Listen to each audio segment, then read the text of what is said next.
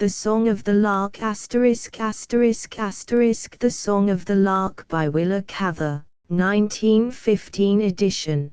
Contents Part I Friends of Childhood I 2 3 4 V 6 7 8 9 X 11 12 13 14 15 16 17 18 19 XX Part 2. The Song of the Lark I 2 3 4 V 6 7 8 9 X 11 Part 3. Stupid Faces I 2 3 4 V 6 Part 4.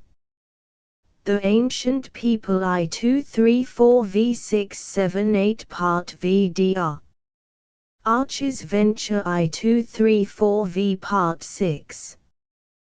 Kronborg I 2 3 4 V 6 7 8 9 X 11 Epilogue. Part I Friends of Childhood I Dr. Howard Archie had just come up from a game of pool with the Jewish clothier and two traveling men who happened to be staying overnight in Moonstone. His offices were in the Duke Block, over the drugstore. Larry, the doctor's man, had lit the overhead light in the waiting room and the double student's lamp on the desk in the study. The isinglass sides of the hard coal burner were aglow, and the air in the study was so hot that as he came in the doctor opened the door into his little operating room, where there was no stove. The waiting room was carpeted and stiffly furnished, something like a country parlor. The study had worn, unpainted floors, but there was a look of winter comfort about it. The doctor's flat-top desk was large and well-made. The papers were in orderly piles, under glass weights. Behind the stove a wide bookcase, with double glass doors, reached from the floor to the ceiling. It was filled with medical books of every thickness and color. On the top shelf stood a long row of 30 or 40 volumes, bound all alike in dark mottled board covers, with imitation leather backs. As the doctor in New England villages is proverbially old, so the doctor in small Colorado towns 25 years ago was generally young. Dr. Archie was barely 30. He was tall, with massive shoulders which he held stiffly, and a large, well-shaped head. He was a distinguished-looking man, for that part of the world, at least. There was something individual in the way in which his reddish-brown hair, parted cleanly at the side, bushed over his high forehead. His nose was straight and thick, and his eyes were intelligent. He wore a curly, reddish mustache and an imperial, cut trimly, which made him look a little like the pictures of Napoleon III. His hands were large and well kept, but ruggedly formed, and the backs were shaded with crinkly reddish hair. He wore a blue suit of woolly, wide-wailed serge. The traveling men had known at a glance that it was made by a Denver tailor. The doctor was always well dressed. Dr. Archie turned up the student's lamp and sat down in the swivel chair before his desk. He sat uneasily, beating a tattoo on his knees with his fingers, and looked about him as if he were bored. He glanced at his watch, then absently took from his pocket a bunch of small keys, selected one and looked at it. A contemptuous smile, barely perceptible, played on his lips, but his eyes remained meditative. Behind the door that led into the hall, under his buffalo-skin driving coat, was a locked cupboard. This the doctor opened mechanically, kicking aside a pile of muddy overshoes. Inside, on the shelves, were whiskey glasses and decanters, lemons, sugar, and bitters. Hearing a step in the empty, echoing hall without, the doctor closed the cupboard again, snapping the Yale lock. The door of the waiting room opened, a man entered and came on into the consulting room. "Good evening, Mr. Kronborg," said the doctor carelessly. "Sit down." His visitor was a tall, loosely built man, with a thin brown beard, streaked with grey. He wore a frock coat, a broad-brimmed black hat, a white lawn necktie, and steel-rimmed spectacles. Altogether there was a pretentious and important air about him, as he lifted the skirts of his coat and sat down. "Good evening, Doctor. Can you step around to the house with me? I think Mrs. Kronborg will need you this evening." This was said with profound gravity and, curiously enough, with a slight embarrassment. "Any hurry?" the doctor asked over his shoulder as he went into his operating room. Mr. Kronborg coughed behind his hand, and contracted his brows. His face threatened at every moment to break into a smile of foolish excitement. He controlled it only by calling upon his habitual pulpit manner. "Well, I think it would be as well to go immediately. Mrs. Kronborg will be more comfortable if you are there. She has been suffering for some time." The doctor came back and threw a black bag upon his desk. He wrote some instructions for his man on a prescription pad and then drew on his overcoat. "All ready," he announced, putting out his lamp. Mr. Kronborg rose and they tramped through the empty hall and down the stairway to the street. The drug store below was dark, and the saloon next door was just closing. Every other light on Main Street was out. On either side of the road and at the outer edge of the board sidewalk, the snow had been shoveled into breastworks. The town looked small and black, flattened down in the snow, muffled and all but extinguished. Overhead the stars shone gloriously. It was impossible not to notice them. The air was so clear that the white sand hills to the east of Moonstone gleamed softly. Following the Reverend Mr. Kronborg along the narrow walk, past the little dark, sleeping houses, the doctor looked up at the flashing night and whistled softly. It did seem that people were stupider than they need be, as if on a night like this there ought to be something better to do than to sleep 9 hours, or to assist Mrs. Kronborg in functions which she could have performed so admirably unaided. He wished he had gone down to Denver to hear Faye Templeton sing "Seesaw." Then he remembered that he had a personal interest in this family, after all. They turned into another street and saw before them lighted windows, a low-story-and-a-half house, with a wing built on at the right and a kitchen addition at the back, everything a little on the slant, roofs, windows, and doors. As they approached the gate, Peter Kronborg's pace grew brisker. His nervous, ministerial cough annoyed the doctor. Exactly as if he were going to give out a text, he thought. He drew off his glove and felt in his vest pocket. "Have a troke, Kronborg," he said, producing some. "Sent me for samples.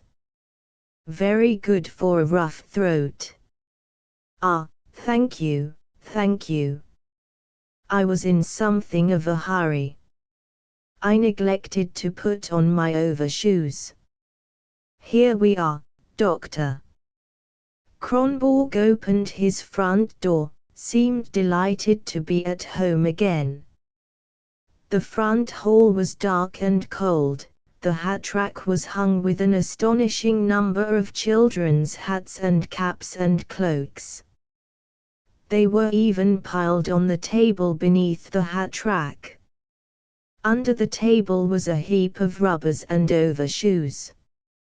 While the doctor hung up his coat and hat, Peter Kronborg opened the door into the living room. A glare of light greeted them, and a rush of hot, stale air, smelling of warming flannels. At 3 o'clock in the morning Dr. Archie was in the parlor putting on his cuffs and coat. There was no spare bedroom in that house. Peter Kronborg's seventh child, a boy, was being soothed and cosseted by his aunt. Mrs. Kronborg was asleep, and the doctor was going home. But he wanted first to speak to Kronborg, who, coatless and fluttery, was pouring coal into the kitchen stove. As the doctor crossed the dining room he paused and listened. From one of the wing rooms, off to the left, he heard rapid, distressed breathing. He went to the kitchen door. "One of the children sick in there?" he asked, nodding toward the partition. Kronborg hung up the stove lifter and dusted his fingers. "It must be Thea. I meant to ask you to look at her. She has a croupy cold. But in my excitement, Mrs. Kronborg is doing finely, doctor?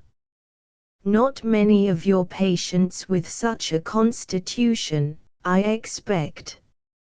"Oh, yes. She's a fine mother." The doctor took up the lamp from the kitchen table and unceremoniously went into the wing room. Two chubby little boys were asleep in a double bed, with the coverlids over their noses and their feet drawn up. In a single bed, next to theirs, lay a little girl of 11, wide awake, two yellow braids sticking up on the pillow behind her.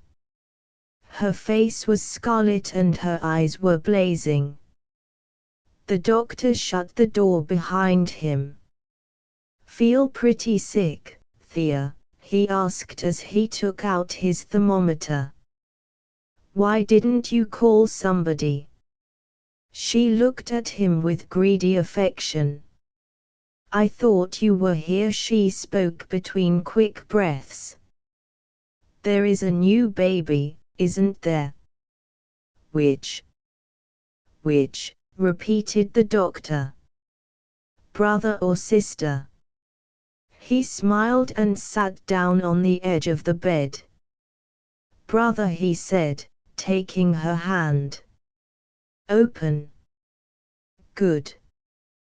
Brothers are better," she murmured as he put the glass tube under her tongue. "Now, be still, I want to count." Dr. Archie reached for her hand and took out his watch. When he put her hand back under the quilt he went over to one of the windows. They were both tight shut, and lifted it a little way. He reached up and ran his hand along the cold, unpapered wall. "Keep under the covers, I'll come back to you in a moment," he said, bending over the glass lamp with his thermometer. He winked at her from the door before he shut it. Peter Kronborg was sitting in his wife's room, holding the bundle which contained his son. His air of cheerful importance, his beard and glasses, even his shirt sleeves, annoyed the doctor. He beckoned Kronborg into the living room and said sternly, "You've got a very sick child in there. Why didn't you call me before?" It's pneumonia, and she must have been sick for several days. Put the baby down somewhere, please, and help me make up the bed lounge here in the parlor. She's got to be in a warm room, and she's got to be quiet. You must keep the other children out. Here, this thing opens up, I see swinging back the top of the carpet lounge. We can lift her mattress and carry her in just as she is. I don't want to disturb her more than is necessary. Kronborg was all concern immediately.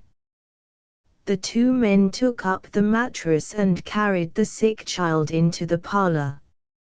I'll have to go down to my office to get some medicine, Kronborg. The drugstore won't be open. Keep the covers on her. I won't be gone long.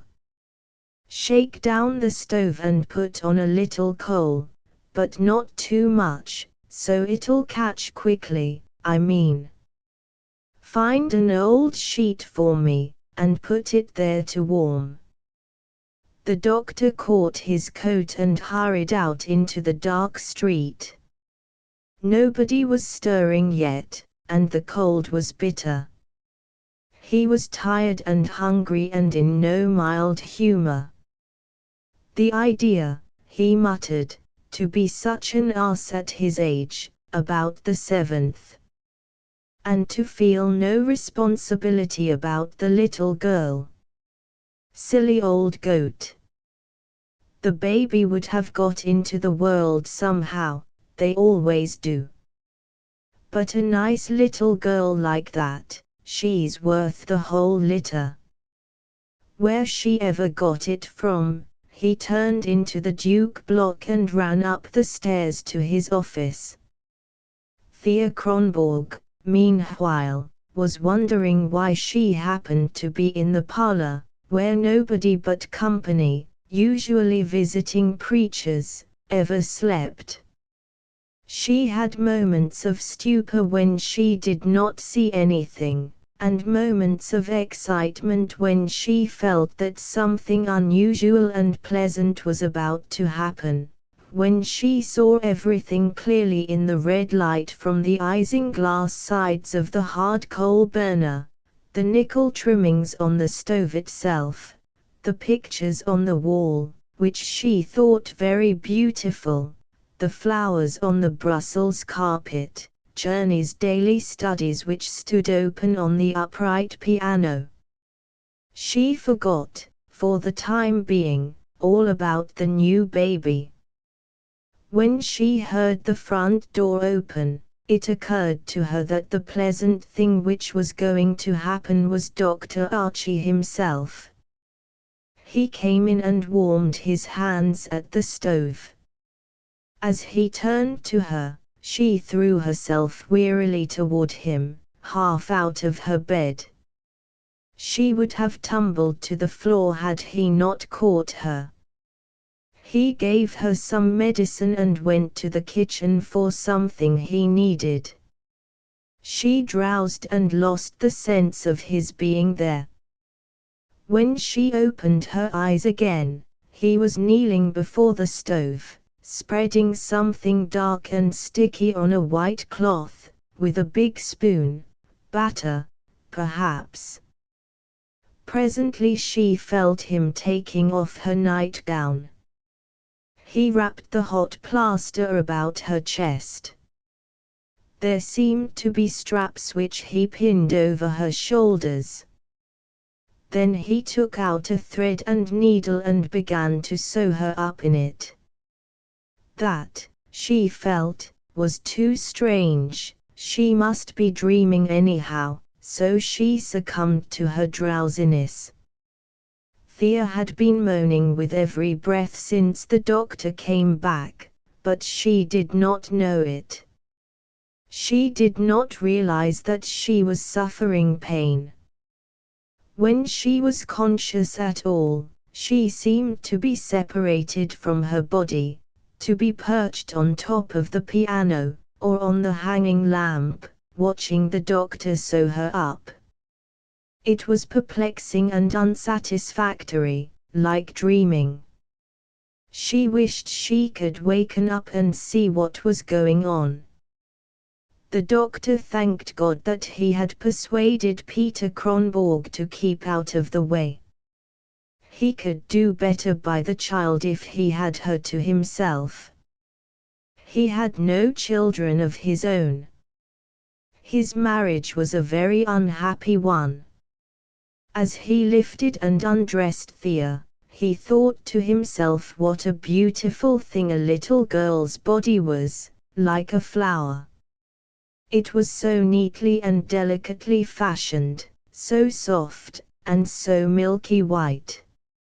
Thea must have got her hair and her silky skin from her mother. She was a little Swede, through and through. Dr. Archie could not help thinking how he would cherish a little creature like this if she were his. Her hands, so little and hot, so clever, too. He glanced at the open exercise book on the piano. When he had stitched up the flaxseed jacket, he wiped it neatly about the edges, where the paste had worked out on the skin. He put on her the clean nightgown he had warmed before the fire, and tucked the blankets about her. As he pushed back the hair that had fuzzed down over her eyebrows, he felt her head thoughtfully with the tips of his fingers. No, he couldn't say that it was different from any other child's head, though he believed that there was something very different about her. He looked intently at her wide, flushed face, freckled nose, fierce little mouth, and her delicate, tender chin, the one soft touch in her hard little Scandinavian face, as if some fairy godmother had caressed her there and left a cryptic promise. Her brows were usually drawn together defiantly, but never when she was with Dr. Archie. Her affection for him was prettier than most of the things that went to make up the doctor's life in Moonstone. The windows grew grey. He heard a tramping on the attic floor, on the back stairs, then cries, "Give me my shirt. Where's my other stocking? I'll have to stay till they get off to school," he reflected, "or they'll be in here tormenting her, the whole lot of them." For the next 4 days it seemed to Dr. Archie that his patient might slip through his hands, do what he might. But she did not. On the contrary, after that she recovered very rapidly. As her father remarked, she must have inherited the constitution which he was never tired of admiring in her mother. One afternoon, when her new brother was a week old, the doctor found Thea very comfortable and happy in her bed in the parlor. The sunlight was pouring in over her shoulders, the baby was asleep on a pillow in a big rocking chair beside her. Whenever he stirred, she put out her hand and rocked him. Nothing of him was visible but a flushed, puffy forehead and an uncompromisingly big, bald cranium. The door into her mother's room stood open, and Mrs. Kronborg was sitting up in bed darning stockings. She was a short, stalwart woman, with a short neck and a determined-looking head. Her skin was very fair, her face calm and unwrinkled, and her yellow hair, braided down her back as she lay in bed, still looked like a girl's. She was a woman whom Dr. Archie respected, active, practical, unruffled, good-humored, but determined. Exactly the sort of woman to take care of a flighty preacher. She had brought her husband some property, too, 1/4 of her father's broad acres in Nebraska, but this she kept in her own name. She had profound respect for her husband's erudition and eloquence.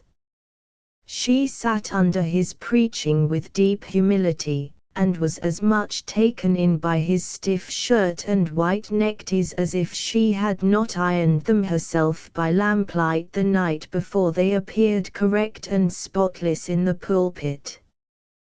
But for all this, she had no confidence in his administration of worldly affairs. She looked to him for morning prayers and grace at table. She expected him to name the babies and to supply whatever parental sentiment there was in the house, to remember birthdays and anniversaries, to point the children to moral and patriotic ideals. It was her work to keep their bodies, their clothes, and their conduct in some sort of order, and this she accomplished with a success that was a source of wonder to her neighbors. As she used to remark, and her husband admiringly to echo, she had never lost one.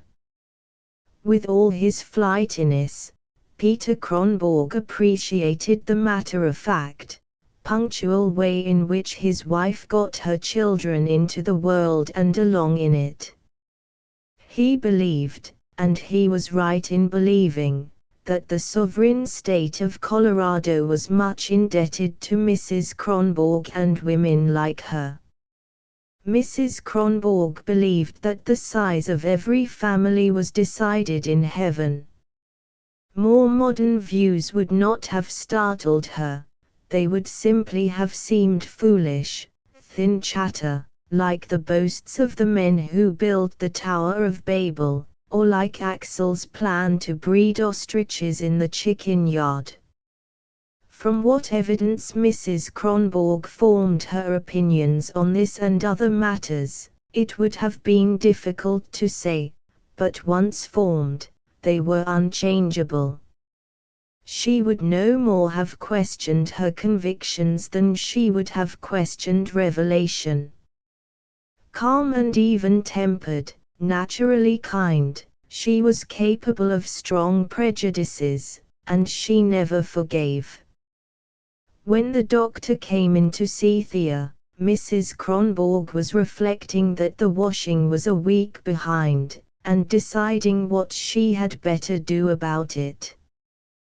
The arrival of a new baby meant a revision of her entire domestic schedule, and as she drove her needle along she had been working out new sleeping arrangements and cleaning days.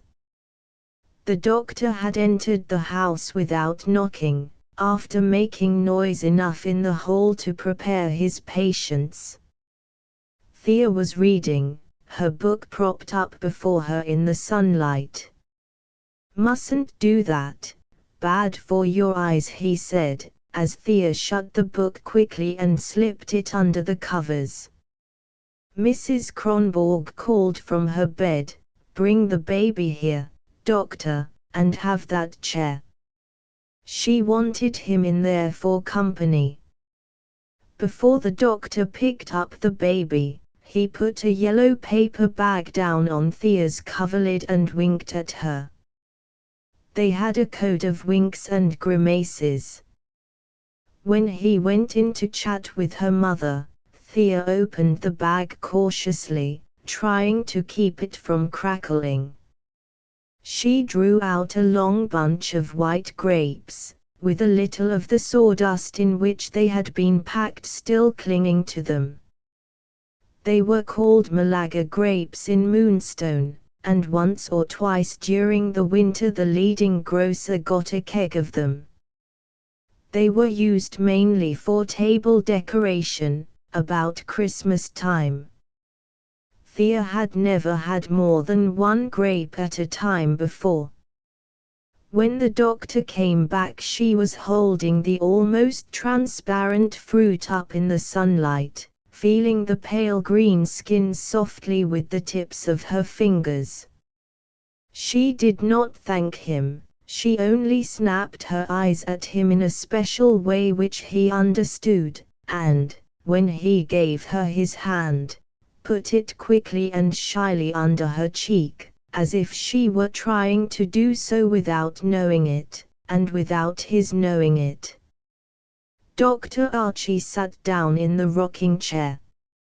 "And how's Thea feeling today?" He was quite as shy as his patient, especially when a third person overheard his conversation. Big and handsome and superior to his fellow townsmen as Dr. Archie was, he was seldom at his ease, and like Peter Kronborg he often dodged behind a professional manner. There was sometimes a contraction of embarrassment and self-consciousness all over his big body, which made him awkward, likely to stumble, to kick up rugs, or to knock over chairs. If anyone was very sick, he forgot himself, but he had a clumsy touch in convalescent gossip. Thea curled up on her side and looked at him with pleasure. "All right. I like to be sick. I have more fun then than other times." "How's that?" "I don't have to go to school, and I don't have to practice. I can read all I want to, and have good things." She patted the grapes. "I had lots of fun that time I mashed my finger and you wouldn't let Professor Vunsk make me practice. Only I had to do left hand, even then. I think that was mean." The doctor took her hand and examined the forefinger, where the nail had grown back a little crooked. "You mustn't trim it down close at the corner there, and then it will grow straight.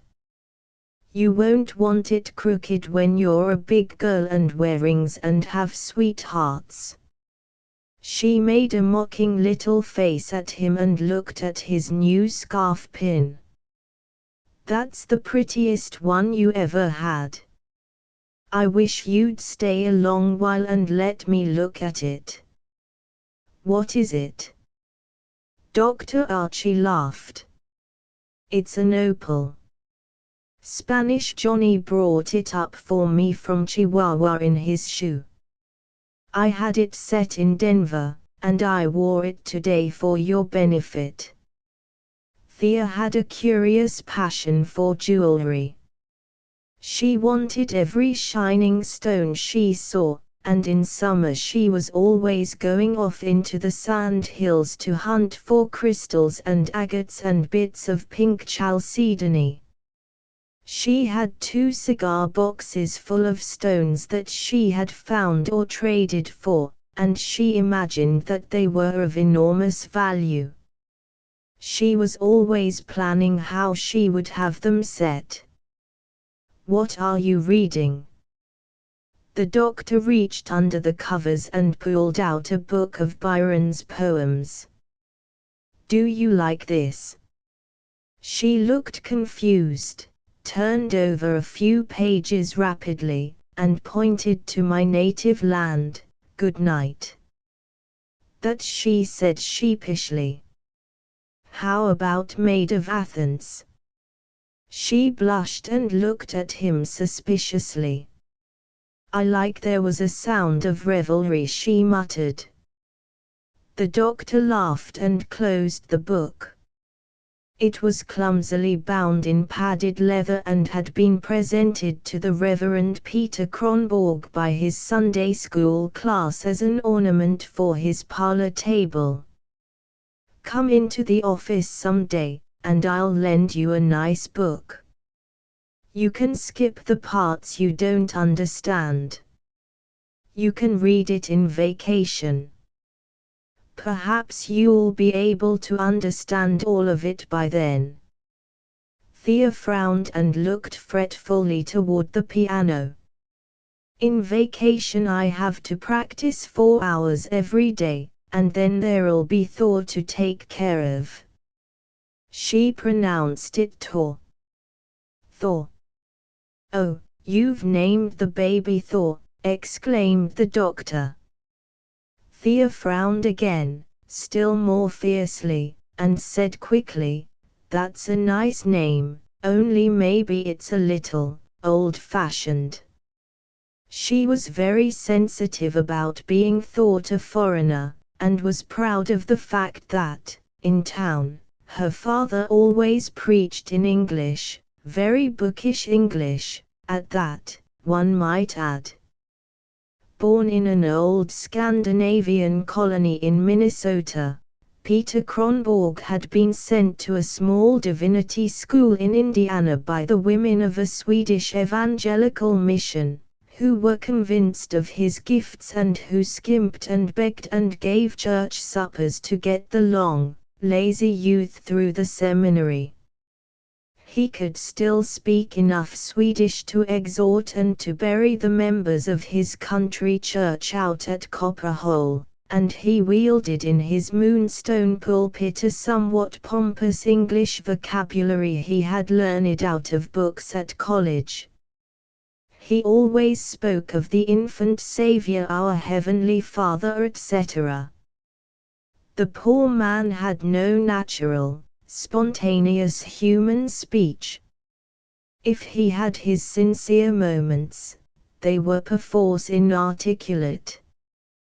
Probably a good deal of his pretentiousness was due to the fact that he habitually expressed himself in a book-learned language, wholly remote from anything personal, native, or homely. Mrs. Kronborg spoke Swedish to her own sisters and to her sister-in-law Tilly, and colloquial English to her neighbors. Thea, who had a rather sensitive ear, until she went to school never spoke at all, except in monosyllables, and her mother was convinced that she was tongue-tied. She was still inept in speech for a child so intelligent. Her ideas were usually clear, but she seldom attempted to explain them, even at school, where she excelled in written work and never did more than mutter a reply. "Your music professor stopped me on the street today and asked me how you were," said the doctor, rising.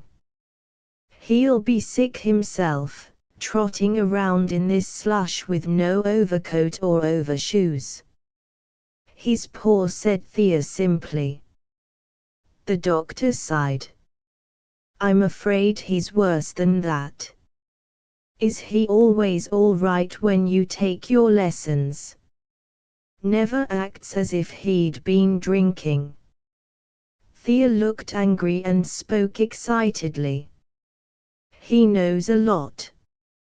More than anybody. I don't care if he does drink, he's old and poor."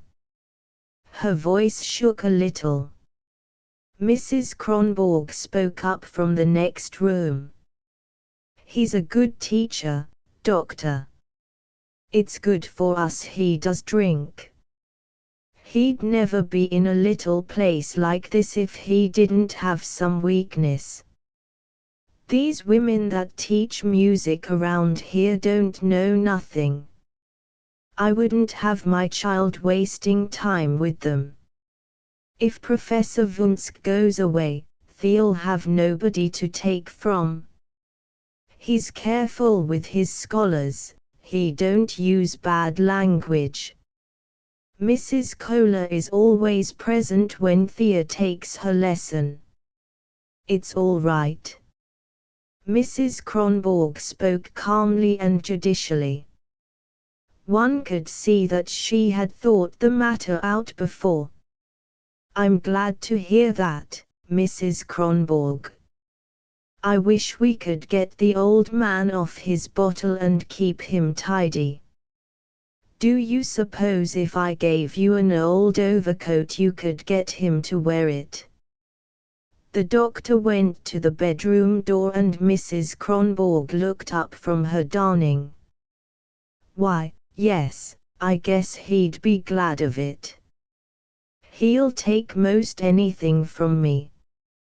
He won't buy clothes, but I guess he'd wear 'em if he had 'em. I've never had any clothes to give him, having so many to make over for. I'll have Larry bring the coat around tonight. You aren't cross with me, Thea, taking her hand. Thea grinned warmly. Not if you give Professor Wunsk a coat, and things. She tapped the grapes significantly. The doctor bent over and kissed her. Being sick was all very well, but Thea knew from experience that starting back to school again was attended by depressing difficulties. One Monday morning she got up early with Axel and Gunnar, who shared her wing room, and hurried into the back living room, between the dining room and the kitchen. There, beside a soft coal stove, the younger children of the family undressed at night and dressed in the morning. The older daughter, Anna, and the two big boys slept upstairs, where the rooms were theoretically warmed by stovepips from below. The first, and the worst, thing that confronted Thea was a suit of clean, prickly red flannel, fresh from the wash. Usually the torment of breaking in a clean suit of flannel came on Sunday, but yesterday, as she was staying in the house, she had begged off. Their winter underwear was a trial to all the children, but it was bitterest to Thea because she happened to have the most sensitive skin. While she was tugging it on, her Aunt Tilly brought in warm water from the boiler and filled the tin pitcher. Thea washed her face, brushed and braided her hair, and got into her blue cashmere dress. Over this she buttoned a long apron, with sleeves, which would not be removed until she put on her cloak to go to school. Gunnar and Axel, on the soapbox behind the stove, had their usual quarrel about which should wear the tightest stockings, but they exchanged reproaches in low tones, for they were wholesomely afraid of Mrs. Kronborg's rawhide whip. She did not chastise her children often, but she did it thoroughly. Only a somewhat stern system of discipline could have kept any degree of order and quiet in that overcrowded house. Mrs. Kronborg's children were all trained to dress themselves at the earliest possible age, to make their own beds, the boys as well as the girls, to take care of their clothes, to eat what was given them, and to keep out of the way. Mrs. Kronborg would have made a good chess player, she had a head for moves and positions. Anna, the elder daughter, was her mother's lieutenant. All the children knew that they must obey Anna, who was an obstinate contender for proprieties and not always fair-minded. To see the young Kronborgs headed for Sunday school was like watching a military drill. Mrs. Kronborg let her children's minds alone. She did not pry into their thoughts or nag them. She respected them as individuals, and outside of the house they had a great deal of liberty. But their communal life was definitely ordered. In the winter the children breakfasted in the kitchen, Gus and Charlie and Anna first, while the younger children were dressing. Gus was 19 and was a clerk in a dry goods store. Charlie, 18 months younger, worked in a feed store. They left the house by the kitchen door at 7 o'clock. And then Anna helped her Aunt Tilly get the breakfast for the younger ones. Without the help of this sister-in-law, Tilly Kronborg, Mrs. Kronborg's life would have been a hard one. Mrs. Kronborg often reminded Anna that no hired help would ever have taken the same interest. Mr. Kronborg came of a poorer stock than his wife, from a lowly, ignorant family that had lived in a poor part of Sweden. His great-grandfather had gone to Norway to work as a farm laborer and had married a Norwegian girl. This strain of Norwegian blood came out somewhere in each generation of the Kronborgs. The intemperance of one of Peter Kronborg's uncles, and the religious mania of another, had been alike charged to the Norwegian grandmother. Both Peter Kronborg and his sister Tilly were more like the Norwegian root of the family than like the Swedish, and this same Norwegian strain was strong in Thea, though in her it took a very different character. Tilly was a queer, addle-pated thing, as flighty as a girl at 35, and overweeningly fond of gay clothes, which taste, as Mrs. Kronborg philosophically said, did nobody any harm. Tilly was always cheerful, and her tongue was still for scarcely a minute during the day. She had been cruelly overworked on her father's Minnesota farm when she was a young girl, and she had never been so happy as she was now, had never before, as she said, had such social advantages. She thought her brother the most important man in Moonstone. She never missed a church service, and, much to the embarrassment of the children, she always spoke a piece at the Sunday school concerts. She had a complete set of standard recitations which she conned on Sundays. This morning, when Thea and her two younger brothers sat down to breakfast, Tilly was remonstrating with Gunnar because he had not learned a recitation assigned to him for George Washington Day at school. The unmemorized text lay heavily on Gunnar's conscience as he attacked his buckwheat cakes and sausage. He knew that Tilly was in the right, and that when the day came he would be ashamed of himself. "I don't care," he muttered, stirring his coffee, "they oughtn't to make boys speak. It's all right for girls. They like to show off. No showing off about it. Boys ought to like to speak up for their country. And what was the use of your father buying you a new suit, if you're not going to take part in anything? That was for Sunday school. I'd rather wear my old one, anyhow. Why didn't they give the piece to Thea?" Gunnar grumbled. Tilly was turning buckwheat cakes at the griddle. "Thea can play and sing, she don't need to speak. But you've got to know how to do something, Gunnar, that you have. What are you going to do when you get big and want to get into society, if you can't do nothing?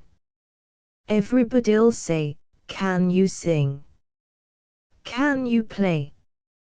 Can you speak? Then get right out of society. And that's what they'll say to you, Mr. Gunnar." Gunnar and Alex grinned at Anna, who was preparing her mother's breakfast. They never made fun of Tilly, but they understood well enough that there were subjects upon which her ideas were rather foolish. When Tilly struck the shallows, Thea was usually prompt in turning the conversation. "Will you and Axel let me have your sled at recess?" she asked. "All the time," asked Gunnar dubiously. "I'll work your examples for you tonight, if you do." "Oh, all right. There'll be a lot of 'em. I don't mind, I can work 'em fast. How about yours, Axel? Axel was a fat little boy of 7, with pretty, lazy blue eyes. I don't care, he murmured, buttering his last buckwheat cake without ambition, too much trouble to copy 'em down. Jenny Smiley'll let me have hers. The boys were to pull Thea to school on their sled, as the snow was deep. The three set off together. Anna was now in the high school, and she no longer went with the family party, but walked to school with some of the older girls who were her friends, and wore a hat, not a hood like Thea. And it was summer, beautiful summer. Those were the closing words of Thea's favorite fairy tale, and she thought of them as she ran out into the world one Saturday morning in May, her music book under her arm. She was going to the Kohlers to take her lesson, but she was in no hurry. It was in the summer that one really lived. Then all the little overcrowded houses were opened wide, and the wind blew through them with sweet, earthy smells of garden planting. The town looked as if it had just been washed. People were out painting their fences. The cottonwood trees were aflicker with sticky, yellow little leaves, and the feathery tamarisks were in pink bud. With the warm weather came freedom for everybody. People were dug up, as it were. The very old people, whom one had not seen all winter, came out and sunned themselves in the yard. The double windows were taken off the houses, the tormenting flannels in which children had been encased all winter were put away in boxes, and the youngsters felt a pleasure in the cool cotton things next their skin. Thea had to walk more than a mile to reach the Kohlers' house, a very pleasant mile out of town toward the glittering sand hills, yellow this morning, with lines of deep violet where the clefts and valleys were. She followed the sidewalk to the depot at the south end of the town, then took the road east to the little group of adobe houses where the Mexicans lived, then dropped into a deep ravine, a dry sand creek, across which the railroad track ran on a trestle. Beyond that gulch, on a little rise of ground that faced the open sandy plain, was the Kohlers' house, where Professor Wunsk lived. Fritz Kohler was the town tailor, one of the first settlers. He had moved there, built a little house and made a garden, when Moonstone was first marked down on the map. He had 3 sons, but they now worked on the railroad and were stationed in distant cities. One of them had gone to work for the Santa Fe, and lived in New Mexico. Mrs. Kohler seldom crossed the ravine and went into the town except at Christmas time, when she had to buy presents and Christmas cards to send to her old friends in Freeport, Illinois. As she did not go to church, she did not possess such a thing as a hat. Year after year she wore the same red hood in winter and a black sunbonnet in summer.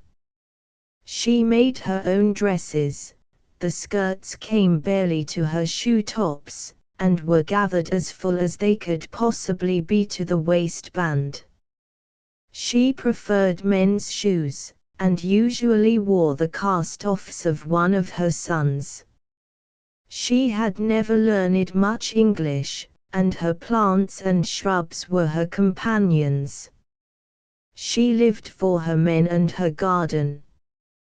Beside that sand gulch, she had tried to reproduce a bit of her own village in the Rhine Valley. She hid herself behind the growth she had fostered, lived under the shade of what she had planted and watered and pruned. In the blaze of the open plain she was stupid and blind like an owl. Shade, shade, that was what she was always planning and making. Behind the high tamarisk hedge, her garden was a jungle of verdure in summer. Above the cherry trees and peach trees and golden plums stood the windmill, with its tank on stilts, which kept all this verdure alive. Outside, the sagebrush grew up to the very edge of the garden, and the sand was always drifting up to the tamarisks. Everyone in Moonstone was astonished when the Kohlers took the wandering music teacher to live with them. In 17 years old Fritz had never had a crony, except the harness maker and Spanish Johnny.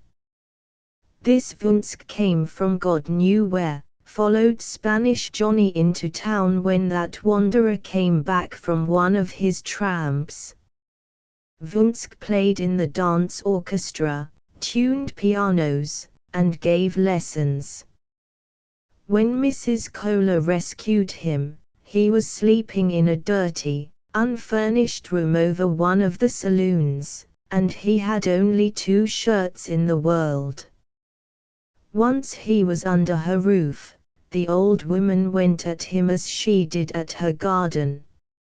She sewed and washed and mended for him, and made him so clean and respectable that he was able to get a large class of pupils and to rent a piano. As soon as he had money ahead, he sent to the narrow-gauge lodging house, in Denver, for a trunk full of music which had been held there for unpaid board. With tears in his eyes the old man, he was not over 50, but sadly battered, told Mrs. Kohler that he asked nothing better of God than to end his days with her, and to be buried in the garden, under her linden trees. They were not American basswood, but the European linden, which has honey-colored blooms in summer, with a fragrance that surpasses all trees and flowers and drives young people wild with joy. Thea was reflecting as she walked along that had it not been for Professor Wunsk she might have lived on for years in Moonstone without ever knowing the Kohlers, without ever seeing their garden or the inside of their house. Besides the cuckoo clock, which was wonderful enough, and which Mrs. Kohler said she kept for company when she was lonesome, the Kohlers had in their house the most wonderful thing Thea had ever seen, but of that later. Professor Wunsk went to the houses of his other pupils to give them their lessons, but one morning he told Mrs. Kronborg that Thea had talent, and that if she came to him he could teach her in his slippers, and that would be better. Mrs. Kronborg was a strange woman. That word talent, which no one else in Moonstone, not even Dr. Archie, would have understood, she comprehended perfectly. To any other woman there, it would have meant that a child must have her hair curled every day and must play in public.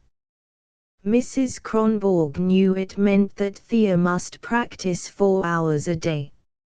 A child with talent must be kept at the piano, just as a child with measles must be kept under the blankets. Mrs. Kronborg and her 3 sisters had all studied piano, and all sang well, but none of them had talent. Their father had played the oboe in an orchestra in Sweden, before he came to America to better his fortunes. He had even known Jenny Lind. A child with talent had to be kept at the piano, so twice a week in summer and once a week in winter Thea went over the gulch to the Kohlers, though the Ladies' Aid Society thought it was not proper for their preacher's daughter to go where there was so much drinking.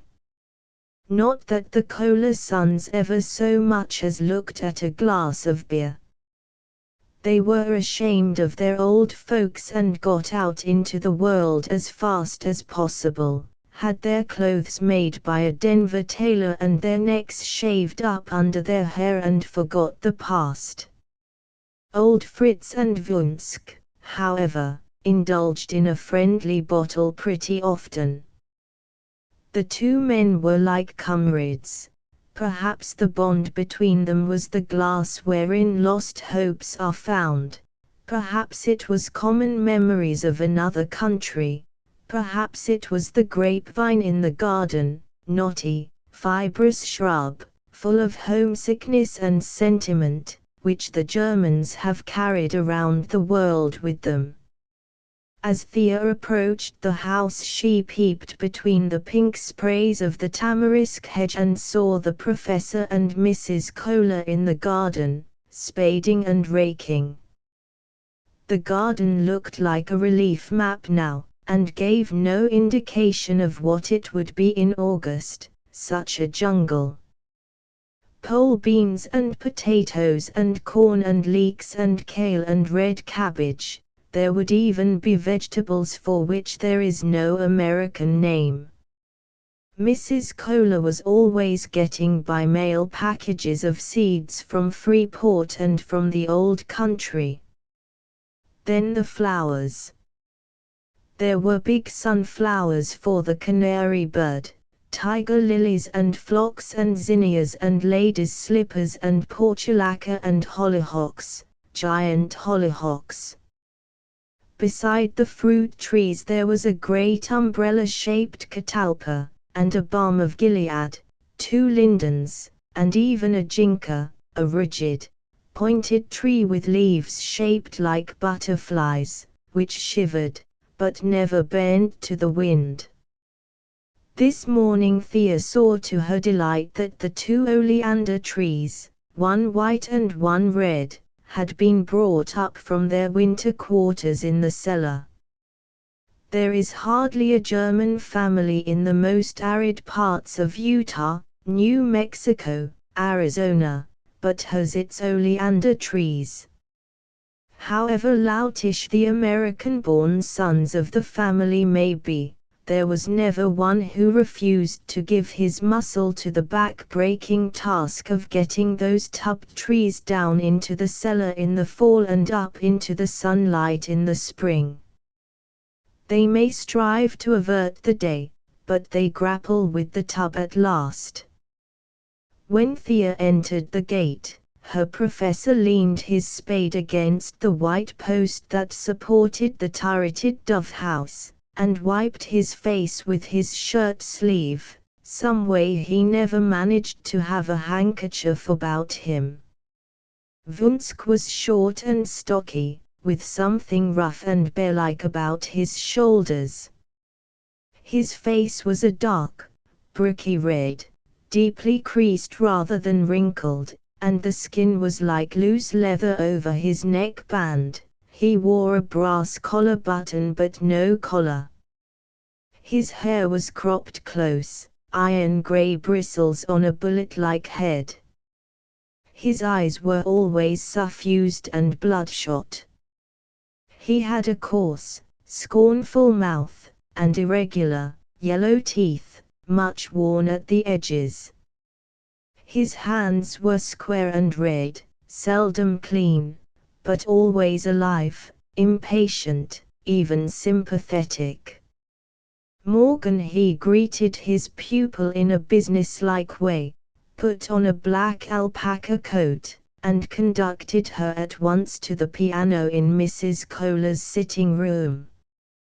He twirled the stool to the proper height, pointed to it, and sat down in a wooden chair beside Thea. The scale of B-flat major he directed, and then fell into an attitude of deep attention. Without a word his pupil set to work. To Mrs. Kohler, in the garden, came the cheerful sound of effort, of vigorous striving.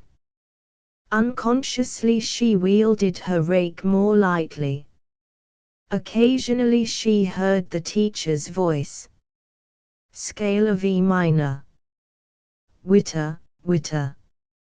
Immer I hear the thumb, like a lame foot. Witter, witter, once.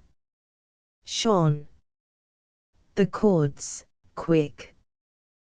The pupil did not open her mouth until they began the second movement of the Clementi Sonata, when she remonstrated in low tones about the way he had marked the fingering of a passage. It makes no matter what you think, replied her teacher coldly. There is only one right way. The thumb there. Ein, zwei, drei, vier, etc. Then for an hour there was no further interruption. At the end of the lesson Thea turned on her stool and leaned her arm on the keyboard. They usually had a little talk after the lesson. Herr Wunsk grinned. How soon is it you are free from school? Then we make ahead faster, eh? First week in June. Then will you give me the invitation to the dance? He shrugged his shoulders. It makes no matter. If you want him, you play him out of lesson hours. All right. Thea fumbled in her pocket and brought out a crumpled slip of paper. What does this mean, please? I guess it's Latin.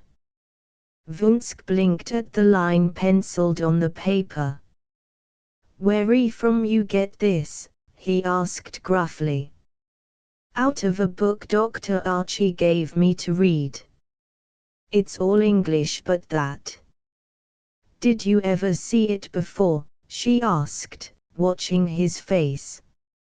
Yes. A long time ago, he muttered, scowling. Ovidius. He took a stub of lead pencil from his vest pocket, steadied his hand by a visible effort, and under the words, Lendke right, noctis a key, he wrote in a clear, elegant Gothic hand, go slowly, ye steeds of the night. He put the pencil back in his pocket and continued to stare at the Latin. It recalled the poem, which he had read as a student, and thought very fine. There were treasures of memory which no lodging house keeper could attach. One carried things about in one's head, long after one's linen could be smuggled out in a tuning bag. He handed the paper back to Thea. There is the English, quite elegant, he said, rising.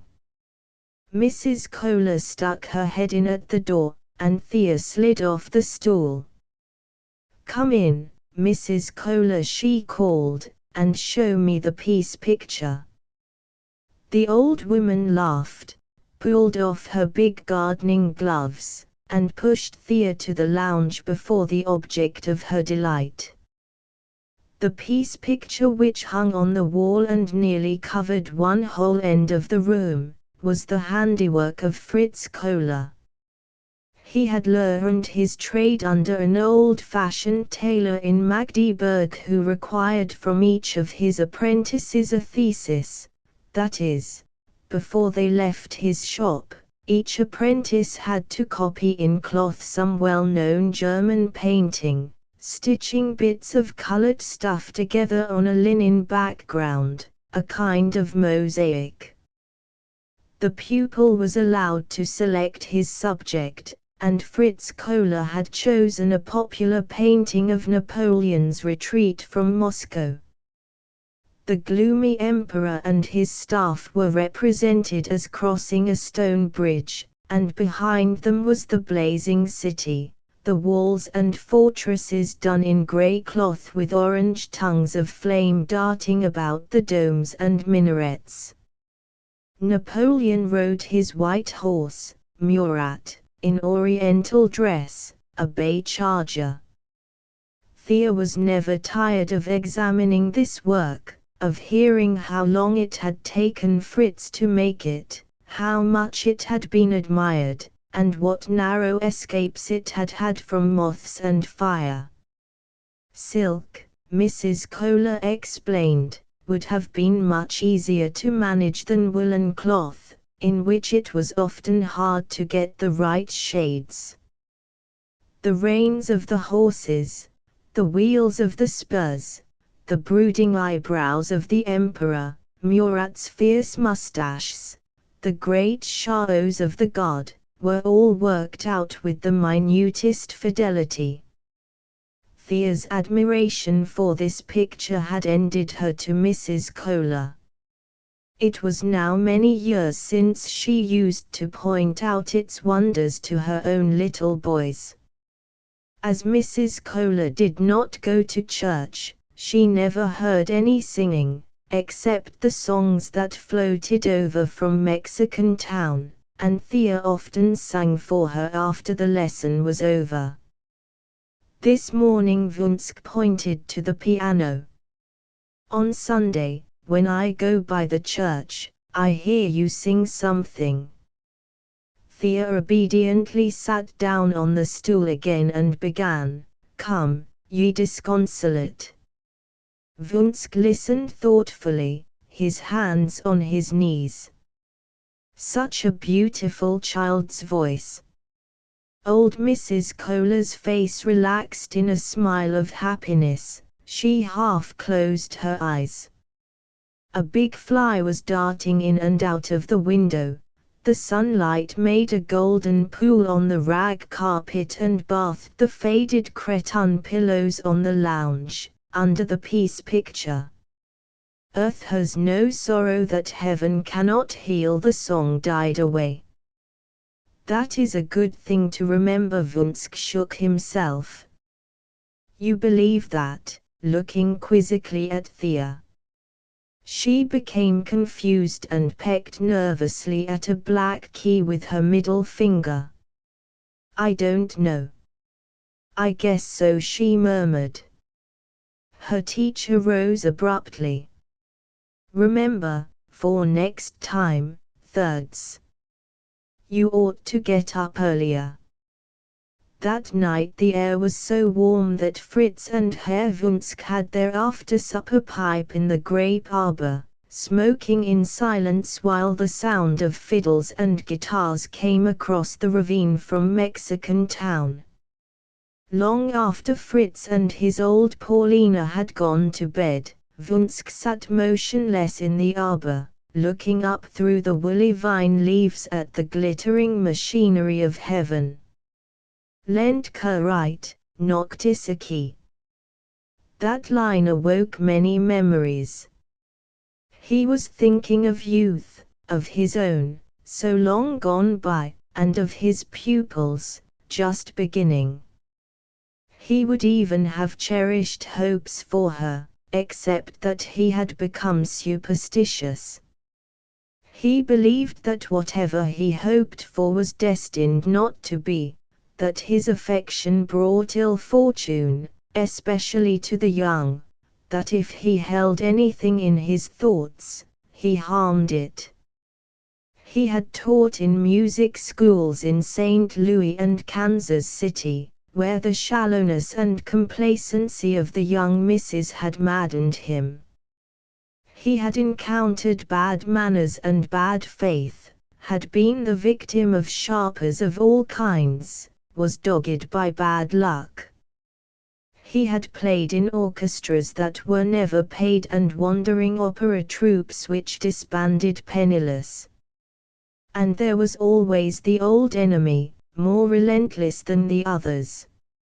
It was long since he had wished anything or desired anything beyond the necessities of the body. Now that he was tempted to hope for another, He felt alarmed and shook his head. It was his pupil's power of application, her rugged will, that interested him.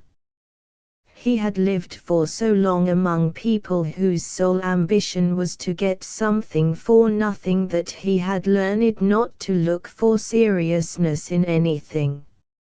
Now that he by chance encountered it, it recalled standards, ambitions, a society long forgot. What was it she reminded him of? A yellow flower, full of sunlight, perhaps. No, a thin glass full of sweet-smelling, sparkling Moselle wine.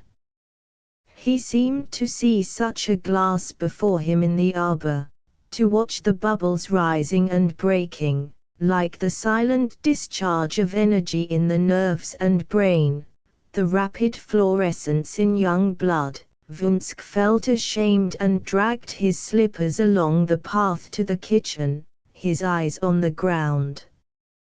The children in the primary grades were sometimes required to make relief maps of moonstone in sand.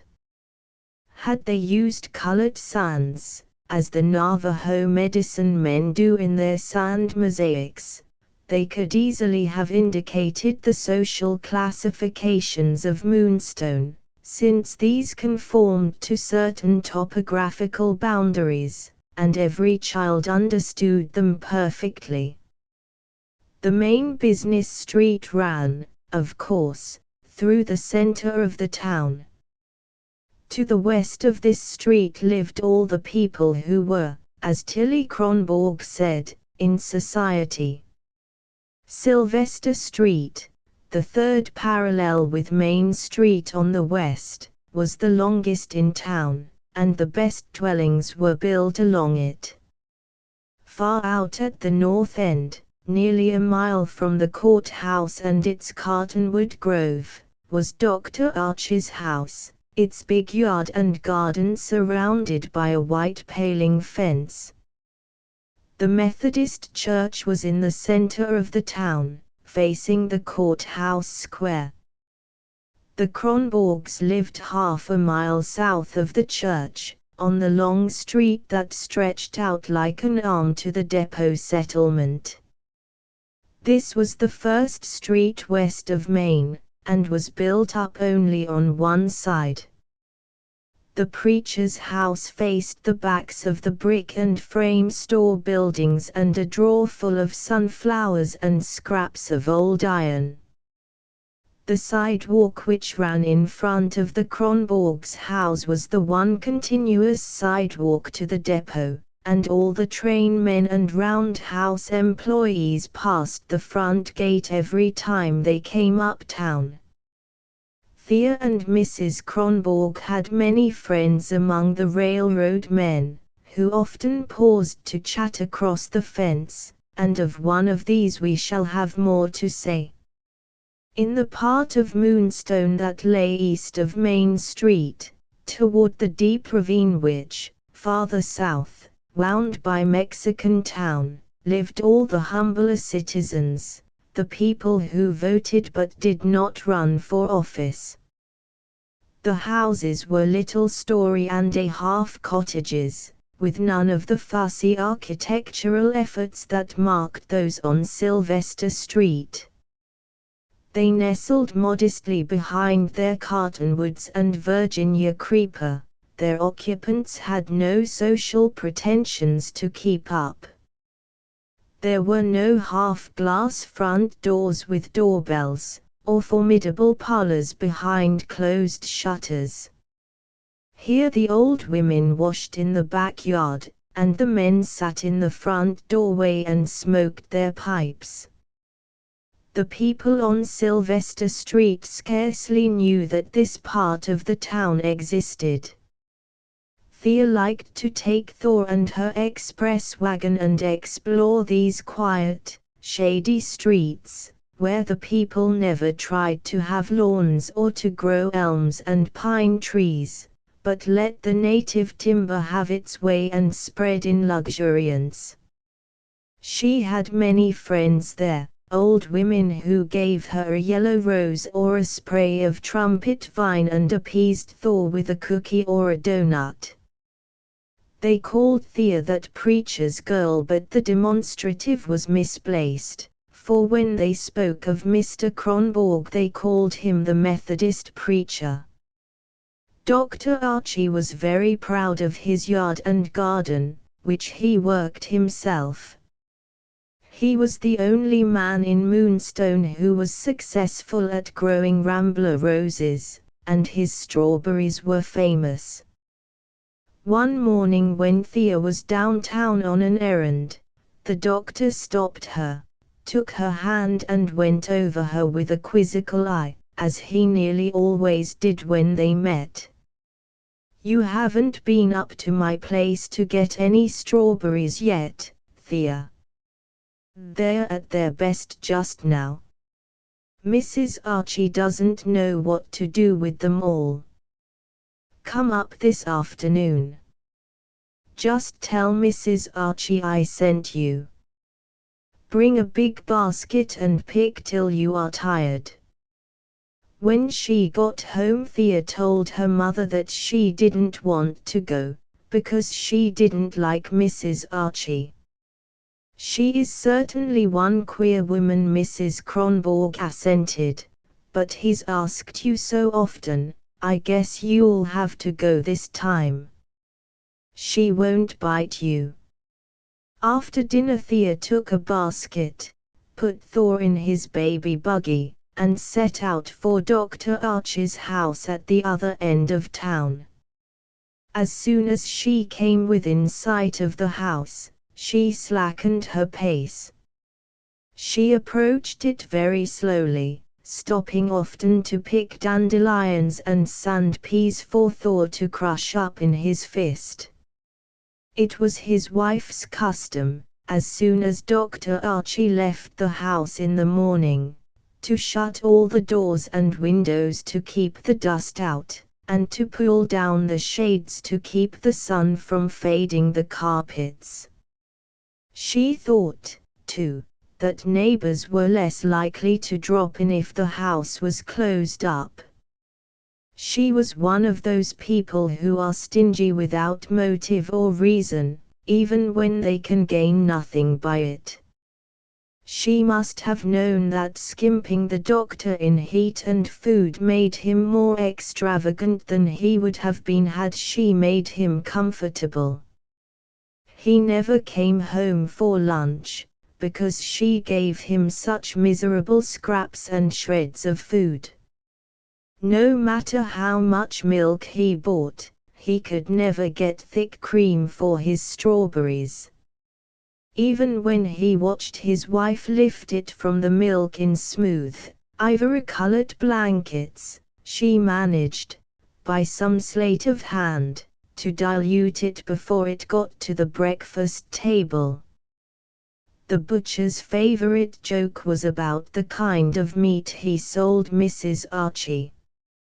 She felt no interest in food herself, and she hated to prepare it.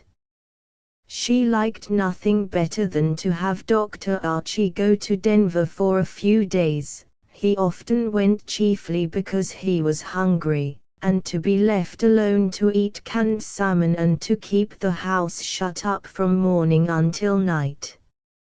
Mrs. Archie would not have a servant because, she said, they ate too much and broke too much. She even said they knew too much.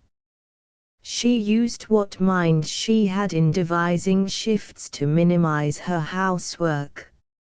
She used to tell her neighbors that if there were no men, there would be no housework. When Mrs. Archie was first married, she had been always in a panic for fear she would have children. Now that her apprehensions on that score had grown paler, she was almost as much afraid of having dust in the house as she had once been of having children in it. If dust did not get in, it did not have to be got out, she said. She would take any amount of trouble to avoid trouble. Why, nobody knew. Certainly her husband had never been able to make her out. Such little, mean natures are among the darkest and most baffling of created things. There is no law by which they can be explained. The ordinary incentives of pain and pleasure do not account for their behavior. They live like insects, absorbed in petty activities that seem to have nothing to do with any genial aspect of human life. Mrs. Archie, as Mrs. Kronborg said, liked to gad. She liked to have her house clean, empty, dark, locked, and to be out of it, anywhere. A church social, a prayer meeting, a 10-cent show, she seemed to have no preference. When there was nowhere else to go, she used to sit for hours in Mrs. Smiley's millinery and notion store, listening to the talk of the women who came in, watching them while they tried on hats, blinking at them from her corner with her sharp, restless little eyes. She never talked much herself, but she knew all the gossip of the town and she had a sharp ear for racy anecdotes, traveling men's stories they used to be called in Moonstone. Her clicking laugh sounded like a typewriting machine in action, and, for very pointed stories, she had a little screech. Mrs. Archie had been Mrs. Archie for only 6 years, and when she was Belle White she was one of the pretty girls in Lansing, Michigan. She had then a train of suitors. She could truly remind Archie that the boys hung around her. They did. They thought her very spirited and were always saying, "Oh, that Belle White, she's a case." She used to play heavy practical jokes which the young men thought very clever. Archie was considered the most promising young man in the young crowd, so Belle selected him. She let him see, made him fully aware, that she had selected him, and Archie was the sort of boy who could not withstand such enlightenment.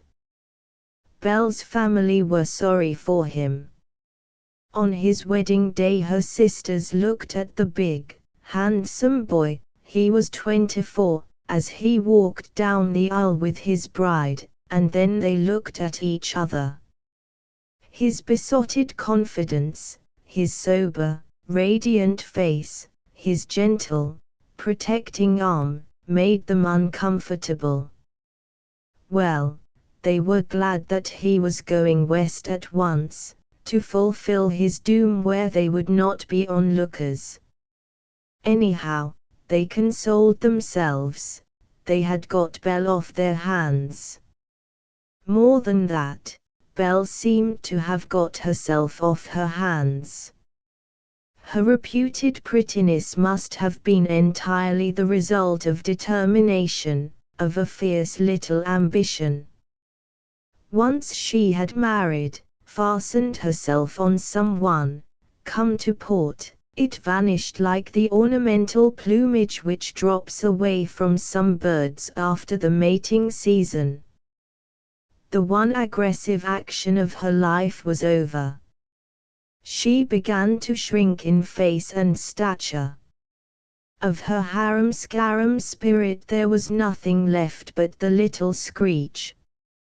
Within a few years she looked as small and mean as she was.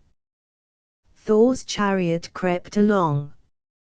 Thea approached the house unwillingly. She didn't care about the strawberries, anyhow. She had come only because she did not want to hurt Dr. Archie's feelings. She not only disliked Mrs. Archie, she was a little afraid of her. While Thea was getting the heavy baby buggy through the iron gate, she heard someone call, "Wait a minute," and Mrs. Archie came running around the house from the back door, her apron over her head. She came to help with the buggy, because she was afraid the wheels might scratch the paint off the gateposts. She was a skinny little woman with a great pile of frizzy light hair on a small head. "Dr. Archie told me to come up and pick some strawberries," Thea muttered, wishing she had stayed at home. Mrs. Archie led the way to the back door, squinting and shading her eyes with her hand. "Wait a minute," she said again, when Thea explained why she had come. She went into her kitchen and Thea sat down on the porch step. When Mrs. Archie reappeared, she carried in her hand a little wooden butter basket trimmed with fringed tissue paper, which she must have brought home from some church supper. "You'll have to have something to put them in," she said, ignoring the yawning willow basket which stood empty on Thor's feet. "You can have this, and you needn't mind about returning it. You know about not trampling the vines, don't you?" Mrs. Archie went back into the house and Thea leaned over in the sand and picked a few strawberries. As soon as she was sure that she was not going to cry, she tossed the little basket into the big one and ran Thor's buggy along the gravel walk and out of the gate as fast as she could push it. She was angry, and she was ashamed for Dr. Archie. She could not help thinking how uncomfortable he would be if he ever found out about it. Little things like that were the ones that cut him most. She slunk home by the back way, and again almost cried when she told her mother about it. Mrs. Kronborg was frying donuts for her husband's supper. She laughed as she dropped a new lot into the hot grease. "It's wonderful, the way some people are made," she declared. "But I wouldn't let that upset me if I was you. Think what it would be to live with it all the time. You look in the black pocketbook inside my handbag and take a dime and go downtown and get an ice cream soda. That'll make you feel better. Thor can have a little of the ice cream if you feed it to him with a spoon. He likes it, don't you, son?" She stooped to wipe his chin. Thor was only 6 months old and inarticulate, but it was quite true that he liked ice cream. 6 seen from a balloon, Moonstone would have looked like a Noah's Ark town set out in the sand and lightly shaded by gray-green tamarisks and cottonwoods.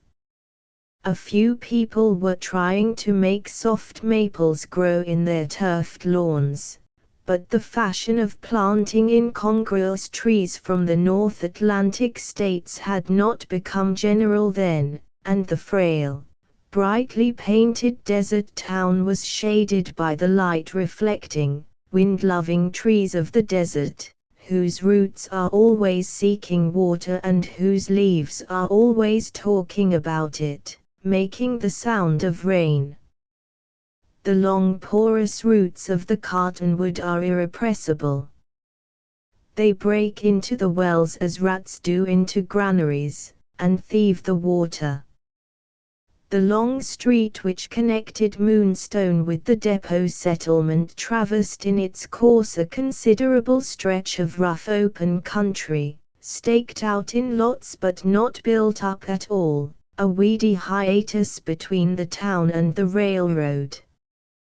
When you set out along this street to go to the station, you noticed that the houses became smaller and farther apart, until they ceased altogether, and the board sidewalk continued its uneven course through sunflower patches, until you reached the solitary, new brick Catholic church. The church stood there because the land was given to the parish by the man who owned the adjoining waste lots, in the hope of making them more saleable. Farrier's addition. This patch of prairie was called in the clerk's office. An eighth of a mile beyond the church was a washout, a deep sand gully, where the board sidewalk became a bridge for perhaps 50 feet. Just beyond the gully was old Uncle Billy Beamer's grove, 12 town lots set out in fine, well-grown cottonwood trees, delightful to look upon, or to listen to, as they swayed and rippled in the wind. Uncle Billy had been one of the most worthless old drunkards who ever sat on a store box and told filthy stories. One night he played hide-and-seek with a switch engine and got his sodden brains knocked out. But his grove, the one creditable thing he had ever done in his life, rustled on. Beyond this grove the houses of the depot settlement began, and the naked board walk, that had run in out of the sunflowers, again became a link between human dwellings. One afternoon, late in the summer, Dr. Howard Archie was fighting his way back to town along this walk through a blinding sandstorm, a silk handkerchief tied over his mouth. He had been to see a sick woman down in the depot settlement, and he was walking because his ponies had been out for a hard drive that morning. As he passed the Catholic church he came upon Thea and Thor. Thea was sitting in a child's express wagon, her feet out behind, kicking the wagon along and steering by the tongue. Thor was on her lap and she held him with one arm. He had grown to be a big cub of a baby, with a constitutional grievance, and he had to be continually amused. Thea took him philosophically, and tugged and pulled him about, getting as much fun as she could under her encumbrance.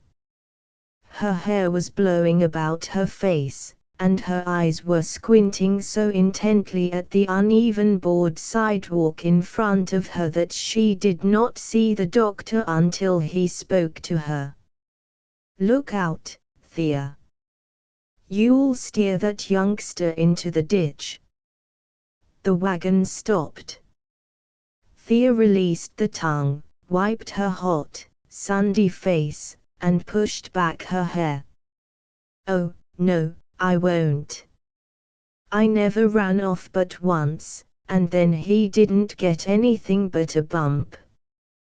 He likes this better than a baby buggy, and so do I. Are you going to kick that cart all the way home?" "Of course. We take long trips, wherever there is a sidewalk. It's no good on the road. Looks to me like working pretty hard for your fun. Are you going to be busy tonight? Want to make a call with me? Spanish Johnny's come home again, all used up. His wife sent me word this morning, and I said I'd go over to see him tonight. He's an old chum of yours, isn't he?" "Oh, I'm glad. She's been crying her eyes out." "When did he come?" "Last night, on number 6. Paid his fare, they tell me. Too sick to beat it. There'll come a time when that boy won't get back, I'm afraid. Come around to my office about 8 o'clock, and you needn't bring that." Thor seemed to understand that he had been insulted, for he scowled and began to kick the side of the wagon, shouting, "Go go, go go." Thea leaned forward and grabbed the wagon tongue. Dr. Archie stepped in front of her and blocked the way. Why don't you make him wait? What do you let him boss you like that for? If he gets mad he throws himself, and then I can't do anything with him. When he's mad he's lots stronger than me, aren't you, Thor? Thea spoke with pride, and the idol was appeased. He grunted approvingly as his sister began to kick rapidly behind her, and the wagon rattled off and soon disappeared in the flying currents of sand. That evening Dr. Archie was seated in his office, his desk chair tilted back, reading by the light of a hot coal oil lamp. All the windows were open, but the night was breathless after the sandstorm, and his hair was moist where it hung over his forehead. He was deeply engrossed in his book and sometimes smiled thoughtfully as he read. When Thea Kronborg entered quietly and slipped into a seat, he nodded, finished his paragraph, inserted a bookmark, and rose to put the book back into the case. It was one out of the long row of uniform volumes on the top shelf. Nearly every time I come in, when you're alone, you're reading one of those books, Thea remarked thoughtfully. They must be very nice. The doctor dropped back into his swivel chair, the mottled volume still in his hand. They aren't exactly books, Thea, he said seriously. They're a city.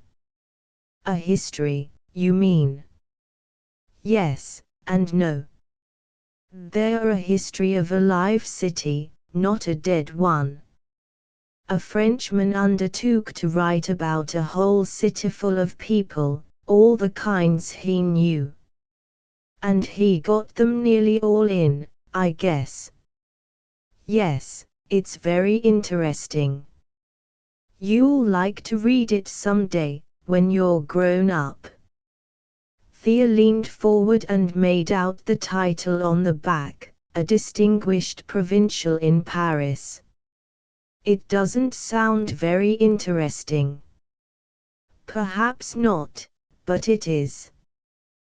The doctor scrutinized her broad face, low enough to be in the direct light from under the green lampshade.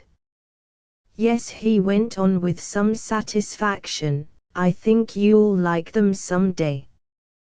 You're always curious about people, and I expect this man knew more about people than anybody that ever lived.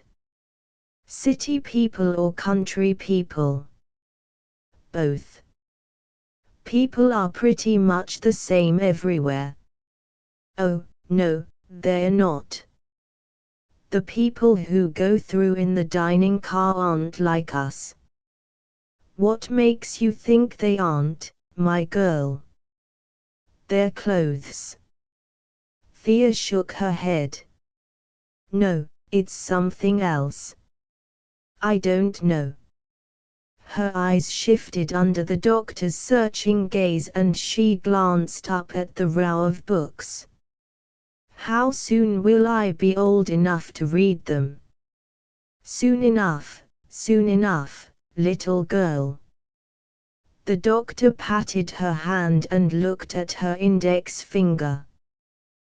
The nail's coming all right, isn't it? But I think that man makes you practice too much. You have it on your mind all the time. He had noticed that when she talked to him she was always opening and shutting her hands. It makes you nervous. No, he don't, Thea replied stubbornly, watching Dr. Archie return the book to its niche. He took up a black leather case, put on his hat, and they went down the dark stairs into the street. The summer moon hung full in the sky. For the time being, it was the great fact in the world. Beyond the edge of the town the plain was so white that every clump of sage stood out distinct from the sand, and the dunes looked like a shining lake. The doctor took off his straw hat and carried it in his hand as they walked toward Mexican Town, across the sand. North of Pueblo, Mexican settlements were rare in Colorado then. This one had come about accidentally. Spanish Johnny was the first Mexican who came to Moonstone. He was a painter and decorator, and had been working in Trinidad, when Ray Kennedy told him there was a boom on in Moonstone, and a good many new buildings were going up. A year after Johnny settled in Moonstone, his cousin, Famos Sereno's, came to work in the brickyard. Then Sereno's cousins came to help him. During the strike, the master mechanic put a gang of Mexicans to work in the roundhouse. The Mexicans had arrived so quietly, with their blankets and musical instruments, that before Moonstone was awake to the fact, there was a Mexican quarter, a dozen families or more. As Thea and the doctor approached the adobe houses, they heard a guitar, and a rich baritone voice, that of Famos Sereno's, singing La Golondrina. All the Mexican houses had neat little yards, with tamarisk hedges and flowers, and walks bordered with shells or whitewashed stones. Johnny's house was dark. His wife, Mrs. Telemontes, was sitting on the doorstep, combing her long, blue-black hair. Mexican women are like the Spartans, when they are in trouble, in love, under stress of any kind, they comb their hair. She rose without embarrassment or apology, comb in hand, and greeted the doctor. "Good evening, will you go in?" she asked in a low, musical voice. "He is in the back room. I will make a light." She followed them indoors, lit a candle and handed it to the doctor, pointing toward the bedroom. Then she went back and sat down on her doorstep. Dr. Archie and Thea went into the bedroom, which was dark and quiet. There was a bed in the corner, and a man was lying on the clean sheets. On the table beside him was a glass pitcher, half full of water. Spanish Johnny looked younger than his wife, and when he was in health he was very handsome, slender, gold-colored, with wavy black hair, a round, smooth throat, white teeth, and burning black eyes. His profile was strong and severe, like an Indian's. What was termed his wildness showed itself only in his feverish eyes and in the color that burned on his tawny cheeks. That night he was a coppery green, and his eyes were like black holes. He opened them when the doctor held the candle before his face. "Me testa," he muttered, "me testa doctor. La fibre." Seeing the doctor's companion at the foot of the bed, he attempted a smile. "Muchacha," he exclaimed deprecatingly. Dr. Archie stuck a thermometer into his mouth. "Now, Thea, you can run outside and wait for me." Thea slipped noiselessly through the dark house and joined Mrs. Telemontes. The somber Mexican woman did not seem inclined to talk, but her nod was friendly. Thea sat down on the warm sand, her back to the moon, facing Mrs. Telemontes on her doorstep, and began to count the moonflowers on the vine that ran over the house. Mrs. Tellamantez was always considered a very homely woman.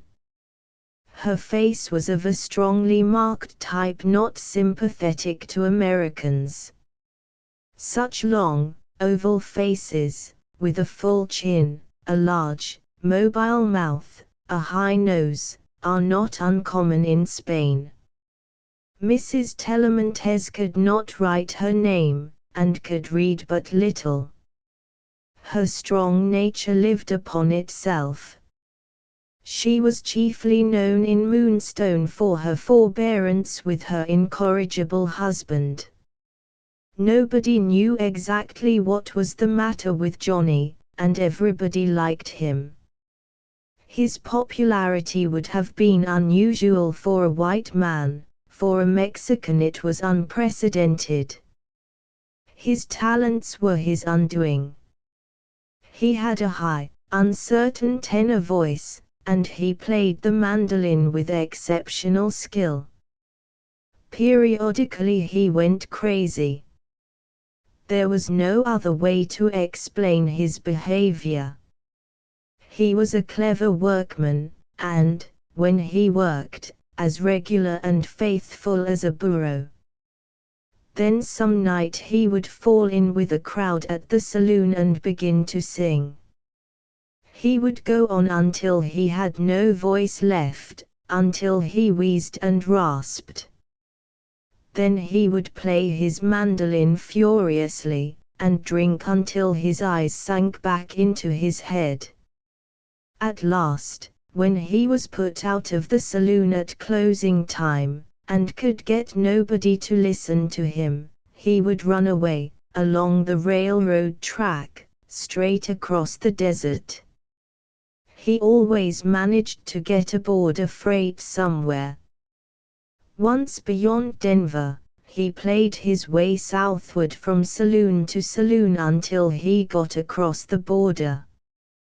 He never wrote to his wife, but she would soon begin to get newspapers from La Junta, Albuquerque, Chihuahua, with marked paragraphs announcing that Juan Tellamantez and his wonderful mandolin could be heard at the Jackrabbit Grill, or the Pearl of Cadiz saloon. Mrs. Tellamantez waited and wept and combed her hair. When he was completely wrung out and burned up, all but destroyed, her Juan always came back to her to be taken care of. Once with an ugly knife wound in the neck, once with a finger missing from his right hand, but he played just as well with 3 fingers as he had with 4. Public sentiment was lenient toward Johnny, but everybody was disgusted with Mrs. Tellamantez for putting up with him. She ought to discipline him, people said. She ought to leave him. She had no self-respect. In short, Mrs. Tellamantez got all the blame. Even Thea thought she was much too humble.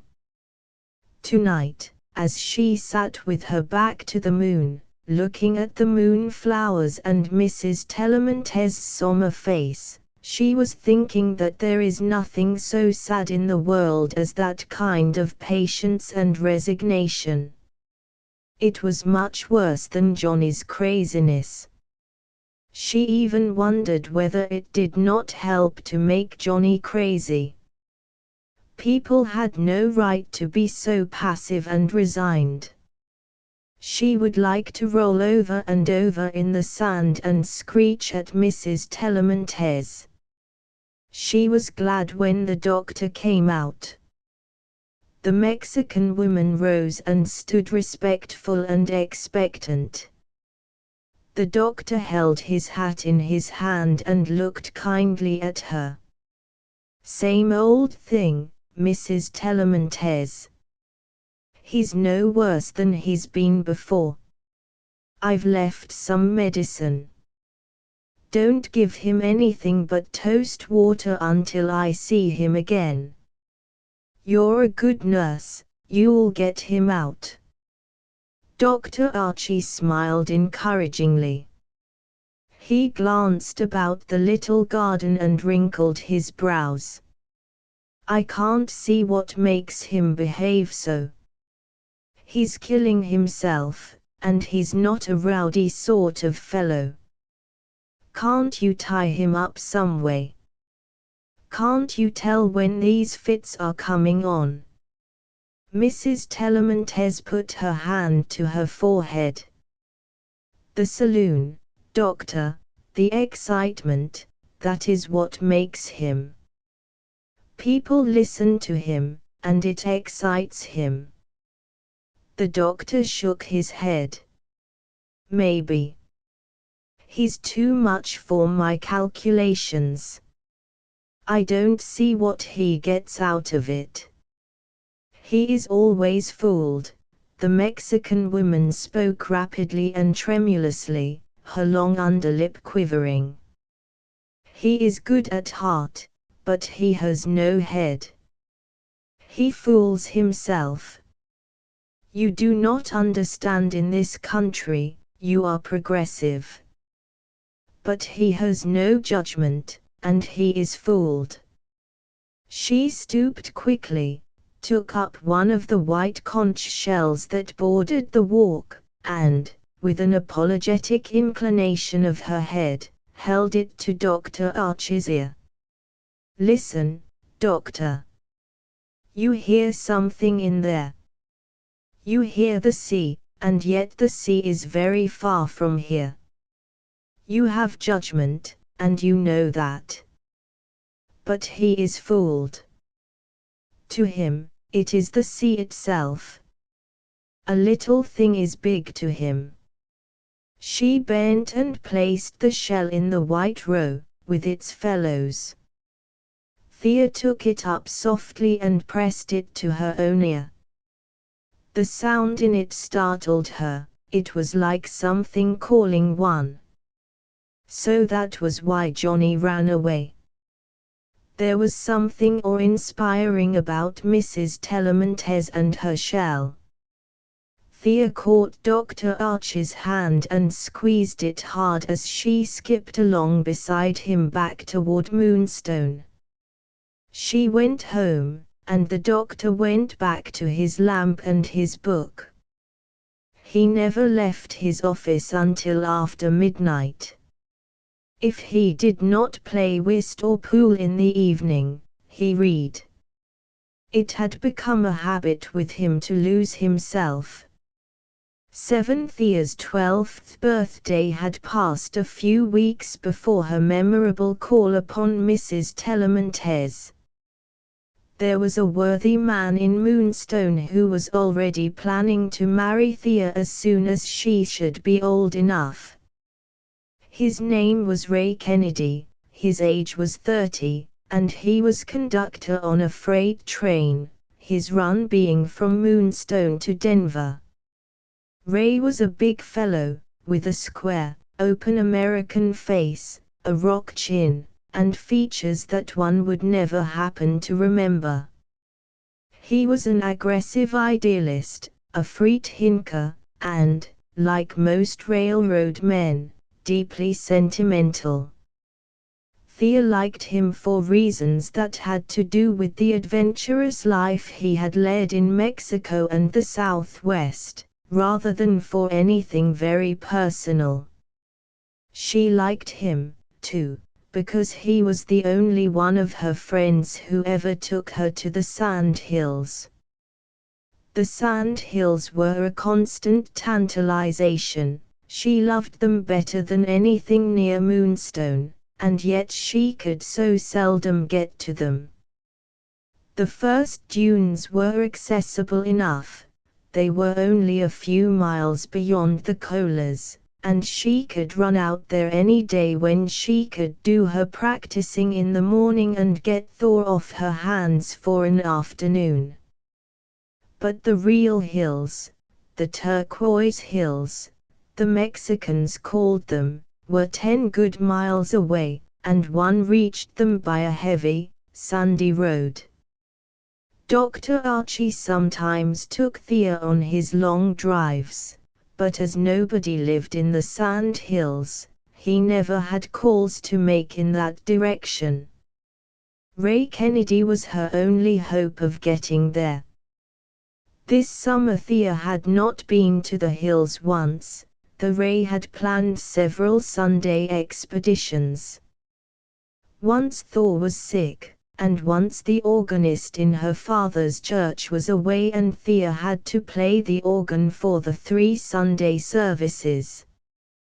But on the first Sunday in September, Ray drove up to the Kronborg's front gate at 9 o'clock in the morning and the party actually set off. Gunnar and Axel went with Thea, and Ray had asked Spanish Johnny to come and to bring Mrs. Telemontes and his mandolin.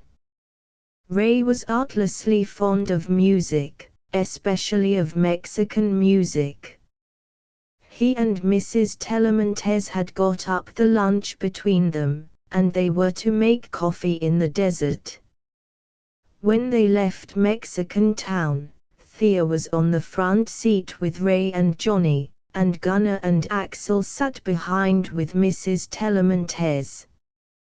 They objected to this, of course, but there were some things about which Thea would have her own way. As stubborn as a Finn, Mrs. Kronborg sometimes said of her, quoting an old Swedish saying. When they passed the Kohlers, old Fritz and Vunsk were cutting grapes at the arbor. Thea gave them a businesslike nod. Vunsk came to the gate and looked after them. He divined Ray Kennedy's hopes, and he distrusted every expedition that led away from the piano. Unconsciously he made Thea pay for frivolousness of this sort. As Ray Kennedy's party followed the faint road across the sagebrush, they heard behind them the sound of church bells, which gave them a sense of escape and boundless freedom. Every rabbit that shot across the path, every sage hen that flew up by the trail, was like a runaway thought, a message that one sent into the desert. As they went farther, the illusion of the mirage became more instead of less convincing, a shallow silver lake that spread for many miles, a little misty in the sunlight. Here and there one saw reflected the image of a heifer, turned loose to live upon the sparse sand grass. They were magnified to a preposterous height and looked like mammoths, prehistoric beasts standing solitary in the waters that for many thousands of years actually washed over that desert. The mirage itself may be the ghost of that long-vanished sea. Beyond the phantom lake lay the line of many-colored hills, rich, sun-baked yellow, glowing turquoise, lavender, purple, all the open, pastel colors of the desert. After the first 5 miles the road grew heavier. The horses had to slow down to a walk and the wheels sank deep into the sand, which now lay in long ridges, like waves, where the last high wind had drifted it. 2 hours brought the party to Pedro's Cup, named for a Mexican desperado who had once held the sheriff at bay there. The cup was a great amphitheater, cut out in the hills, its floor smooth and packed hard, dotted with sagebrush and greasewood. On either side of the cup the yellow hills ran north and south, with winding ravines between them, full of soft sand which drained down from the crumbling banks. On the surface of this fluid sand, one could find bits of brilliant stone, crystals and agates and onyx, and petrified wood as red as blood. Dried toads and lizards were to be found there, too. Birds, decomposing more rapidly, left only feathered skeletons. After a little reconnoitering, Mrs. Tellamantez declared that it was time for lunch, and Ray took his hatchet and began to cut greasewood, which burns fiercely in its green state. The little boys dragged the bushes to the spot that Mrs. Tellamantez had chosen for her fire. Mexican women like to cook out of doors. After lunch, Thea sent Gunnar and Axel to hunt for agates.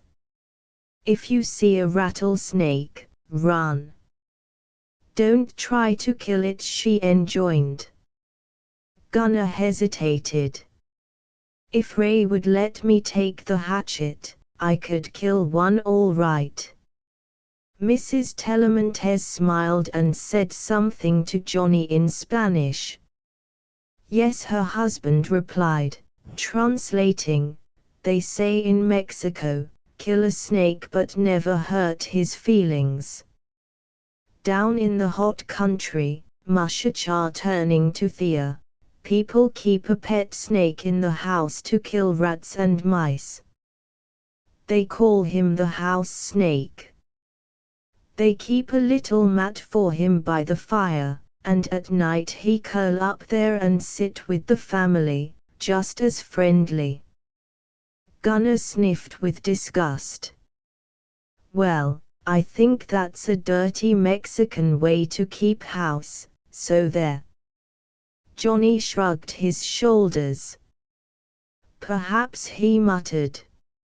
A Mexican learns to dive below insults or soar above them, after he crosses the border. By this time the south wall of the amphitheater cast a narrow shelf of shadow, and the party withdrew to this refuge. Ray and Johnny began to talk about the Grand Canyon and Death Valley, two places much shrouded in mystery in those days, and Thea listened intently. Mrs. Tellamantez took out her drawn work and pinned it to her knee. Ray could talk well about the large part of the continent over which he had been knocked about, and Johnny was appreciative. You been all over, pretty near. Like a Spanish boy, he commented respectfully. Ray, who had taken off his coat, wetted his pocket knife thoughtfully on the sole of his shoe. I began to browse around early. I had a mind to see something of this world, and I ran away from home before I was 12. Rustled for myself ever since. Ran away. Johnny looked hopeful. What for? Couldn't make it go with my old man, and didn't take to farming. There were plenty of boys at home. I wasn't missed. Thea wriggled down in the hot sand and rested her chin on her arm. Tell Johnny about the melons, Ray, please do. Ray's solid, sunburned cheeks grew a shade redder, and he looked reproachfully at Thea. You're stuck on that story, kid. You like to get the laugh on me, don't you? That was the finishing split I had with my old man, John. He had a claim along the creek, not far from Denver, and raised a little garden stuff for market. One day he had a load of melons and he decided to take 'em to town and sell 'em along the street, and he made me go along and drive for him. Denver wasn't the Queen City it is now, by any means, but it seemed a terrible big place to me, and when we got there, if he didn't make me drive right up Capitol Hill. Pap got out and stopped at folks' houses to ask if they didn't want to buy any melons, and I was to drive along slow. The farther I went the madder I got, but I was trying to look unconscious, when the end gate came loose and one of the melons fell out and squashed. Just then a swell girl, all dressed up, comes out of one of the big houses and calls out, "Hello, boy, you're losing your melons." Some dudes on the other side of the street took their hats off to her and began to laugh. I couldn't stand it any longer. I grabbed the whip and lit into that team, and they tore up the hill like jackrabbits, them damned melons bouncing out the back every jump, the old man cussin' and yellin' behind and everybody laughing. I never looked behind, but the whole of Capitol Hill must have been a mess with them squashed melons. I didn't stop the team till I got out of sight of town. Then I pulled up and left with a rancher I was acquainted with, and I never went home to get the lickin' that was waiting for me. I expect it's waiting for me yet. Thea rolled over in the sand. Oh, I wish I could have seen those melons fly, Ray. I'll never see anything as funny as that. Now, tell Johnny about your first job. Ray had a collection of good stories. He was observant, truthful, and kindly, perhaps the chief requisites in a good storyteller. Occasionally he used newspaper phrases, conscientiously learned in his efforts at self-instruction, but when he talked naturally he was always worth listening to. Never having had any schooling to speak of, he had, almost from the time he first ran away, tried to make good his loss. As a sheep herder he had worried an old grammar to tatters, and read instructive books with the help of a pocket dictionary. By the light of many campfires he had pondered upon Prescott's histories, and the works of Washington Irving, which he bought at a high price from a book agent. Mathematics and physics were easy for him, but general culture came hard, and he was determined to get it. Ray was a free thinker, and inconsistently believed himself damned for being one. When he was breaking down on the Santa Fe, at the end of his run he used to climb into the upper bunk of the caboose, while a noisy gang played poker about the stove below him, and by the roof lamp read Robert Ingersoll's speeches and The Age of Reason. Ray was a loyal-hearted fellow, and it had cost him a great deal to give up his God. He was one of the stepchildren of fortune, and he had very little to show for all his hard work. The other fellow always got the best of it. He had come in too late, or too early, on several schemes that had made money.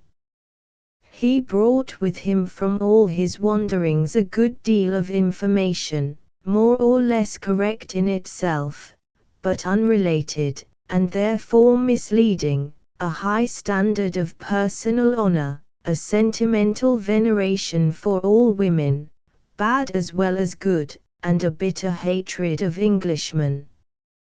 Thea often thought that the nicest thing about Ray was his love for Mexico and the Mexicans, who had been kind to him when he drifted, a homeless boy, over the border. In Mexico, Ray was Señor Kennedy, and when he answered to that name he was somehow a different fellow. He spoke Spanish fluently, and the sunny warmth of that tongue kept him from being quite as hard as his chin, or as narrow as his popular science. While Ray was smoking his cigar, he and Johnny fell to talking about the great fortunes that had been made in the Southwest, and about fellows they knew who had struck it rich. "I guess you been in on some big deals down there?" Johnny asked trustfully. Ray smiled and shook his head. "I've been out on some, John. I've never been exactly in on any. So far, I've either held on too long or let go too soon. But mine's coming to me, all right. Ray looked reflective. He leaned back in the shadow and dug out a rest for his elbow in the sand. The narrowest escape I ever had was in the bridal chamber. If I hadn't let go there, it would have made me rich. That was a close call. Johnny looked delighted. You don't say. She was silver mine, I guess. I guess she was. Down at Lake Valley. I put up a few hundred for the prospector, and he gave me a bunch of stock. Before we'd got anything out of it, my brother-in-law died of the fever in Cuba. My sister was beside herself to get his body back to Colorado to bury him. Seemed foolish to me, but she's the only sister I got.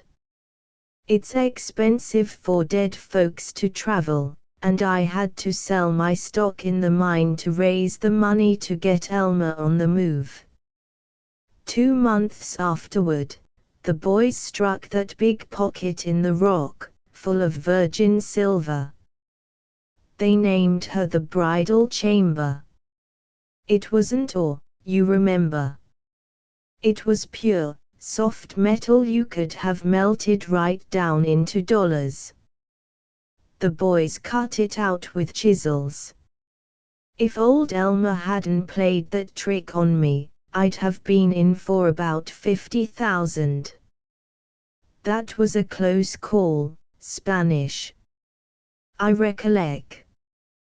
When the pocket gone, the town go bust. You bet. Higher in a kite. There was no vein, just a pocket in the rock that had some time or another got filled up with molten silver. You'd think there would be more somewhere about, but nada. There's fools digging holes in that mountain yet. When Ray had finished his cigar, Johnny took his mandolin and began Kennedy's favorite, Ultimo Amor. It was now 3 o'clock in the afternoon, the hottest hour in the day. The narrow shelf of shadow had widened until the floor of the amphitheater was marked off in 2 halves, one glittering yellow, and one purple.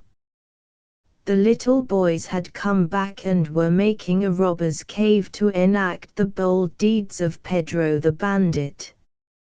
Johnny, stretched gracefully on the sand, passed from Ultimo Amor to Fluvia de Oro and then to Noches de Algeria, playing languidly.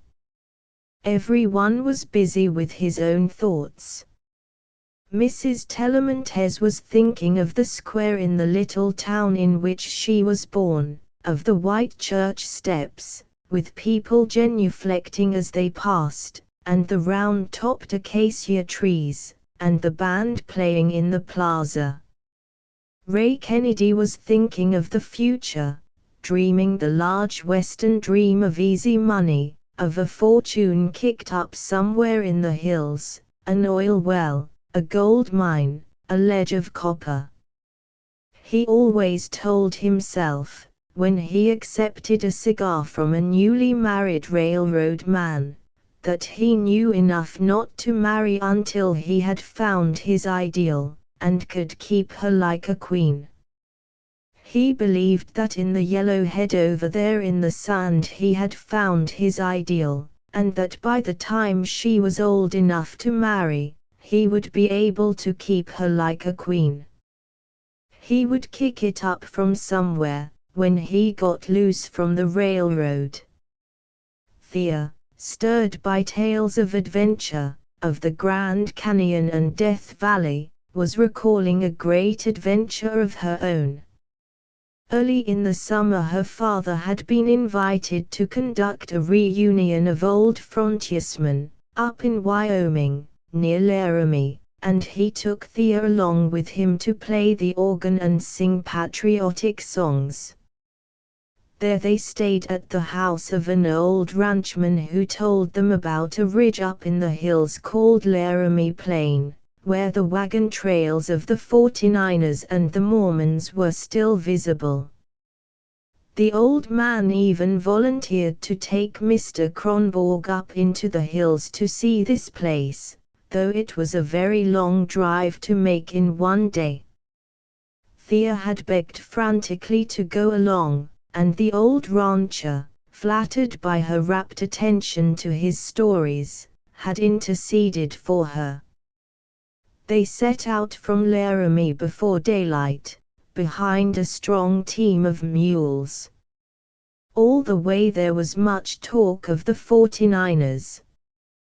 The old rancher had been a teamster in a freight train that used to crawl back and forth across the plains between Omaha and Cherry Creek, as Denver was then called, and he had met many a wagon train bound for California. He told of Indians and buffalo, thirst and slaughter, wanderings in snowstorms, and lonely graves in the desert. The road they followed was a wild and beautiful one. It led up and up, by granite rocks and stunted pines, around deep ravines and echoing gorges. The top of the ridge, when they reached it, was a great flat plain, strewn with white boulders, with the wind howling over it. There was not one trail, as Thea had expected. There were a score, deep furrows, cut in the earth by heavy wagon wheels, and now grown over with dry, whitish grass. The furrows ran side by side. When one trail had been worn too deep, the next party had abandoned it and made a new trail to the right or left. They were, indeed, only old wagon ruts, running east and west, and grown over with grass. But as Thea ran about among the white stones, her skirts blowing this way and that, the wind brought to her eyes tears that might have come anyway. The old rancher picked up an iron ox shoe from one of the furrows and gave it to her for a keepsake. To the west one could see range after range of blue mountains, and at last the snowy range, with its white, windy peaks, the clouds caught here and there on their spurs. Again and again Thea had to hide her face from the cold for a moment. The wind never slept on this plain, the old man said. Every little while eagles flew over. Coming up from Laramie, the old man had told them that he was in Brownsville, Nebraska, when the first telegraph wires were put across the Missouri River, and that the first message that ever crossed the river was westward the course of empire takes its way. He had been in the room when the instrument began to click, and all the men there had, without thinking what they were doing, taken off their hats, waiting bareheaded to hear the message translated. Thea remembered that message when she sighted down the wagon tracks toward the Blue Mountains. She told herself she would never, never forget it. The spirit of human courage seemed to live up there with the eagles. For long after, when she was moved by a 4th of July oration, or a band, or a circus parade, she was apt to remember that windy ridge. Today she went to sleep while she was thinking about it. When Ray wakened her, the horses were hitched to the wagon and Gunner and Axel were begging for a place on the front seat. The air had cooled, the sun was setting, and the desert was on fire. Thea contentedly took the back seat with Mrs. Tellerman Tez. As they drove homeward, the stars began to come out, pale yellow in a yellow sky, and Ray and Johnny began to sing one of those railroad ditties that are usually born on the Southern Pacific and run the length of the Santa Fe and the Q system before they die to give place to a new one. This was a song about a greaser dance, the refrain being something like this: Pedro, Pedro, swing high, swing low, and it's allemande left again, for there's boys that's bold and there's some that's cold, but the gold boys come from Spain, oh, the gold boys come from Spain. Winter was long in coming that year. Throughout October the days were bathed in sunlight and the air was clear as crystal. The town kept its cheerful summer aspect, the desert glistened with light, the sand hills every day went through magical changes of color. The scarlet sage bloomed late in the front yards, the cottonwood leaves were bright gold long before they fell, and it was not until November that the green on the tamarisks began to cloud and fade. There was a flurry of snow about Thanksgiving, and then December came on warm and clear. Thea had 3 music pupils now, little girls whose mothers declared that Professor Vunsk was much too severe.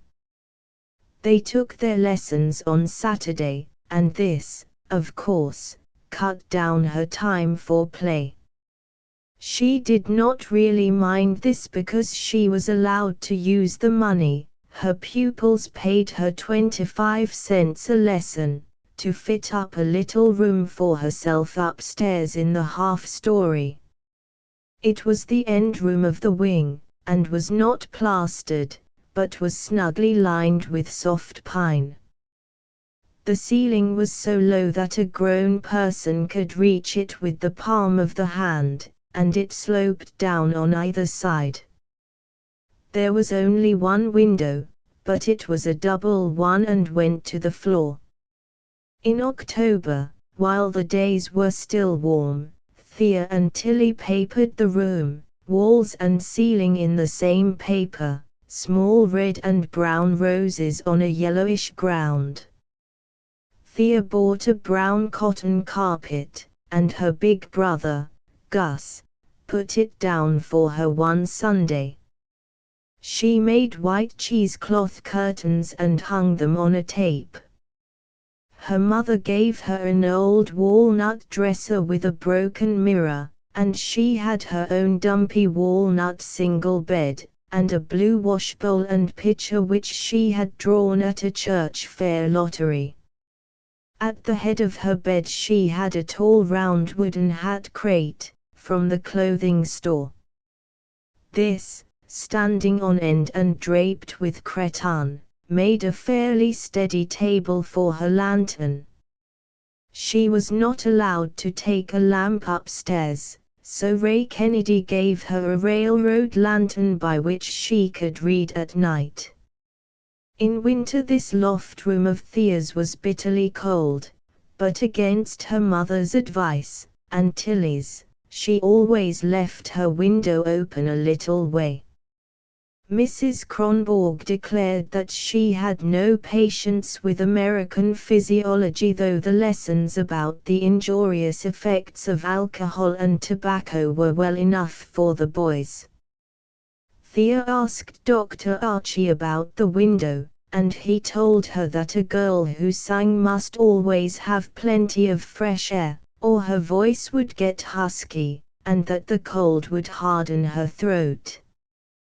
The important thing, he said, was to keep your feet warm.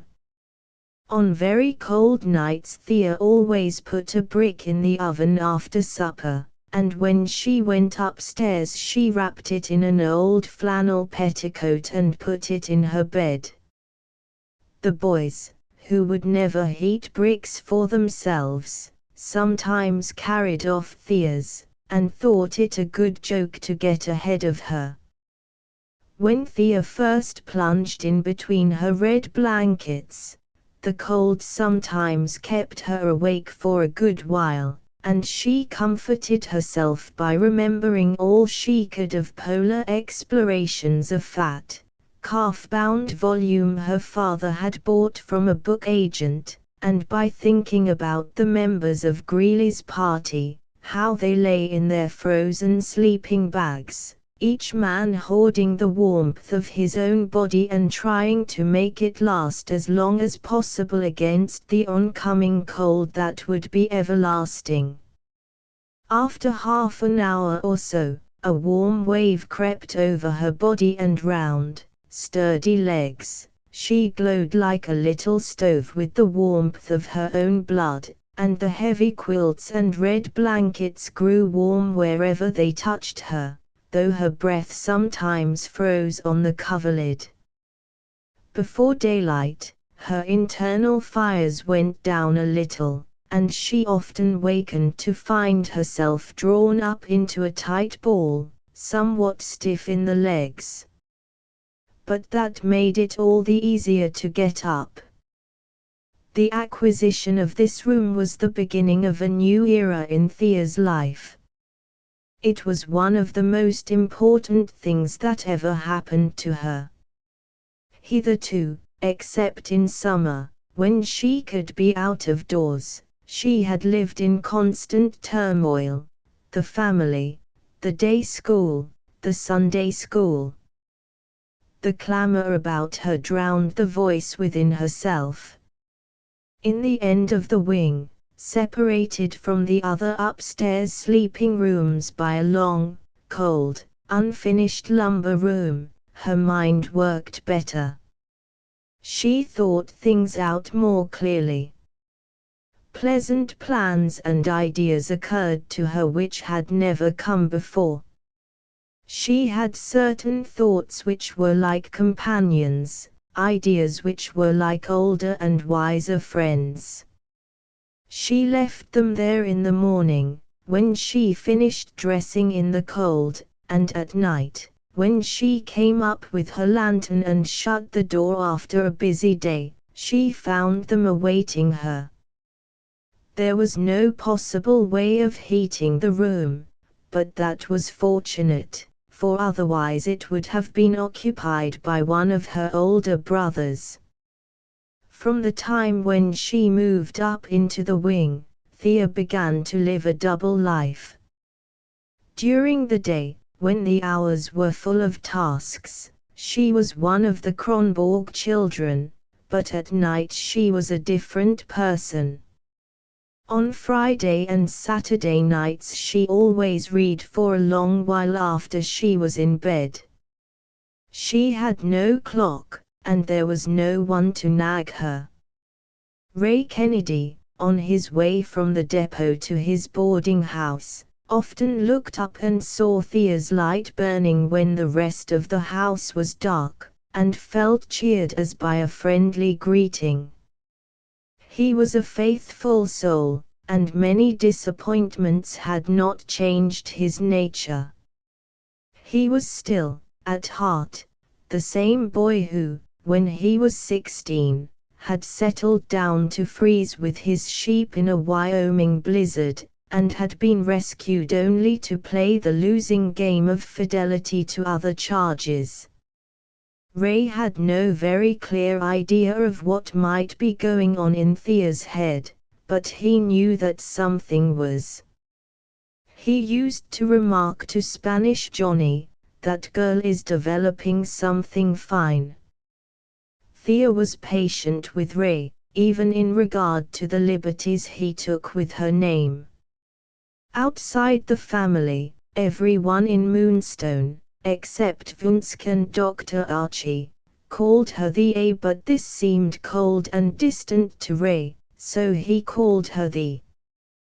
Once, in a moment of exasperation, Thea asked him why he did this, and he explained that he once had a chum, Theodore, whose name was always abbreviated thus, and that since he was killed down on the Santa Fe, it seemed natural to call somebody the. Thea sighed and submitted.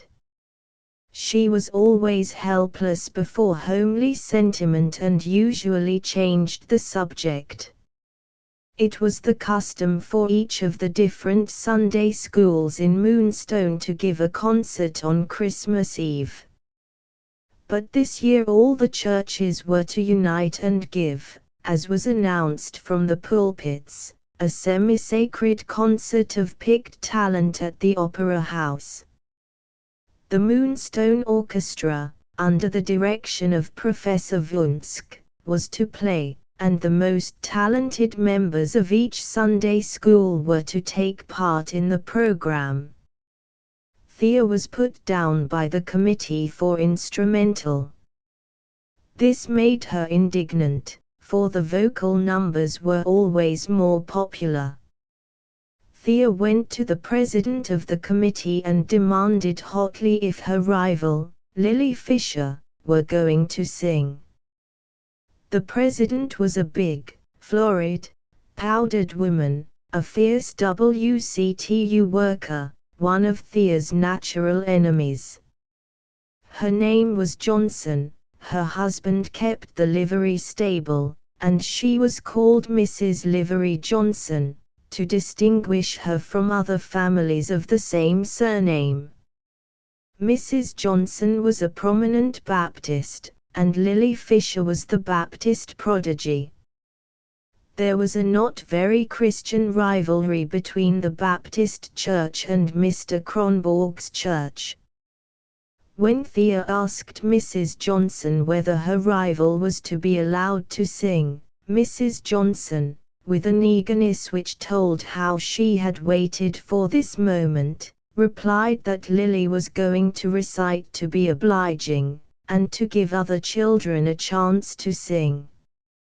As she delivered this thrust, her eyes glittered more than the ancient mariners, Thea thought. Mrs. Johnson disapproved of the way in which Thea was being brought up, of a child whose chosen associates were Mexicans and sinners, and who was, as she pointedly put it, bold with men. She so enjoyed an opportunity to rebuke Thea, that, tightly corseted as she was, she could scarcely control her breathing, and her lace and her gold watch chain rose and fell with short, uneasy motion. Frowning, Thea turned away and walked slowly homeward. She suspected guile. Lily Fisher was the most stuck-up doll in the world, and it was certainly not like her to recite to be obliging. Nobody who could sing ever recited, because the warmest applause always went to the singers. However, when the program was printed in the Moonstone Gleam, there it was, instrumental solo, Thea Kronborg. Recitation, Lily Fisher. Because his orchestra was to play for the concert, Mr. Wunsk imagined that he had been put in charge of the music, and he became arrogant. He insisted that Thea should play a ballad by Reinecke. When Thea consulted her mother, Mrs. Kronborg agreed with her that the ballad would never take with a Moonstone audience. She advised Thea to play something with variations or, at least, the invitation to the dance. It makes no matter what they like, Wunsk replied to Thea's entreaties. It is time already that they learn something. Thea's fighting powers had been impaired by an ulcerated tooth and consequent loss of sleep, so she gave in. She finally had the molar pulled, though it was a second tooth and should have been saved. The dentist was a clumsy, ignorant country boy, and Mr. Kronborg would not hear of Dr. Archie's taking Thea to a dentist in Denver, though Ray Kennedy said he could get a pass for her. What with the pain of the tooth, and family discussions about it, with trying to make Christmas presents and to keep up her school work and practicing, and giving lessons on Saturdays, Thea was fairly worn out. On Christmas Eve she was nervous and excited. It was the first time she had ever played in the opera house, and she had never before had to face so many people. Wunsch would not let her play with her notes, and she was afraid of forgetting. Before the concert began, all the participants had to assemble on the stage and sit there to be looked at. Thea wore her white summer dress and a blue sash, but Lily Fisher had a new pink silk, trimmed with white swan's down. The hall was packed. It seemed as if everyone in Moonstone was there, even Mrs. Kohler, in her hood, and old Fritz. The seats were wooden kitchen chairs, numbered, and nailed to long planks which held them together in rows. As the floor was not raised, the chairs were all on the same level. The more interested persons in the audience peered over the heads of the people in front of them to get a good view of the stage. From the platform Thea picked out many friendly faces. There was Dr. Archie, who never went to church entertainments. There was the friendly jeweler who ordered her music for her. He sold accordions and guitars as well as watches, and the druggist who often lent her books, and her favorite teacher from the school. There was Ray Kennedy, with a party of freshly barbered railroad men he had brought along with him. There was Mrs. Kronborg with all the children, even Thor, who had been brought out in a new white plush coat. At the back of the hall sat a little group of Mexicans, and among them Thea caught the gleam of Spanish Johnny's white teeth, and of Mrs. Tellamantez's lustrous, smoothly coiled black hair. After the orchestra played selections from Ermini and the Baptist preacher made a long prayer, Tilly Kronborg came on with a highly colored recitation, The Polish Boy. When it was over, everyone breathed more freely. No committee had the courage to leave Tilly off a program. She was accepted as a trying feature of every entertainment. The Progressive Euchre Club was the only social organization in the town that entirely escaped Tilly. After Tilly sat down, the ladies' quartet sang, "Beloved, It Is Night," and then it was Thea's turn. The ballad took 10 minutes, which was 5 minutes too long. The audience grew restive and fell to whispering. Thea could hear Mrs. Livery Johnson's bracelets jangling as she fanned herself, and she could hear her father's nervous, ministerial cough. Thor behaved better than anyone else. When Thea bowed and returned to her seat at the back of the stage, there was the usual applause, but it was vigorous only from the back of the house where the Mexicans sat, and from Ray Kennedy's claqueurs. Anyone could see that a good-natured audience had been bored. Because Mr. Kronborg's sister was on the program, it had also been necessary to ask the Baptist preacher's wife's cousin to sing. She was a deep alto from McCook, and she sang, "Thy Sentinel Am I." After her came Lily Fisher. Thea's rival was also a blonde, but her hair was much heavier than Thea's, and fell in long round curls over her shoulders. She was the angel child of the Baptists, and looked exactly like the beautiful children on soap calendars. Her pink and white face, her set smile of innocence, were surely born of a color press. She had long, drooping eyelashes, a little pursed-up mouth, and narrow, pointed teeth, like a squirrel's. Lily began, "Rock of Ages, cleft for me," carelessly the maiden sang. Thea drew a long breath. That was the game, it was a recitation and a song in one. Lily trailed the hymn through half a dozen verses with great effect. The Baptist preacher had announced at the beginning of the concert that owing to the length of the program, there would be no encores. But the applause which followed Lily to her seat was such an unmistakable expression of enthusiasm that Thea had to admit Lily was justified in going back.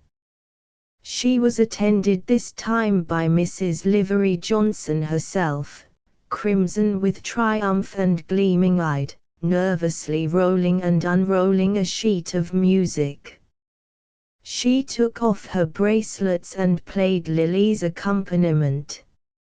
Lily had the effrontery to come out with, she sang the song of home, "Sweet Home," the song that touched my heart. But this did not surprise Thea, as Ray said later in the evening, the cards had been stacked against her from the beginning. The next issue of the Gleam correctly stated that unquestionably the honors of the evening must be accorded to Miss Lily Fisher. The Baptists had everything their own way. After the concert, Ray Kennedy joined the Kronborgs' party and walked home with them.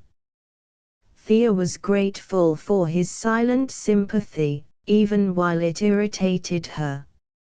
She inwardly vowed that she would never take another lesson from old Vunsk. She wished that her father would not keep cheerfully singing, when shepherds watched as he marched ahead, carrying Thor. She felt that silence would become the Kronborgs for a while. As a family, they somehow seemed a little ridiculous, trooping along in the starlight. There were so many of them, for one thing. Then Tilly was so absurd. She was giggling and talking to Anna just as if she had not made, as even Mrs. Kronborg admitted, an exhibition of herself. When they got home, Ray took a box from his overcoat pocket and slipped it into Thea's hand as he said goodnight. They all hurried into the glowing stove in the parlor. The sleepy children were sent to bed. Mrs. Kronborg and Anna stayed up to fill the stockings. "I guess you're tired, Thea. You needn't stay up." Mrs. Kronborg's clear and seemingly indifferent eye usually measured Thea pretty accurately. Thea hesitated. She glanced at the presents laid out on the dining room table, but they looked unattractive. Even the brown plush monkey she had bought for Thor with such enthusiasm seemed to have lost his wise and humorous expression. She murmured, "All right," to her mother, lit her lantern, and went upstairs. Ray's box contained a hand-painted white satin fan, with pond lilies, an unfortunate reminder. Thea smiled grimly and tossed it into her upper drawer. She was not to be consoled by toys. She undressed quickly and stood for some time in the cold, frowning in the broken-looking glass at her flaxen pigtails, at her white neck and arms. Her own broad, resolute face set its chin at her, her eyes flashed into her own defiantly. Lily Fisher was pretty, and she was willing to be just as big a fool as people wanted her to be. Very well, Thea Kronborg wasn't. She would rather be hated than be stupid, any day. She popped into bed and read stubbornly at a queer paper book the drugstore man had given her because he couldn't sell it. She had trained herself to put her mind on what she was doing, otherwise she would have come to grief with her complicated daily schedule. She read, as intently as if she had not been flushed with anger, the strange musical memories of the Reverend H.R. Horais. At last she blew out the lantern and went to sleep. She had many curious dreams that night. In one of them Mrs. Tellamantez held her shell to Thea's ear, and she heard the roaring, as before, and distant voices calling, "Lily Fisher! Lily Fisher!" 9. Mr. Kronborg considered Thea a remarkable child, but so were all his children remarkable. If one of the businessmen downtown remarked to him that he had a mighty bright little girl, there he admitted it, and at once began to explain what a long head for business his son Gus had, or that Charlie was a natural electrician and had put in a telephone from the house to the preacher's study behind the church. Mrs. Kronborg watched her daughter thoughtfully. She found her more interesting than her other children, and she took her more seriously, without thinking much about why she did so. The other children had to be guided, directed, kept from conflicting with one another. Charlie and Gus were likely to want the same thing, and to quarrel about it. Anna often demanded unreasonable service from her older brothers, that they should sit up until after midnight to bring her home from parties when she did not like the youth who had offered himself as her escort, or that they should drive 12 miles into the country, on a winter night, to take her to a ranch dance, after they had been working hard all day. Gunnar often got bored with his own clothes or stilts or sled, and wanted Axel's. But Thea, from the time she was a little thing, had her own routine. She kept out of everyone's way, and was hard to manage only when the other children interfered with her. Then there was trouble indeed, bursts of temper which used to alarm Mrs. Kronborg. "You ought to know enough to let Thea alone." "She lets you alone," she often said to the other children. One may have staunch friends in one's own family, but one seldom has admirers. Thea, however, had one in the person of her addle-pated aunt, Tilly Kronborg.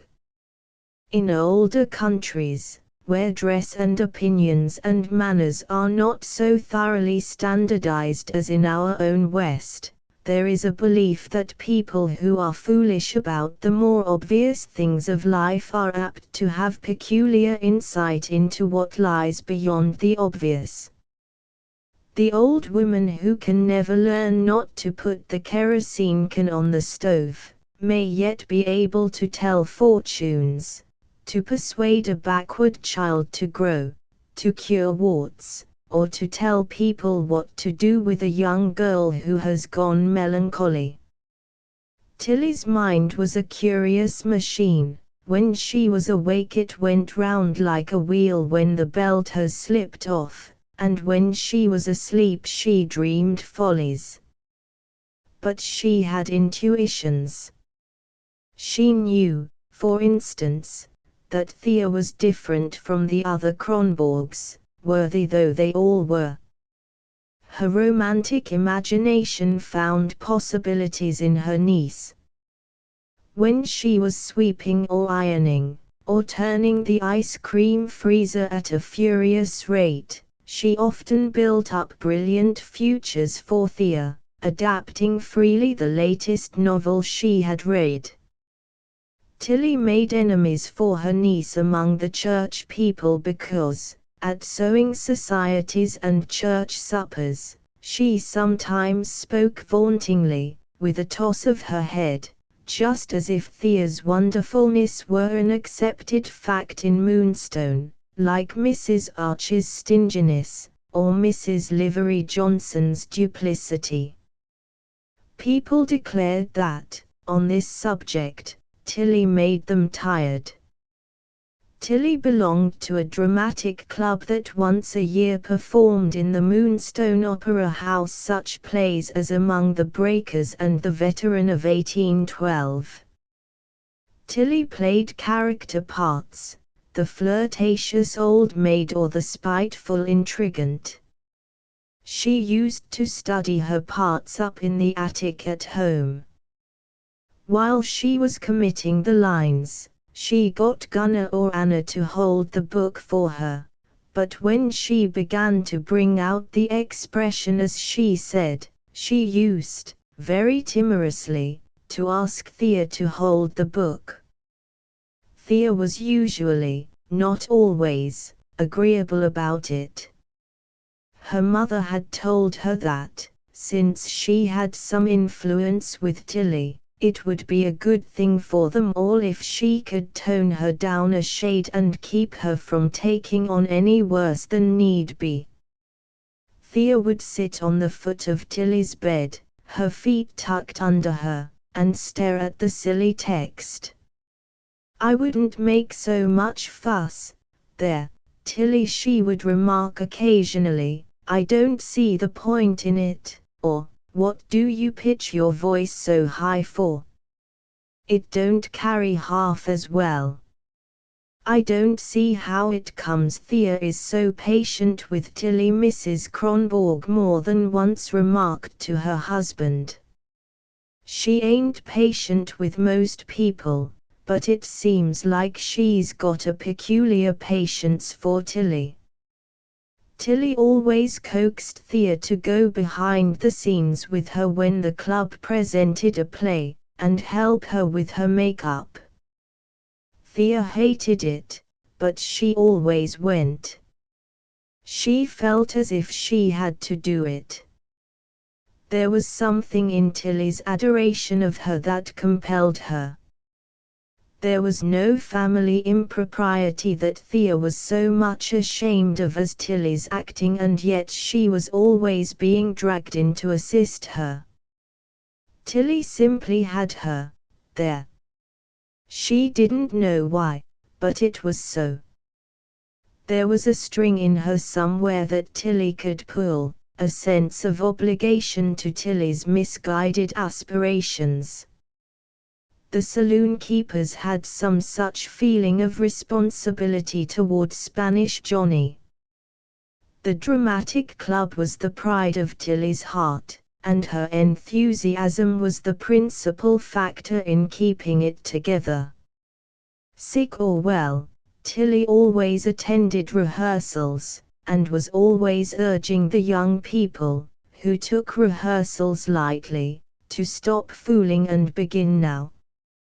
The young men, bank clerks, grocery clerks, insurance agents, played tricks, laughed at Tilly, and put it up on each other about seeing her home, but they often went to tiresome rehearsals just to oblige her.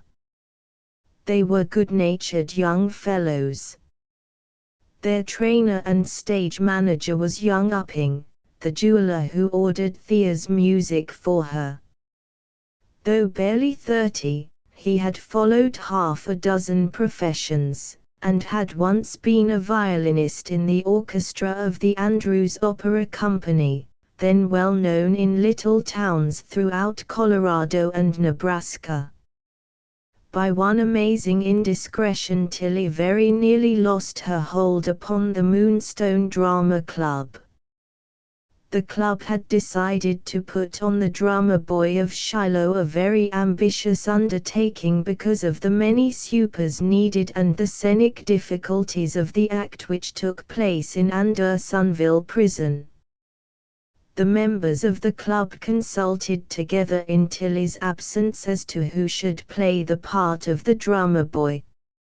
It must be taken by a very young person, and village boys of that age are self-conscious and are not apt at memorizing. The part was a long one, and clearly it must be given to a girl. Some members of the club suggested Thea Kronborg, others advocated Lily Fisher.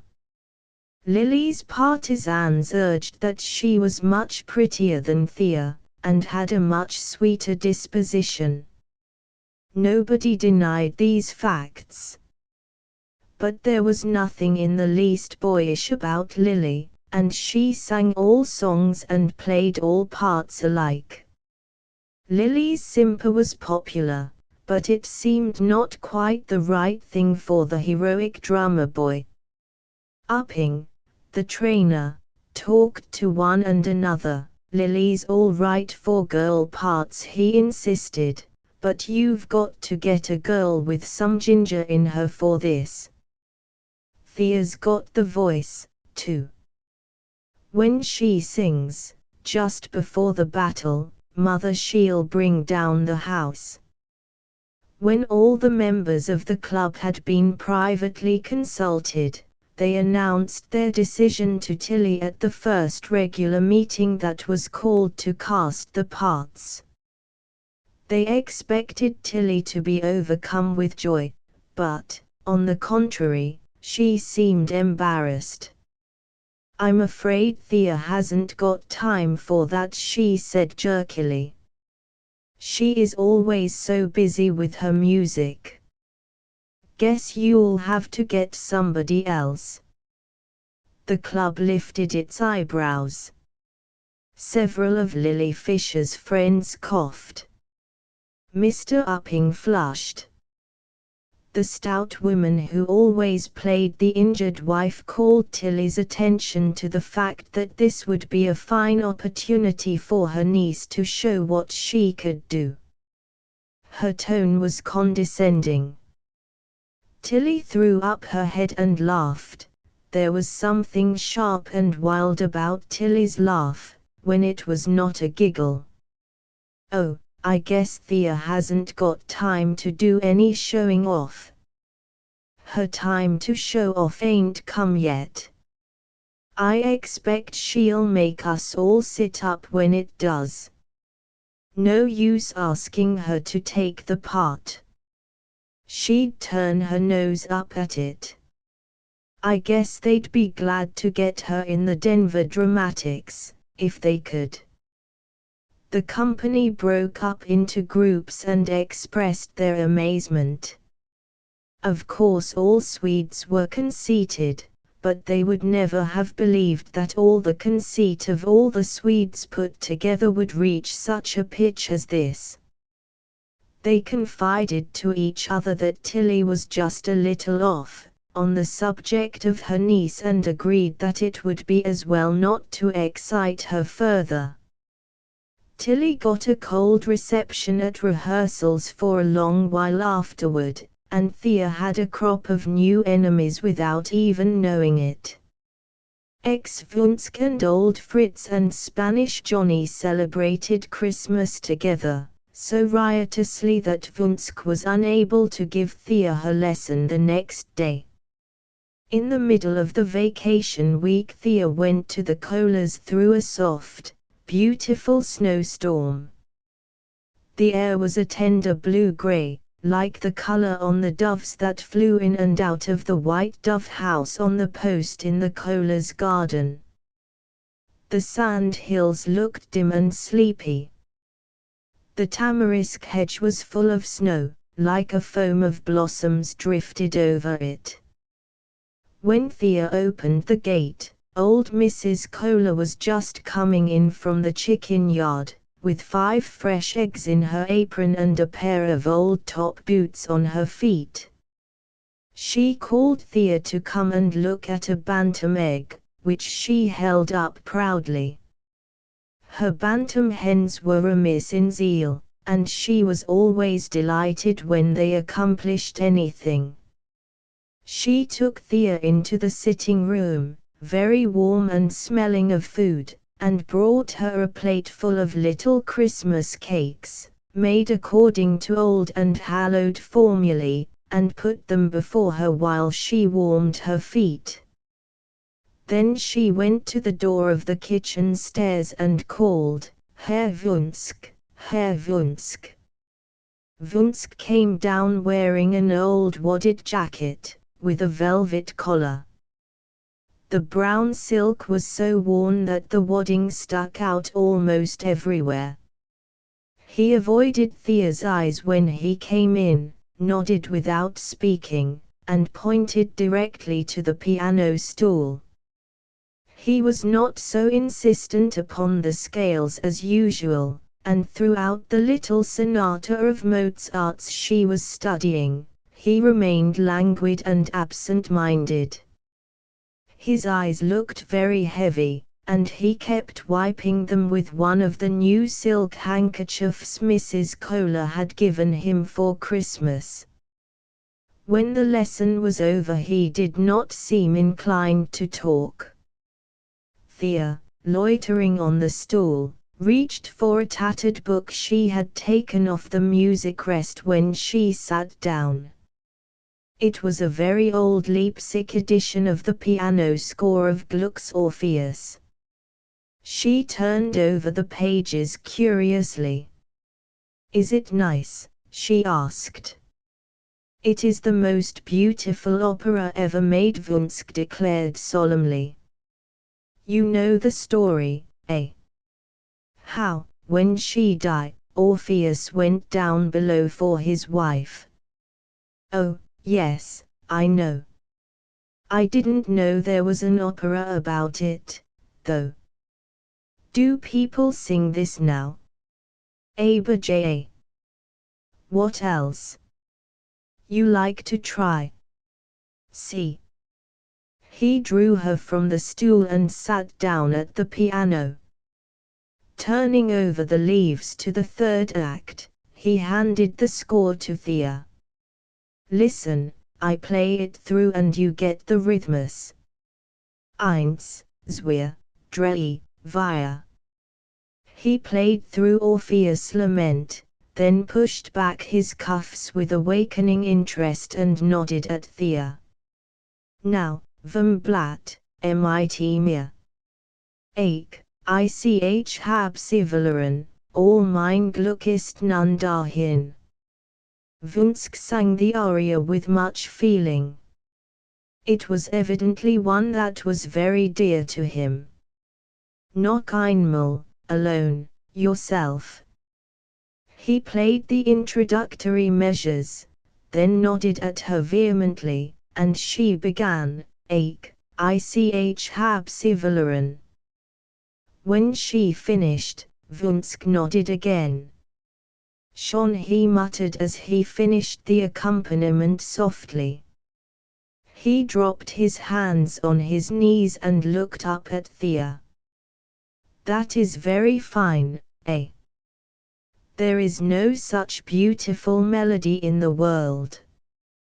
You can take the book for 1 week and learn something, to pass the time. It is good to know, always. Eurydice, re, dice, way das ich aufhören bin," he sang softly, playing the melody with his right hand. Thea, who was turning over the pages of the third act, stopped and scowled at a passage. The old German's blurred eyes watched her curiously. "For what do you look so, immer?" puckering up his own face. "You see something a little difficult, maybe, and you make such a face like it was an enemy." Thea laughed, disconcerted. "Well, difficult things are enemies, aren't they? When you have to get them." Wunsk lowered his head and threw it up as if he were butting something. "Not at all. By no means." He took the book from her and looked at it. Yes, that is not so easy, there. This is an old book. They do not print it so now anymore, I think. They leave it out, maybe. Only one woman could sing that good. Thea looked at him in perplexity. Vunsk went on. It is written for alto, you see. A woman sings the part, and there was only one to sing that good in there. You understand? Only one. He glanced at her quickly and lifted his red forefinger upright before her eyes. Thea looked at the finger as if she were hypnotized. Only one, she asked breathlessly, her hands, hanging at her sides, were opening and shutting rapidly. Vunsk nodded and still held up that compelling finger. When he dropped his hands, there was a look of satisfaction in his face. Was she very great? Vunsk nodded. Was she beautiful? Aber garnished. Not at all. She was ugly, big mouth, big teeth, no figure, nothing at all indicating a luxuriant bosom by sweeping his hands over his chest. A pole, a post. But for the voice, ache. She have something in there, behind the eyes tapping his temples. Thea followed all his gesticulations intently. Was she German? No, Spanish. He looked down and frowned for a moment. Ache, I tell you, she looked like the Frau Tellermantez, something. Long face, long chin, and ugly also. Did she die a long while ago? Die? I think not. I never hear, anyhow. I guess she is alive somewhere in the world, Paris, maybe. But old, of course. I hear her when I was a youth. She is too old to sing now anymore. Was she the greatest singer you ever heard? Vunsk nodded gravely. Quite so. She was the most. He hunted for an English word, lifted his hand over his head and snapped his fingers noiselessly in the air, enunciating fiercely, Künstlerisch. The word seemed to glitter in his uplifted hand, his voice was so full of emotion. Vunsk rose from the stool and began to button his wadded jacket, preparing to return to his half-heated room in the loft. Thea regretfully put on her cloak and hood and set out for home. When Vunsk looked for his score late that afternoon, he found that Thea had not forgotten to take it with her. He smiled his loose, sarcastic smile, and thoughtfully rubbed his stubbly chin with his red fingers. When Fritz came home in the early blue twilight, the snow was flying faster, Mrs. Kohler was cooking Hasenpfeffer in the kitchen, and the professor was seated at the piano, playing the Gluck, which he knew by heart. Old Fritz took off his shoes quietly behind the stove and lay down on the lounge before his masterpiece, where the firelight was playing over the walls of Moscow. He listened, while the room grew darker and the windows duller. Vunsk always came back to the same thing, ich hab sie verloren. Eurydice, Eurydice. From time to time Fritz sighed softly. He, too, had lost a Eurydice. 11 Saturday, late in June, Thea arrived early for her lesson. As she perched herself upon the piano stool, a wobbly, old-fashioned thing that worked on a creaky screw, she gave Vunsk a side glance, smiling. "You must not be cross to me today. This is my birthday."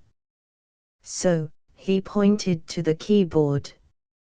After the lesson they went out to join Mrs. Kohler, who had asked Thea to come early, so that she could stay and smell the linden bloom.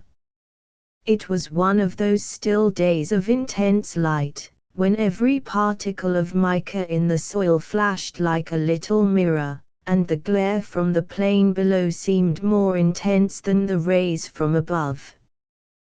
The sand ridges ran glittering gold out to where the mirage licked them up, shining and steaming like a lake in the tropics. The sky looked like blue lava, forever incapable of clouds, a turquoise bowl that was the lid of the desert. And yet within Mrs. Kohler's green patch the water dripped, the beds had all been hosed, and the air was fresh with rapidly evaporating moisture. The two symmetrical linden trees were the proudest things in the garden. Their sweetness embalmed all the air.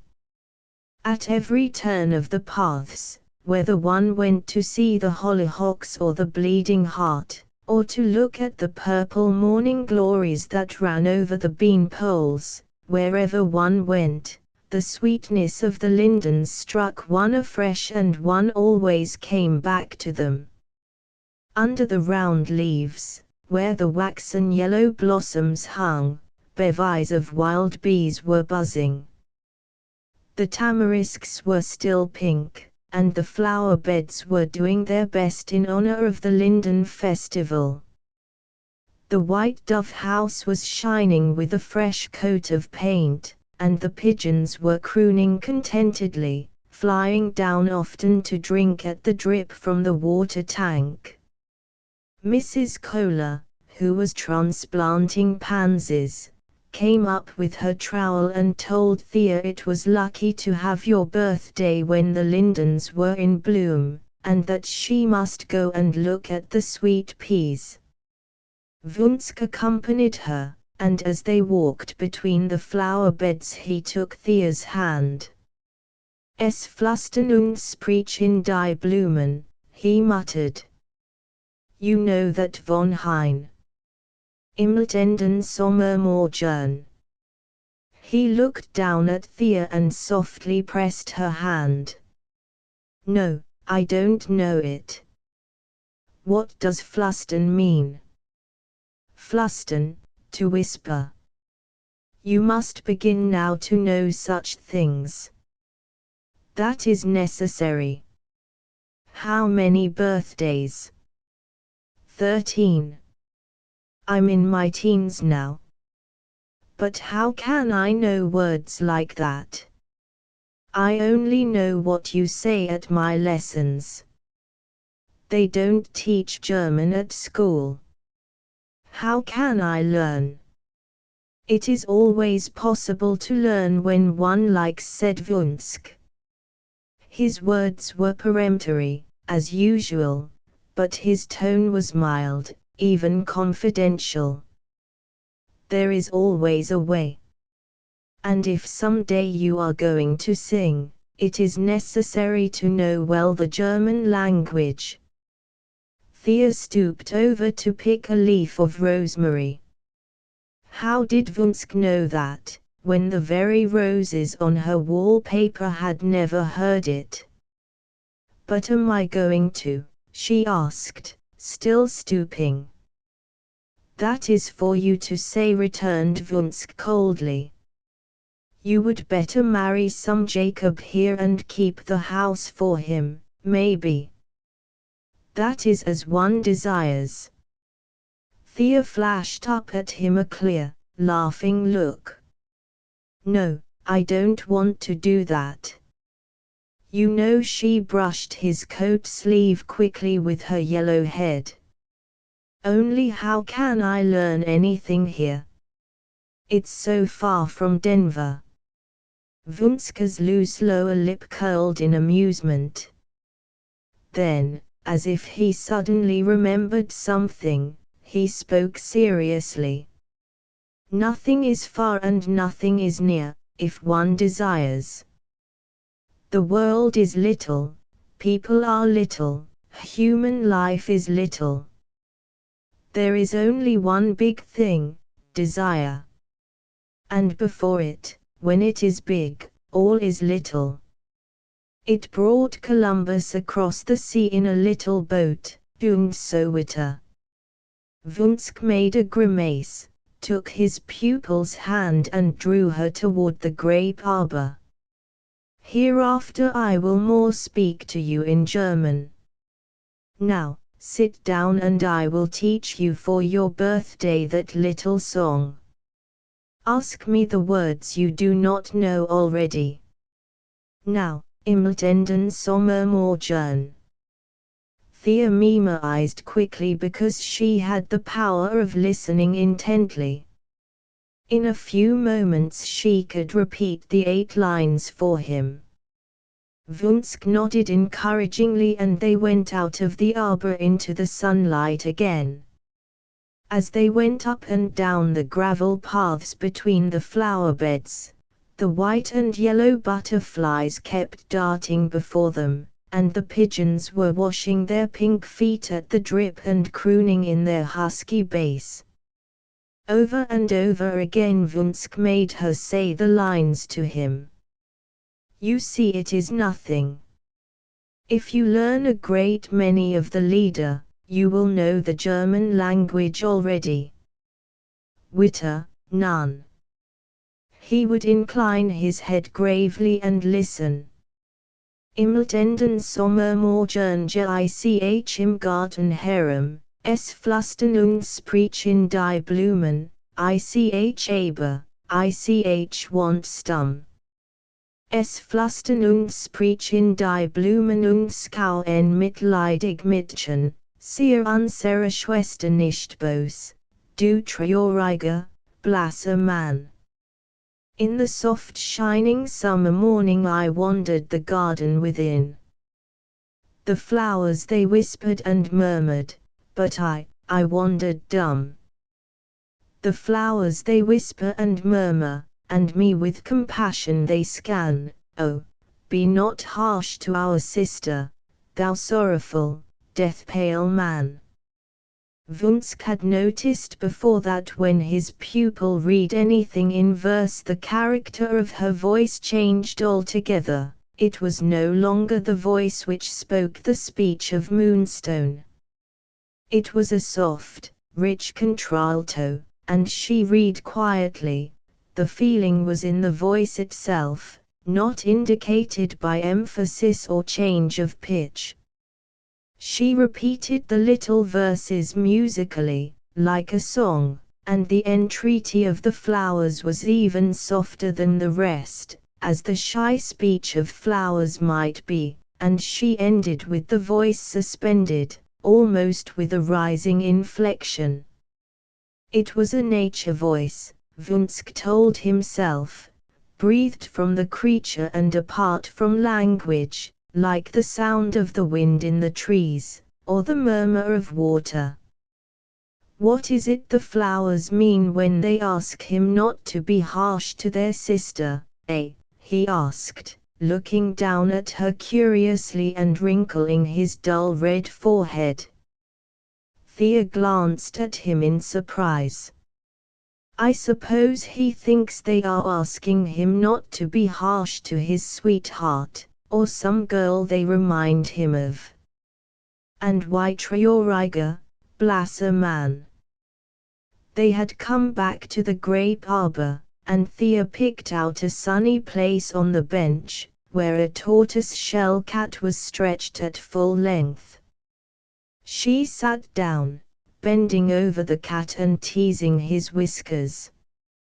Because he had been awake all night, thinking about her, wasn't it? Maybe that was why he was up so early. Vunsk shrugged his shoulders. If he think about her all night already, why do you say the flowers remind him? Thea looked up at him in perplexity. A flash of comprehension lit her face and she smiled eagerly. Oh, I didn't mean remind in that way. I didn't mean they brought her to his mind. I meant it was only when he came out in the morning, that she seemed to him like that, like one of the flowers. And before he came out, how did she seem? This time it was Thea who shrugged her shoulders. The warm smile left her face. She lifted her eyebrows in annoyance and looked off at the sand hills. Vunsk persisted. Why you not answer me? Because it would be silly. You are just trying to make me say things. It spoils things to ask questions. Vunsk bowed mockingly, his smile was disagreeable. Suddenly his face grew grave, grew fierce, indeed. He pulled himself up from his clumsy stoop and folded his arms. But it is necessary to know if you know some things. Some things cannot be taught. If you not know in the beginning, you not know in the end. For a singer there must be something in the inside from the beginning. I shall not be long in this place, maybe, and I like to know. Yes, he ground his heel in the gravel, yes, when you are barely 6, you must know that already. That is the beginning of all things. Der Geist, die Fantasie. It must be in the baby, when it makes its first cry, like der Rhythmus, or it is not to be.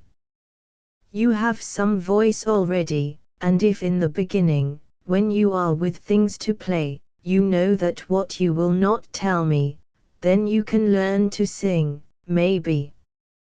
Vunsk began to pace the arbor, rubbing his hands together. The dark flush of his face had spread up under the iron-gray bristles on his head. He was talking to himself, not to Thea. Insidious power of the linden bloom. Oh, much you can learn. Aber nicht die Amerikanistin Fräulein. They have nothing inside them, striking his chest with both fists. They are like the ones in the Marchen, a grinning face and hollow in the insides. Something they can learn, oh, yes, maybe. But the secret, what make the rose to red, the sky to blue, the man to love, in der Brust it is. Und dieses gibt es kein Kunst, gibt es kein Kunst. He threw up his square hand and shook it, all the fingers apart and wagging. Purple and breathless he went out of the arbor and into the house, without saying goodbye. These outbursts frightened Vunsk. They were always harbingers of ill. Thea got her music book and stole quietly out of the garden. She did not go home, but wandered off into the sand dunes, where the prickly pear was in blossom and the green lizards were racing each other in the glittering light. She was shaken by a passionate excitement.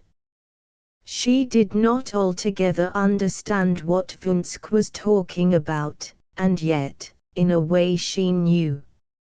She knew, of course, that there was something about her that was different. But it was more like a friendly spirit than like anything that was a part of herself. She thought everything to it, and it answered her. Happiness consisted of that backward and forward movement of herself. The something came and went, she never knew how. Sometimes she hunted for it and could not find it. Again, she lifted her eyes from a book, or stepped out of doors, or wakened in the morning, and it was there, under her cheek, it usually seemed to be, or over her breast, a kind of warm sureness. And when it was there, everything was more interesting and beautiful, even people. When this companion was with her, she could get the most wonderful things out of Spanish Johnny, or Vunsk, or Dr. Archie. On her 13th birthday she wandered for a long while about the sand ridges, picking up crystals and looking into the yellow prickly pear blossoms with their 1,000 stamens. She looked at the sand hills until she wished she were a sand hill. And yet she knew that she was going to leave them all behind someday. They would be changing all day long, yellow and purple and lavender, and she would not be there. From that day on, she felt there was a secret between her and Vunsk. Together they had lifted a lid, pulled out a drawer, and looked at something. They hid it away and never spoke of what they had seen, but neither of them forgot it. 1 July night, when the moon was full, Dr. Archie was coming up from the depot, restless and discontented, wishing there were something to do. He carried his straw hat in his hand, and kept brushing his hair back from his forehead with a purposeless, unsatisfied gesture. After he passed Uncle Billy Beamer's Cottonwood Grove, the sidewalk ran out of the shadow into the white moonlight and crossed the sand gully on high posts, like a bridge. As the doctor approached this trestle, he saw a white figure, and recognized Thea Kronborg. He quickened his pace and she came to meet him. "What are you doing out so late, my girl?" he asked as he took her hand. "Oh, I don't know. What do people go to bed so early for? I'd like to run along before the houses and screech at them. Isn't it glorious out here?" The young doctor gave a melancholy laugh and pressed her hand. "Think of it," Thea snorted impatiently. "Nobody up but us and the rabbits. I've started up half a dozen of them. Look at that little one down there now." She stooped and pointed. In the gully below them there was, indeed, a little rabbit with a white spot of a tail, crouching down on the sand, quite motionless. It seemed to be lapping up the moonlight like cream. On the other side of the walk, down in the ditch, there was a patch of tall, rank sunflowers, their shaggy leaves white with dust. The moon stood over the Cottonwood Grove. There was no wind, and no sound but the wheezing of an engine down on the tracks. "Well, we may as well watch the rabbits." Dr. Archie sat down on the sidewalk and let his feet hang over the edge. He pulled out a smooth linen handkerchief that smelled of German cologne water. "Well, how goes it? Working hard? You must know about all Vunsk can teach you by this time." Thea shook her head. "Oh, no, I don't, Dr. Archie. He's hard to get at, but he's been a real musician in his time. Mother says she believes he's forgotten more than the music teachers down in Denver ever knew." "I'm afraid he won't be around here much longer," said Dr. Archie. "He's been making a tank of himself lately. He'll be pulling his freight one of these days. That's the way they do, you know. I'll be sorry on your account. He paused and ran his fresh handkerchief over his face. What the deuce are we all here for anyway, Thea? He said abruptly. On Earth, you mean?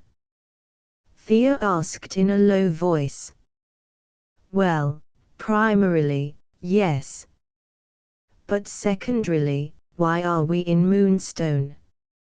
It isn't as if we'd been born here.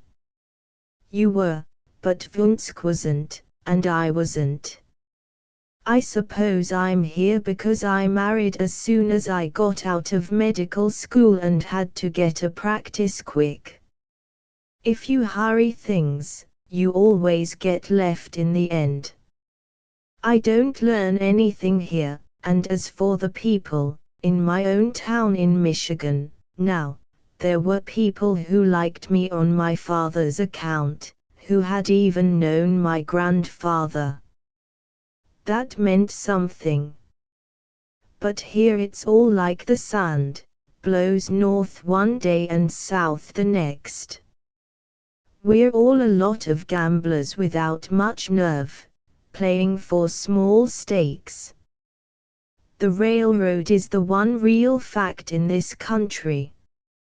That has to be, the world has to be got back and forth. But the rest of us are here just because it's the end of a run and the engine has to have a drink.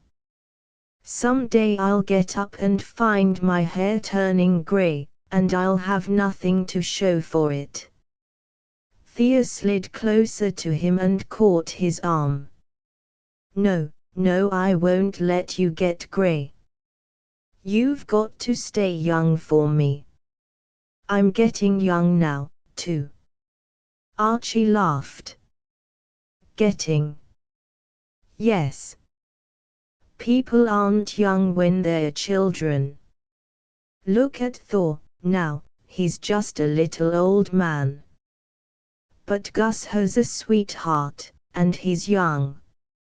Something in that. Dr. Archie patted her head, and then felt the shape of her skull gently, with the tips of his fingers. When you were little, Thea, I used always to be curious about the shape of your head. You seemed to have more inside it than most youngsters. I haven't examined it for a long time. Seems to be the usual shape, but uncommonly hard, somehow. What are you going to do with yourself, anyway? I don't know. Honest, now. He lifted her chin and looked into her eyes. Thea laughed and edged away from him. You've got something up your sleeve, haven't you? Anything you like, only don't marry and settle down here without giving yourself a chance, will you? Not much. See, there's another rabbit. That's all right about the rabbits, but I don't want you to get tied up. Remember that. Thea nodded. Be nice to Vunsk, then. I don't know what I'd do if he went away. You've got older friends than Vunsk here, Thea. I know. Thea spoke seriously and looked up at the moon, propping her chin on her hand. But Vunsk is the only one that can teach me what I want to know. I've got to learn to do something well, and that's the thing I can do best. Do you want to be a music teacher? Maybe, but I want to be a good one. I'd like to go to Germany to study, someday. Vunsk says that's the best place, the only place you can really learn. Thea hesitated and then went on nervously, I've got a book that says so, too. It's called My Musical Memories. It made me want to go to Germany even before Vunsk said anything. Of course it's a secret. You're the first one I've told. Dr. Archie smiled indulgently. That's a long way off. Is that what you've got in your hard noddle? He put his hand on her hair, but this time she shook him off. No, I don't think much about it. But you talk about going, and a body has to have something to go to. That's so. Dr. Archie sighed. You're lucky if you have. Poor Vunsk, now, he hasn't. What do such fellows come out here for? He's been asking me about my mining stock, and about mining towns. What would he do in a mining town? He wouldn't know a piece of ore if he saw one. He's got nothing to sell that a mining town wants to buy. Why don't those old fellows stay at home? We won't need them for another 100 years. An engine wiper can get a job, but a piano player. Such people can't make good. My grandfather Alstrom was a musician, and he made good. Dr. Archie chuckled. Oh, a Swede can make good anywhere, at anything. You've got that in your favor, miss. Come, you must be getting home. Thea rose. Yes, I used to be ashamed of being a Swede, but I'm not anymore. Swedes are kind of common, but I think it's better to be something. It surely is. How tall you are getting. You come above my shoulder now. I'll keep on growing, don't you think? I particularly want to be tall. Yes, I guess I must go home. I wish there'd be a fire. A fire. Yes, so the fire bell would ring and the roundhouse whistle would blow, and everybody would come running out. Sometime I'm going to ring the fire bell myself and stir them all up. You'd be arrested. Well, that would be better than going to bed. I'll have to lend you some more books. Thea shook herself impatiently. I can't read every night. Dr. Archie gave one of his low, sympathetic chuckles as he opened the gate for her. You're beginning to grow up, that's what's the matter with you. I'll have to keep an eye on you. Now you'll have to say good night to the moon. No, I won't. I sleep on the floor now, right in the moonlight. My window comes down to the floor, and I can look at the sky all night. She shot round the house to the kitchen door, and Dr. Archie watched her disappear with a sigh. He thought of the hard, mean, frizzy little woman who kept his house for him, once the belle of a Michigan town, now dry and withered up at 30. If I had a daughter like Thea to watch, he reflected, I wouldn't mind anything.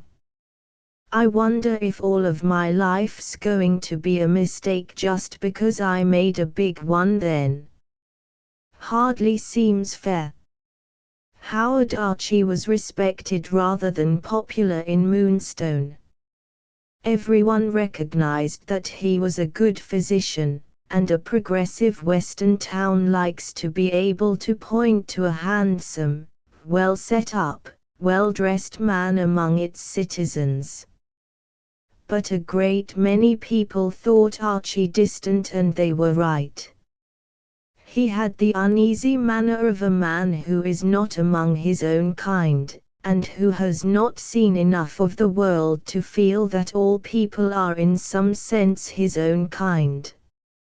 He knew that everyone was curious about his wife, that she played a sort of character part in Moonstone, and that people made fun of her, not very delicately.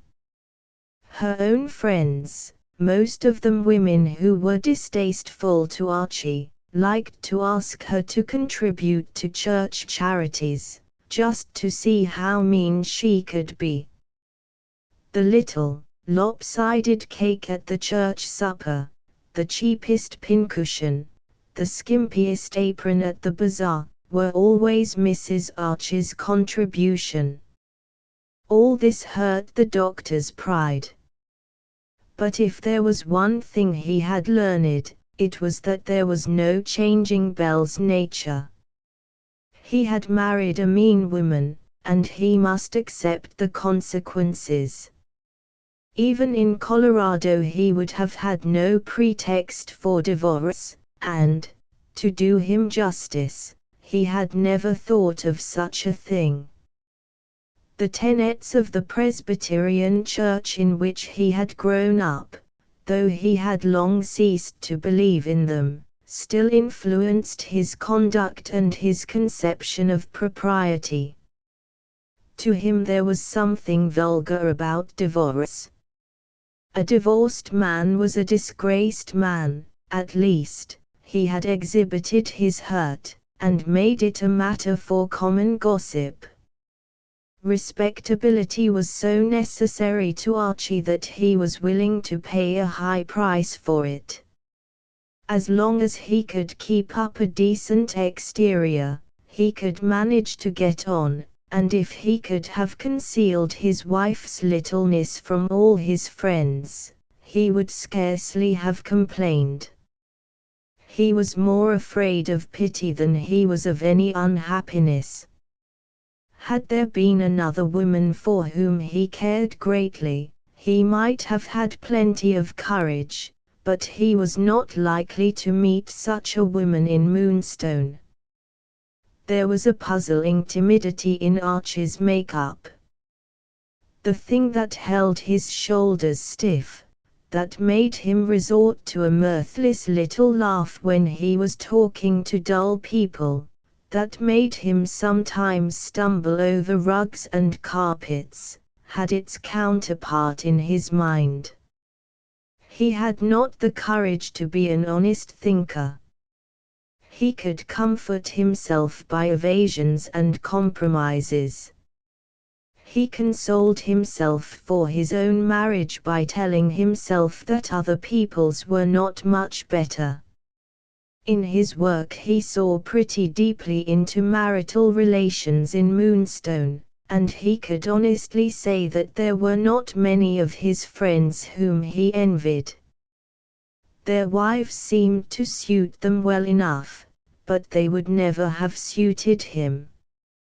Although Dr. Archie could not bring himself to regard marriage merely as a social contract, but looked upon it as somehow made sacred by a church in which he did not believe, as a physician he knew that a young man whose marriage is merely nominal must yet go on living his life. When he went to Denver or to Chicago, he drifted about in careless company where gaiety and good humor can be bought, not because he had any taste for such society, but because he honestly believed that anything was better than divorce. He often told himself that hanging and wiving go by destiny.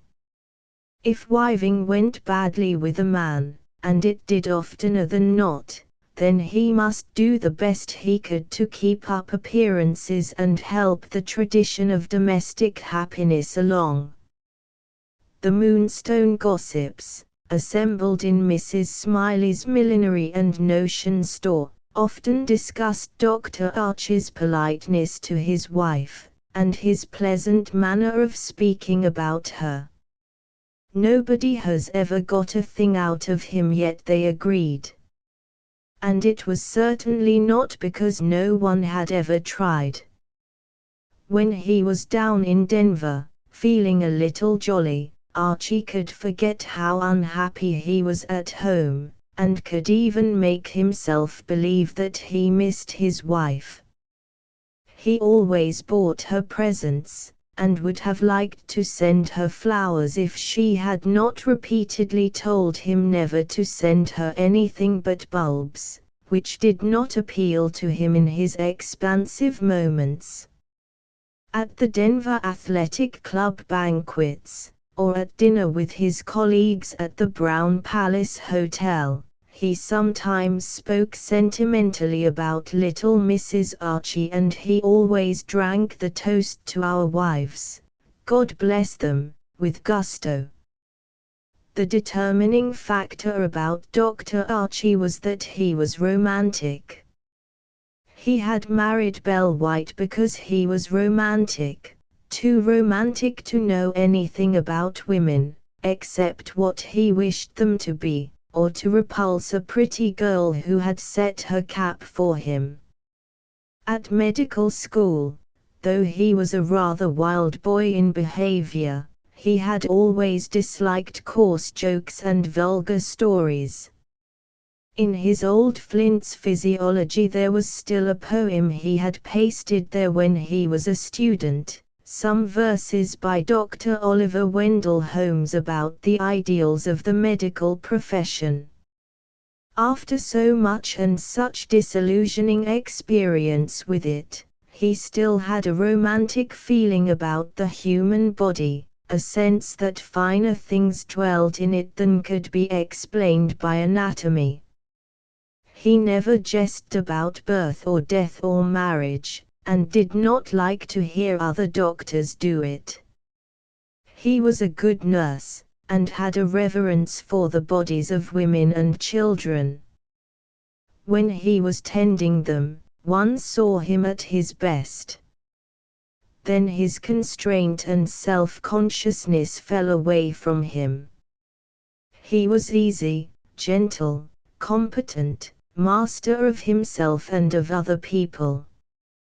Then the idealist in him was not afraid of being discovered and ridiculed. In his tastes, too, the doctor was romantic.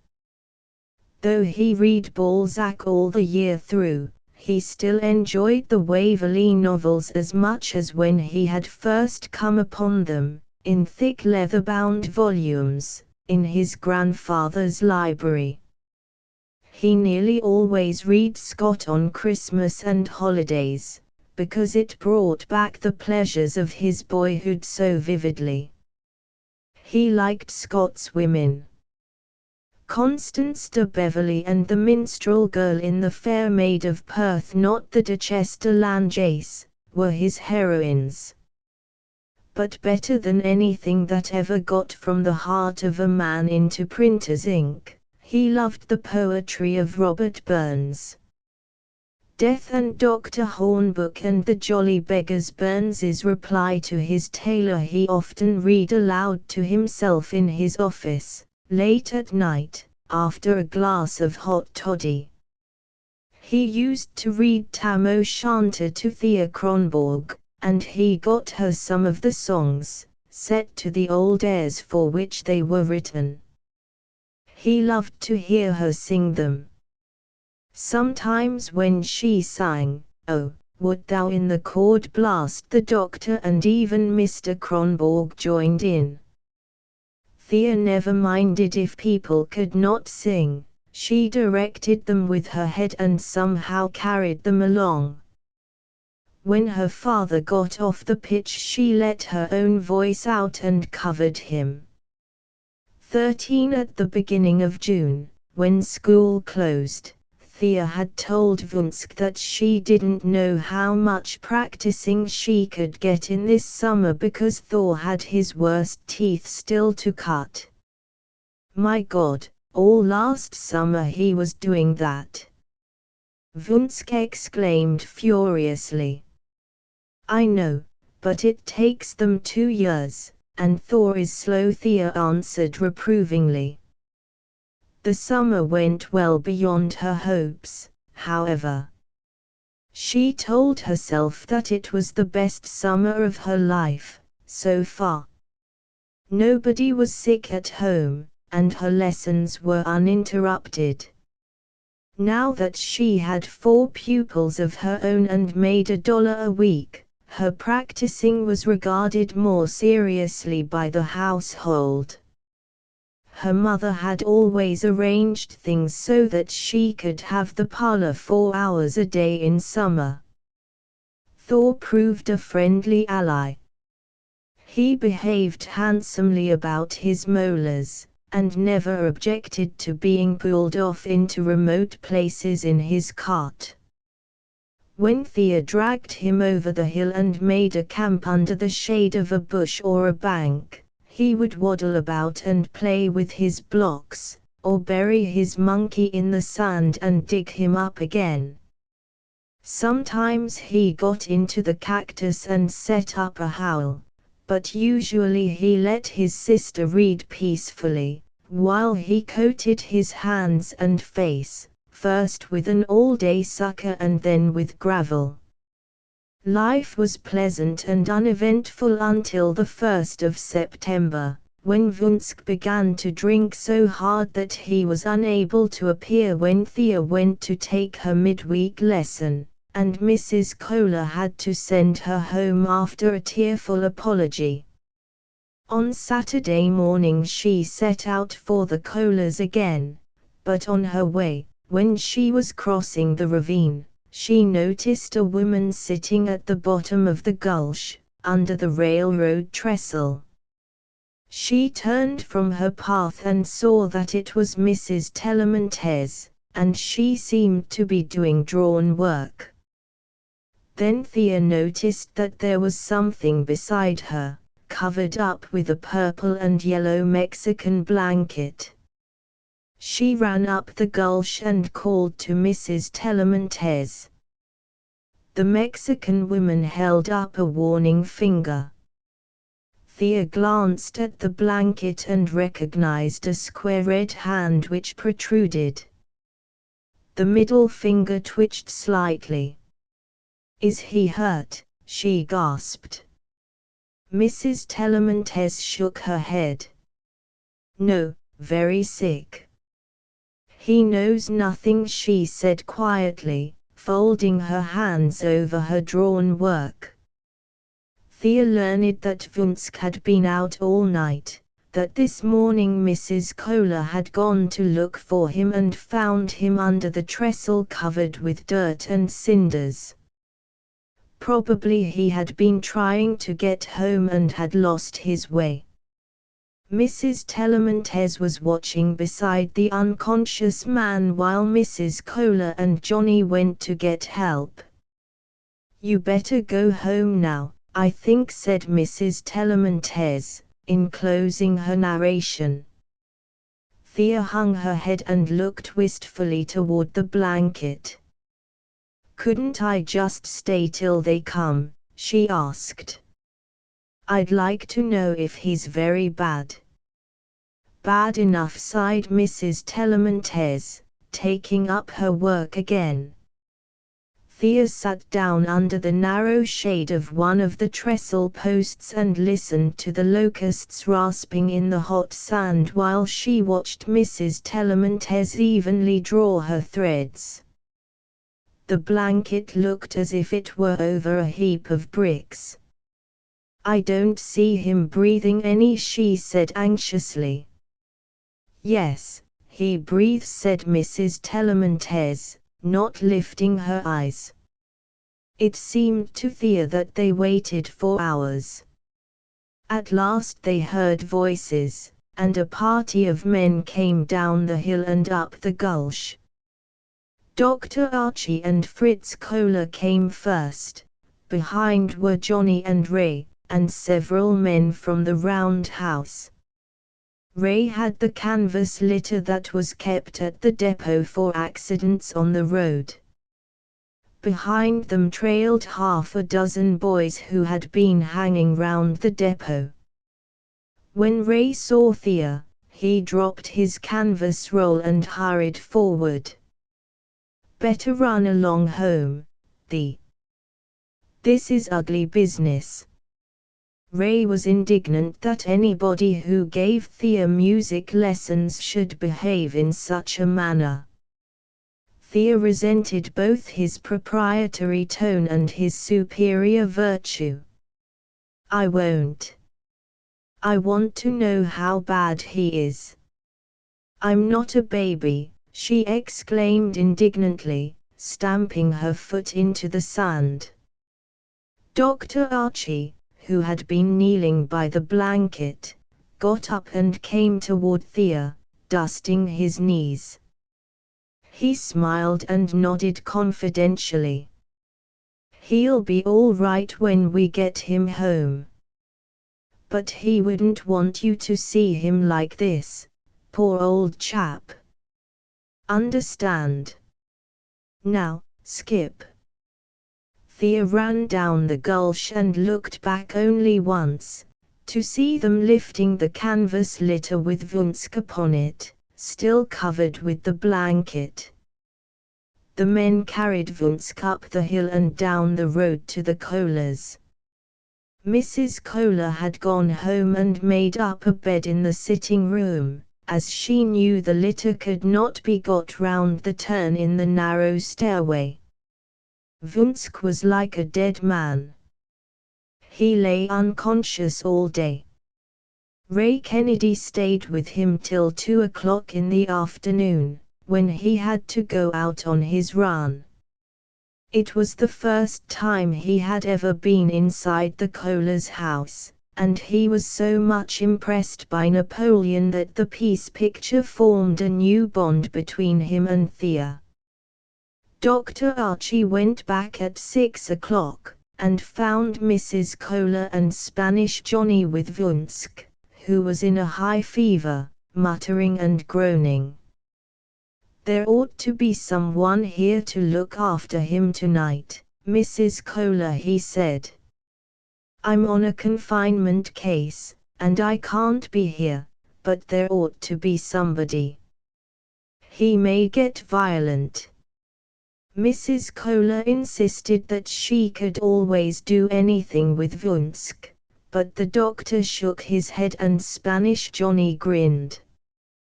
He said he would stay. The doctor laughed at him. 10 fellows like you couldn't hold him, Spanish. If he got obstreperous, an Irishman would have his hands full. Guess I'd better put the soft pedal on him. He pulled out his hypodermic. Spanish Johnny stayed, however, and the Kohlers went to bed. At about 2 o'clock in the morning Vunsk rose from his ignominious cot. Johnny, who was dozing on the lounge, awoke to find the German standing in the middle of the room in his undershirt and drawers, his arms bare, his heavy body seeming twice its natural girth. His face was snarling and savage, and his eyes were crazy. He had risen to avenge himself, to wipe out his shame, to destroy his enemy. One look was enough for Johnny. Vunsk raised a chair threateningly, and Johnny, with the lightness of a picador, darted under the missile and out of the open window. He shot across the gully to get help, meanwhile leaving the Kohlers to their fate. Fritz, upstairs, heard the chair crash upon the stove. Then he heard doors opening and shutting, and someone stumbling about in the shrubbery of the garden. He and Paulina sat up in bed and held a consultation. Fritz slipped from under the covers, and going cautiously over to the window, poked out his head. Then he rushed to the door and bolted it. Mein Gott, Paulina, he gasped, he has the axe, he will kill us. The dresser, cried Mrs. Kohler, push the dresser before the door. Ache, if you had your rabbit gun, now. It is in the barn, said Fritz sadly. It would do no good, he would not be afraid of anything now. Stay you in the bed, Paulina. The dresser had lost its casters years ago, but he managed to drag it in front of the door. He is in the garden. He makes nothing. He will get sick again, maybe. Fritz went back to bed and his wife pulled the quilt over him and made him lie down. They heard stumbling in the garden again, then a smash of glass. "Ach, das Mistbeet," gasped Paulina, hearing her hotbed shivered. "The poor soul, Fritz, he will cut himself." "Ach. What is that?" They both sat up in bed. "Wida. Ach, what is he doing?" The noise came steadily, a sound of chopping. Paulina tore off her nightcap. Die Baum, die Baum. He is cutting our trees, Fritz." Before her husband could prevent her, she had sprung from the bed and rushed to the window. Der Torbensklag. Schreckter Himmel, he is chopping the Dove house down. Fritz reached her side before she had got her breath again, and poked his head out beside hers. There, in the faint starlight, they saw a bulky man, barefoot, half-dressed, chopping away at the white post that formed the pedestal of the Dove house. The startled pigeons were croaking and flying about his head, even beating their wings in his face, so that he struck at them furiously with the axe. In a few seconds there was a crash, and Vunsk had actually felled the Dove house. "Oh, if only it is not the trees next," prayed Paulina. "The Dove house you can make new again, but not die Baum." They watched breathlessly. In the garden below, Vunsk stood in the attitude of a woodman, contemplating the fallen coat. Suddenly he threw the axe over his shoulder and went out of the front gate toward the town. "The poor soul, he will meet his death," Mrs. Kohler wailed. She ran back to her feather bed and hid her face in the pillow. Fritz kept watch at the window. "No, no, Paulina," he called presently, "I see lanterns coming. Johnny must have gone for somebody." "Yes, 4 lanterns, coming along the gulch." "They stop, they must have seen him already. Now they are under the hill and I cannot see them, but I think they have him. They will bring him back. I must dress and go down." He caught his trousers and began pulling them on by the window. "Yes, here they come, 6 men. And they have tied him with a rope, Paulina." "Ach, the poor man. To be led like a cow," groaned Mrs. Kohler. "Oh, it is good that he has no wife."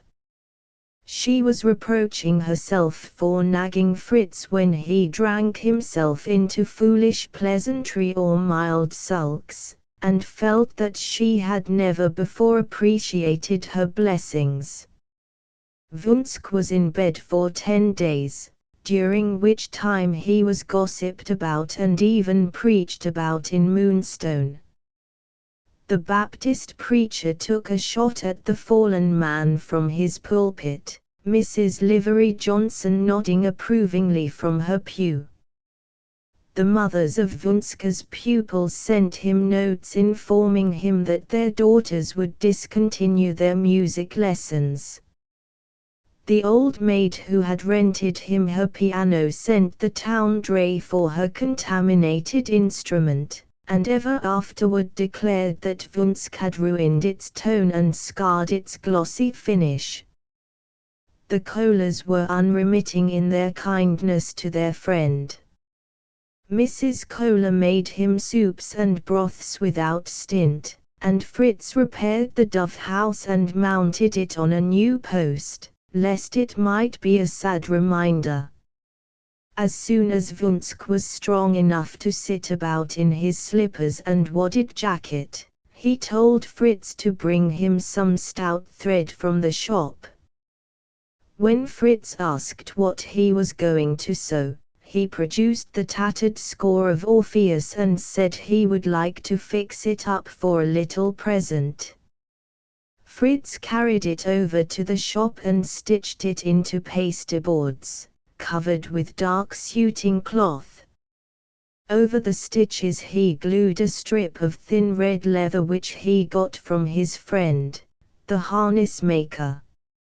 After Paulina had cleaned the pages with fresh bread, Vunsk was amazed to see what a fine book he had. It opened stiffly, but that was no matter. Sitting in the arbor one morning, under the ripe grapes and the brown, curling leaves, with a pen and ink on the bench beside him and the Gluck score on his knee, Vunsk pondered for a long while. Several times he dipped the pen in the ink, and then put it back again in the cigar box in which Mrs. Kohler kept her writing utensils. His thoughts wandered over a wide territory, over many countries and many years. There was no order or logical sequence in his ideas. Pictures came and went without reason. Faces, mountains, rivers, autumn days in other vineyards far away. He thought of a first rise he had made through the Harz mountains in his student days, of the innkeeper's pretty daughter who had lighted his pipe for him in the garden one summer evening, of the woods above Wiesbaden, haymakers on an island in the river. The roundhouse whistle woke him from his reveries. Ah, yes, he was in Moonstone, Colorado. He frowned for a moment and looked at the book on his knee. He had thought of a great many appropriate things to write in it, but suddenly he rejected all of them, opened the book, and at the top of the much engraved title page he wrote rapidly in purple ink, Ernst, O Wunder, a Vunsk. Moonstone, Colo. The 30th of September, 18, nobody in Moonstone ever found what Vunska's first name was. That A may have stood for Adam, or August, or even Amadeus. He got very angry if anyone asked him. He remained a Vunsk to the end of his chapter there. When he presented this score to Thea, he told her that in 10 years she would either know what the inscription meant, or she would not have the least idea, in which case it would not matter. When Vunsk began to pack his trunk, both the Kohlers were very unhappy. He said he was coming back someday, but that for the present, since he had lost all his pupils, it would be better for him to try some new town. Mrs. Kohler darned and mended all his clothes, and gave him 2 new shirts she had made for Fritz. Fritz made him a new pair of trousers and would have made him an overcoat but for the fact that overcoats were so easy to pawn. Vunsk would not go across the ravine to the town until he went to take the morning train for Denver. He said that after he got to Denver he would look around. He left Moonstone one bright October morning, without telling anyone goodbye. He bought his ticket and went directly into the smoking car. When the train was beginning to pull out, he heard his name called frantically, and looking out of the window he saw Thea Kronborg standing on the siding, bareheaded and panting. Some boys had brought word to school that they saw Vunska's trunk going over to the station, and Thea had run away from school. She was at the end of the station platform, her hair in 2 braids, her blue gingham dress wet to the knees because she had run across lots through the weeds. It had rained during the night, and the tall sunflowers behind her were fresh and shining. "Goodbye, Herr Wunsk, goodbye," she called, waving to him. He thrust his head out at the car window and called back, Leben Sie wohl, mein kind." He watched her until the train swept around the curve beyond the roundhouse, and then sank back into his seat, muttering, "She had been running. Ah, she will run a long way, they cannot stop her." What was it about the child that one believed in? Was it her dogged industry, so unusual in this free and easy country? Was it her imagination? More likely it was because she had both imagination and a stubborn will, curiously balancing and interpenetrating each other. There was something unconscious and unawakened about her that tempted curiosity. She had a kind of seriousness that he had not met with in a pupil before. She hated difficult things, and yet she could never pass one by. They seemed to challenge her. She had no peace until she mastered them.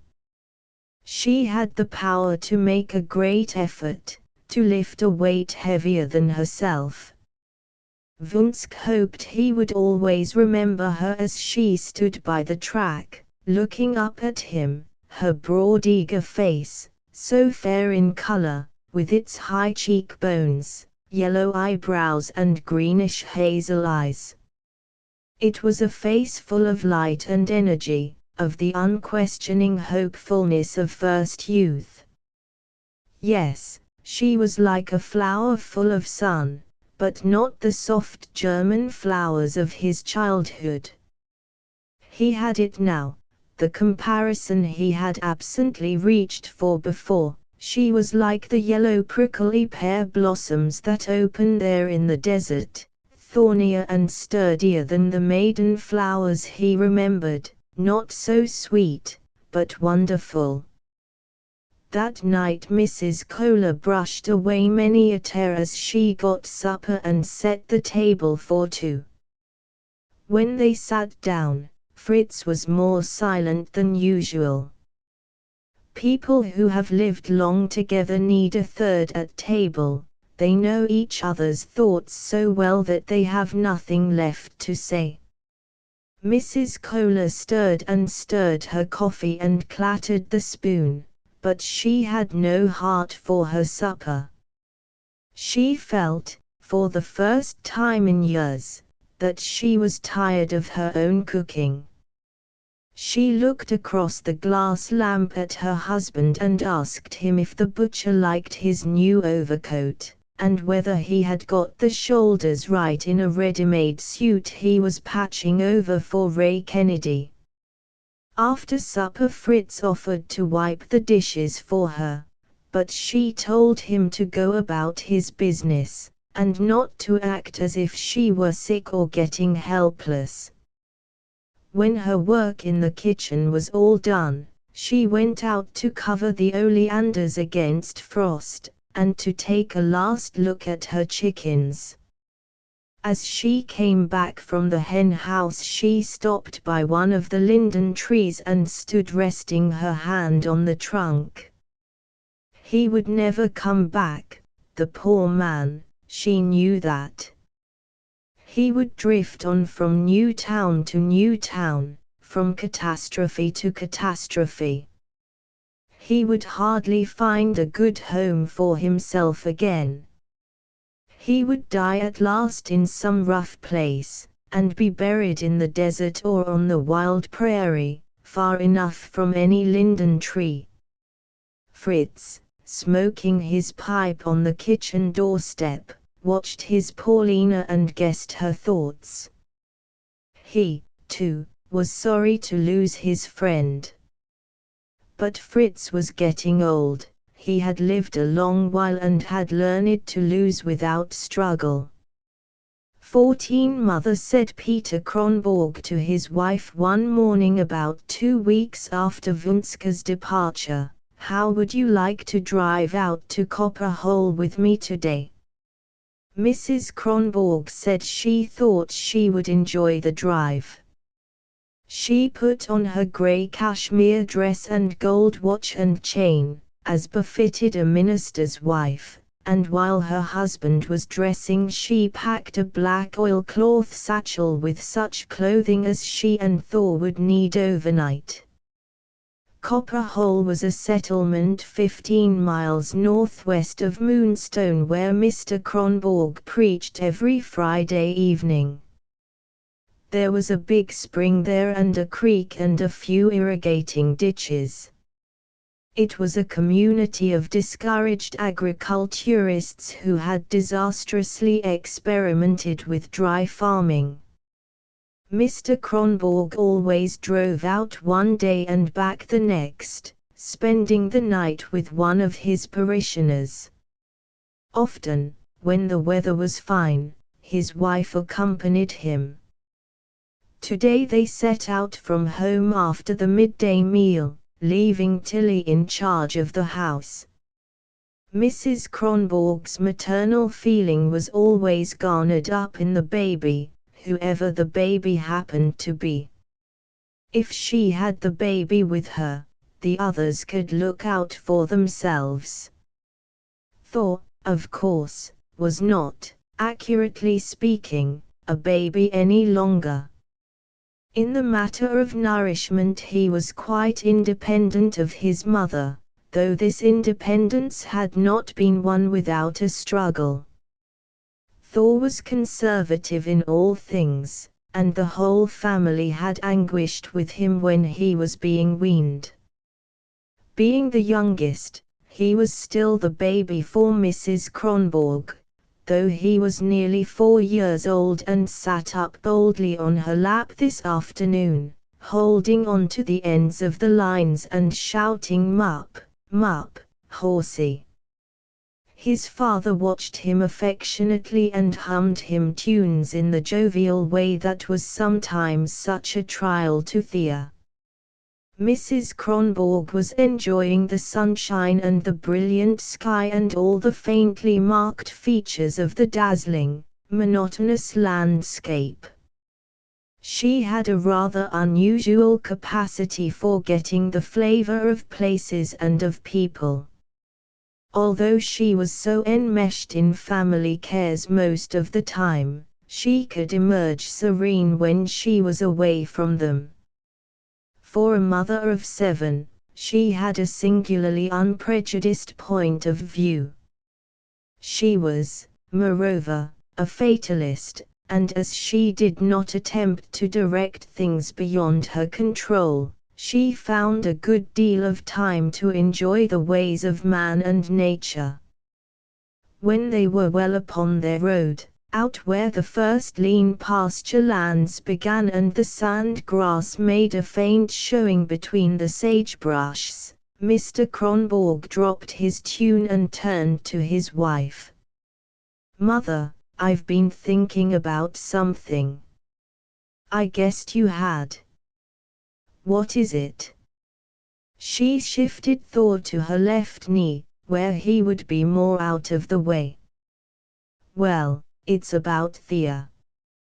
Mr. Follansby came to my study at the church the other day and said they would like to have their 2 girls take lessons of Thea. Then I sounded Miss Mayers, Miss Mayers was the organist in Mr. Kronborg's church, and she said there was a good deal of talk about whether Thea wouldn't take over Wunska's pupils. She said if Thea stopped school she wouldn't wonder if she could get pretty much all Wunska's class. People think Thea knows about all Wunsk could teach. Mrs. Kronborg looked thoughtful. Do you think we ought to take her out of school so young?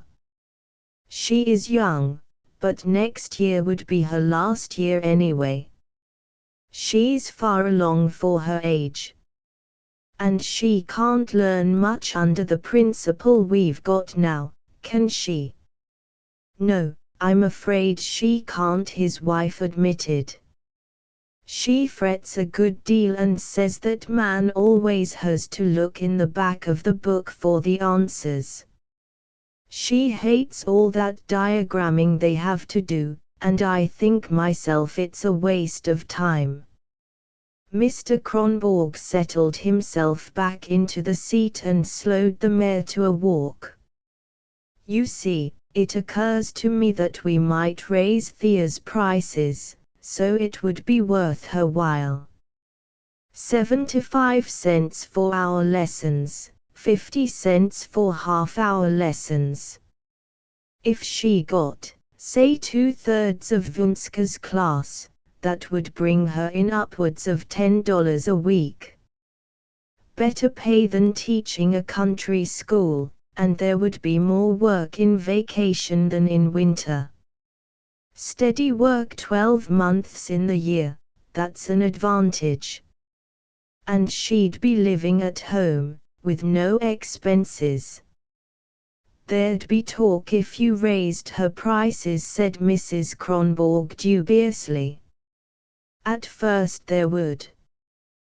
But Thea is so much the best musician in town that they'd all come into line after a while. A good many people in Moonstone have been making money lately, and have bought new pianos. There were 10 new pianos shipped in here from Denver in the last year. People ain't going to let them stand idle, too much money invested. I believe Thea can have as many scholars as she can handle, if we set her up a little. How set her up, do you mean? Mrs. Kronborg felt a certain reluctance about accepting this plan, though she had not yet had time to think out her reasons. Well, I've been thinking for some time we could make good use of another room. We couldn't give up the parlor to her all the time. If we built another room on the L and put the piano in there, she could give lessons all day long and it wouldn't bother us. We could build a clothes press in it, and put in a bed lounge and a dresser and let Anna have it for her sleeping room. She needs a place of her own, now that she's beginning to be dressy. Seems like Thea ought to have the choice of the room, herself, said Mrs. Kronborg. But, my dear, she don't want it. Won't have it. I sounded her coming home from church on Sunday, asked her if she would like to sleep in a new room, if we built on. She fired up like a little wildcat and said she'd made her own room all herself, and she didn't think anybody ought to take it away from her. She don't mean to be impertinent, father. She's made decided that way, like my father. Mrs. Kronborg spoke warmly.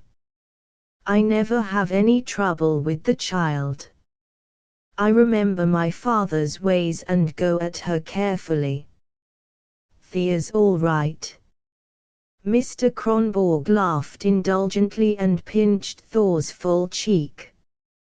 Oh, I didn't mean anything against your girl, mother. She's all right, but she's a little wildcat, just the same. I think Ray Kennedy's planning to spoil a born old maid. Ha!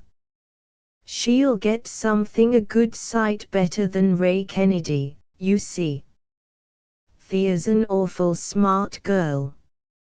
I've seen a good many girls take music lessons in my time, but I ain't seen one that took to it so. Vunsk said so, too. She's got the making of something in her. I don't deny that, and the sooner she gets at it in a business-like way, the better. She's the kind that takes responsibility, and it'll be good for her.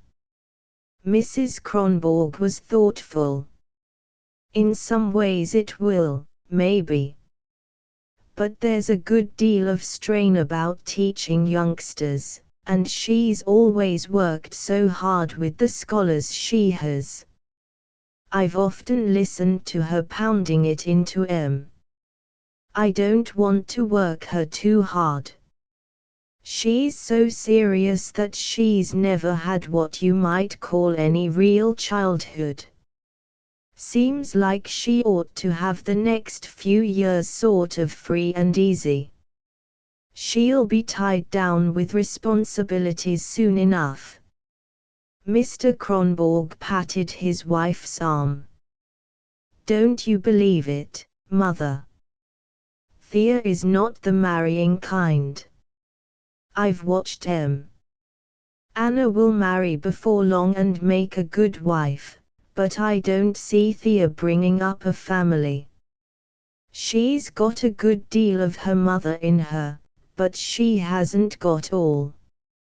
She's too peppery and too fond of having her own way. Then she's always got to be ahead in everything. That kind make good church workers and missionaries and school teachers, but they don't make good wives. They fret all their energy away, like colts, and get cut on the wire. Mrs. Kronborg laughed. Give me the graham crackers I put in your pocket for Thor. He's hungry.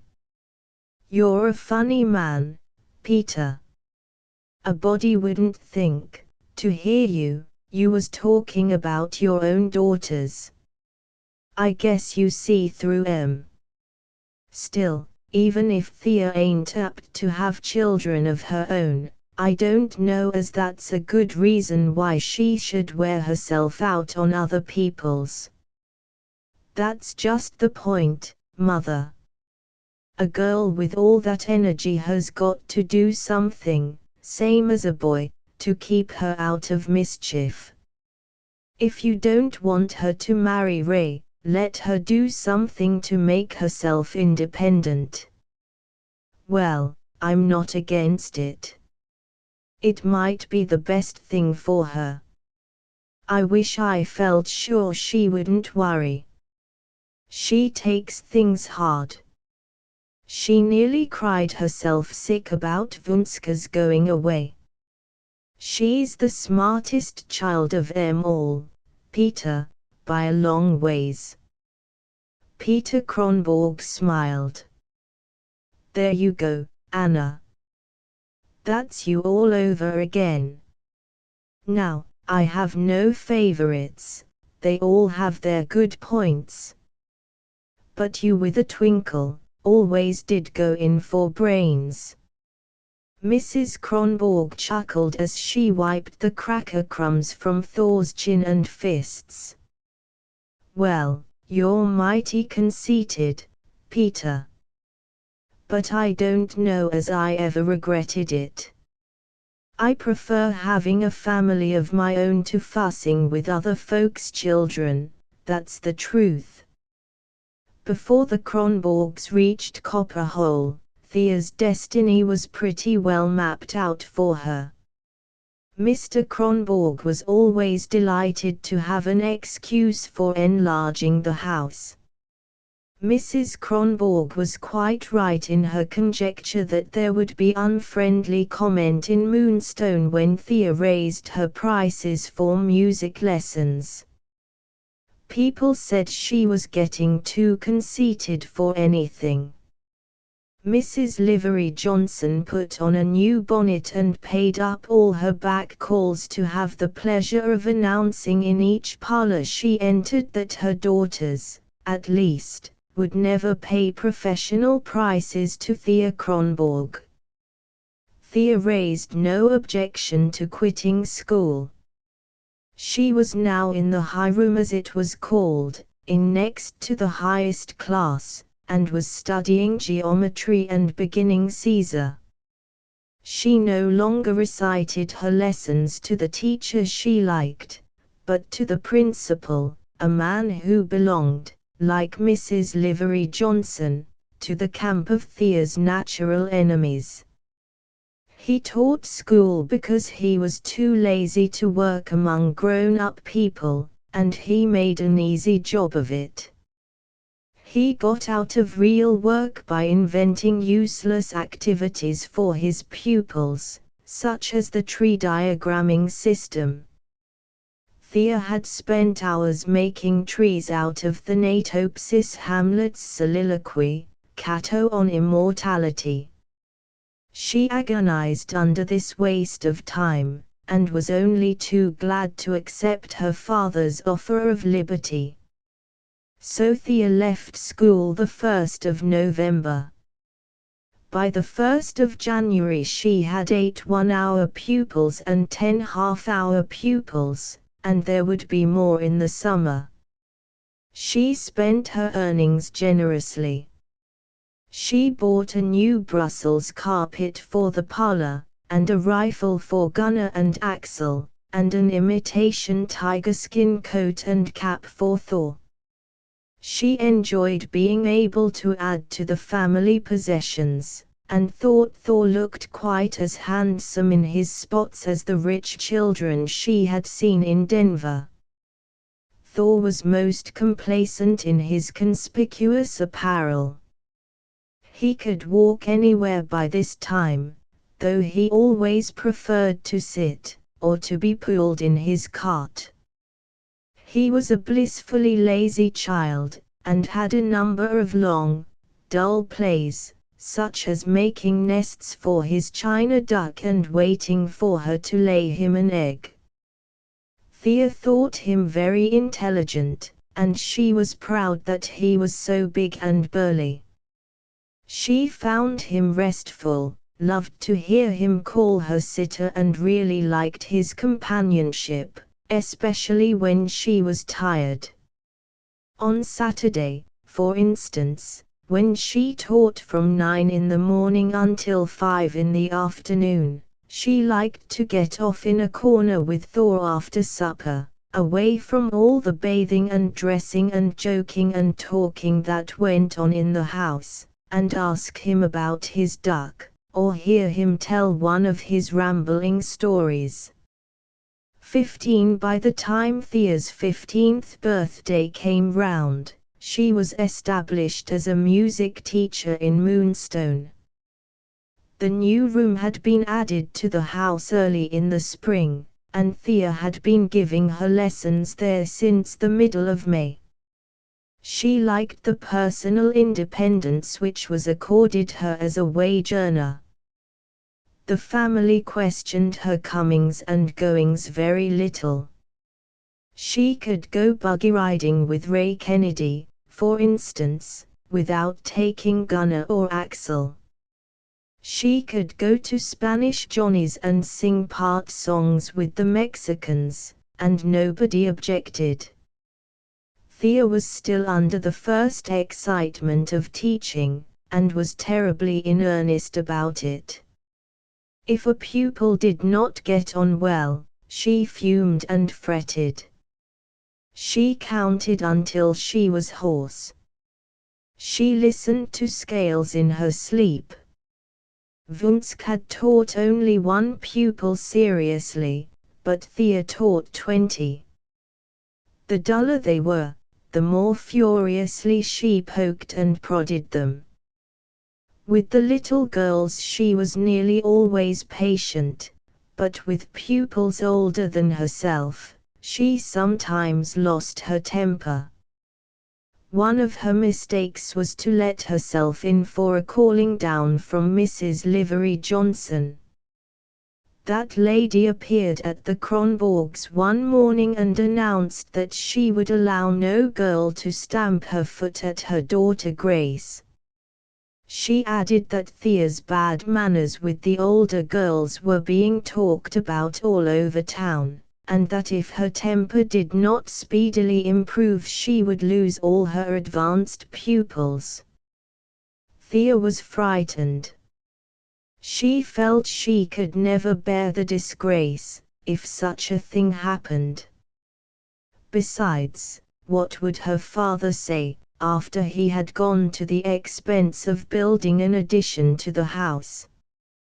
Mrs. Johnson demanded an apology to Grace. Thea said she was willing to make it. Mrs. Johnson said that hereafter, since she had taken lessons of the best piano teacher in Grinnell, Iowa, she herself would decide what pieces Grace should study.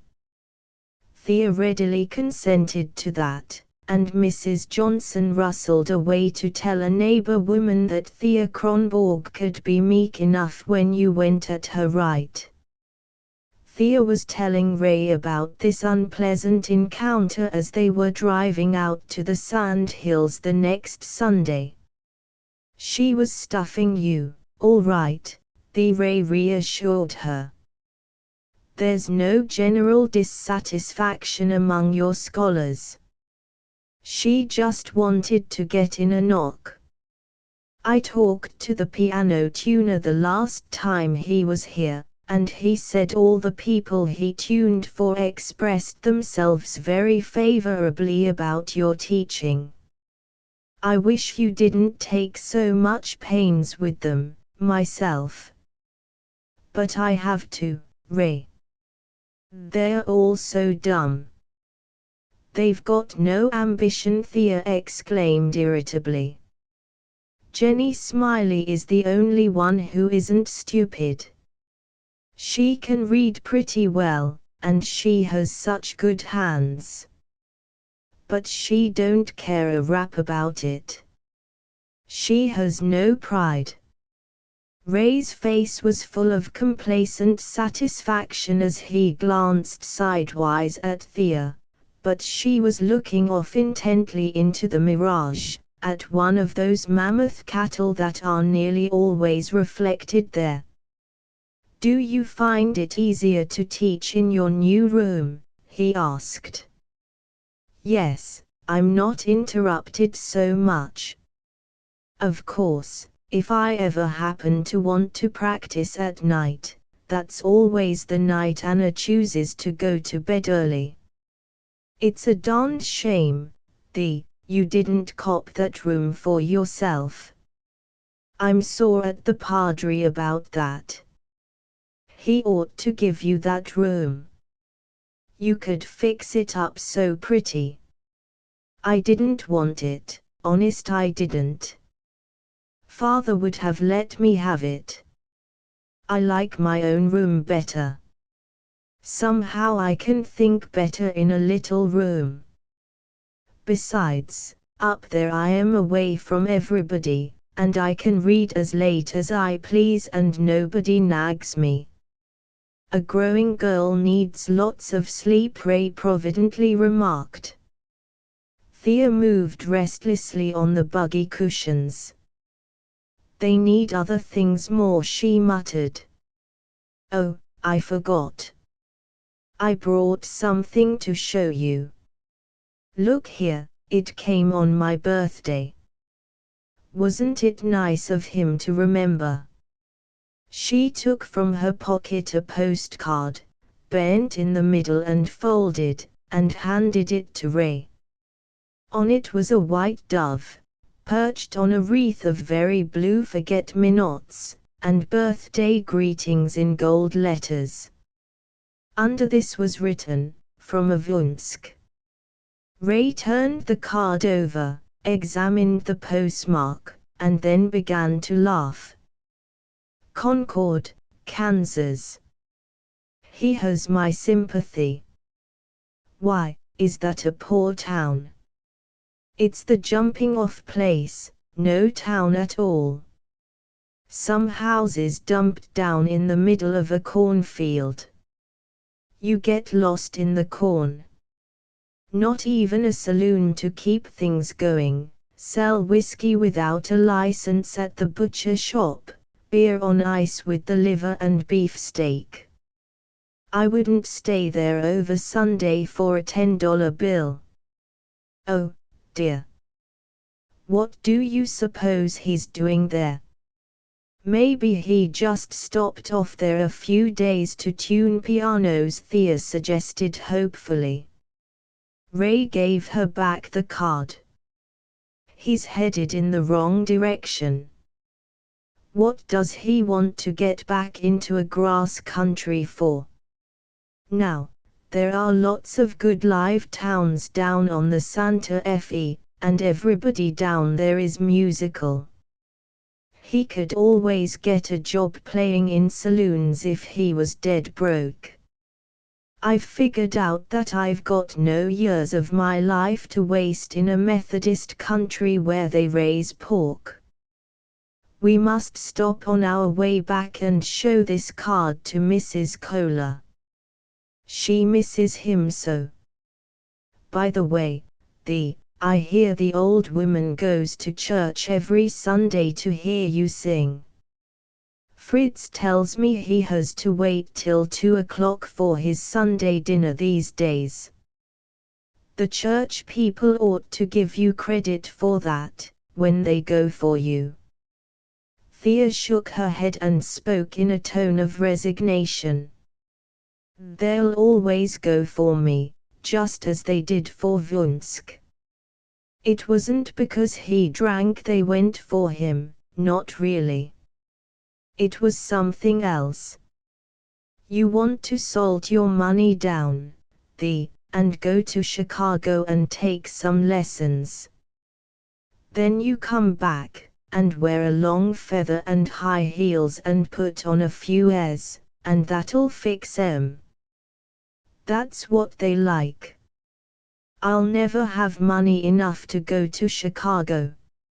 Mother meant to lend me some, I think, but now they've got hard times back in Nebraska, and her farm don't bring her in anything. Takes all the tenant can raise to pay the taxes. Let's talk about that. You promised to tell me about the play you went to see in Denver.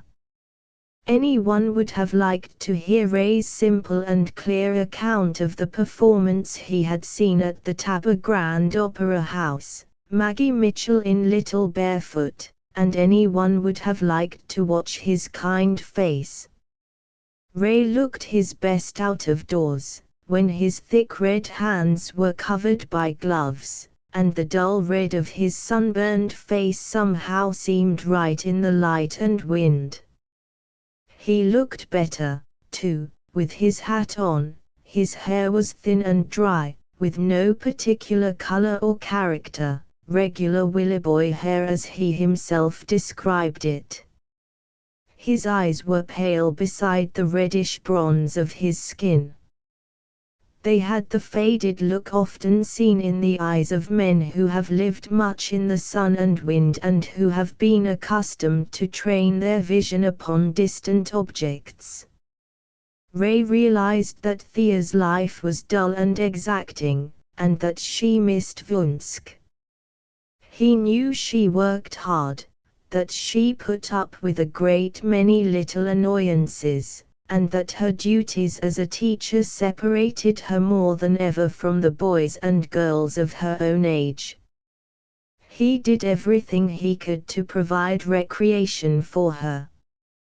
He brought her candy and magazines and pineapples, of which she was very fond, from Denver, and kept his eyes and ears open for anything that might interest her.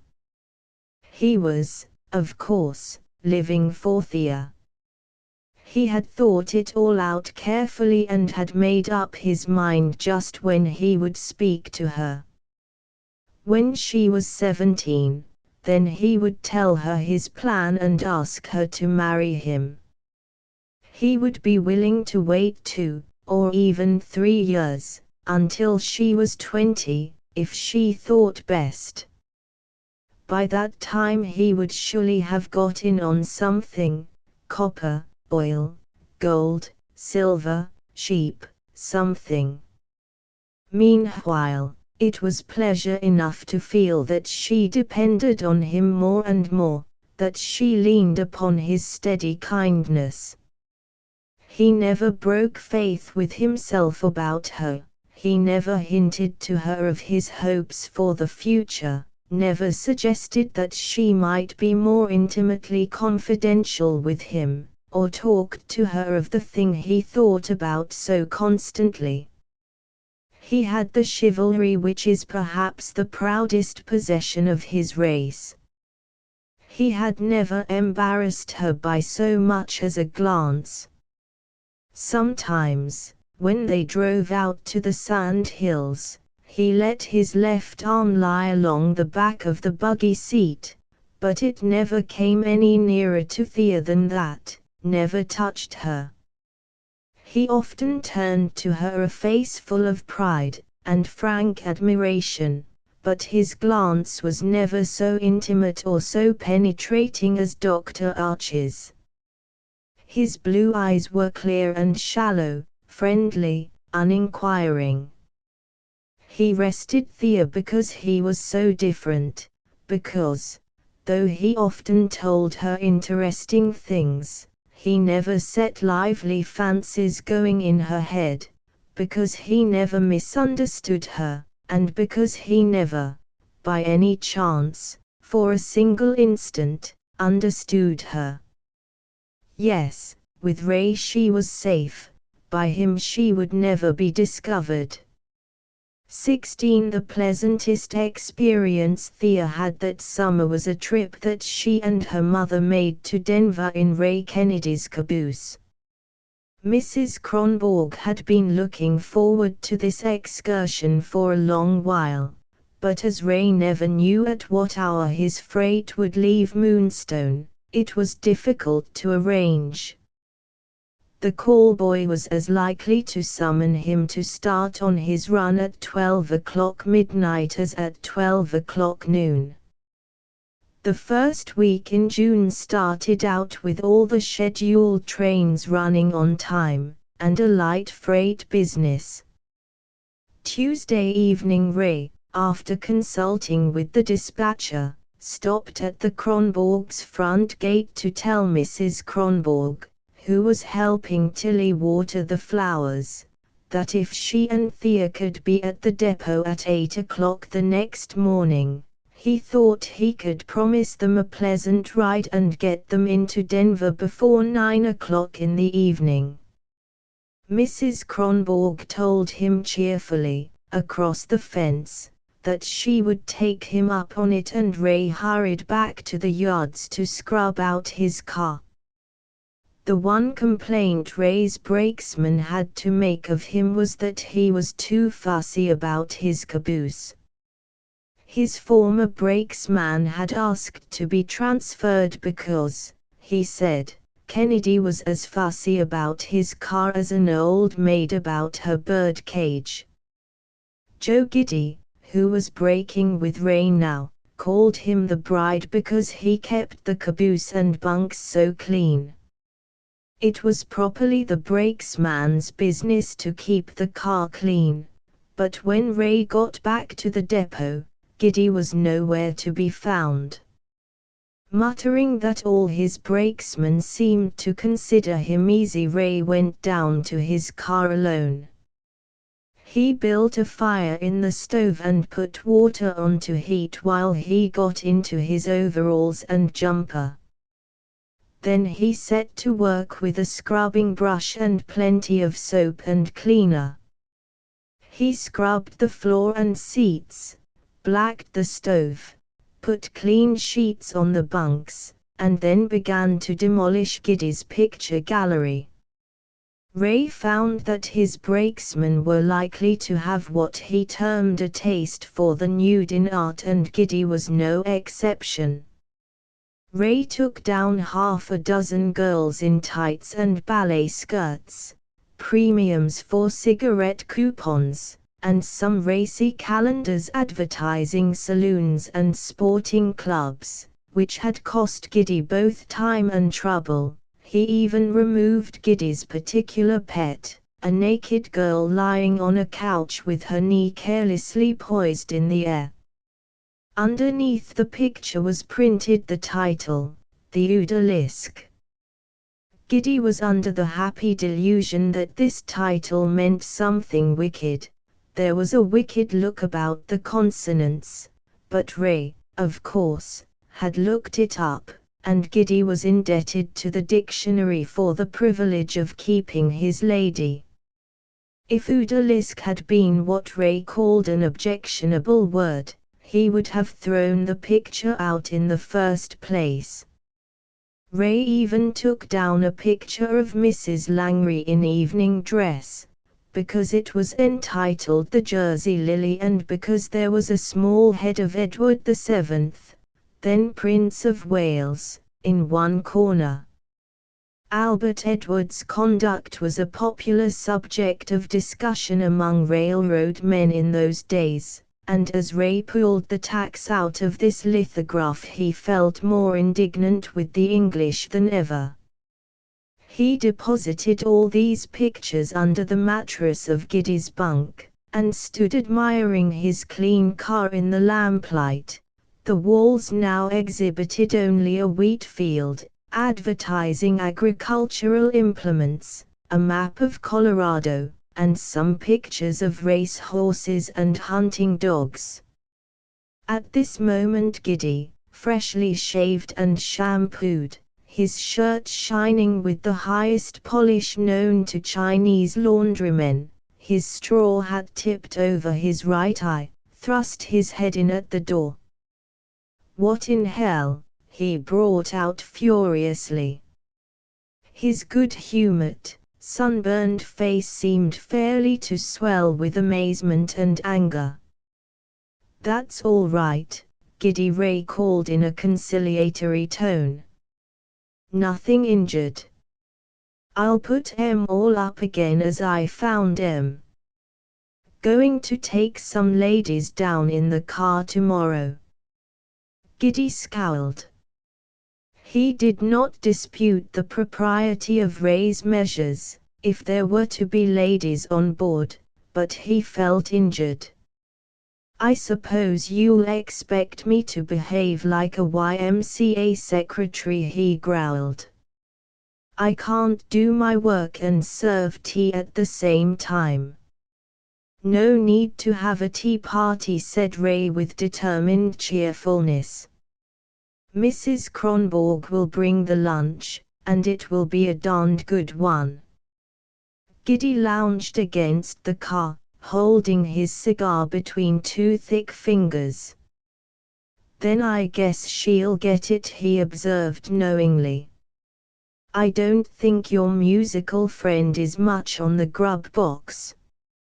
Hers to keep her hands white to tickle the ivories."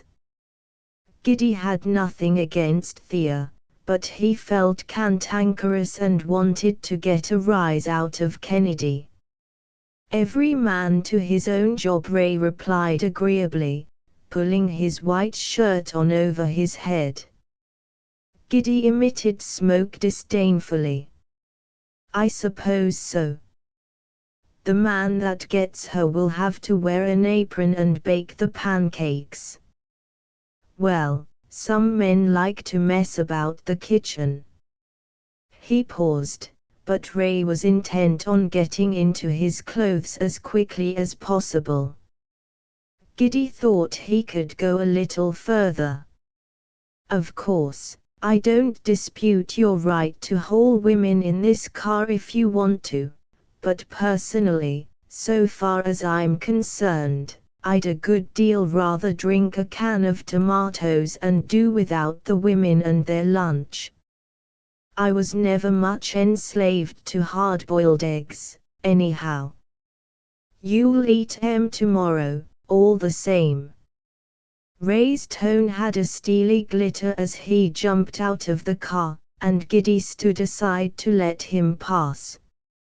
He knew that Kennedy's next reply would be delivered by hand.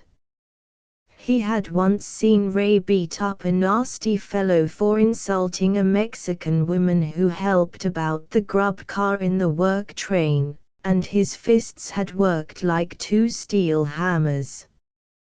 Giddy wasn't looking for trouble.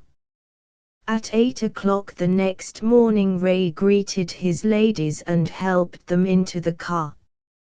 Giddy had put on a clean shirt and yellow pigskin gloves and was whistling his best. He considered Kennedy a fluke as a ladies' man, and if there was to be a party, the honors had to be done by someone who wasn't a blacksmith at small talk. Giddy had, as Ray sarcastically admitted, a local reputation as a jollier, and he was fluent in gallant speeches of a not-too-veiled nature. He insisted that Thea should take his seat in the cupola, opposite Ray's, where she could look out over the country. Thea told him, as she clambered up, that she cared a good deal more about riding in that seat than about going to Denver. Ray was never so companionable and easy as when he sat chatting in the lookout of his little house on wheels. Good stories came to him, and interesting recollections. Thea had a great respect for the reports he had to write out, and for the telegrams that were handed to him at stations, for all the knowledge and experience it must take to run a freight train. Giddy, down in the car, in the pauses of his work, made himself agreeable to Mrs. Kronborg. "It's a great rest to be where my family can't get at me, Mr. Giddy," she told him. "I thought you and Ray might have some housework here for me to look after, but I couldn't improve any on this car." "Oh, we like to keep her neat," returned Giddy glibly, winking up at Ray's expressive back. "If you want to see a clean icebox, look at this one." Yes, Kennedy always carries fresh cream to eat on his oatmeal. "I'm not particular. The tin cow's good enough for me. Most of you boys smoke so much that all victuals taste alike to you," said Mrs. Kronborg. "I've got no religious scruples against smoking, but I couldn't take as much interest cooking for a man that used tobacco. I guess it's all right for bachelors who have to eat round." Mrs. Kronborg took off her hat and veil and made herself comfortable. She seldom had an opportunity to be idle, and she enjoyed it. She could sit for hours and watch the sage hens fly up and the jackrabbits dart away from the track, without being bored. She wore a tan bombazine dress, made very plainly, and carried a roomy, worn, mother-of-the-family handbag. Ray Kennedy always insisted that Mrs. Kronborg was a fine-looking lady, but this was not the common opinion in Moonstone.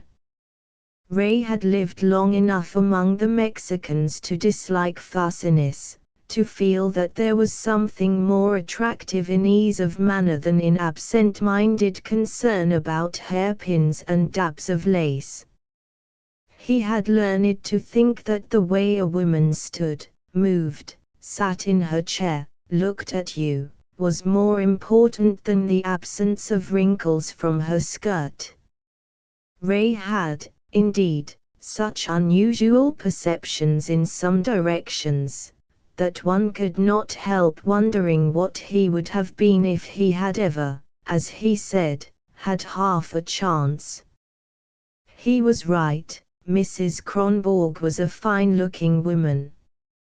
She was short and square, but her head was a real head, not a mere jerky termination of the body. It had some individuality apart from hats and hairpins. Her hair, Moonstone women admitted, would have been very pretty on anybody else. Frizzy bangs were worn then, but Mrs. Kronborg always dressed her hair in the same way, parted in the middle, brushed smoothly back from her low, white forehead, pinned loosely on the back of her head in two thick braids. It was growing grey about the temples, but after the manner of yellow hair it seemed only to have grown paler there, and had taken on a colour like that of English primroses. Her eyes were clear and untroubled, her face smooth and calm, and, as Ray said, strong. Thea and Ray, up in the sunny cupola, were laughing and talking. Ray got great pleasure out of seeing her face there in the little box where he so often imagined it. They were crossing a plateau where great red sandstone boulders lay about, most of them much wider at the top than at the base, so that they looked like great toadstools. The sand has been blowing against them for a good many 100 years, Ray explained, directing Thea's eyes with his gloved hand. You see, the sand blows low, being so heavy, and cuts them out underneath.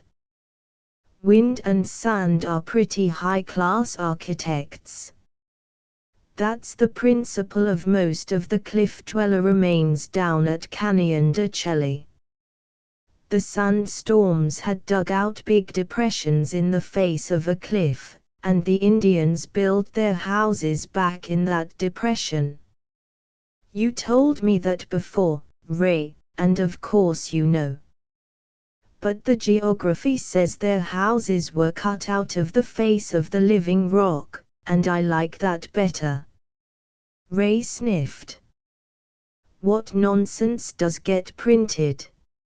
It's enough to give a man disrespect for learning. How could them Indians cut houses out of the living rock, when they knew nothing about the art of forging metals? Ray leaned back in his chair, swung his foot, and looked thoughtful and happy. He was in one of his favorite fields of speculation, and nothing gave him more pleasure than talking these things over with Thea Kronborg. I'll tell you, if those old fellows had learned to work metals once, your ancient Egyptians and Assyrians wouldn't have beat them very much. Whatever they did do, they did well. Their masonry's standing there today, the corners as true as the Denver Capitol. They were clever at most everything but metals, and that one failure kept them from getting across. It was the quicksand that swallowed them up, as a race. I guess civilization proper began when men mastered metals. Ray was not vain about his bookish phrases. He did not use them to show off, but because they seemed to him more adequate than colloquial speech. He felt strongly about these things, and groped for words, as he said, to express himself. He had the lamentable American belief that expression is obligatory. He still carried in his trunk, among the unrelated possessions of a railroad man, a notebook on the title page of which was written Impressions on First Viewing the Grand Canyon, Ray H. Kennedy. The pages of that book were like a battlefield. The laboring author had fallen back from metaphor after metaphor, abandoned position after position. He would have admitted that the art of forging metals was nothing to this treacherous business of recording impressions, in which the material you were so full of vanished mysteriously under your striving hand. Escaping steam, he had said to himself, the last time he tried to read that notebook. Thea didn't mind Ray's travel lecture expressions. She dodged them, unconsciously, as she did her father's professional palaver. The light in Ray's pale blue eyes and the feeling in his voice more than made up for the stiffness of his language.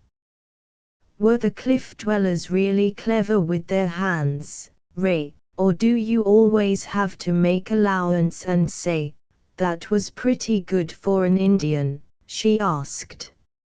Ray went down into the car to give some instructions to Giddy. "Well," he said when he returned, "about the Aborigines, once or twice I've been with some fellows who were cracking burial mounds. Always felt a little ashamed of it, but we did pull out some remarkable things. We got some pottery out whole, seemed pretty fine to me. I guess their women were their artists. We found lots of old shoes and sandals made out of yucca fiber, neat and strong, and feather blankets, too." "Feather blankets? You never told me about them." "Didn't I? The old fellows, or the squaws, wove a close netting of yucca fiber, and then tied on little bunches of down feathers, overlapping, just the way feathers grow on a bird. Some of them were feathered on both sides. You can't get anything warmer than that, now, can you, or prettier? What I like about those old Aborigines is that they got all their ideas from nature." Thea laughed. "That means you're going to say something about girls wearing corsets. But some of your Indians flattened their babies' heads, and that's worse than wearing corsets." "Give me an Indian girl's figure for beauty," Ray insisted. "And a girl with a voice like yours ought to have plenty of lung action. But you know my sentiments on that subject. I was going to tell you about the handsomest thing we ever looted out of those burial mounds. It was on a woman, too, I regret to say. She was preserved as perfect as any mummy that ever came out of the pyramids.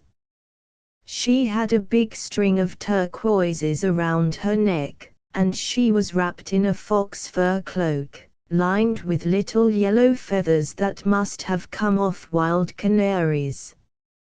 Can you beat that, now? The fellow that claimed it sold it to a Boston man for $150. Thea looked at him admiringly. "Oh, Ray, and didn't you get anything off her, to remember her by, even? She must have been a princess." Ray took a wallet from the pocket of the coat that was hanging beside him, and drew from it a little lump wrapped in worn tissue paper. In a moment a stone, soft and blue as a robin's egg, lay in the hard palm of his hand. It was a turquoise, rubbed smooth in the Indian finish, which is so much more beautiful than the incongruous high polish the white man gives that tender stone. "I got this from her necklace. See the hole where the string went through? You know how the Indians drill them. Work the drill with their teeth. You like it, don't you? They're just right for you.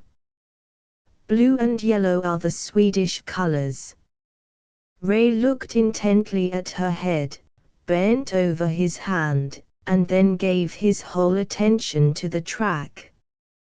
"I'll tell you," he began after a pause. "I'm going to form a camping party one of these days and persuade your padre to take you and your mother down to that country, and we'll live in the rock houses, they're as comfortable as can be, and start the cook fires up in 'em once again.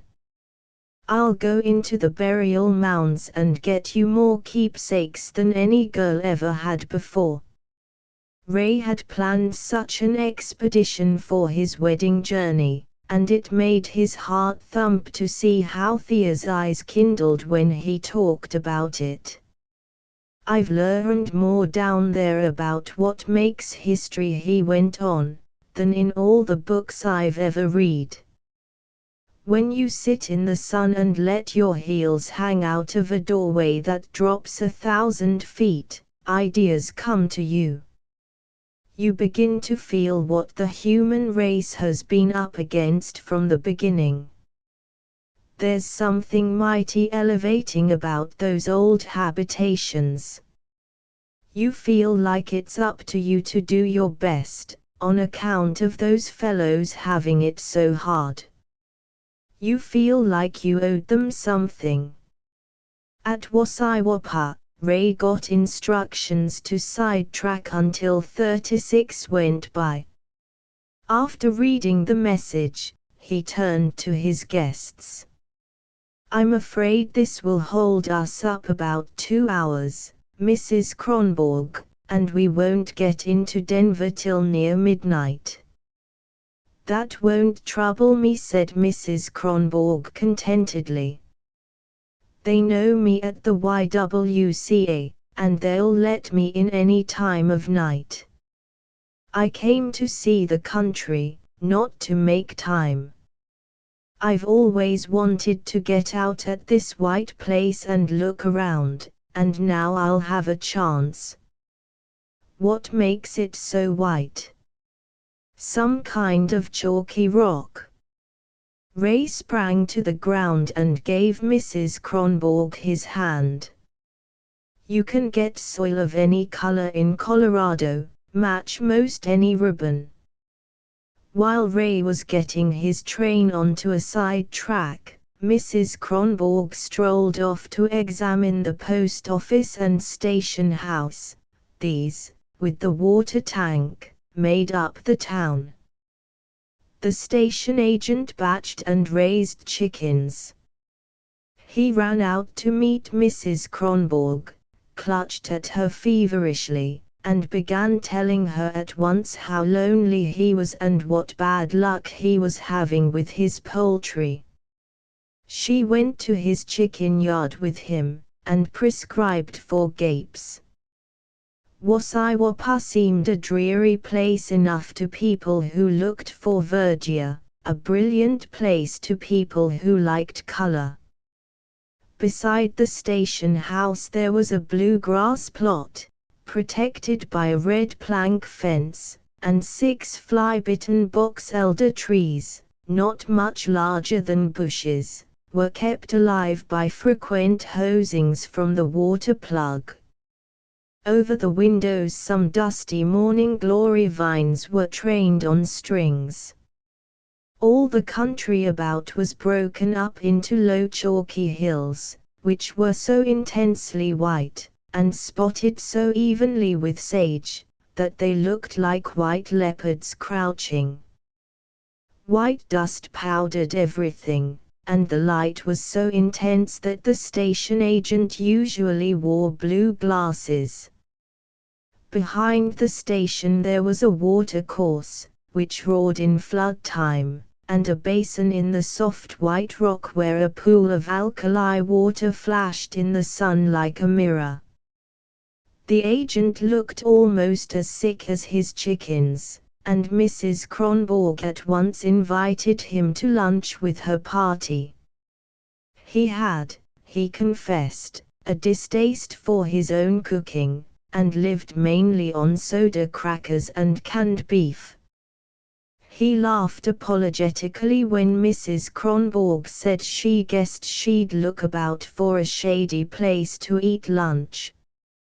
She walked up the track to the water tank, and there, in the narrow shadows cast by the uprights on which the tank stood, she found two tramps.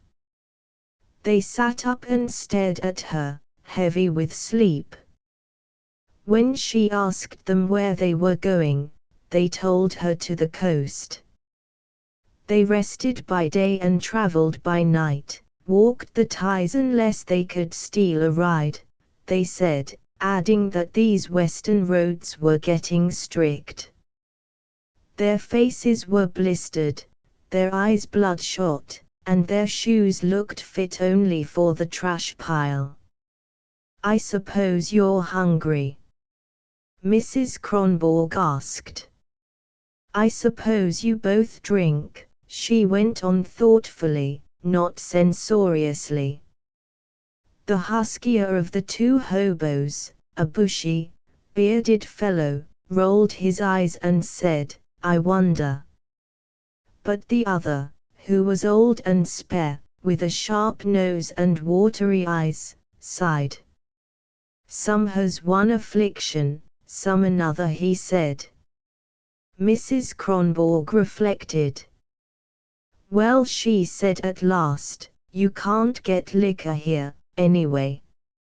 I am going to ask you to vacate, because I want to have a little picnic under this tank for the freight crew that brought me along. I wish I had lunch enough to provide you, but I ain't. The station agent says he gets his provisions over there at the post office store, and if you are hungry you can get some canned stuff there." She opened her handbag and gave each of the tramps a $50. The old man wiped his eyes with his forefinger. "Thank ye, m. A can of tomatoes will taste pretty good to me. I wasn't always walking ties, I had a good job in Cleveland before." The hairy tramp turned on him fiercely. "Oh, shut up on that, Grandpa. Ain't you got no gratitude? What do you want to hand the lady that fur?" The old man hung his head and turned away. As he went off, his comrade looked after him and said to Mrs. Kronborg, "It's true, what he says. He had a job in the car shops, but he had bad luck." They both limped away toward the store, and Mrs. Kronborg sighed. She was not afraid of tramps. She always talked to them, and never turned one away. She hated to think how many of them there were, crawling along the tracks over that vast country. Her reflections were cut short by Ray and Giddy and Thea, who came bringing the lunchbox and water bottles. Although there was not shadow enough to accommodate all the party at once, the air under the tank was distinctly cooler than the surrounding air, and the drip made a pleasant sound in that breathless noon. The station agent ate as if he had never been fed before, apologizing every time he took another piece of fried chicken. Giddy was unabashed before the deviled eggs of which he had spoken so scornfully last night. After lunch the men lit their pipes and lay back against the uprights that supported the tank. "This is the sunny side of railroading, all right," Giddy drawled luxuriously. "You fellows grumble too much," said Mrs. Kronborg as she corked the pickle jar. "Your job has its drawbacks, but it don't tie you down. Of course there's the risk, but I believe a man's watched over, and he can't be hurt on the railroad or anywhere else if it's intended he shouldn't be." Giddy laughed. Then the trains must be operated by fellows the Lord has it in for, Mrs. Kronborg. They figure it out that a railroad man's only due to last 11 years, then it's his turn to be smashed. That's a dark providence, I don't deny, Mrs. Kronborg admitted. But there's lots of things in life that's hard to understand. I guess, murmured Giddy, looking off at the spotted white hills. Ray smoked in silence, watching Thea and her mother clear away the lunch. He was thinking that Mrs. Kronborg had in her face the same serious look that Thea had, only hers was calm and satisfied, and Thea's was intense and questioning. But in both it was a large kind of look, that was not all the time being broken up and convulsed by trivial things. They both carried their heads like Indian women, with a kind of noble unconsciousness. He got so tired of women who were always nodding and jerking, apologizing, deprecating, coaxing, insinuating with their heads. When Ray's party set off again that afternoon, the sun beat fiercely into the cupola, and Thea curled up in one of the seats at the back of the car and had a nap. As the short twilight came on, Giddy took a turn in the cupola, and Ray came down and sat with Thea on the rear platform of the caboose and watched the darkness come in soft waves over the plain. They were now about 30 miles from Denver, and the mountains looked very near. The great toothed wall behind which the sun had gone down now separated into 4 distinct ranges, one behind the other. They were a very pale blue, a color scarcely stronger than wood smoke, and the sunset had left bright streaks in the snow-filled gorges. In the clear, yellow-streaked sky the stars were coming out, flickering like newly lighted lamps, growing steadier and more golden as the sky darkened and the land beneath them fell into complete shadow.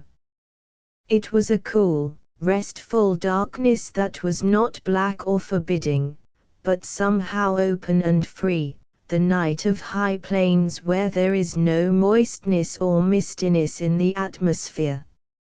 Ray lit his pipe. I never get tired of them old stars, I miss 'em up in Washington and Oregon where it's misty. Like 'em best down in Mother Mexico, where they have everything their own way.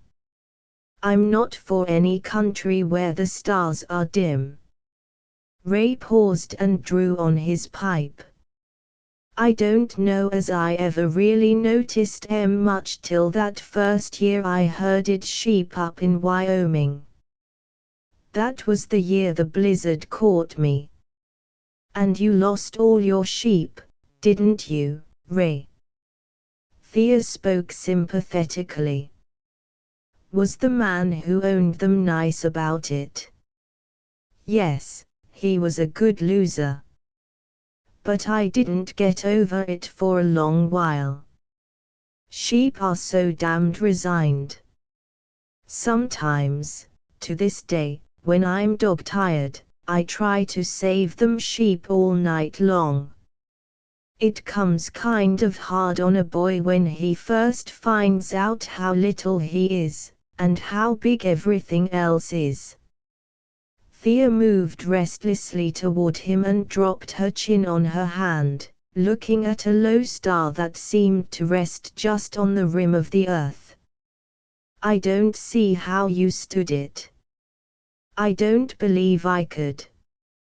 I don't see how people can stand it to get knocked out, anyhow.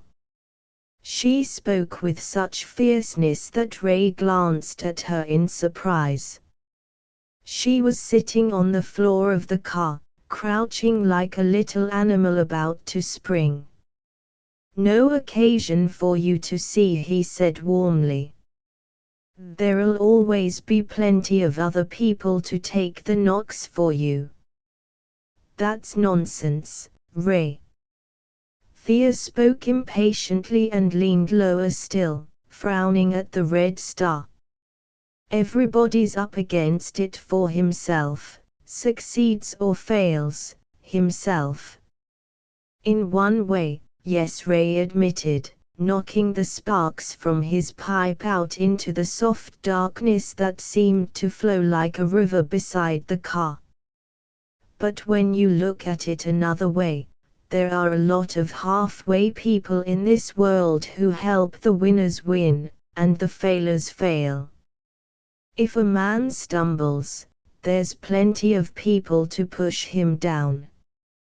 But if he's like the youth who bore, those same people are foreordained to help him along. They may hate to, worse than blazes, and they may do a lot of cussin' about it, but they have to help the winners and they can't dodge it. It's a natural law, like what keeps the big clock up there going, little wheels and big, and no mix-up.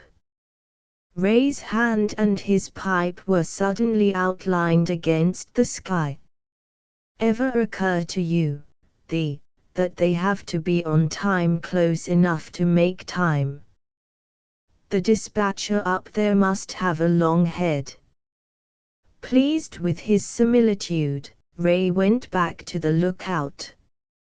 Going into Denver, he had to keep a sharp watch. Giddy came down, cheerful at the prospect of getting into port, and singing a new topical ditty that had come up from the Santa Fe by way of La Junta. Nobody knows who makes these songs, they seem to follow events automatically. Mrs. Kronborg made Giddy sing the whole 12 verses of this one, and laughed until she wiped her eyes. The story was that of Katie Casey, head dining groom girl at Winslow, Arizona, who was unjustly discharged by the Harvey House manager. Her suitor, the yardmaster, took the switchman out on a strike until she was reinstated. Freight trains from the east and the west piled up at Winslow until the yards looked like a logjam. The division superintendent, who was in California, had to wire instructions for Katie Casey's restoration before he could get his trains running. Giddy's song told all this with much detail, both tender and technical, and after each of the dozen verses came the refrain, "Oh, who would think that Katie Casey owned the Santa Fe? But it really looks that way, the dispatchers turn in gray, all the crews is off their pay, she can hold the freight from Albuquerque to Needles any day." The division superintendent, he come home from Monterey, just to see if things was pleasin' Katie say. Thea laughed with her mother and applauded Giddy. Everything was so kindly and comfortable, Giddy and Ray, and their hospitable little house, and the easygoing country, and the stars. She curled up on the seat again with that warm, sleepy feeling of the friendliness of the world, which nobody keeps very long, and which she was to lose early and irrevocably. 17 The summer flew by. Thea was glad when Ray Kennedy had a Sunday in town and could take her driving. Out among the sand hills she could forget the new room which was the scene of wearing and fruitless labor. Dr. Archie was away from home a good deal that year. He had put all his money into mines above Colorado Springs, and he hoped for great returns from them. In the fall of that year, Mr. Kronborg decided that Thea ought to show more interest in church work. He put it to her frankly, one night at supper, before the whole family. "How can I insist on the other girls in the congregation being active in the work, when one of my own daughters manifests so little interest? But I sing every Sunday morning, and I have to give up one night a week to choir practice," Thea declared rebelliously, pushing back her plate with an angry determination to eat nothing more.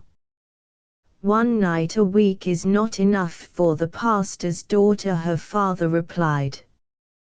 "You won't do anything in the sewing society, and you won't take part in the Christian Endeavor or the Band of Hope. Very well, you must make it up in other ways. I want someone to play the organ and lead the singing at prayer meeting this winter. Deacon Potter told me some time ago that he thought there would be more interest in our prayer meetings if we had the organ. Miss Mayers don't feel that she can play on Wednesday nights. And there ought to be somebody to start the hymns. Mrs. Potter is getting old, and she always starts them too high.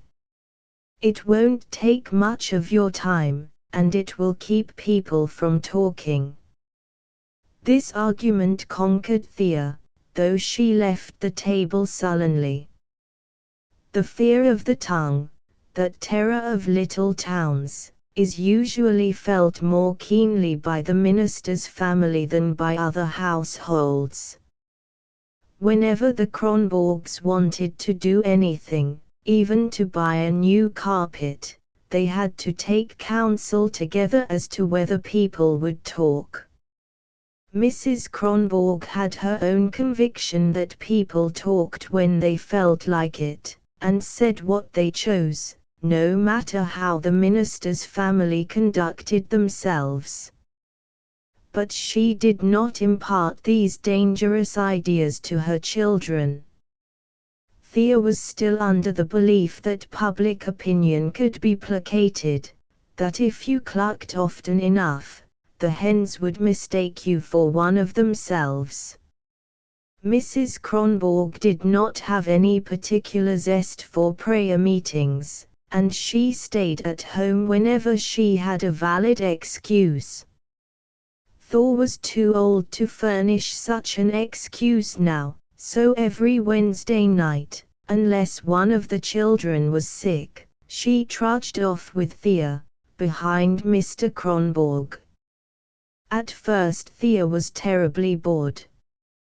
But she got used to prayer meeting, got even to feel a mournful interest in it. The exercises were always pretty much the same. After the first hymn her father read a passage from the Bible, usually a psalm. Then there was another hymn, and then her father commented upon the passage he had read and, as he said, applied the word to our necessities.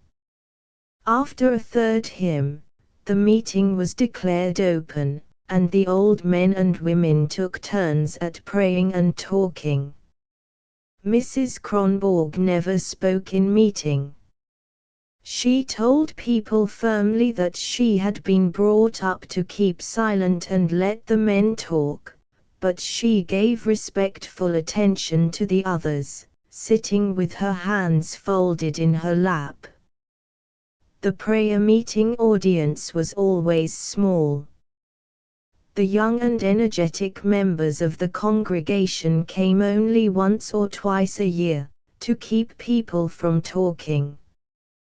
The usual Wednesday night gathering was made up of old women, with perhaps 6 or 8 old men, and a few sickly girls who had not much interest in life.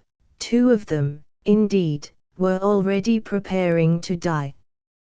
Thea accepted the mournfulness of the prayer meetings as a kind of spiritual discipline, like funerals.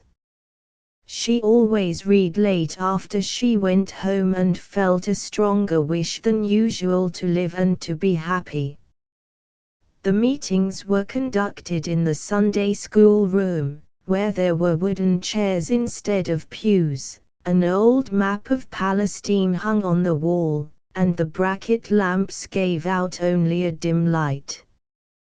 The old women sat motionless as Indians in their shawls and bonnets. Some of them wore long black mourning veils. The old men drooped in their chairs. Every back, every face, every head said resignation. Often there were long silences, when you could hear nothing but the crackling of the soft coal in the stove and the muffled cough of one of the sick girls.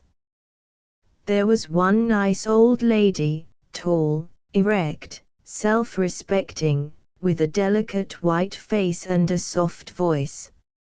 She never whined, and what she said was always cheerful, though she spoke so nervously that Thea knew she dreaded getting up, and that she made a real sacrifice to, as she said, testify to the goodness of her Savior.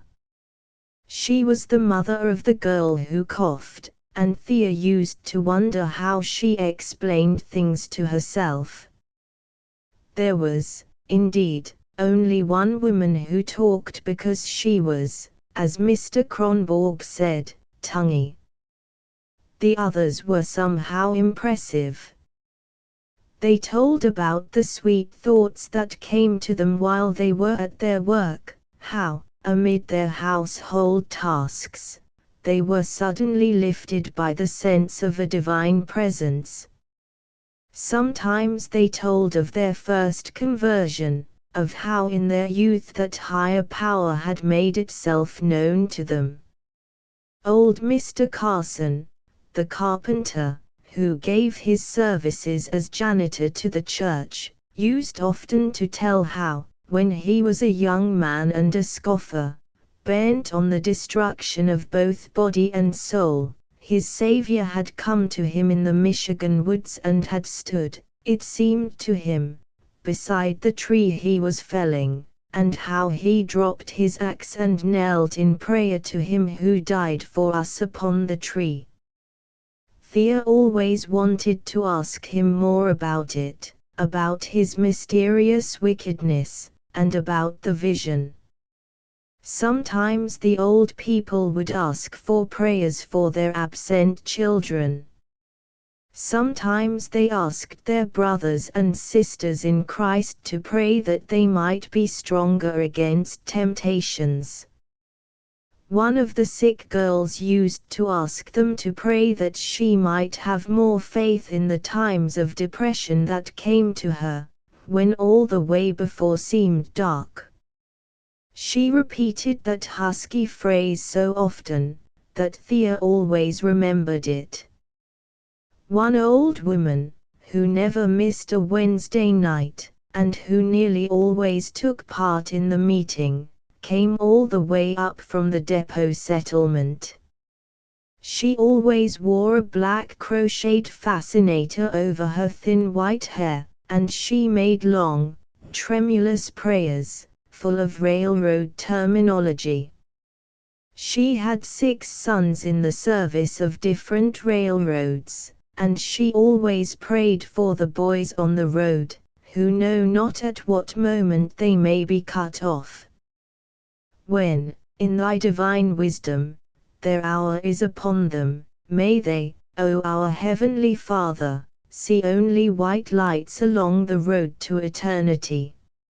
She used to speak, too, of the engines that race with death, and though she looked so old and little when she was on her knees, and her voice was so shaky, her prayers had a thrill of speed and danger in them.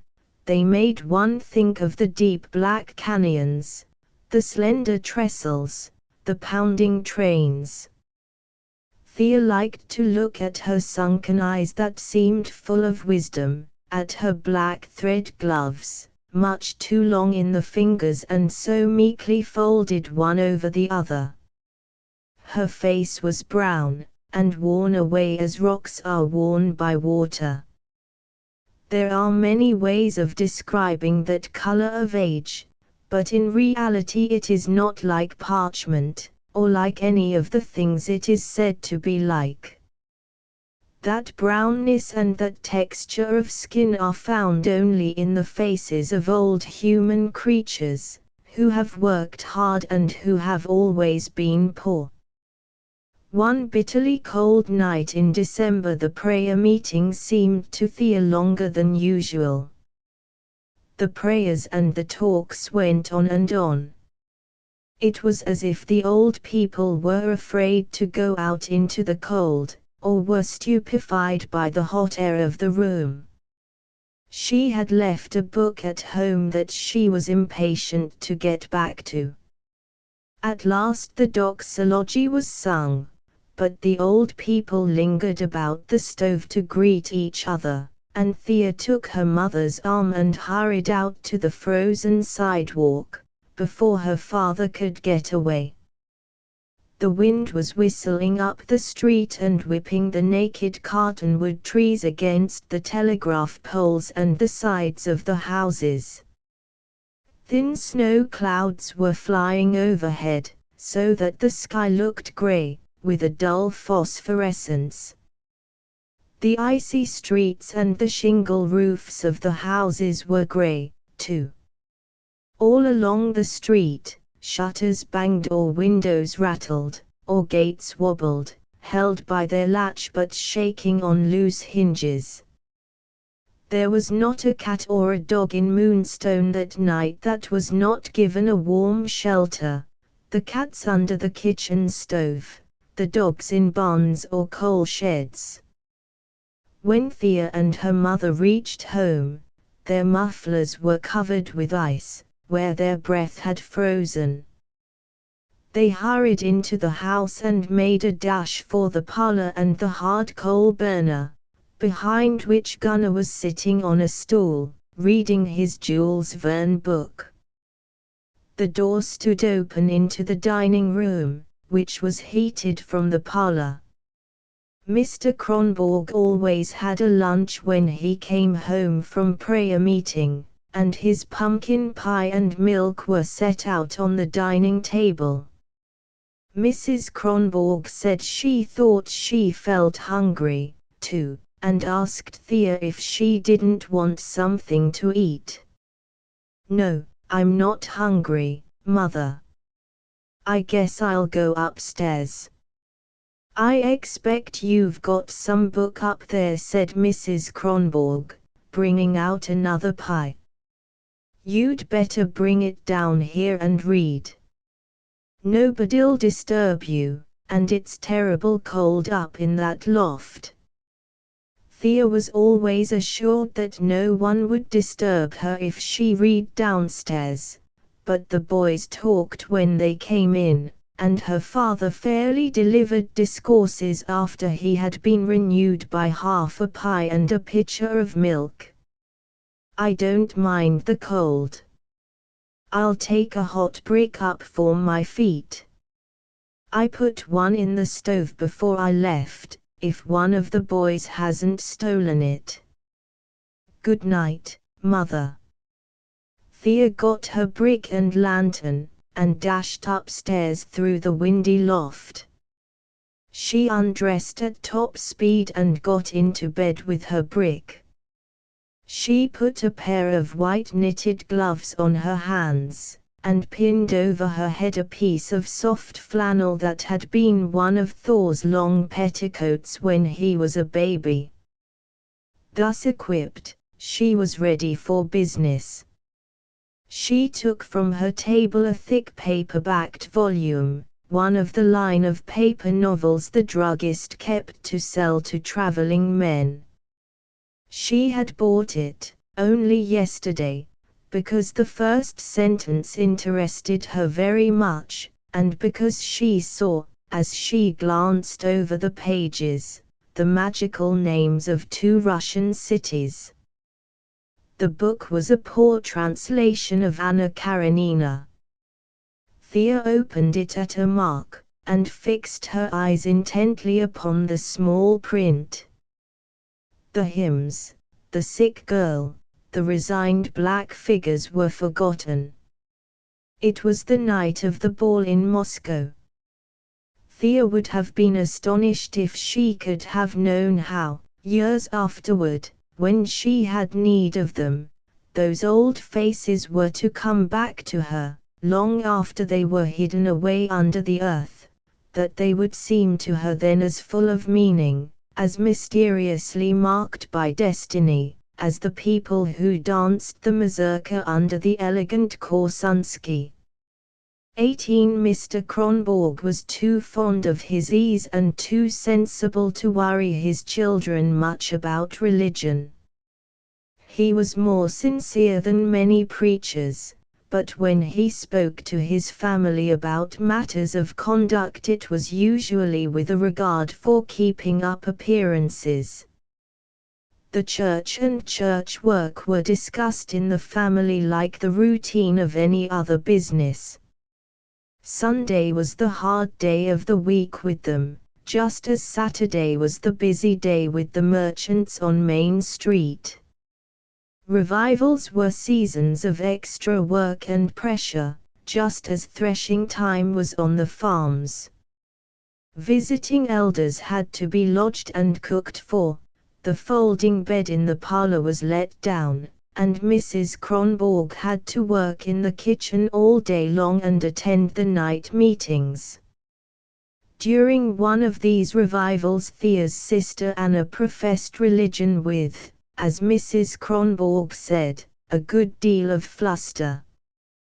While Anna was going up to the mourner's bench nightly and asking for the prayers of the congregation, she disseminated general gloom throughout the household, and after she joined the church she took on an air of set-apartness that was extremely trying to her brothers and her sister, though they realized that Anna's sanctimoniousness was perhaps a good thing for their father. A preacher ought to have one child who did more than merely acquiesce in religious observances, and Thea and the boys were glad enough that it was Anna and not one of themselves who assumed this obligation. Anna, she's American, Mrs. Kronborg used to say. The Scandinavian mold of countenance, more or less marked in each of the other children, was scarcely discernible in her, and she looked enough like other Moonstone girls to be thought pretty. Anna's nature was conventional, like her face. Her position as the minister's eldest daughter was important to her, and she tried to live up to it. She read sentimental religious storybooks and emulated the spiritual struggles and magnanimous behavior of their persecuted heroines. Everything had to be interpreted for Anna. Her opinions about the smallest and most commonplace things were gleaned from the Denver papers, the church weeklies, from sermons and Sunday school addresses.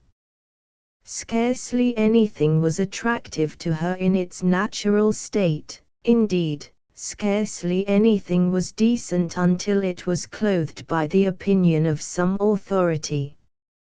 Her ideas about habit, character, duty, love, marriage, were grouped under heads, like a book of popular quotations, and were totally unrelated to the emergencies of human living. She discussed all these subjects with other Methodist girls of her age. They would spend hours, for instance, in deciding what they would or would not tolerate in a suitor or a husband, and the frailties of masculine nature were too often a subject of discussion among them.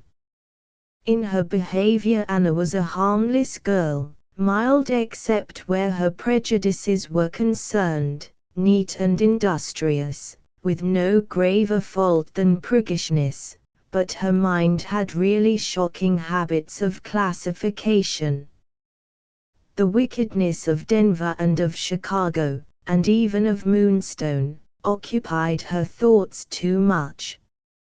She had none of the delicacy that goes with the nature of warm impulses, but the kind of fishy curiosity which justifies itself by an expression of horror. Thea, and all Thea's ways and friends, seemed indecorous to Anna. She not only felt a grave social discrimination against the Mexicans, she could not forget that Spanish Johnny was a drunkard and that nobody knew what he did when he ran away from home. Thea pretended, of course, that she liked the Mexicans because they were fond of music, but everyone knew that music was nothing very real, and that it did not matter in a girl's relations with people. What was real, then, and what did matter? Poor Anna. Anna approved of Ray Kennedy as a young man of steady habits and blameless life, but she regretted that he was an atheist, and that he was not a passenger conductor with brass buttons on his coat. On the whole, she wondered what such an exemplary young man found to like in Thea. Dr. Archie she treated respectfully because of his position in Moonstone, but she knew he had kissed the Mexican baritone's pretty daughter, and she had a whole dossier of evidence about his behavior in his hours of relaxation in Denver. He was fast, and it was because he was fast that Thea liked him. Thea always liked that kind of people. Dr. Archie's whole manner with Thea, Anna often told her mother, was too free. He was always putting his hand on Thea's head, or holding her hand while he laughed and looked down at her. The kindlier manifestation of human nature, about which Anna sang and talked, in the interests of which she went to conventions and wore white ribbons, were never realities to her after all. She did not believe in them. It was only in attitudes of protest or reproof, clinging to the cross, that human beings could be even temporarily decent. Preacher Kronborg's secret convictions were very much like Anna's. He believed that his wife was absolutely good, but there was not a man or woman in his congregation whom he trusted all the way. Mrs. Kronborg, on the other hand, was likely to find something to admire in almost any human conduct that was positive and energetic. She could always be taken in by the stories of tramps and runaway boys. She went to the circus and admired the bareback riders, who were likely good enough women in their way. She admired Dr. Archie's fine physique and well-cut clothes as much as Thea did, and said she felt it was a privilege to be handled by such a gentleman when she was sick. Soon after Anna became a church member, she began to remonstrate with Thea about playing secular music, on Sunday. One Sunday the dispute in the parlor grew warm and was carried to Mrs. Kronborg in the kitchen. She listened judicially and told Anna to read the chapter about how Naaman the leper was permitted to bow down in the house of Rimmon. Thea went back to the piano, and Anna lingered to say that, since she was in the right, her mother should have supported her. "No," said Mrs. Kronborg, rather indifferently, "I can't see it that way, Anna. I never forced you to practice, and I don't see as I should keep Thea from it. I like to hear her, and I guess your father does. You and Thea will likely follow different lines, and I don't see as I'm called upon to bring you up alike." Anna looked meek and abused. Of course all the church people must hear her. Ours is the only noisy house on this street. You hear what she's playing now, don't you?" Mrs. Kronborg rose from browning her coffee. "Yes, it's the Blue Danube waltzes. I'm familiar with them. If any of the church people come at you, you just send 'em to me. I ain't afraid to speak out on occasion, and I wouldn't mind one bit telling the ladies' aid a few things about standard composers." Mrs. Kronborg smiled, and added thoughtfully, "No, I wouldn't mind that one bit." Anna went about with a reserved and distant air for a week, and Mrs. Kronborg suspected that she held a larger place than usual in her daughter's prayers, but that was another thing she didn't mind. Although revivals were merely a part of the year's work, like examination week at school, and although Anna's piety impressed her very little, a time came when Thea was perplexed about religion. A scourge of typhoid broke out in Moonstone and several of Thea's schoolmates died of it. She went to their funerals, saw them put into the ground, and wondered a good deal about them. But a certain grim incident, which caused the epidemic, troubled her even more than the death of her friends. Early in July, soon after Thea's 15th birthday, a particularly disgusting sort of tramp came into Moonstone in an empty boxcar. Thea was sitting in the hammock in the front yard when he first crawled up to the town from the depot, carrying a bundle wrapped in dirty ticking under one arm, and under the other a wooden box with rusty screening nailed over one end. He had a thin, hungry face covered with black hair. It was just before supper time when he came along, and the street smelled of fried potatoes and fried onions and coffee. Thea saw him sniffing the air greedily and walking slower and slower. He looked over the fence. She hoped he would not stop at their gate, for her mother never turned anyone away, and this was the dirtiest and most utterly wretched-looking tramp she had ever seen. There was a terrible odor about him, too. She caught it even at that distance, and put her handkerchief to her nose. A moment later she was sorry, for she knew that he had noticed it. He looked away and shuffled a little faster. A few days later Thea heard that the tramp had camped in an empty shack over on the east edge of town, beside the ravine, and was trying to give a miserable sort of show there. He told the boys who went to see what he was doing, that he had traveled with a circus. His bundle contained a filthy clown's suit, and his box held half a dozen rattlesnakes. Saturday night, when Thea went to the butcher shop to get the chickens for Sunday, she heard the whine of an accordion and saw a crowd before one of the saloons. There she found the tramp, his bony body grotesquely attired in the clown's suit, his face shaved and painted white, the sweat trickling through the paint and washing it away, and his eyes wild and feverish. Pulling the accordion in and out seemed to be almost too great an effort for him, and he panted to the tune of Marching Through Georgia.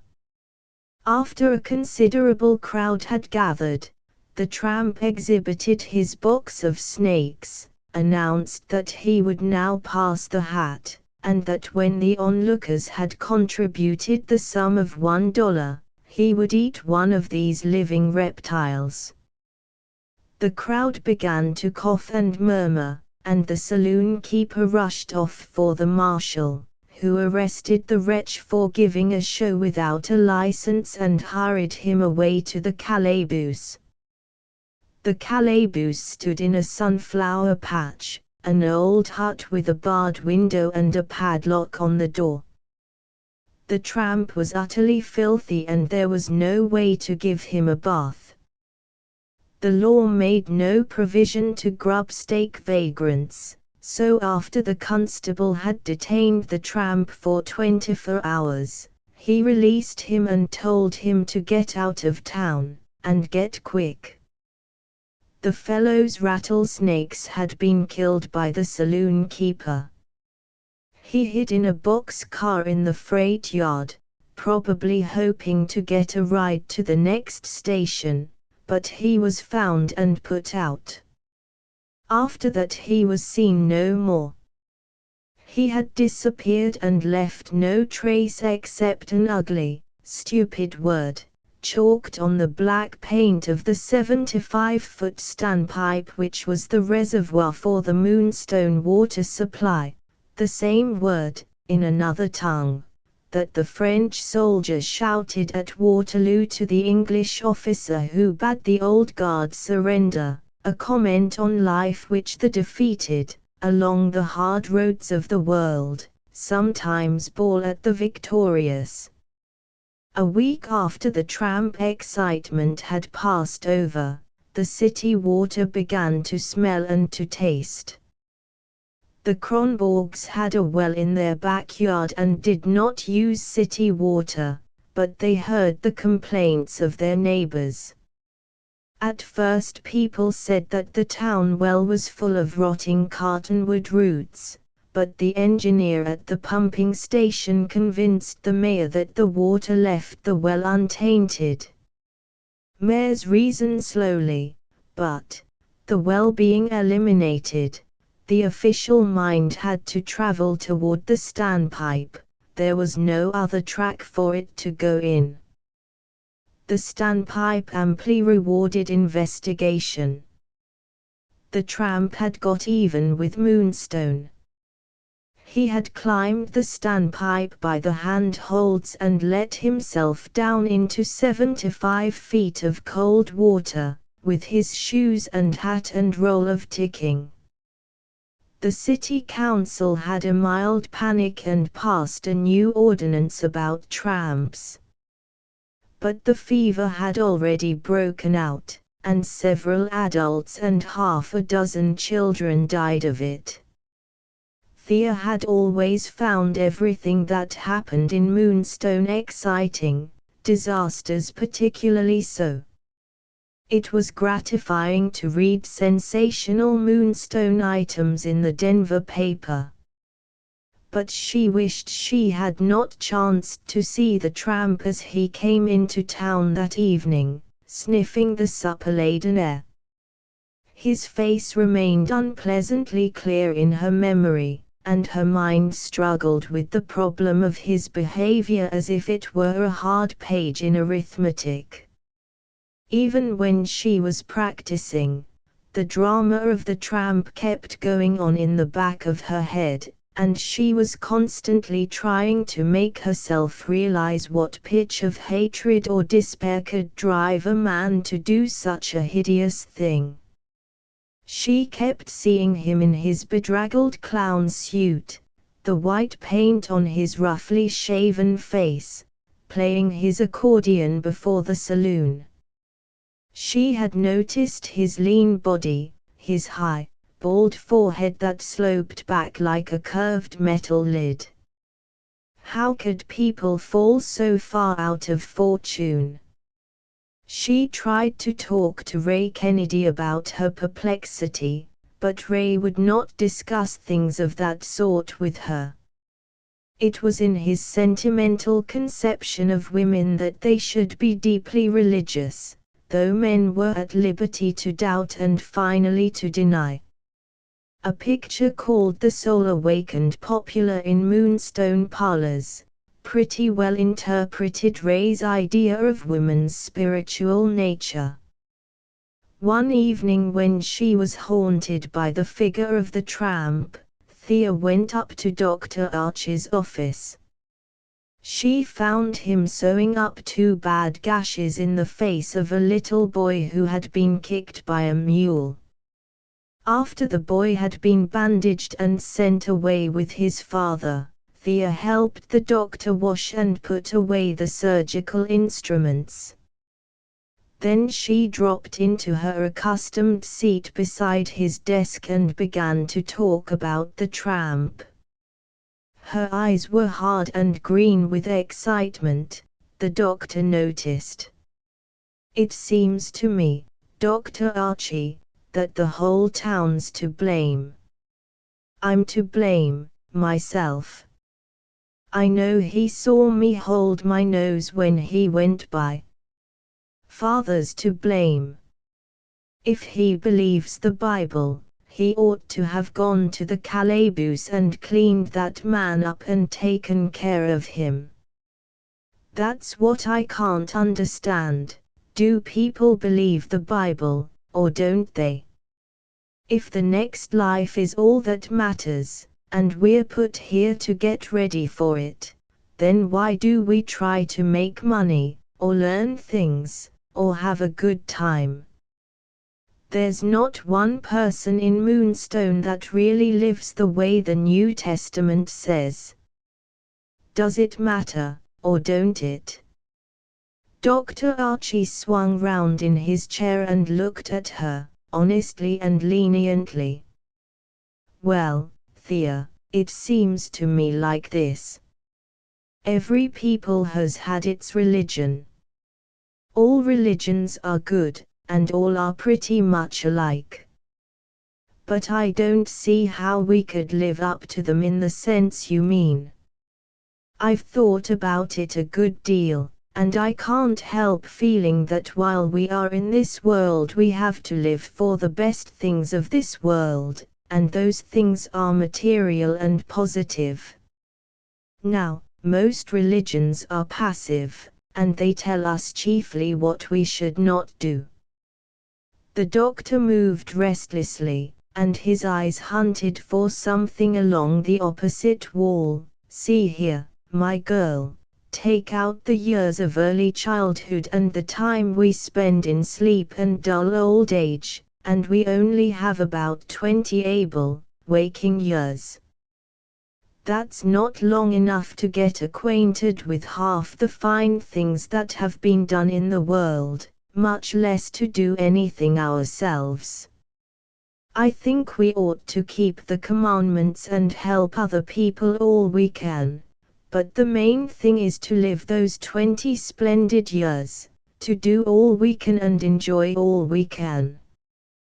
Dr. Archie met his little friend's searching gaze, the look of acute inquiry which always touched him. "But poor fellows like that tramp," she hesitated and wrinkled her forehead. The doctor leaned forward and put his hand protectingly over hers, which lay clenched on the green felt desktop. "Ugly accidents happen, Thea, always have and always will. But the failures are swept back into the pile and forgotten. They don't leave any lasting scar in the world, and they don't affect the future. The things that last are the good things.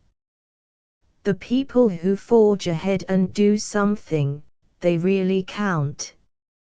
He saw tears on her cheeks, and he remembered that he had never seen her cry before, not even when she crushed her finger when she was little. He rose and walked to the window, came back and sat down on the edge of his chair. "Forget the tramp, Thea. This is a great big world, and I want you to get about and see it all. You're going to Chicago someday, and do something with that fine voice of yours. You're going to be a #1 musician and make us proud of you. Take Mary Anderson, now, even the tramps are proud of her. There isn't a tramp along the queue system who hasn't heard of her. We all like people who do things, even if we only see their faces on a cigar box lid. They had a long talk. Thea felt that Dr. Archie had never let himself out to her so much before. It was the most grown-up conversation she had ever had with him. She left his office happy, flattered and stimulated. She ran for a long while about the white, moonlit streets, looking up at the stars and the bluish night, at the quiet houses sunk in black shade, the glittering sand hills. She loved the familiar trees, and the people in those little houses, and she loved the unknown world beyond Denver. She felt as if she were being pulled into, between the desire to go away forever and the desire to stay forever. She had only 20 years, no time to lose. Many a night that summer she left Dr. Archie's office with a desire to run and run about those quiet streets until she wore out her shoes, or wore out the streets themselves, when her chest ached and it seemed as if her heart were spreading all over the desert. When she went home, it was not to go to sleep. She used to drag her mattress beside her low window and lie awake for a long while, vibrating with excitement, as a machine vibrates from speed. Life rushed in upon her through that window, or so it seemed. In reality, of course, life rushes from within, not from without. There is no work of art so big or so beautiful that it was not once all contained in some youthful body, like this one which lay on the floor in the moonlight, pulsing with ardor and anticipation. It was on such nights that Thea Kronborg learned the thing that old Dumas meant when he told the romanticists that to make a drama he needed but one passion and four walls. 19 It is well for its peace of mind that the traveling public takes railroads so much for granted. The only men who are incurably nervous about railway travel are the railroad operatives. A railroad man never forgets that the next run may be his turn. On a single-track road, like that upon which Ray Kennedy worked, the freight trains make their way as best they can between passenger trains. Even when there is such a thing as a freight time schedule, it is merely a form. Along the one track dozens of fast and slow trains dash in both directions, kept from collision only by the brains in the dispatcher's office. If one passenger train is late, the whole schedule must be revised in an instant, the trains following must be warned, and those moving toward the belated train must be assigned new meeting places. Between the shifts and modifications of the passenger schedule, the freight trains play a game of their own. They have no right to the track at any given time, but are supposed to be on it when it is free, and to make the best time they can between passenger trains. A freight train, on a single-track road, gets anywhere at all only by stealing bases. Ray Kennedy had stuck to the freight service, although he had had opportunities to go into the passenger service at higher pay. He always regarded railroading as a temporary makeshift, until he got into something and he disliked the passenger service. No brass buttons for him, he said, too much like a livery. While he was railroading he would wear a jumper, thank you. The wreck that caught Ray was a very commonplace one, nothing thrilling about it, and it got only 6 lines in the Denver papers. It happened about daybreak one morning, only 32 miles from home. At 4 o'clock in the morning Ray's train had stopped to take water at Saxony, having just rounded the long curve which lies south of that station. It was Joe Giddy's business to walk back along the curve about 300 yards and put out torpedoes to warn any train which might be coming up from behind. A freight crew is not notified of trains following, and the brakesman is supposed to protect his train. Ray was so fussy about the punctilious observance of orders that almost any brakesman would take a chance once in a while, from natural perversity. When the train stopped for water that morning, Ray was at the desk in his caboose, making out his report. Giddy took his torpedoes, swung off the rear platform, and glanced back at the curve. He decided that he would not go back to flag this time. If anything was coming up behind, he could hear it in plenty of time. So he ran forward to look after a hot journal that had been bothering him. In a general way, Giddy's reasoning was sound. If a freight train, or even a passenger train, had been coming up behind them, he could have heard it in time. But as it happened, a light engine, which made no noise at all, was coming, ordered out to help with the freight that was piling up at the other end of the division. This engine got no warning, came round the curve, struck the caboose, went straight through it, and crashed into the heavy lumber car ahead. The Kronborgs were just sitting down to breakfast, when the night telegraph operator dashed into the yard at a run and hammered on the front door. Gunnar answered the knock, and the telegraph operator told him he wanted to see his father a minute, quick. Mr. Kronborg appeared at the door, napkin in hand. The operator was pale and panting. 14 was wrecked down at Saxony this morning, he shouted, and Kennedy's all broke up. We're sending an engine down with the doctor, and the operator at Saxony says Kennedy wants you to come along with us and bring your girl. He stopped for breath. Mr. Kronborg took off his glasses and began rubbing them with his napkin. Bring. I don't understand, he muttered. How did this happen? No time for that, sir. Getting the engine out now. Your girl, Thea. You'll surely do that for the poor chap. Everybody knows he thinks the world of her.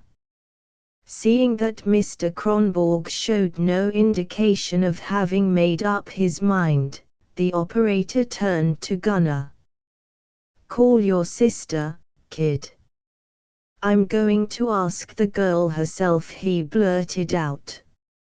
Yes, certainly. Daughter, Mr. Kronborg called. He had somewhat recovered himself and reached to the hall hat rack for his hat. Just as Thea came out on the front porch, before the operator had had time to explain to her, Dr. Archie's ponies came up to the gate at a brisk trot. Archie jumped out the moment his driver stopped the team and came up to the bewildered girl without so much as saying good morning to anyone. He took her hand with the sympathetic, reassuring graveness which had helped her at more than one hard time in her life. Get your hat, my girl. Kennedy's hurt down the road, and he wants you to run down with me. They'll have a car for us. "Get into my buggy, Mr. Kronborg. I'll drive you down, and Larry can come for the team." The driver jumped out of the buggy and Mr. Kronborg and the doctor got in. Thea, still bewildered, sat on her father's knee. Dr. Archie gave his ponies a smart cut with the whip. When they reached the depot, the engine, with one car attached, was standing on the main track. The engineer had got his steam up, and was leaning out of the cab impatiently. In a moment they were off. The run to Saxony took 40 minutes. Thea sat still in her seat while Dr. Archie and her father talked about the wreck. She took no part in the conversation and asked no questions, but occasionally she looked at Dr. Archie with a frightened, inquiring glance, which he answered by an encouraging nod. Neither he nor her father said anything about how badly Ray was hurt. When the engine stopped near Saxony, the main track was already cleared. As they got out of the car, Dr. Archie pointed to a pile of ties. "Thea, you'd better sit down here and watch the wreck crew while your father and I go up and look Kennedy over. I'll come back for you when I get him fixed up."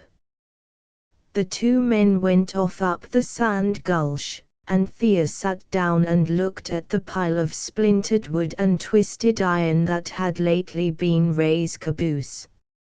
She was frightened and absent-minded. She felt that she ought to be thinking about Ray, but her mind kept racing off to all sorts of trivial and irrelevant things. She wondered whether Grace Johnson would be furious when she came to take her music lesson and found nobody there to give it to her, whether she had forgotten to close the piano last night and whether Thor would get into the new room and mess the keys all up with his sticky fingers, whether Tilly would go upstairs and make her bed for her. Her mind worked fast, but she could fix it upon nothing. The grasshoppers, the lizards, distracted her attention and seemed more real to her than poor Ray. On their way to the sandbank where Ray had been carried, Dr. Archie and Mr. Kronborg met the Saxony doctor. He shook hands with them. "Nothing you can do, Doctor.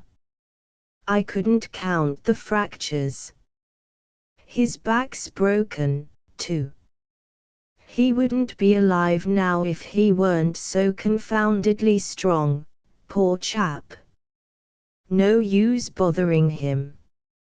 I've given him morphia, 1.5 in 8ths. Dr. Archie hurried on. Ray was lying on a flat canvas litter, under the shelter of a shelving bank, lightly shaded by a slender cottonwood tree. When the doctor and the preacher approached, he looked at them intently. He closed his eyes to hide his bitter disappointment. Dr. Archie knew what was the matter. "Thea's back there, Ray. I'll bring her as soon as I've had a look at you." Ray looked up. "You might clean me up a trifle, Doc." "Won't need you for anything else, thank you all the same." However little there was left of him, that little was certainly Ray Kennedy. His personality was as positive as ever, and the blood and dirt on his face seemed merely accidental, to have nothing to do with the man himself. Dr. Archie told Mr. Kronborg to bring a pail of water, and he began to sponge Ray's face and neck. Mr. Kronborg stood by, nervously rubbing his hands together and trying to think of something to say. Serious situations always embarrassed him and made him formal, even when he felt real sympathy. In times like this, Ray he brought out at last, crumpling up his handkerchief in his long fingers. In times like this, we don't want to forget the friend that sticketh closer than a brother. Ray looked up at him, a lonely, disconsolate smile played over his mouth and his square cheeks. "Never mind about all that, Padre," he said quietly. "Christ and me fell out long ago." There was a moment of silence. Then Ray took pity on Mr. Kronborg's embarrassment. "You go back for the little girl, Padre. I want a word with the doc in private." Ray talked to Dr. Archie for a few moments, then stopped suddenly, with a broad smile. Over the doctor's shoulder he saw Thea coming up the gulch, in her pink chambray dress, carrying her sun hat by the strings. Such a yellow head. He often told himself that he was perfectly foolish about her hair. The sight of her, coming, went through him softly, like the morphia. "There she is," he whispered. "Get the old preacher out of the way, Doc. I want to have a little talk with her." Dr. Archie looked up. Thea was hurrying and yet hanging back. She was more frightened than he had thought she would be. She had gone with him to see very sick people and had always been steady and calm. As she came up, she looked at the ground, and he could see that she had been crying. Ray Kennedy made an unsuccessful effort to put out his hand. "Hello, little kid, nothing to be afraid of. Darned if I don't believe they've gone and scared you. Nothing to cry about. I'm the same old goods, only a little dented. Sit down on my coat there, and keep me company. I've got to lay still a bit." Dr. Archie and Mr. Kronborg disappeared. Thea cast a timid glance after them, but she sat down resolutely and took Ray's hand. "You ain't scared now, are you?" he asked affectionately. "You were a regular brick to come, Thea. Did you get any breakfast?" "No, Ray, I'm not scared. Only I'm dreadful sorry you're hurt, and I can't help crying." His broad, earnest face, languid from the opium and smiling with such simple happiness, reassured her. She drew nearer to him and lifted his hand to her knee. He looked at her with his clear, shallow blue eyes. How he loved everything about that face and head. How many nights in his cupola, looking up the track, he had seen that face in the darkness, through the sleet and snow, or in the soft blue air when the moonlight slept on the desert. "You needn't bother to talk, Thea.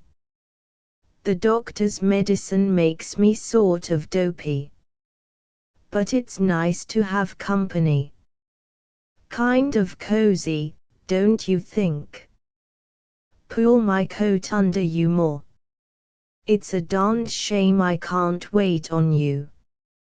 "No, no, Ray. I'm all right. Yes, I like it here. And I guess you ought not to talk much, ought you? If you can sleep, I'll stay right here, and be awful quiet. I feel just as much at home with you as ever, now." That simple, humble, faithful something in Ray's eyes went straight to Thea's heart. She did feel comfortable with him, and happy to give him so much happiness. It was the first time she had ever been conscious of that power to bestow intense happiness by simply being near anyone. She always remembered this day as the beginning of that knowledge. She bent over him and put her lips softly to his cheek. Ray's eyes filled with light. "Oh, do that again, kid," he said impulsively. Thea kissed him on the forehead, blushing faintly. Ray held her hand fast and closed his eyes with a deep sigh of happiness. The morphia and the sense of her nearness filled him with content. The gold mine, the oil well, the copper ledge, all pipe dreams, he mused, and this was a dream, too. He might have known it before. It had always been like that. The things he admired had always been a way out of his reach, a college education, a gentleman's manner, an Englishman's accent, things over his head. And Thea was farther out of his reach than all the rest put together.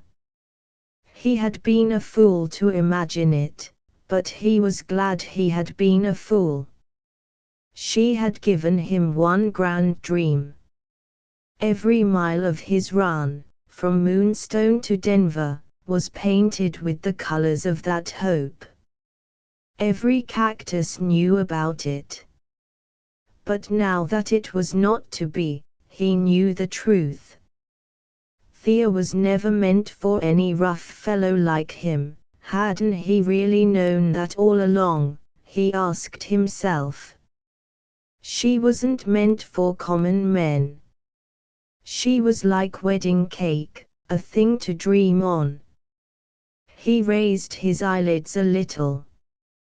She was stroking his hand and looking off into the distance. He felt in her face that look of unconscious power that Vunsk had seen there. Yes, she was bound for the big terminals of the world, no way stations for her. His lids drooped.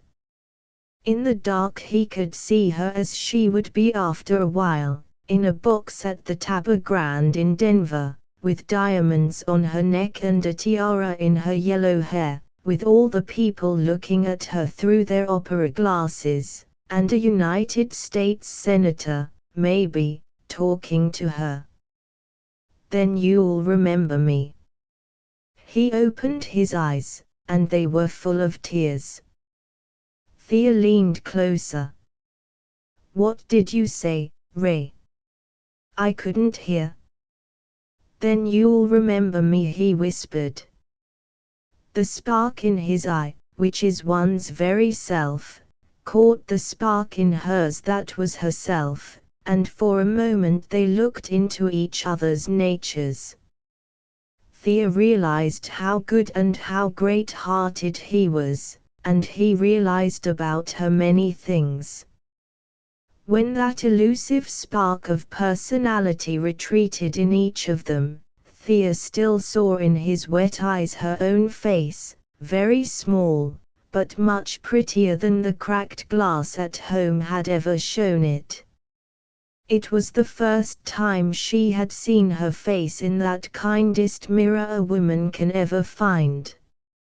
Ray had felt things in that moment when he seemed to be looking into the very soul of Thea Kronborg. Yes, the gold mine, the oil well, the copper ledge, they'd all got away from him, as things will, but he'd backed a winner once in his life. With all his might he gave his faith to the broad little hand he held. He wished he could leave her the rugged strength of his body to help her through with it all. He would have liked to tell her a little about his old dream. There seemed long years between him and it already, but to tell her now would somehow be unfair, wouldn't be quite the straightest thing in the world. Probably she knew, anyway. He looked up quickly. You know, don't you, that I think you are just the finest thing I've struck in this world. The tears ran down Thea's cheeks. You're too good to me, Ray. You're a lot too good to me, she faltered. Why, kid, he murmured, everybody in this world's going to be good to you. Dr. Archie came to the gulch and stood over his patient. How's it going? Can't you give me another punch with your pacifier, Doc? The little girl had better run along now. Ray released Thea's hand. See you later, Thea. She got up and moved away aimlessly, carrying her hat by the strings. Ray looked after her with the exultation born of bodily pain and said between his teeth, always look after that girl, Doc. She's a queen. Thea and her father went back to Moonstone on the 1:00 passenger. Dr. Archie stayed with Ray Kennedy until he died, late in the afternoon. On Monday morning, the day after Ray Kennedy's funeral, Dr. Archie called at Mr. Kronborg's study, a little room behind the church. Mr. Kronborg did not write out his sermons, but spoke from notes jotted upon small pieces of cardboard in a kind of shorthand of his own. As sermons go, they were not worse than most. His conventional rhetoric pleased the majority of his congregation, and Mr. Kronborg was generally regarded as a model preacher. He did not smoke, he never touched spirits.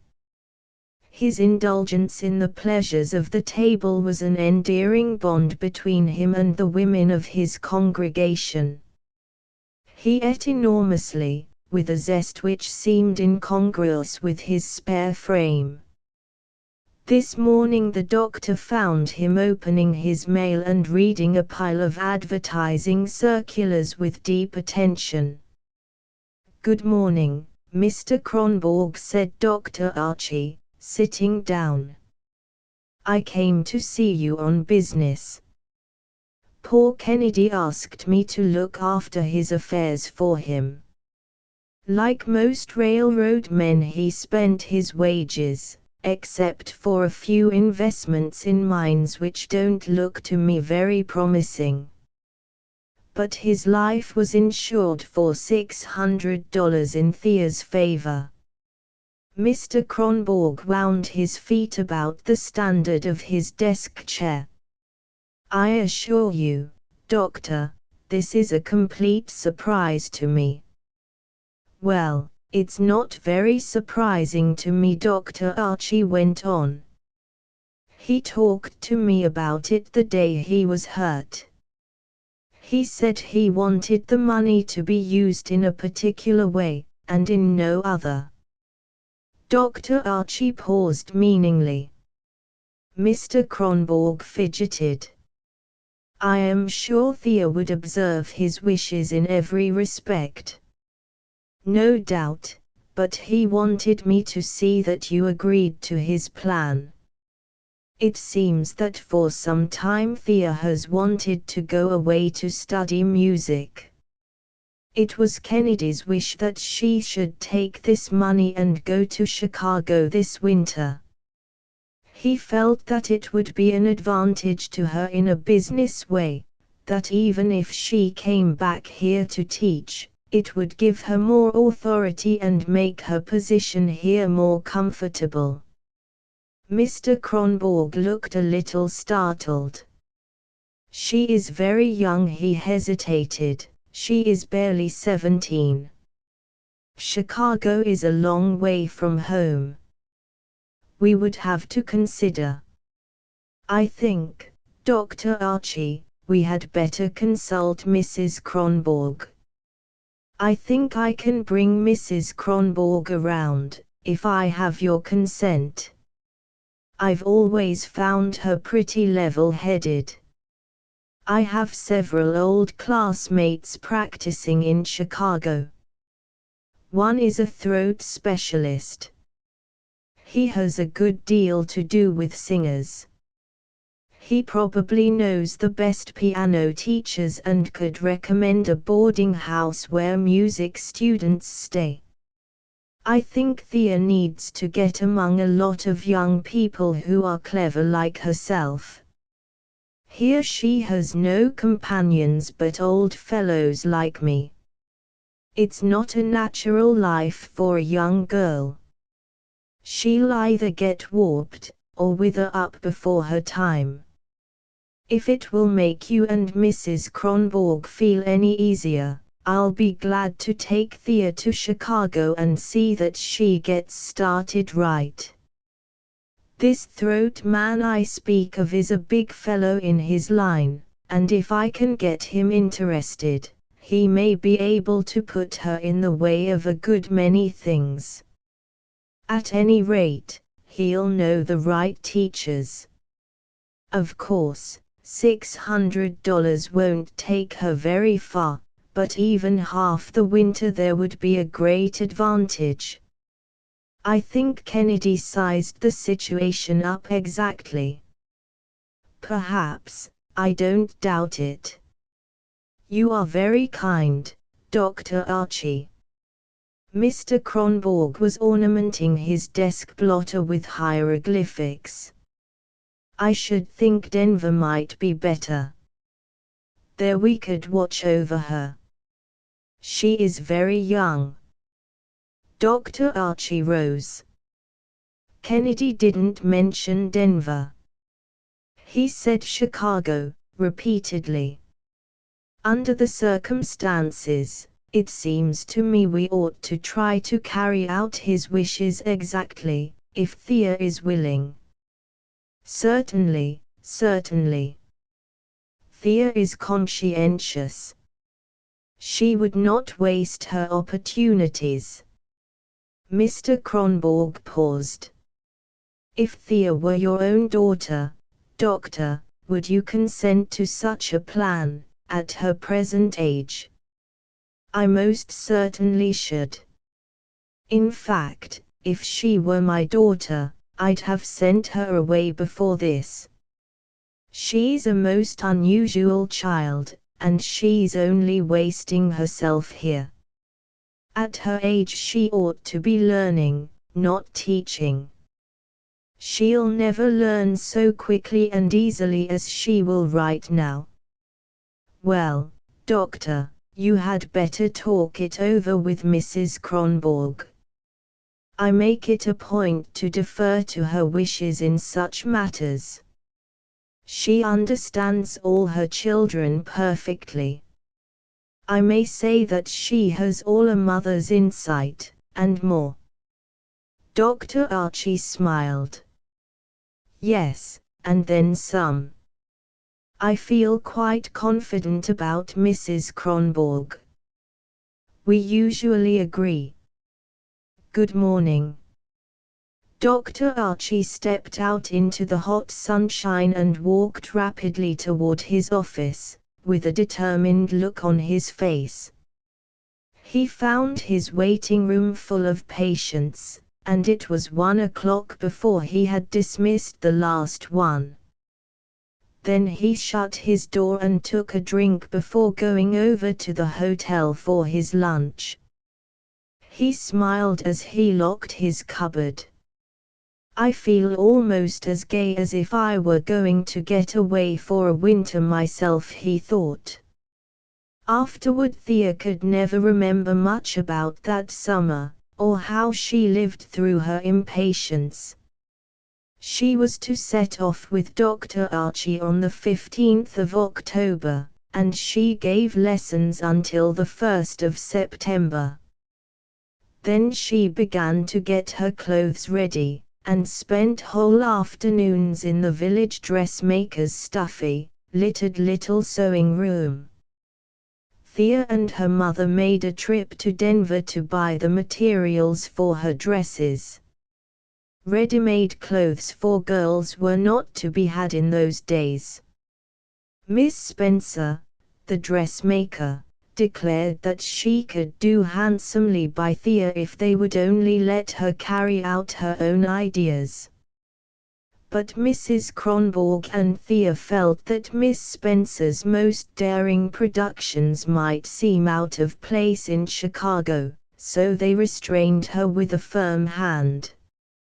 Tilly, who always helped Mrs. Kronborg with the family sewing, was for letting Miss Spencer challenge Chicago on Thea's person. Since Ray Kennedy's death, Thea had become more than ever one of Tilly's heroines. Tilly swore each of her friends to secrecy, and, coming home from church or leaning over the fence, told them the most touching stories about Ray's devotion, and how Thea would never get over it. Tilly's confidences stimulated the general discussion of Thea's venture. This discussion went on, upon front porches and in backyards, pretty much all summer. Some people approved of Thea's going to Chicago, but most people did not. There were others who changed their minds about it every day. Tilly said she wanted Thea to have a ball dress above all things. She bought a fashion book especially devoted to evening clothes and looked hungrily over the colored plates, picking out costumes that would be becoming to a blonde. She wanted Thea to have all the gay clothes she herself had always longed for, clothes she often told herself she needed to recite in.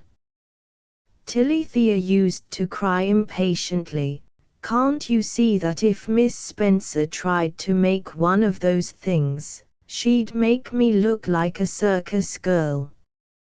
Anyhow, I don't know anybody in Chicago. I won't be going to parties." Tilly always replied with a knowing toss of her head, "You see. You'll be in society before you know it. There ain't many girls as accomplished as you." On the morning of the 15th of October, the Kronborg family, all of them but Gus, who couldn't leave the store, started for the station an hour before train time. Charlie had taken Thea's trunk and telescope to the depot in his delivery wagon early that morning. Thea wore her new blue serge traveling dress, chosen for its serviceable qualities.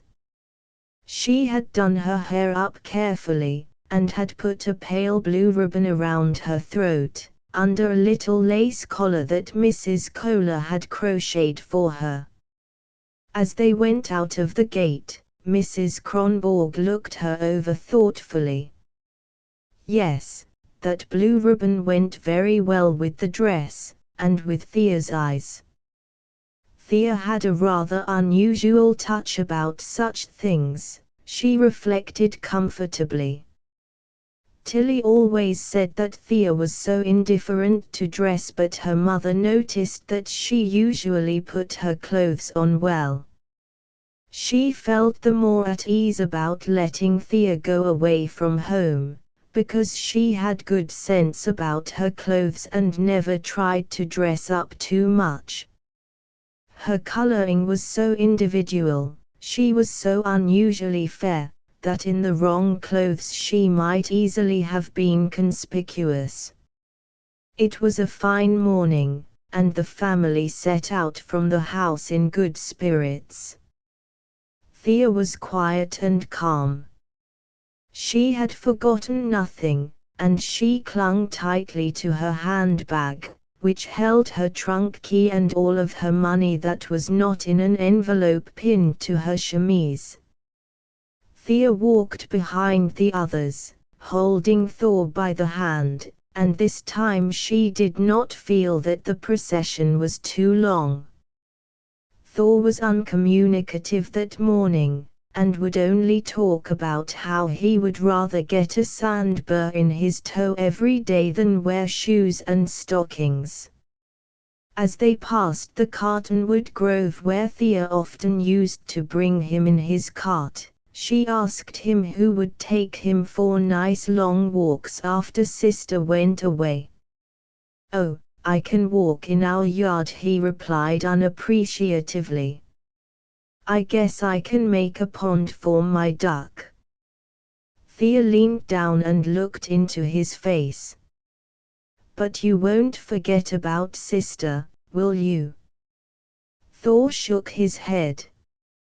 "And won't you be glad when Sister comes back and can take you over to Mrs. Kohler's to see the pigeons?" "Yes, I'll be glad. But I'm going to have a pigeon my own self." "But you haven't got any little house for one."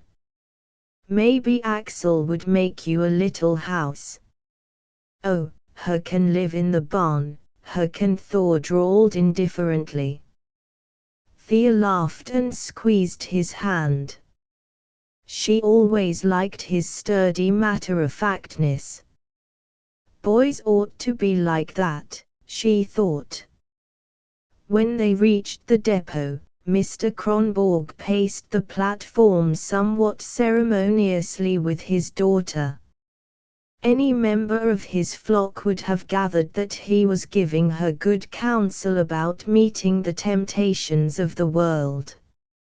He did, indeed, begin to admonish her not to forget that talents come from our Heavenly Father and are to be used for His glory, but he cut his remarks short and looked at his watch.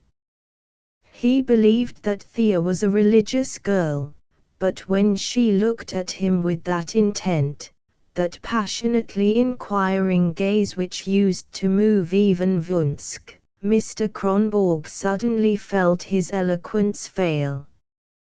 Thea was like her mother, he reflected, you couldn't put much sentiment across with her. As a usual thing, he liked girls to be a little more responsive.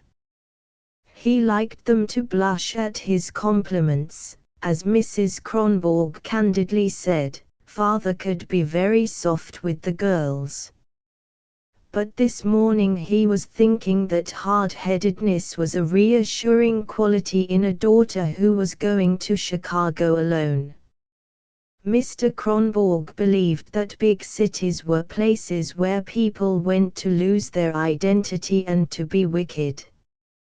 He himself, when he was a student at the seminary, he coughed and opened his watch again.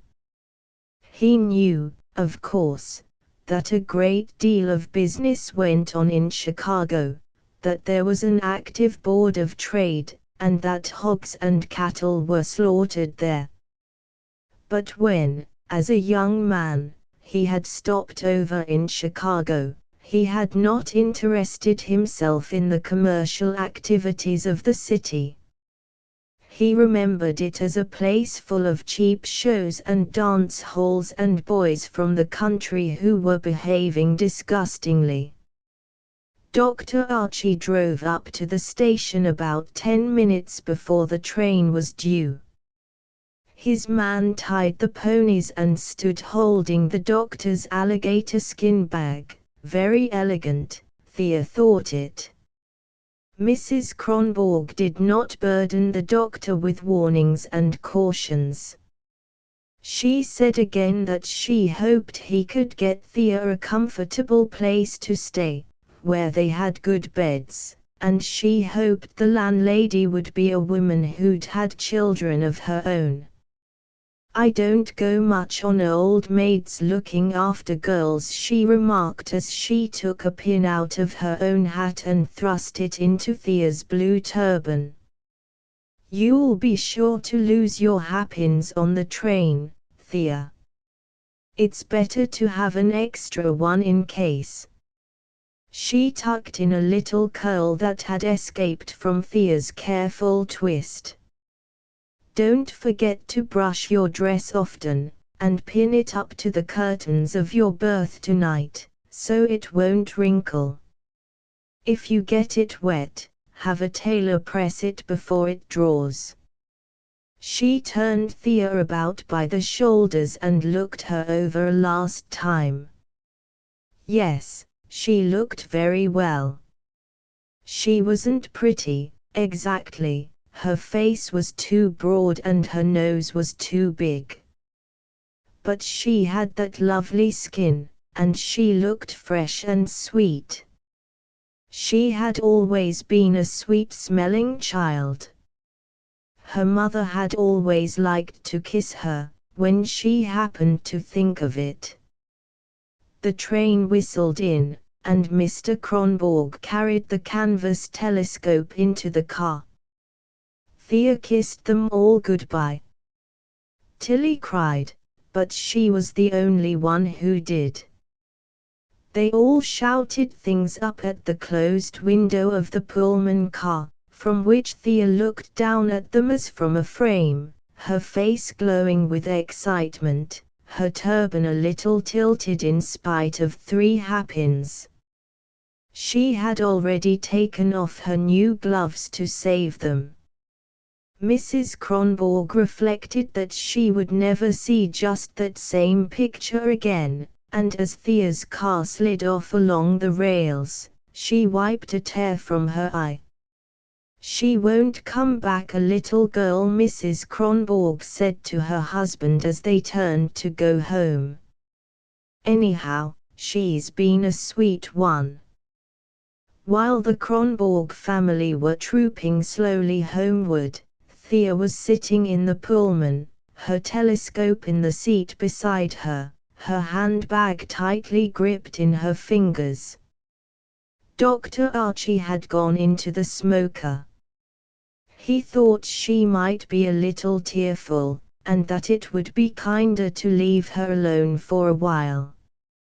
Her eyes did fill once, when she saw the last of the sand hills and realized that she was going to leave them behind for a long while. They always made her think of Ray, too. She had had such good times with him out there. But, of course, it was herself and her own adventure that mattered to her. If youth did not matter so much to itself, it would never have the heart to go on.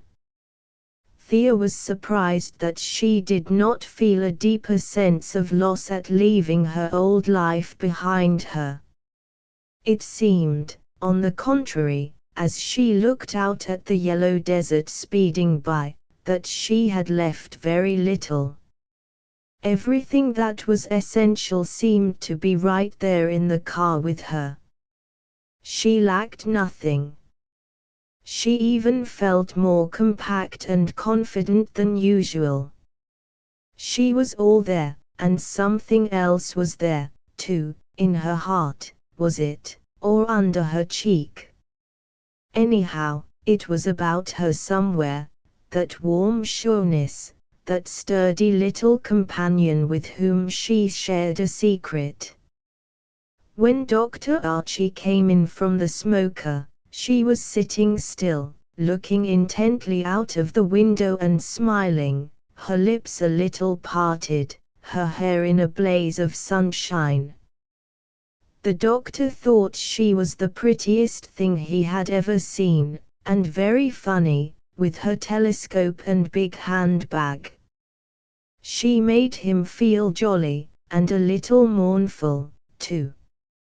He knew that the splendid things of life are few, after all, and so very easy to miss. Part 2. The Song of the Lark. Thea and Dr. Archie had been gone from Moonstone 4 days. On the afternoon of the 19th of October they were in a streetcar, riding through the depressing, unkept wastes of North Chicago, on their way to call upon the Reverend Lars Larsson, a friend to whom Mr. Kronborg had written. Thea was still staying at the rooms of the Young Women's Christian Association, and was miserable and homesick there. The housekeeper watched her in a way that made her uncomfortable. Things had not gone very well, so far. The noise and confusion of a big city tired and disheartened her. She had not had her trunk sent to the Christian Association rooms because she did not want to double cartage charges, and now she was running up a bill for storage on it. The contents of her grey telescope were becoming untidy, and it seemed impossible to keep one's face and hands clean in Chicago. She felt as if she were still on the train, traveling without enough clothes to keep clean. She wanted another nightgown, and it did not occur to her that she could buy one. There were other clothes in her trunk that she needed very much, and she seemed no nearer a place to stay than when she arrived in the rain, on that first disillusioning morning. Dr. Archie had gone at once to his friend Hartley Evans, the throat specialist, and had asked him to tell him of a good piano teacher and direct him to a good boarding house. Dr. Evans said he could easily tell him who was the best piano teacher in Chicago, but that most students' boarding houses were abominable places, where girls got poor food for body and mind. He gave Dr. Archie several addresses, however, and the doctor went to look the places over. He left Thea in her room, for she seemed tired and was not at all like herself. His inspection of boarding houses was not encouraging. The only place that seemed to him at all desirable was full, and the mistress of the house could not give Thea a room in which she could have a piano. She said Thea might use the piano in her parlor, but when Dr. Archie went to look at the parlor he found a girl talking to a young man on one of the corner sofas. Learning that the boarders received all their callers there, he gave up that house, too, as hopeless. So when they set out to make the acquaintance of Mr. Larson on the afternoon he had appointed, the question of a lodging was still undecided. The Swedish Reformed Church was in a sloughy, weedy district, near a group of factories. The church itself was a very neat little building. The parsonage, next door, looked clean and comfortable, and there was a well-kept yard about it, with a picket fence. Thea saw several little children playing under a swing, and wondered why ministers always had so many. When they rang at the parsonage door, a capable-looking Swedish servant girl answered the bell and told them that Mr. Larson's study was in the church, and that he was waiting for them there. Mr. Larson received them very cordially. The furniture in his study was so new and the pictures were so heavily framed, that Thea thought it looked more like the waiting room of the fashionable Denver dentist to whom Dr. Archie had taken her that summer, than like a preacher's study. There were even flowers in a glass vase on the desk. Mr. Larson was a small, plump man, with a short, yellow beard, very white teeth, and a little turned-up nose on which he wore gold-rimmed eyeglasses. He looked about 35, but he was growing bald, and his thin hair was parted above his left ear and brought up over the bare spot on the top of his head. He looked cheerful and agreeable. He wore a blue coat and no cuffs. After Dr. Archie and Thea sat down on a slippery leather couch, the minister asked for an outline of Thea's plans. Dr. Archie explained that she meant to study piano with Ander Harsani, that they had already seen him, that Thea had played for him and he said he would be glad to teach her. Mr. Larson lifted his pale eyebrows and rubbed his plump white hands together. But he is a concert pianist already. He will be very expensive. That's why Miss Kronborg wants to get a church position if possible. She has not money enough to see her through the winter. There's no use her coming all the way from Colorado and studying with a second-rate teacher. My friends here tell me Harsani is the best. Oh, very likely. I have heard him play with Thomas. You Western people do things on a big scale. There are half a dozen teachers that I should think, however, you know what you want. Mr. Larson showed his contempt for such extravagant standards by a shrug. He felt that Dr. Archie was trying to impress him. He had succeeded, indeed, in bringing out the doctor's stiffest manner. Mr. Larson went on to explain that he managed the music in his church himself, and drilled his choir, though the tenor was the official choir master. Unfortunately, there were no vacancies in his choir just now. He had his 4 voices, very good ones. He looked away from Dr. Archie and glanced at Thea. She looked troubled, even a little frightened when he said this, and drew in her lower lip. She, certainly, was not pretentious, if her protector was. He continued to study her. She was sitting on the lounge, her knees far apart, her gloved hands lying stiffly in her lap, like a country girl. Her turban, which seemed a little too big for her, had got tilted in the wind. It was always windy in that part of Chicago, and she looked tired. She wore no veil, and her hair, too, was the worse for the wind and dust. When he said he had all the voices he required, he noticed that her gloved hands shut tightly. Mr. Larson reflected that she was not, after all, responsible for the lofty manner of her father's physician, that she was not even responsible for her father, whom he remembered as a tiresome fellow.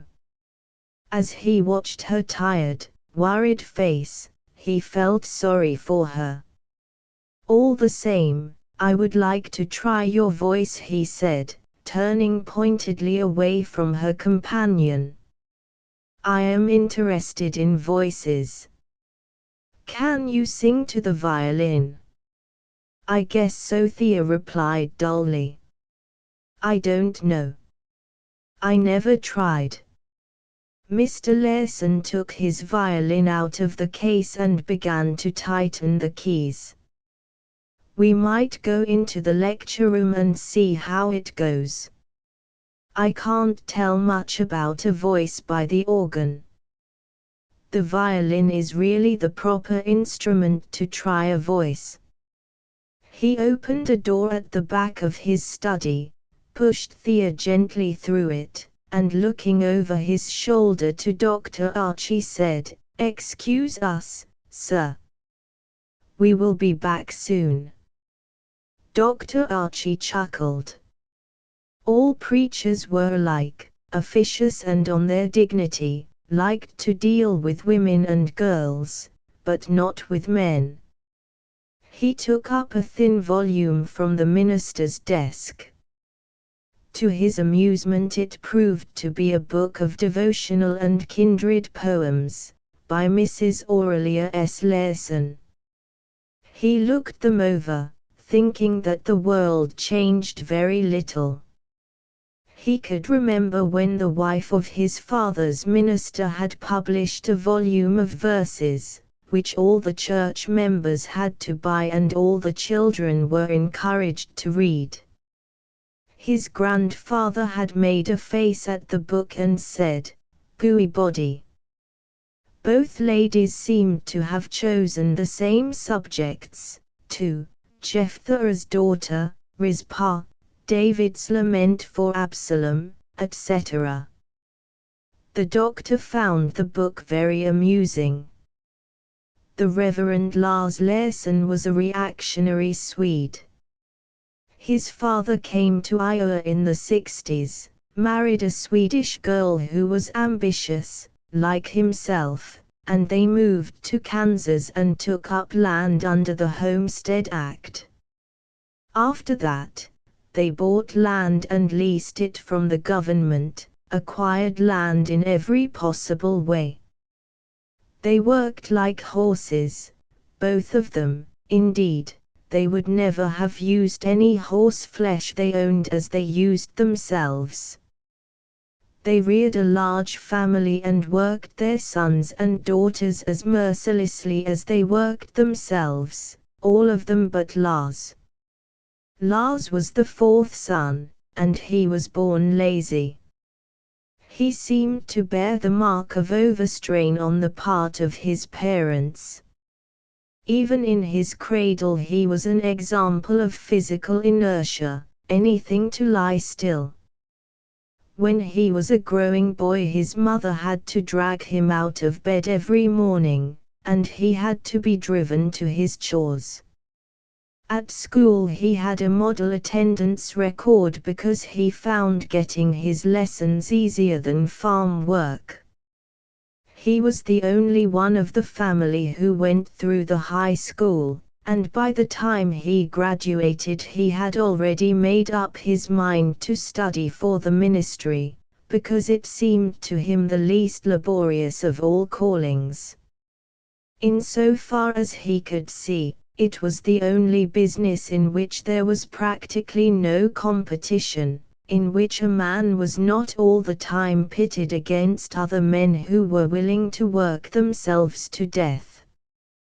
His father stubbornly opposed Lars's plan, but after keeping the boy at home for a year and finding how useless he was on the farm, he sent him to a theological seminary, as much to conceal his laziness from the neighbors as because he did not know what else to do with him.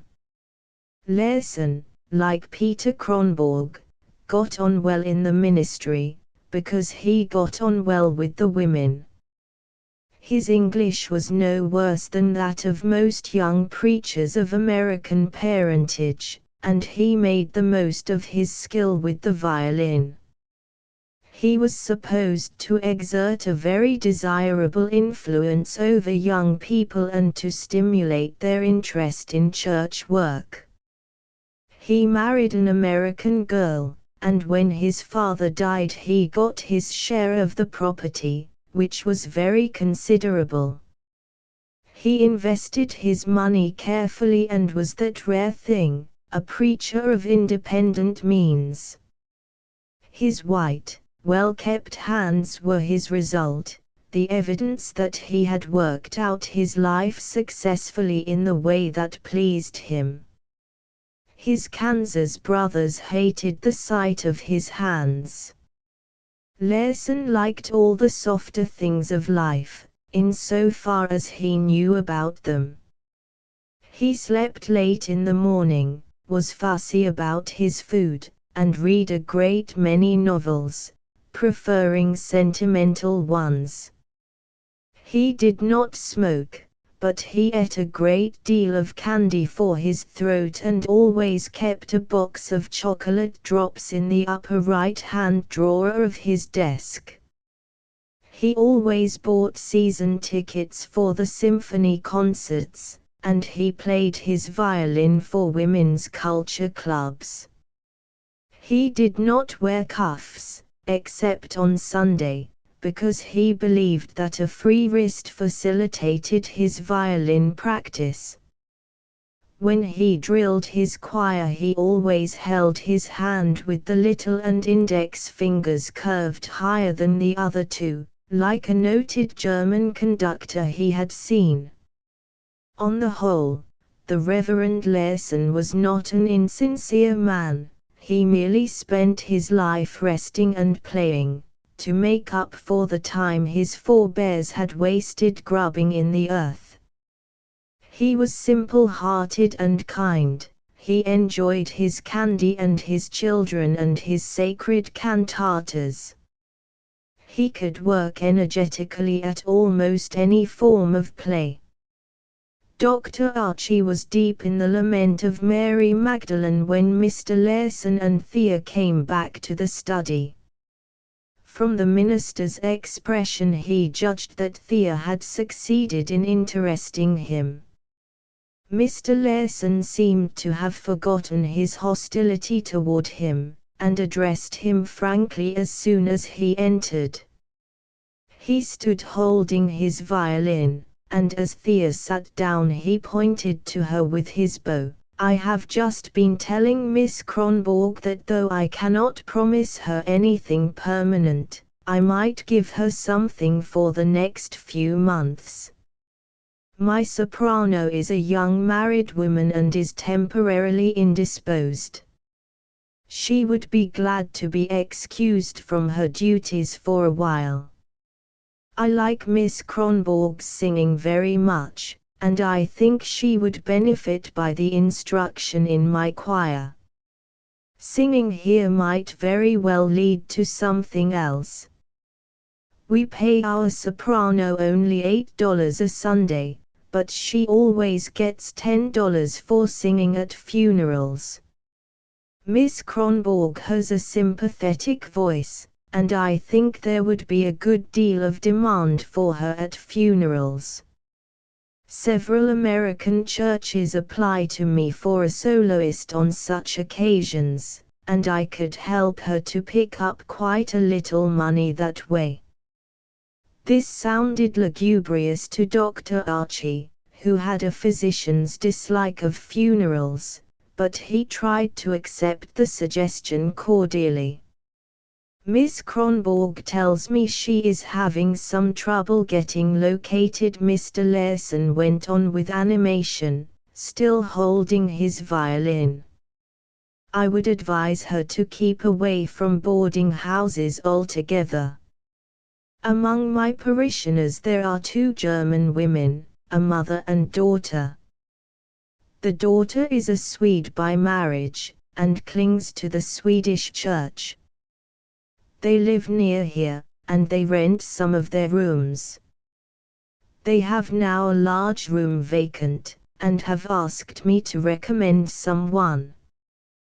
They have never taken boarders, but Mrs. Lark, the mother, is a good cook. At least, I am always glad to take supper with her, and I think I could persuade her to let this young woman partake of the family table.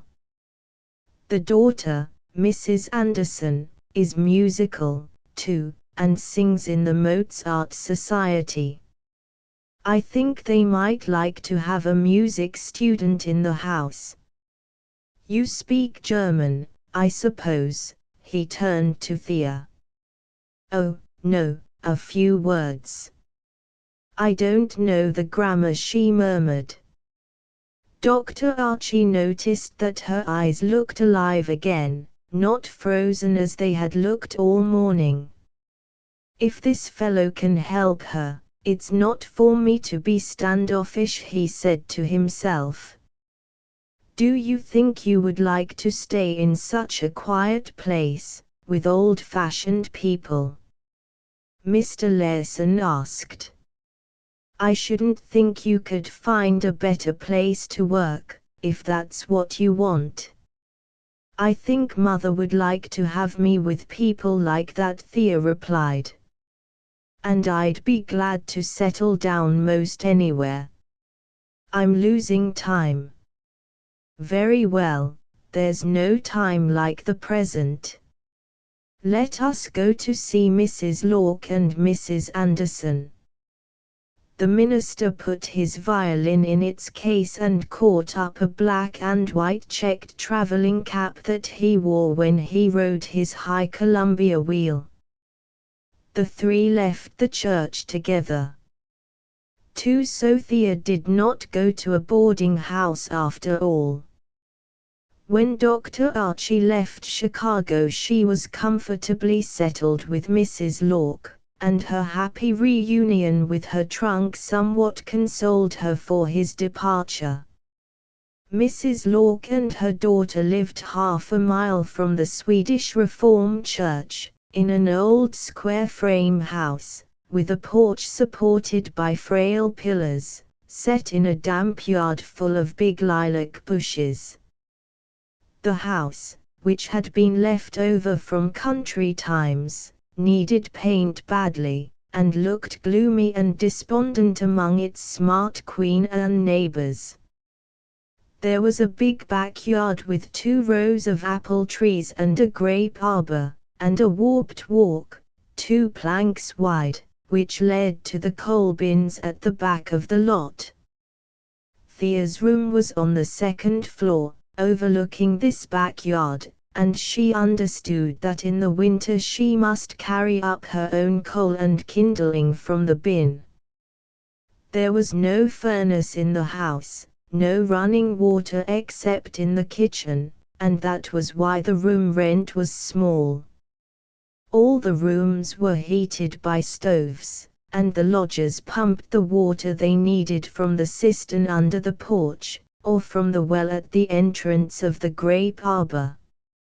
Old Mrs. Lark could never bring herself to have costly improvements made in her house. Indeed, she had very little money. She preferred to keep the house just as her husband built it, and she thought her way of living good enough for plain people. Thea's room was large enough to admit a rented upright piano without crowding. It was, the widowed daughter said, a double room that had always before been occupied by 2 gentlemen. The piano now took the place of a second occupant. There was an ingrain carpet on the floor, green ivy leaves on a red ground, and clumsy, old-fashioned walnut furniture. The bed was very wide, and the mattress thin and hard. Over the fat pillows were shams embroidered in turkey red, each with a flowering scroll, one with Guten Nacht, the other with Guten Morgen. The dresser was so big that Thea wondered how it had ever been got into the house and up the narrow stairs. Besides an old horsehair armchair, there were 2 low plush spring rockers against the massive pedestals of which one was always stumbling in the dark. Thea sat in the dark a good deal those first weeks, and sometimes a painful bump against one of those brutally immovable pedestals roused her temper and pulled her out of a heavy hour. The wallpaper was brownish yellow, with blue flowers.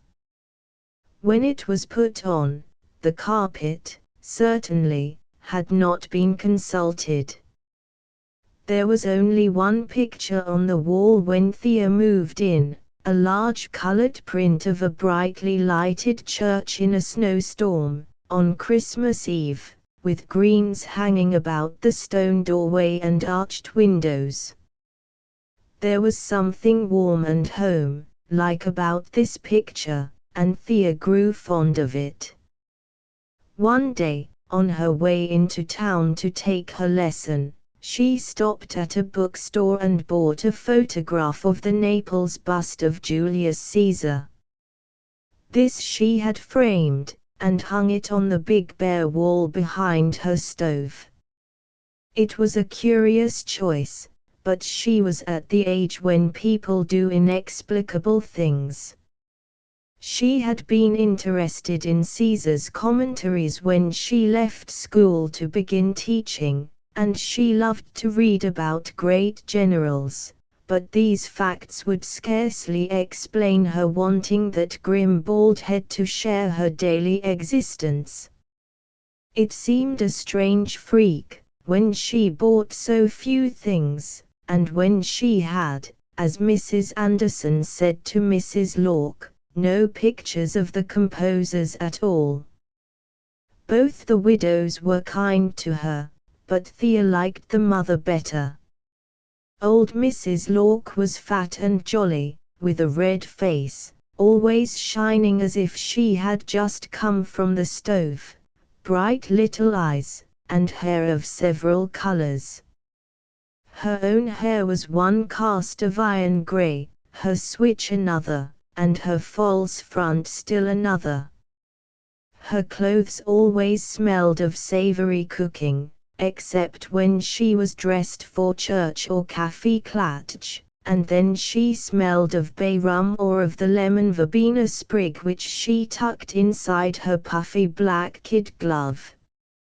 Her cooking justified all that Mr. Larson had said of it, and Thea had never been so well nourished before. The daughter, Mrs. Anderson, Irene, her mother called her, was a different sort of woman altogether. She was perhaps 40 years old, angular, big-boned, with large, thin features, light blue eyes, and dry, yellow hair, the bang tightly frizzed. She was pale, anemic, and sentimental. She had married the youngest son of a rich, arrogant Swedish family who were lumber merchants in St. Paul. There she dwelled during her married life. Oscar Anderson was a strong, full-blooded fellow who had counted on a long life and had been rather careless about his business affairs. He was killed by the explosion of a steam boiler in the mills, and his brothers managed to prove that he had very little stock in the big business. They had strongly disapproved of his marriage and they agreed among themselves that they were entirely justified in defrauding his widow, who, they said, would only marry again and give some fellow a good thing of it. Mrs. Anderson would not go to law with the family that had always snubbed and wounded her. She felt the humiliation of being thrust out more than she felt her impoverishment, so she went back to Chicago to live with her widowed mother on an income of $500 a year. This experience had given her sentimental nature an incurable hurt. Something withered away in her. Her head had a downward droop, her step was soft and apologetic, even in her mother's house, and her smile had the sickly, uncertain flicker that so often comes from a secret humiliation.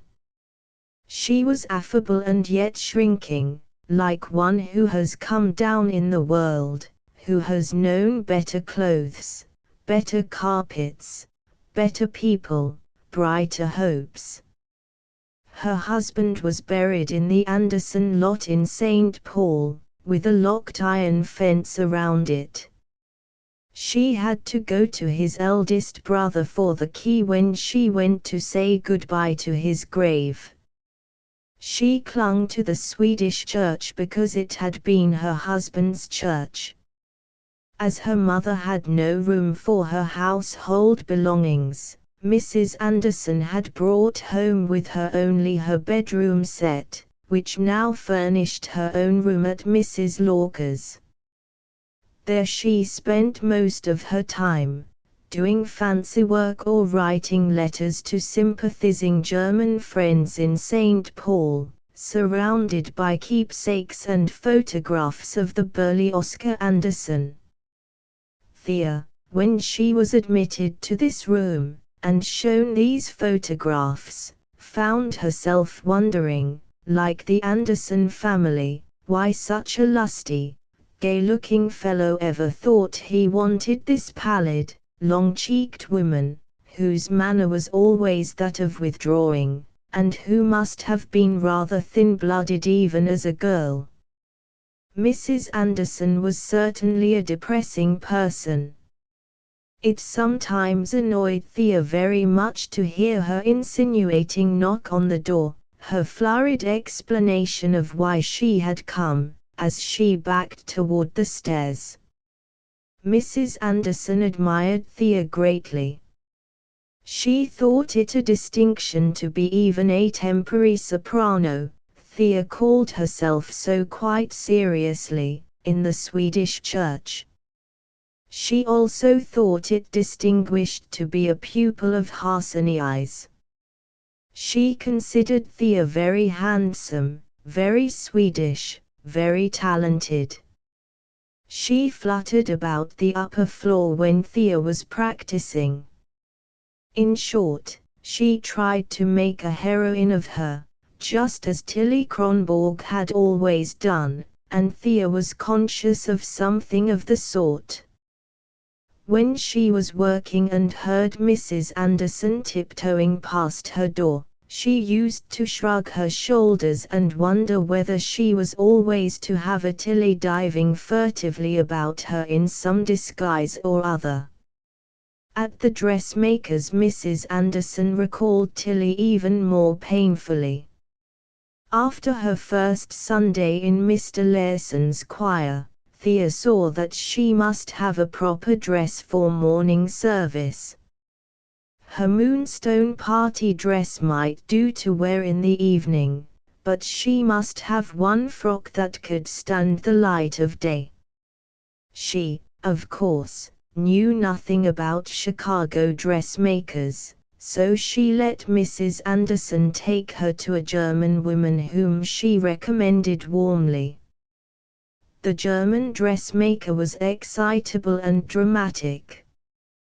Concert dresses, she said, were her specialty. In her fitting room there were photographs of singers in the dresses she had made them for this or that Sangerfest. She and Mrs. Anderson together achieved a costume which would have warmed Tilly Kronborg's heart. It was clearly intended for a woman of 40, with violent tastes. There seemed to be a piece of every known fabric in it somewhere. When it came home, and was spread out on her huge bed, Thea looked it over and told herself candidly that it was a horror. However, her money was gone, and there was nothing to do but make the best of the dress. She never wore it except, as she said, to sing in, as if it were an unbecoming uniform. When Mrs. Lark and Irene told her that she looked like a little bird of paradise in it, Thea shut her teeth and repeated to herself words she had learned from Joe Giddy and Spanish Johnny. In these two good women Thea found faithful friends, and in their house she found the quiet and peace which helped her to support the great experiences of that winter. 3 under Harseny I had never had a pupil in the least like Thea Kronborg. He had never had one more intelligent, and he had never had one so ignorant. When Thea sat down to take her first lesson from him, she had never heard a work by Beethoven or a composition by Chopin. She knew their names vaguely. Wunsch had been a musician once, long before he wandered into Moonstone, but when Thea awoke his interest there was not much left of him.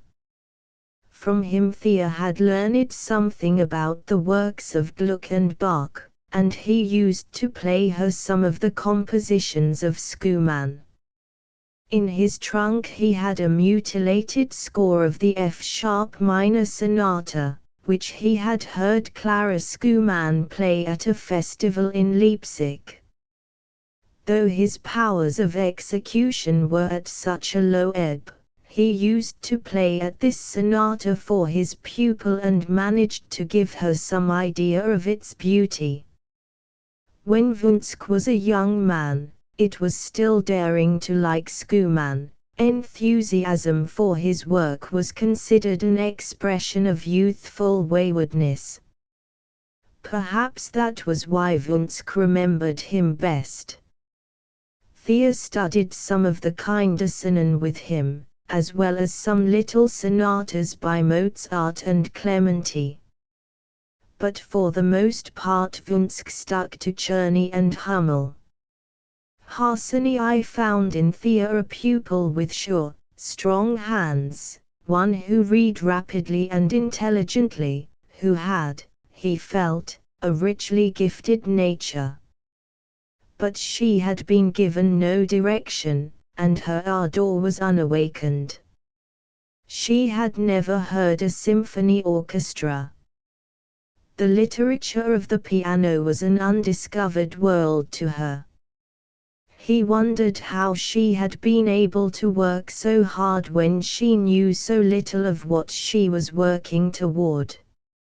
She had been taught according to the old Stuttgart method, stiff back, stiff elbows, a very formal position of the hands.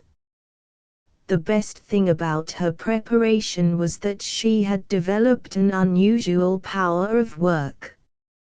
He noticed at once her way of charging at difficulties.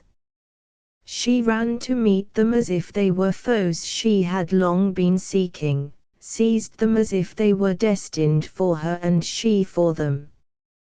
Whatever she did well, she took for granted. Her eagerness aroused all the young Hungarians' chivalry.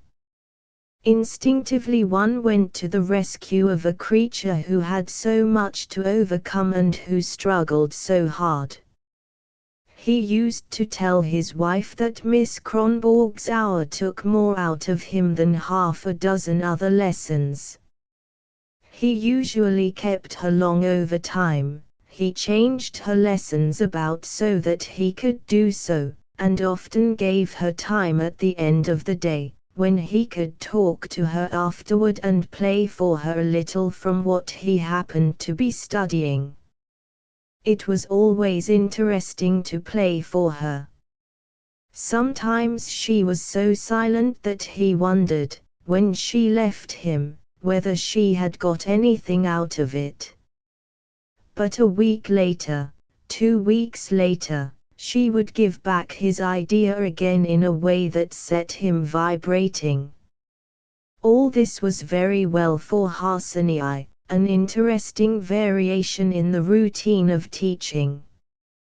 But for Thea Kronborg, that winter was almost beyond enduring. She always remembered it as the happiest and wildest and saddest of her life. Things came too fast for her, she had not had enough preparation. There were times when she came home from her lesson and lay upon her bed hating Wunsch and her family, hating a world that had let her grow up so ignorant, when she wished that she could die then and there, and be born over again to begin anew. She said something of this kind once to her teacher, in the midst of a bitter struggle.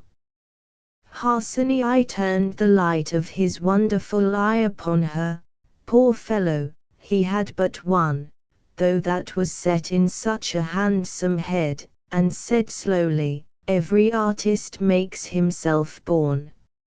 It is very much harder than the other time, and longer. Your mother did not bring anything into the world to play piano. That you must bring into the world yourself." This comforted Thea temporarily, for it seemed to give her a chance. But a great deal of the time she was comfortless. Her letters to Dr. Archie were brief and businesslike. She was not apt to chatter much, even in the stimulating company of people she liked, and to chatter on paper was simply impossible for her. If she tried to write him anything definite about her work, she immediately scratched it out as being only partially true, or not true at all. Nothing that she could say about her studies seemed unqualifiedly true, once she put it down on paper. Late one afternoon, when she was thoroughly tired and wanted to struggle on into the dusk, Harsanyi, tired too, threw up his hands and laughed at her. "Not today, Miss Kronborg. That sonata will keep, it won't run away.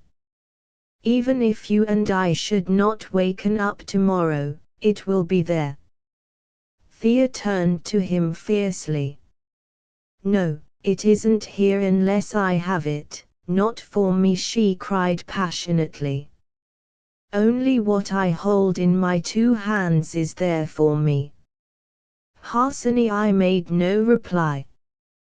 He took a deep breath and sat down again. The second movement now, quietly, with the shoulders relaxed. There were hours, too, of great exaltation, when she was at her best and became a part of what she was doing and ceased to exist in any other sense. There were other times when she was so shattered by ideas that she could do nothing worthwhile, when they trampled over her like an army and she felt as if she were bleeding to death under them. She sometimes came home from a late lesson so exhausted that she could eat no supper. If she tried to eat, she was ill afterward. She used to throw herself upon the bed and lie there in the dark, not thinking, not feeling, but evaporating. That same night, perhaps, she would waken up rested and calm, and as she went over her work in her mind, the passages seemed to become something of themselves, to take a sort of pattern in the darkness. She had never learned to work away from the piano until she came to Harsanyi, and it helped her more than anything had ever helped her before. She almost never worked now with the sunny, happy contentment that had filled the hours when she worked with Vunsk. Like a fat horse turning a sorghum mill, she said bitterly to herself. Then, by sticking to it, she could always do what she set out to do. Now, everything that she really wanted was impossible, a cantabile like Harsanyi's, for instance, instead of her own cloudy tone. No use telling her she might have it in 10 years. She wanted it now. She wondered how she had ever found other things interesting, books, Anna Karenina, all that seemed so unreal and on the outside of things. She was not born a musician, she decided. There was no other way of explaining it. Sometimes she got so nervous at the piano that she left it, and snatching up her hat and cape went out and walked, hurrying through the streets like Christian fleeing from the city of destruction. And while she walked she cried. There was scarcely a street in the neighborhood that she had not cried up and down before that winter was over. The thing that used to lie under her cheek, that sat so warmly over her heart when she glided away from the sand hills that autumn morning, was far from her. She had come to Chicago to be with it, and it had deserted her, leaving in its place a painful longing, an unresigned despair. Harsanyi knew that his interesting pupil, the savage blonde one of his male students called her, was sometimes very unhappy. He saw in her discontent a curious definition of character. He would have said that a girl with so much musical feeling, so intelligent, with good training of eye and hand, would, when thus suddenly introduced to the great literature of the piano, have found boundless happiness.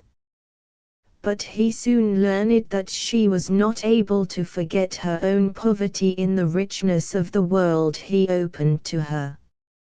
Often when he played to her, her face was the picture of restless misery. She would sit crouching forward, her elbows on her knees, her brows drawn together and her grey-green eyes smaller than ever, reduced to mere pinpoints of cold, piercing light. Sometimes, while she listened, she would swallow hard, 2 or 3 times, and look nervously from left to right, drawing her shoulders together. Exactly, he thought, as if she were being watched, or as if she were naked and heard someone coming. On the other hand, when she came several times to see Mrs. Harsanyi and the 2 babies, she was like a little girl, jolly and gay and eager to play with the children, who loved her. The little daughter, Tanya, liked to touch Miss Kronborg's yellow hair and pat it, saying, "Dolly, Dolly," because it was of a color much oftener seen on dolls than on people. But if Harsanyi opened the piano and sat down to play, Miss Kronborg gradually drew away from the children, retreated to a corner and became sullen or troubled. Mrs. Harsanyi noticed this, also, and thought it very strange behavior. Another thing that puzzled Harsanyi was Thea's apparent lack of curiosity. Several times he offered to give her tickets to concerts, but she said she was too tired or that it knocked her out to be up late. Harsanyi did not know that she was singing in a choir, and had often to sing at funerals, neither did he realize how much her work with him stirred her and exhausted her. Once, just as she was leaving his studio, he called her back and told her he could give her some tickets that had been sent him for Emma Judge that evening. Thea fingered the black wool on the edge of her plush cape and replied, "Oh, thank you, Mr. Harsanyi, but I have to wash my hair tonight." Mrs. Harsanyi liked Miss Kronborg thoroughly. She saw in her the making of a pupil who would reflect credit upon Harsanyi. She felt that the girl could be made to look strikingly handsome, and that she had the kind of personality which takes hold of audiences. Moreover, Miss Kronborg was not in the least sentimental about her husband. Sometimes from the show pupils one had to endure a good deal. "I like that girl," she used to say, when Harsanyi told her of one of Thea's gaucheries. "She doesn't sigh every time the wind blows. With her one swallow doesn't make a summer." Thea told them very little about herself. She was not naturally communicative, and she found it hard to feel confidence in new people. She did not know why, but she could not talk to Harsanyi as she could to Dr. Archie, or to Johnny and Mrs. Tellamantez. With Mr. Larson she felt more at home, and when she was walking she sometimes stopped at his study to eat candy with him or to hear the plot of the novel he happened to be reading. One evening toward the middle of December Thea was to dine with the Harsanyis. She arrived early, to have time to play with the children before they went to bed. Mrs. Harsanyi took her into her own room and helped her take off her country fascinator and her clumsy plush cape. Thea had bought this cape at a big department store and had paid $16.50 for it. As she had never paid more than $10 for a coat before, that seemed to her a large price. It was very heavy and not very warm, ornamented with a showy pattern in black discs, and trimmed around the collar and the edges with some kind of black wool that crocked badly in snow or rain. It was lined with a cotton stuff called farmer's satin. Mrs. Harsonii was one woman in 1,000. As she lifted this cape from Thea's shoulders and laid it on her white bed, she wished that her husband did not have to charge pupils like this one for their lessons. Thea wore her Moonstone party dress, white organdie, made with a V-neck and elbow sleeves, and a blue sash. She looked very pretty in it, and around her throat she had a string of pink coral and tiny white shells that Ray once brought her from Los Angeles. Mrs. Harsonii noticed that she wore high heavy shoes which needed blacking. The choir in Mr. Larson's church stood behind a railing, so Thea did not pay much attention to her shoes. "You have nothing to do to your hair," Mrs. Harsonii said kindly, as Thea turned to the mirror. "However it happens to lie, it's always pretty. I admire it as much as Tanya does." Thea glanced awkwardly away from her and looked stern, but Mrs. Harsonii knew that she was pleased. They went into the living room, behind the studio, where the two children were playing on the big rug before the coal grate. Ander, the boy, was 6, a sturdy, handsome child, and the little girl was 4. She came tripping to meet Thea, looking like a little doll in her white net dress. Her mother made all her clothes. Thea picked her up and hugged her. Mrs. Harsonii excused herself and went to the dining room. She kept only one maid and did a good deal of the housework herself, besides cooking her husband's favorite dishes for him. She was still under 30, a slender, graceful woman, gracious, intelligent, and capable. She adapted herself to circumstances with a well-bred ease which solved many of her husband's difficulties, and kept him, as he said, from feeling cheap and down at the heel. No musician ever had a better wife. Unfortunately, her beauty was of a very frail and impressionable kind, and she was beginning to lose it. Her face was too thin now, and there were often dark circles under her eyes.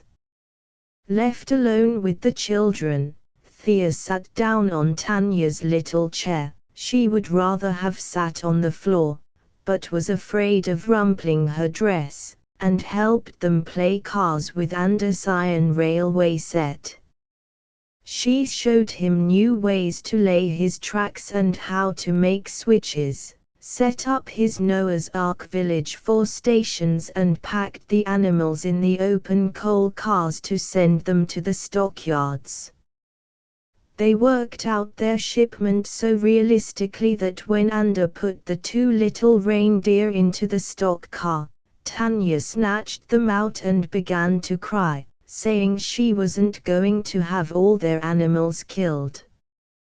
Harsonii came in, jaded and tired, and asked Thea to go on with her game, as he was not equal to talking much before dinner. He sat down and made pretense of glancing at the evening paper, but he soon dropped it. After the railroad began to grow tiresome, Thea went with the children to the lounge in the corner, and played for them the game with which she used to amuse Thor for hours together behind the parlor stove at home, making shadow pictures against the wall with her hands. Her fingers were very supple, and she could make a duck and a cow and a sheep and a fox and a rabbit and even an elephant. Harsanyi, from his low chair, watched them, smiling. The boy was on his knees, jumping up and down with the excitement of guessing the beasts, and Tanya sat with her feet tucked under her and clapped her frail little hands. Thea's profile, in the lamplight, teased his fancy. Where had he seen a head like it before? When dinner was announced, little Anda took Thea's hand and walked to the dining room with her. The children always had dinner with their parents and behaved very nicely at table. Mama, said Anda seriously as he climbed into his chair and tucked his napkin into the collar of his blouse, Miss Kronborg's hands are every kind of animal there is. His father laughed. I wish somebody would say that about my hands, Anda. When Thea dined at the Harsanyis before, she noticed that there was an intense suspense from the moment they took their places at the table until the master of the house had tasted the soup. He had a theory that if the soup went well, the dinner would go well, but if the soup was poor, all was lost. Tonight he tasted his soup and smiled, and Mrs. Harsanyi sat more easily in her chair and turned her attention to Thea. Thea loved their dinner table, because it was lighted by candles in silver candlesticks, and she had never seen a table so lighted anywhere else. There were always flowers, too. Tonight there was a little orange tree, with oranges on it, that one of Harsanyi's pupils had sent him at Thanksgiving time. After Harsanyi had finished his soup and a glass of red Hungarian wine, he lost his fagged look and became cordial and witty. He persuaded Thea to drink a little wine tonight. The first time she dined with them, when he urged her to taste the glass of sherry beside her plate, she astonished them by telling them that she never drank. Harsanyi was then a man of 32. He was to have a very brilliant career, but he did not know it then. Theodore Thomas was perhaps the only man in Chicago who felt that Harsanyi might have a great future. Harsanyi belonged to the softer Slavic type, and was more like a Pole than a Hungarian. He was tall, slender, active, with sloping, graceful shoulders and long arms. His head was very fine, strongly and delicately modeled, and, as Thea put it, so independent. A lock of his thick brown hair usually hung over his forehead. His eye was wonderful, full of light and fire when he was interested, soft and thoughtful when he was tired or melancholy. The meaning and power of two very fine eyes must all have gone into this one, the right one, fortunately, the one next his audience when he played. He believed that the glass eye which gave one side of his face such a dull, blind look, had ruined his career, or rather had made a career impossible for him. Harsanyi lost his eye when he was 12 years old, in a Pennsylvania mining town where explosives happened to be kept too near the frame shanties in which the company packed newly arrived Hungarian families. His father was a musician and a good one, but he had cruelly overworked the boy, keeping him at the piano for 6 hours a day and making him play in cafes and dance halls for half the night. Anda ran away and crossed the ocean with an uncle, who smuggled him through the port as one of his own many children. The explosion in which Anda was hurt killed a score of people, and he was thought lucky to get off with an eye. He still had a clipping from a Pittsburgh paper, giving a list of the dead and injured. He appeared as Harsanyi, Anda, left eye and slight injuries about the head. That was his first American notice, and he kept it. He held no grudge against the coal company. He understood that the accident was merely one of the things that are bound to happen in the general scramble of American life, where everyone comes to grab and takes his chance. While they were eating dessert, Thea asked Harsanyi if she could change her Tuesday lesson from afternoon to morning. "I have to be at a choir rehearsal in the afternoon, to get ready for the Christmas music, and I expect it will last until late." Harsanyi put down his fork and looked up. "A choir rehearsal? You sing in a church?" "Yes. A little Swedish church, over on the north side." "Why did you not tell us?" "Oh, I'm only a temporary. The regular soprano is not well." "How long have you been singing there?" "Ever since I came. I had to get a position of some kind," Thea explained, flushing, "and the preacher took me on.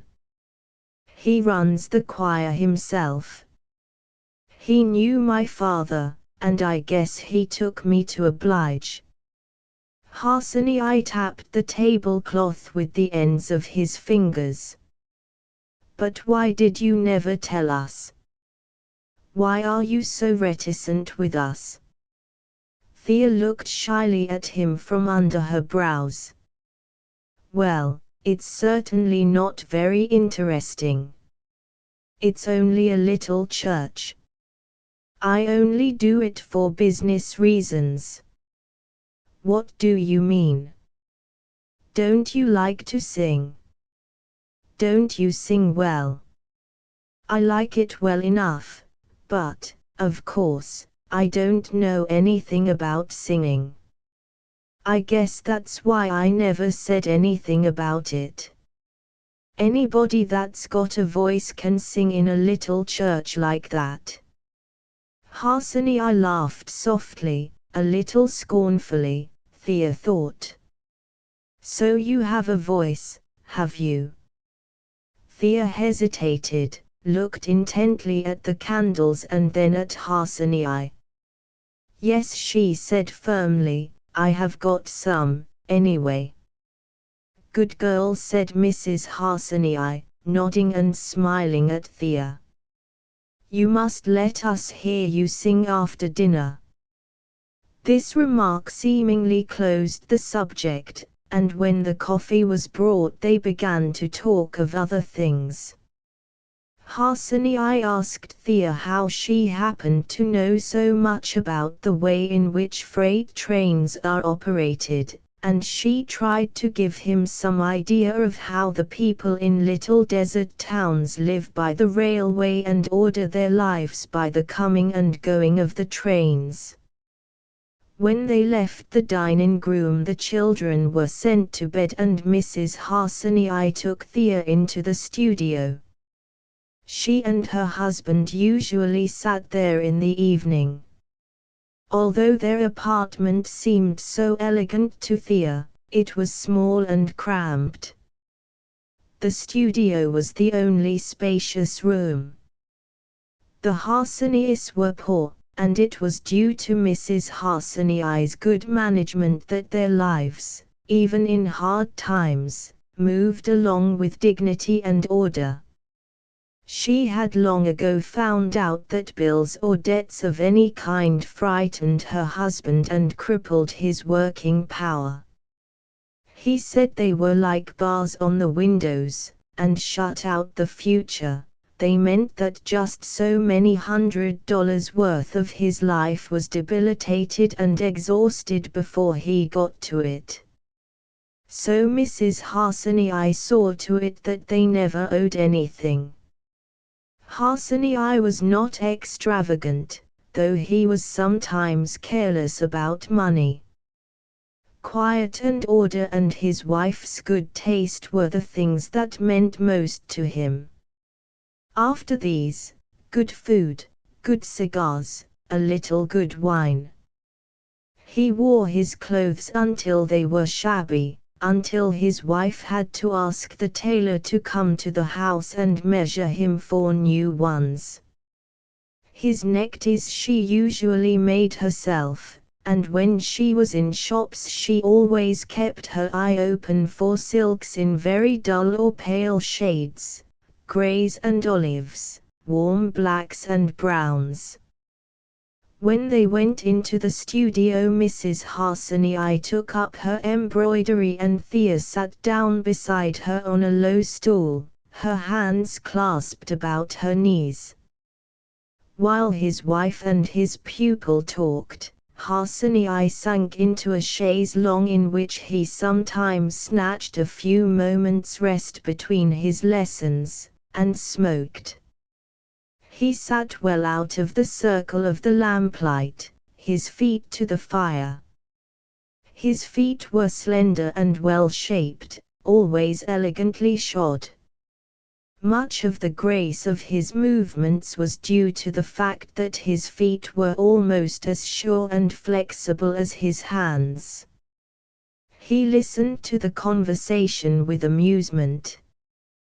He admired his wife's tact and kindness with crude young people. She taught them so much without seeming to be instructing. When the clock struck 9, Thea said she must be going home. Harsanyi rose and flung away his cigarette.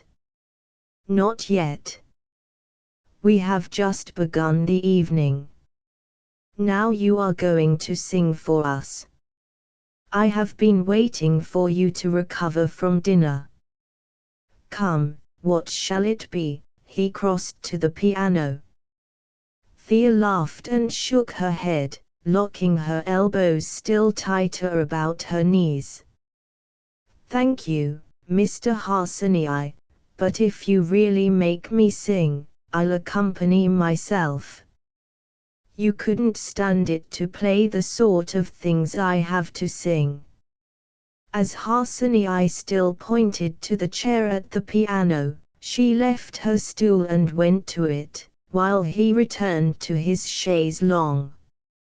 Thea looked at the keyboard uneasily for a moment, then she began Come, ye disconsolate. The Himvunsk had always liked to hear her sing.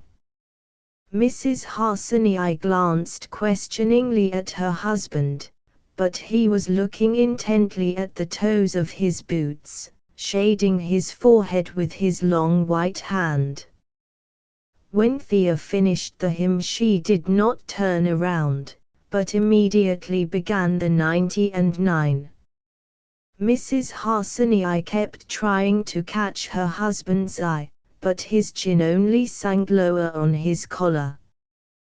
There were 99 that safely lay in the shelter of the fold, but one was out on the hills away, far off from the gates of gold. Harsanyi looked at her, then back at the fire. Rejoice, for the shepherd has found his sheep. Thea turned on the chair and grinned. That's about enough, isn't it? That song got me my job. The preacher said it was sympathetic. She minced the word, remembering Mr. Larson's manner. Harsanyi drew himself up in his chair, resting his elbows on the low arms. Yes. That is better suited to your voice. Your upper tones are good, above G. I must teach you some songs. Don't you know anything pleasant? Thea shook her head ruefully. I'm afraid I don't. Let me see. Perhaps she turned to the piano and put her hands on the keys. I used to sing this for Mr. Vunsk a long while ago. It's for contralto, but I'll try it. She frowned at the keyboard a moment, played the few introductory measures, and began, Ich hab sie verloren. She had not sung it for a long time, and it came back like an old friendship. When she finished, Harsani sprang from his chair and dropped lightly upon his toes, a kind of interchat that he sometimes executed when he formed a sudden resolution, or when he was about to follow a pure intuition, against reason. His wife said that when he gave that spring he was shot from the bow of his ancestors, and now when he left his chair in that manner she knew he was intensely interested. He went quickly to the piano.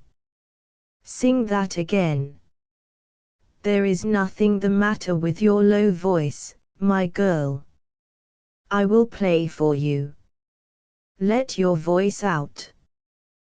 Without looking at her he began the accompaniment. Thea drew back her shoulders, relaxed them instinctively, and sang. When she finished the aria, Harsani beckoned her nearer. Sing for me, as I indicate. He kept his right hand on the keyboard and put his left to her throat, placing the tips of his delicate fingers over her larynx. Again, until your breath is gone. Trill between the two tones, always, good. Again, excellent, now up, stay there. E and F.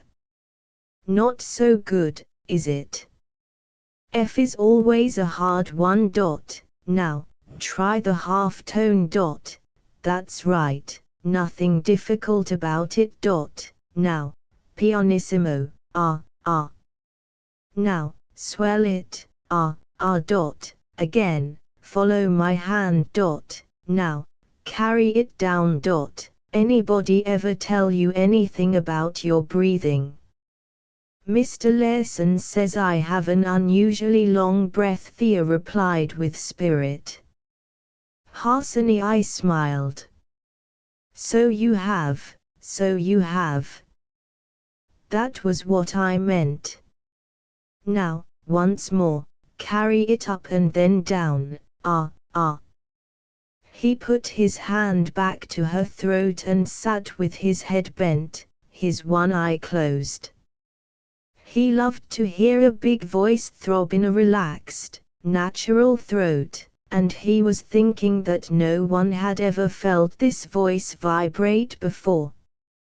It was like a wild bird that had flown into his studio on Middleton Street from goodness knew how far. No one knew that it had come, or even that it existed, least of all the strange, crude girl in whose throat it beat its passionate wings. What a simple thing it was, he reflected, why had he never guessed it before? Everything about her indicated it, the big mouth, the wide jaw and chin, the strong white teeth, the deep laugh. The machine was so simple and strong, seemed to be so easily operated. She sang from the bottom of herself. Her breath came from down where her laugh came from, the deep laugh which Mrs. Harsani had once called the laugh of the people. A relaxed throat, a voice that lay on the breath, that had never been forced off the breath, It rose and fell in the air column like the little balls which are put to shine in the jet of a fountain. The voice did not thin as it went up.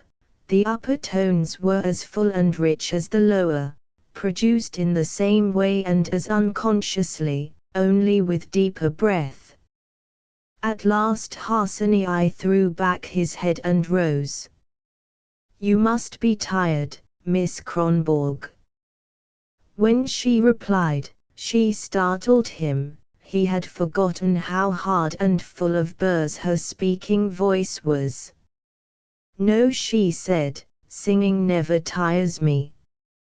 Harsanyi pushed back his hair with a nervous hand. "I don't know much about the voice, but I shall take liberties and teach you some good songs. I think you have a very interesting voice. I'm glad if you like it. Good night, Mr. Harsanyi." Thea went with Mrs. Harsanyi to get her wraps. When Mrs. Harsanyi came back to her husband, she found him walking restlessly up and down the room. "Don't you think her voice wonderful, dear?" she asked. "I scarcely know what to think. All I really know about that girl is that she tires me to death. We must not have her often. If I did not have my living to make, then..." He dropped into a chair and closed his eyes. "How tired I am! What a voice!" For after that evening Thea's work with Harsanyi changed somewhat. He insisted that she should study some songs with him, and after almost every lesson he gave up half an hour of his own time to practicing them with her. He did not pretend to know much about voice production, but so far, he thought, she had acquired no really injurious habits. A healthy and powerful organ had found its own method, which was not a bad one. He wished to find out a good deal before he recommended a vocal teacher. He never told Thea what he thought about her voice, and made her general ignorance of anything worth singing his pretext for the trouble he took. That was in the beginning. After the first few lessons his own pleasure and hers were pretext enough.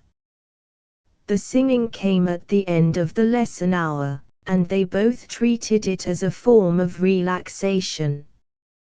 Harsanyi did not say much even to his wife about his discovery. He brooded upon it in a curious way. He found that these unscientific singing lessons stimulated him in his own study.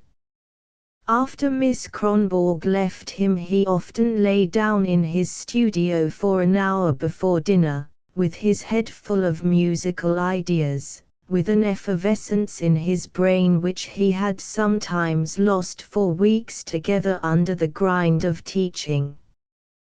He had never got so much back for himself from any pupil as he did from Miss Kronborg. From the first she had stimulated him, something in her personality invariably affected him. Now that he was feeling his way toward her voice, he found her more interesting than ever before. She lifted the tedium of the winter for him, gave him curious fancies and reveries. Musically, she was sympathetic to him. Why all this was true, he never asked himself. He had learned that one must take where and when one can, the mysterious mental irritant that rouses one's imagination, that it is not to be had by order. She often wearied him, but she never bored him. Under her crudeness and brusque hardness, he felt there was a nature quite different, of which he never got so much as a hint except when she was at the piano, or when she sang. It was toward this hidden creature that he was trying, for his own pleasure, to find his way. In short, Harsanyi looked forward to his hour with Thea for the same reason that poor Vunsk had sometimes dreaded his, because she stirred him more than anything she did could adequately explain. One afternoon Harsanyi, after the lesson, was standing by the window putting some collodion on a cracked finger, and Thea was at the piano trying over Dilalia which he had given her last week to practice. It was scarcely a song which a singing master would have given her, but he had his own reasons. How she sang it mattered only to him and to her. He was playing his own game now, without interference. He suspected that he could not do so always. When she finished the song, she looked back over her shoulder at him and spoke thoughtfully. "That wasn't right, at the end, was it?" "No, that should be an open, flowing tone, something like this." He waved his fingers rapidly in the air. "You get the idea?" "No, I don't. Seems a queer ending, after the rest." Harsanyi corked his little bottle and dropped it into the pocket of his velvet coat. "Why so?" "Shipwrecks come and go, Marchen come and go, but the river keeps right on. There you have your open, flowing tone." Thea looked intently at the music. "I see," she said dully. "Oh, I see," she repeated quickly and turned to him a glowing countenance. "It is the river. Oh, yes, I get it now." She looked at him but long enough to catch his glance, then turned to the piano again. Harsanyi was never quite sure where the light came from when her face suddenly flashed out at him in that way. Her eyes were too small to account for it, though they glittered like green ice in the sun. At such moments her hair was yellower, her skin whiter, her cheeks pinker, as if a lamp had suddenly been turned up inside of her. She went at the song again. Ich weiß nicht, was soll es bedeuten, dass ich so traurig bin. A kind of happiness vibrated in her voice. Harsanyi noticed how much and how unhesitatingly she changed her delivery of the whole song, the first part as well as the last. He had often noticed that she could not think a thing out in passages. Until she saw it as a whole, she wandered like a blind man surrounded by torments. After she once had her revelation, after she got the idea that to her, not always to him, explained everything, then she went forward rapidly. But she was not always easy to help. She was sometimes impervious to suggestion. She would stare at him as if she were deaf and ignore everything he told her to do. Then, all at once, something would happen in her brain and she would begin to do all that he had been for weeks telling her to do, without realizing that he had ever told her. Tonight Thea forgot Harsanyi and his finger. She finished the song only to begin it with fresh enthusiasm. Und das hat mit ihrem Singen die Lorlia gethan. She sat there singing it until the darkening room was so flooded with it that Harsanyi threw open a window. "You really must stop it, Miss Kronborg. I shan't be able to get it out of my head tonight." Thea laughed tolerantly as she began to gather up her music. "Why, I thought you had gone, Mr. Harsany. I like that song." That evening at dinner Harsany sat looking intently into a glass of heavy yellow wine, boring into it, indeed, with his one eye, when his face suddenly broke into a smile. "What is it, Anda?" his wife asked. He smiled again, this time at her, and took up the nutcrackers and a Brazil nut. "Do you know," he said in a tone so intimate and confidential that he might have been speaking to himself, "do you know, I like to see Miss Kronborg get hold of an idea. In spite of being so talented, she's not quick. But when she does get an idea, it fills her up to the eyes. She had my room so reeking of a song this afternoon that I couldn't stay there." Mrs. Harsany looked up quickly. "Dilawlea, you mean?" "One couldn't think of anything else anywhere in the house. I thought she was possessed. But don't you think her voice is wonderful sometimes?" Harsany tasted his wine slowly. "My dear, I've told you before that I don't know what I think about Miss Kronborg, except that I'm glad there are not two of her. I sometimes wonder whether she is not glad. Fresh as she is at it all, I've occasionally fancied that, if she knew how, she would like to diminish." He moved his left hand out into the air as if he were suggesting a diminuendo to an orchestra. By the 1st of February Thea had been in Chicago almost 4 months, and she did not know much more about the city than if she had never quitted Moonstone. She was, as Harsany said, incurious.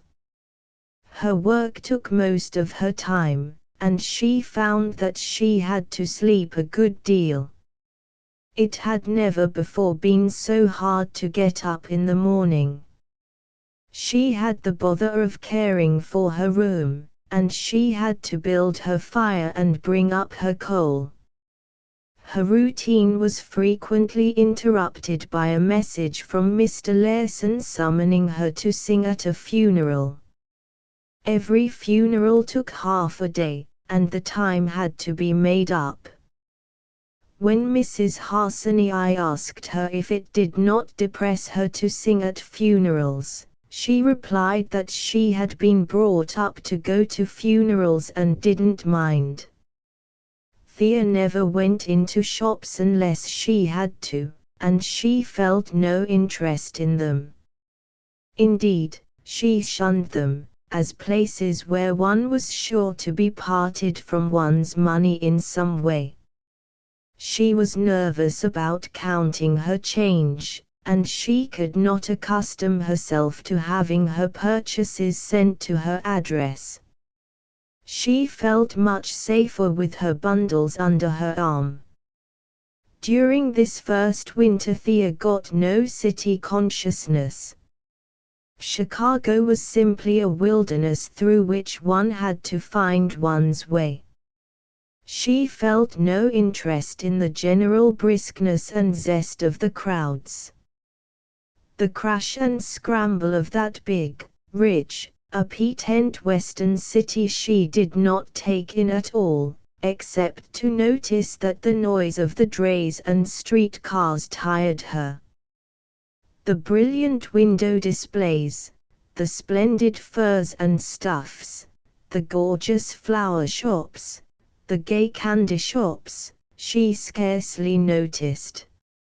At Christmas time she did feel some curiosity about the toy stores, and she wished she held Thor's little mittened fist in her hand as she stood before the windows. The jeweller's windows, too, had a strong attraction for her. She had always liked bright stones. When she went into the city she used to brave the biting lake winds and stand gazing in at the displays of diamonds and pearls and emeralds, the tiaras and necklaces and earrings, on white velvet. These seemed very well worthwhile to her, things worth coveting. Mrs. Lark and Mrs. Anderson often told each other it was strange that Miss Kronborg had so little initiative about visiting points of interest. When Thea came to live with them she had expressed a wish to see two places, Montgomery Ward and Company's big mail-order store, and the packing houses, to which all the hogs and cattle that went through Moonstone were bound. One of Mrs. Lark's lodgers worked in a packing house, and Mrs. Anderson brought Thea word that she had spoken to Mr. Ekman and he would gladly take her to Packing Town. Ekman was a toughish young Swede, and he thought it would be something of a lark to take a pretty girl through the slaughterhouses. But he was disappointed. Thea neither grew faint nor clung to the arm he kept offering her. She asked innumerable questions and was impatient because he knew so little of what was going on outside of his own department. When they got off the streetcar and walked back to Mrs. Lark's house in the dusk, Ekman put her hand in his overcoat pocket, she had no muff, and kept squeezing it ardently until she said, "Don't do that, my ring cuts me." That night he told his roommate that he could have kissed her as easy as rolling off a log, but she wasn't worth the trouble. As for Thea, she had enjoyed the afternoon very much, and wrote her father a brief but clear account of what she had seen. One night at supper Mrs. Anderson was talking about the exhibit of students' work she had seen at the Art Institute that afternoon. Several of her friends had sketches in the exhibit.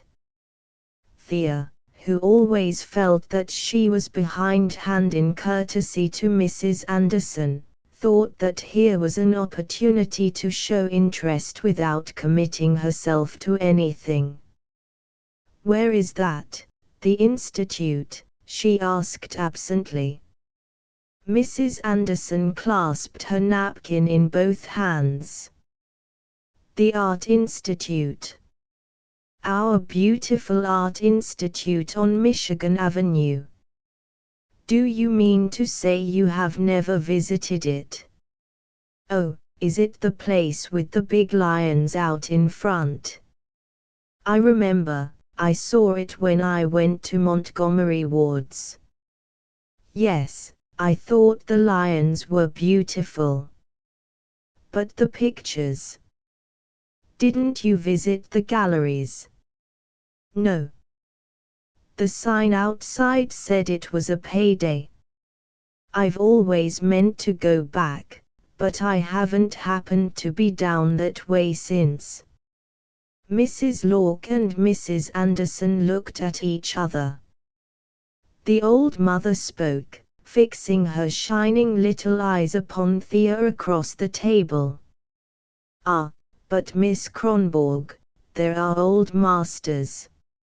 Oh, many of them, such as you could not see anywhere out of Europe." "And carrots," breathed Mrs. Anderson, tilting her head feelingly. "Such examples of the Barbizon school." This was meaningless to Thea, who did not read the art columns of the Sunday Inter-Ocean as Mrs. Anderson did. "Oh, I'm going there someday," she reassured them. "I like to look at oil paintings."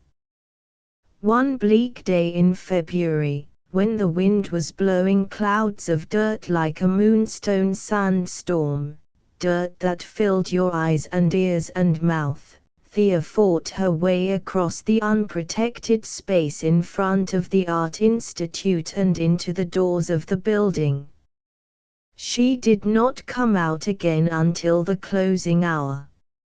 In the streetcar, on the long cold ride home, while she sat staring at the waistcoat buttons of a fat strap hanger, she had a serious reckoning with herself. She seldom thought about her way of life, about what she ought or ought not to do. Usually there was but one obvious and important thing to be done. But that afternoon she remonstrated with herself severely. She told herself that she was missing a great deal, that she ought to be more willing to take advice and to go to see things. She was sorry that she had let months pass without going to the Art Institute. After this she would go once a week.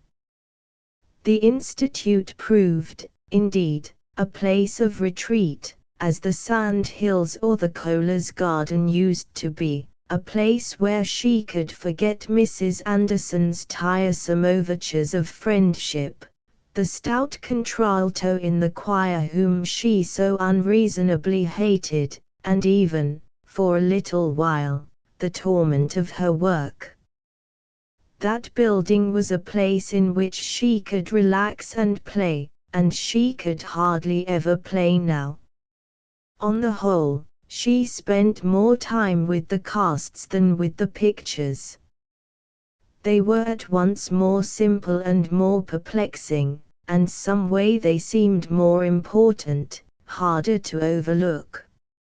It never occurred to her to buy a catalogue, so she called most of the casts by names she made up for them. Some of them she knew. The dying gladiator she had read about in Childe Harold almost as long ago as she could remember. He was strongly associated with Dr. Archie and childish illnesses. The Venus di Milo puzzled her. She could not see why people thought her so beautiful. She told herself over and over that she did not think the Apollo Belvedere at all handsome. Better than anything else she liked a great equestrian statue of an evil, cruel-looking general with an unpronounceable name. She used to walk round and round this terrible man and his terrible horse, frowning at him, brooding upon him, as if she had to make some momentous decision about him. The casts, when she lingered long among them, always made her gloomy. It was with a lightening of the heart, a feeling of throwing off the old miseries and old sorrows of the world, that she ran up the wide staircase to the pictures. There she liked best the ones that told stories. There was a painting by Jerome called The Pasha's Grief which always made her wish for Gunnar and Axel. The Pasha was seated on a rug, beside a green candle almost as big as a telegraph pole, and before him was stretched his dead tiger, a splendid beast, and there were pink roses scattered about him. She loved, too, a picture of some boys bringing in a newborn calf on a litter, the cow walking beside it and licking it. The carrot which hung next to this painting she did not like or dislike, she never saw it. But in that same room there was a picture, oh, that was the thing she ran upstairs so fast to see. That was her picture. She imagined that nobody cared for it but herself, and that it waited for her. That was a picture indeed. She liked even the name of it, The Song of the Lark. The flat country, the early morning light, the wet fields, the look in the girl's heavy face, well, they were all hers, anyhow, whatever was there. She told herself that that picture was right. Just what she meant by this, it would take a clever person to explain. But to her the word covered the almost boundless satisfaction she felt when she looked at the picture.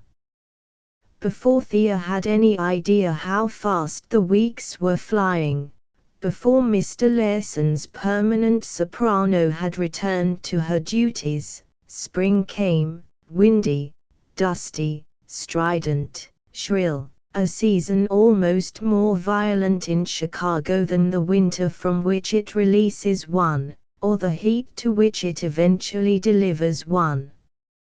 One sunny morning the apple trees in Mrs. Lark's backyard burst into bloom, and for the first time in months Thea dressed without building a fire. The morning shone like a holiday, and for her it was to be a holiday. There was in the air that sudden, treacherous softness which makes the Poles who work in the packing houses get drunk. At such times beauty is necessary, and in Packingtown there is no place to get it except at the saloons, where one can buy for a few hours the illusion of comfort, hope, love, whatever one most longs for. Harsanyi had given Thea a ticket for the symphony concert that afternoon, and when she looked out at the white apple trees her doubts as to whether she ought to go vanished at once. She would make her work light that morning, she told herself. She would go to the concert full of energy.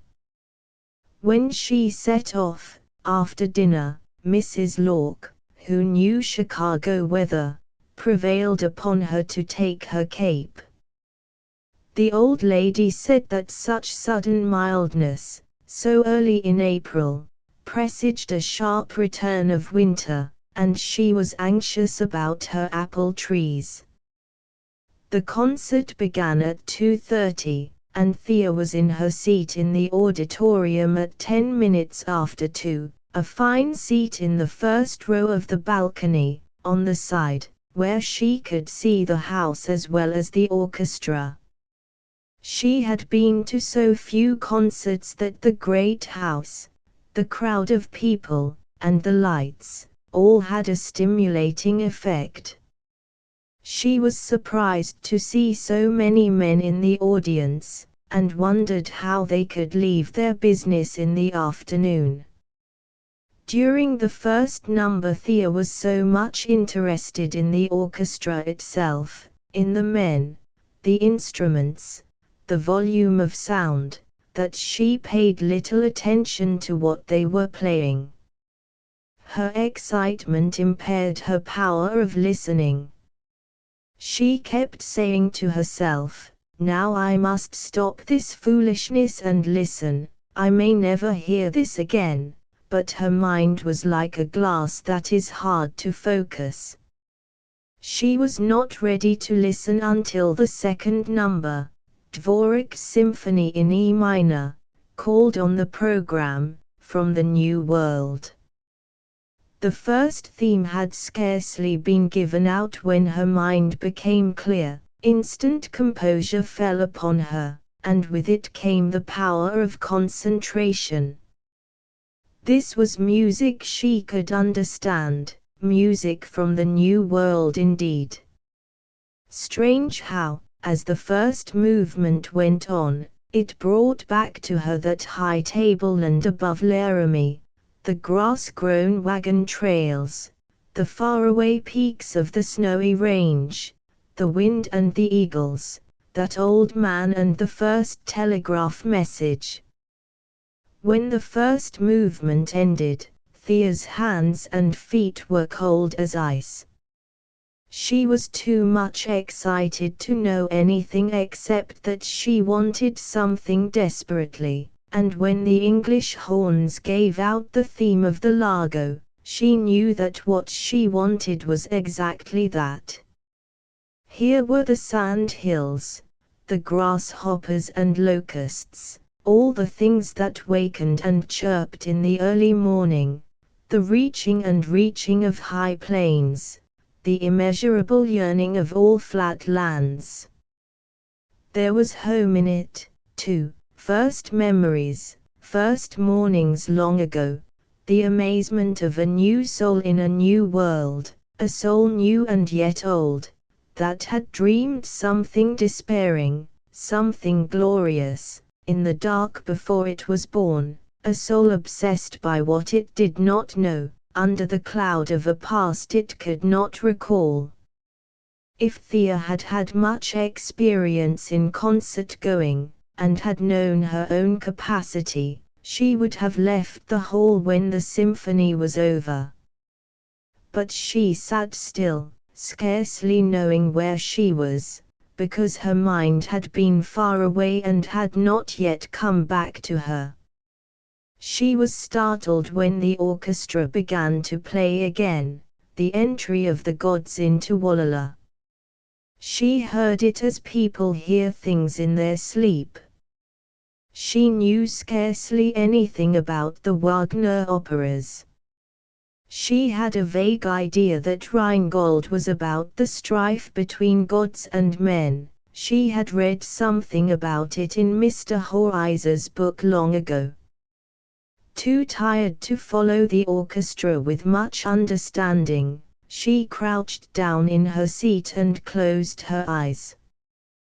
The cold, stately measures of the Walla music rang out, far away.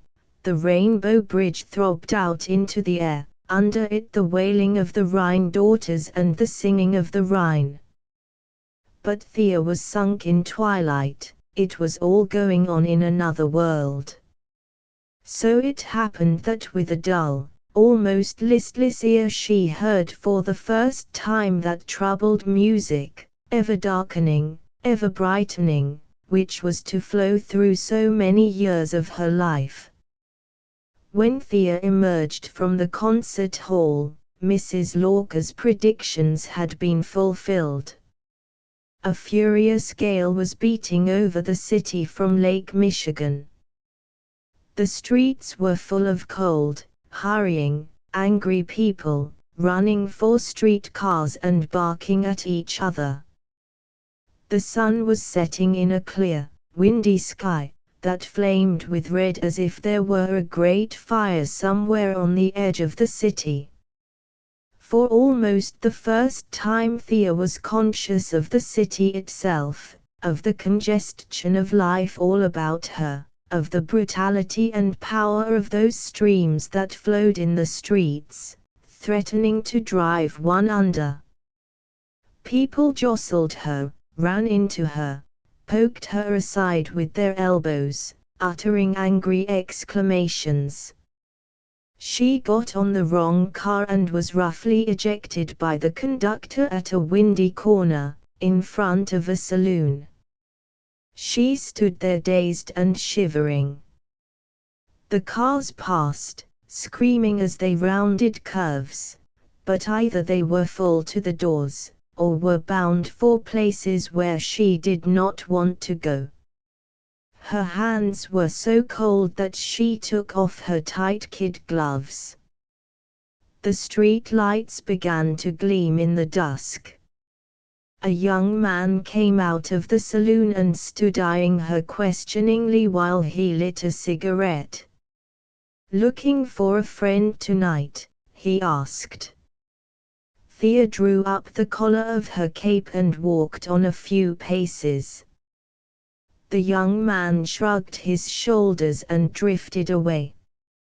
Thea came back to the corner and stood there irresolutely. An old man approached her.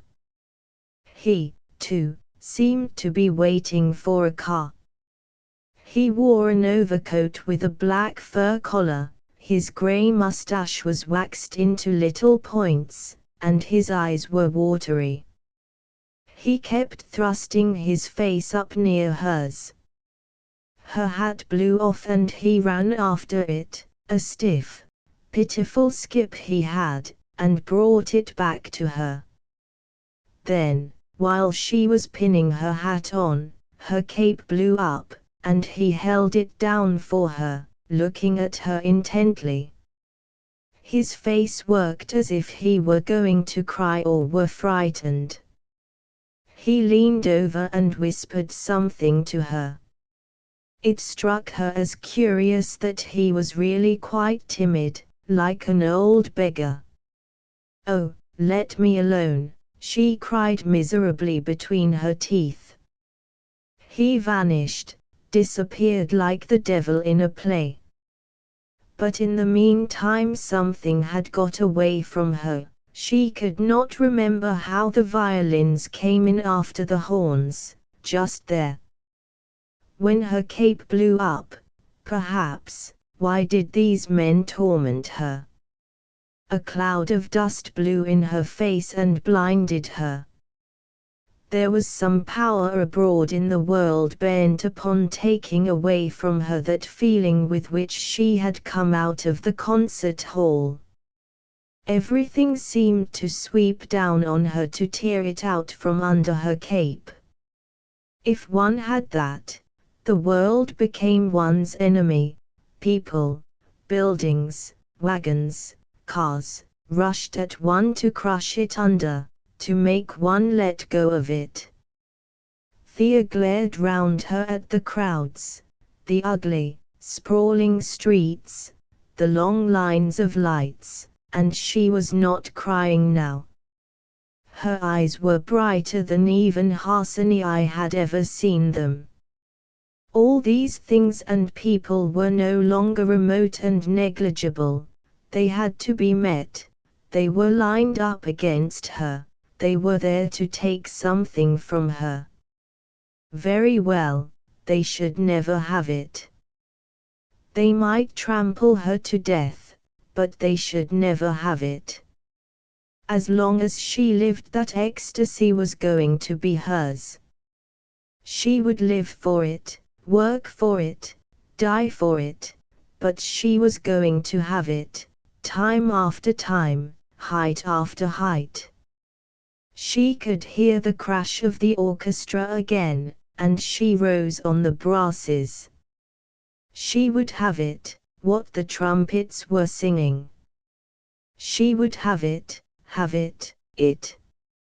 Under the old cape she pressed her hands upon her heaving bosom, that was a little girl's no longer.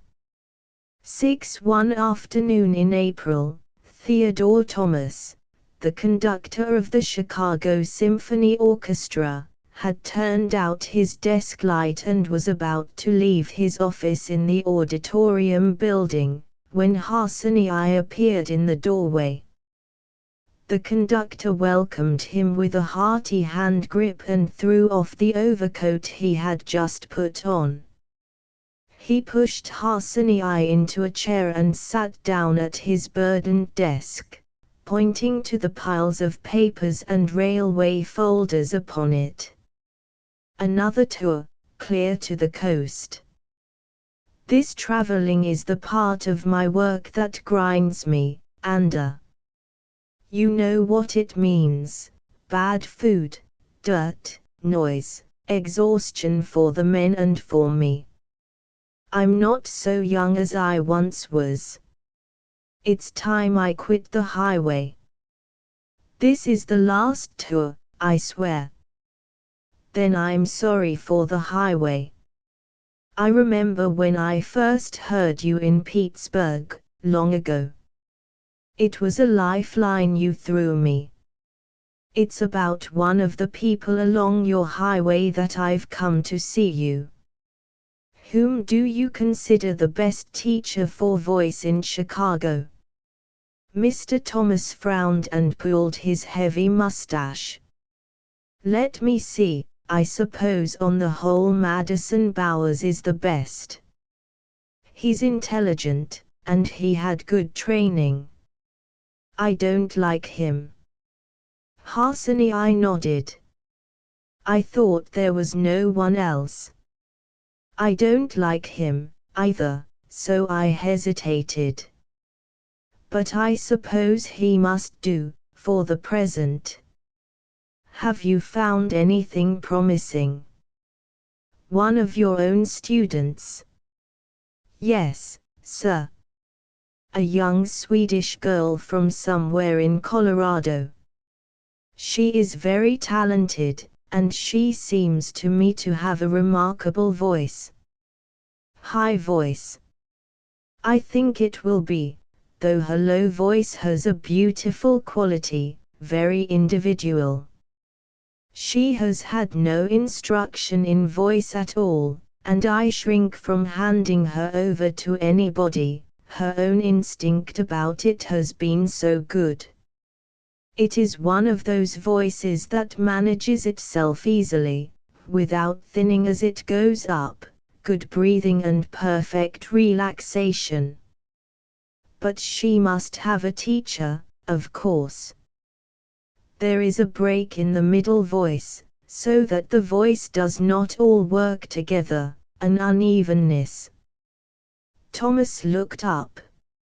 So curious, that cleft often happens with the Swedes. Some of their best singers have had it. It always reminds me of the space you so often see between their front teeth. Is she strong physically? Harsany's eye flashed. He lifted his hand before him and clenched it. Like a horse, like a tree. Every time I give her a lesson, I lose a pound. She goes after what she wants. Intelligent, you say? Musically intelligent. Yes, but no cultivation whatever. She came to me like a fine young savage, a book with nothing written in it. That is why I feel the responsibility of directing her. Harsany paused and crushed his soft grey hat over his knee. She would interest you, Mr. Thomas, he added slowly. She has a quality, very individual. Yes, the Scandinavians are apt to have that, too. She can't go to Germany, I suppose. Not now, at any rate. She is poor. Thomas frowned again. I don't think Bowers a really first-rate man. He's too petty to be really first-rate, in his nature, I mean. But I dare say he's the best you can do, if you can't give her time enough yourself. Harsany waved his hand. Oh, the time is nothing, she may have all she wants. But I cannot teach her to sing. Might not come amiss if you made a musician of her, however, said Mr. Thomas dryly.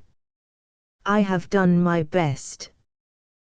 But I can only play with a voice, and this is not a voice to be played with. I think she will be a musician, whatever happens. She is not quick, but she is solid, real, not like these others. My wife says that with that girl one swallow does not make a summer. Mr. Thomas laughed. Tell Mrs. Harsany that her remark conveys something to me. Don't let yourself get too much interested. Voices are so often disappointing, especially women's voices. So much chance about it, so many factors. Perhaps that is why they interest one. All the intelligence and talent in the world can't make a singer. The voice is a wild thing. It can't be bred in captivity. It is a sport, like the silver fox. It happens. Mr. Thomas smiled into Harsany's gleaming eye. Why haven't you brought her to sing for me? I've been tempted to. But I knew you were driven to death, with this tour confronting you.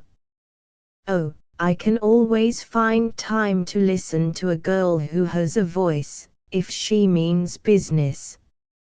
I'm sorry I'm leaving so soon. I could advise you better if I had heard her. I can sometimes give a singer suggestions. I've worked so much with them. You're the only conductor I know who is not snobbish about singers. Harsani, I spoke warmly. Dear me, why should I be? They've learned from me, and I've learned from them. As they rose, Thomas took the younger man affectionately by the arm. Tell me about that wife of yours. Is she well, and as lovely as ever? And such fine children.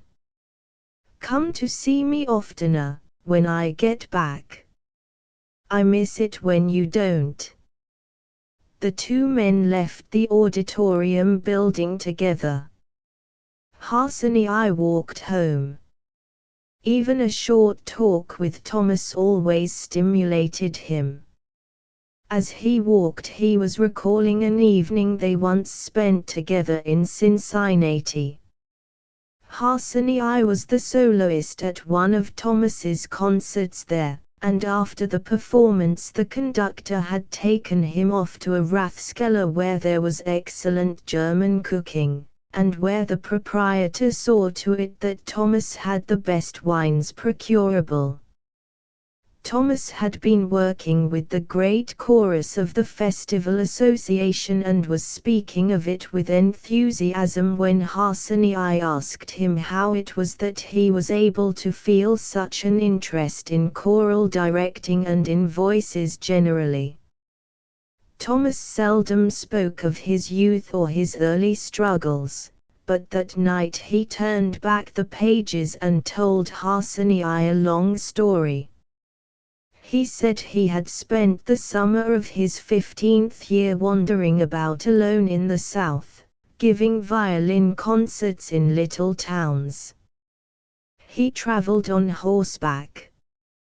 When he came into a town, he went about all day tacking up posters announcing his concert in the evening. Before the concert, he stood at the door taking in the admission money until his audience had arrived, and then he went on the platform and played. It was a lazy, hand-to-mouth existence, and Thomas said he must have got to like that easy way of living and the relaxing southern atmosphere. At any rate, when he got back to New York in the fall, he was rather torpid. Perhaps he had been growing too fast. From this adolescent drowsiness the lad was awakened by two voices, by two women who sang in New York in 1851, Jenny Lind and Henrietta Sontag.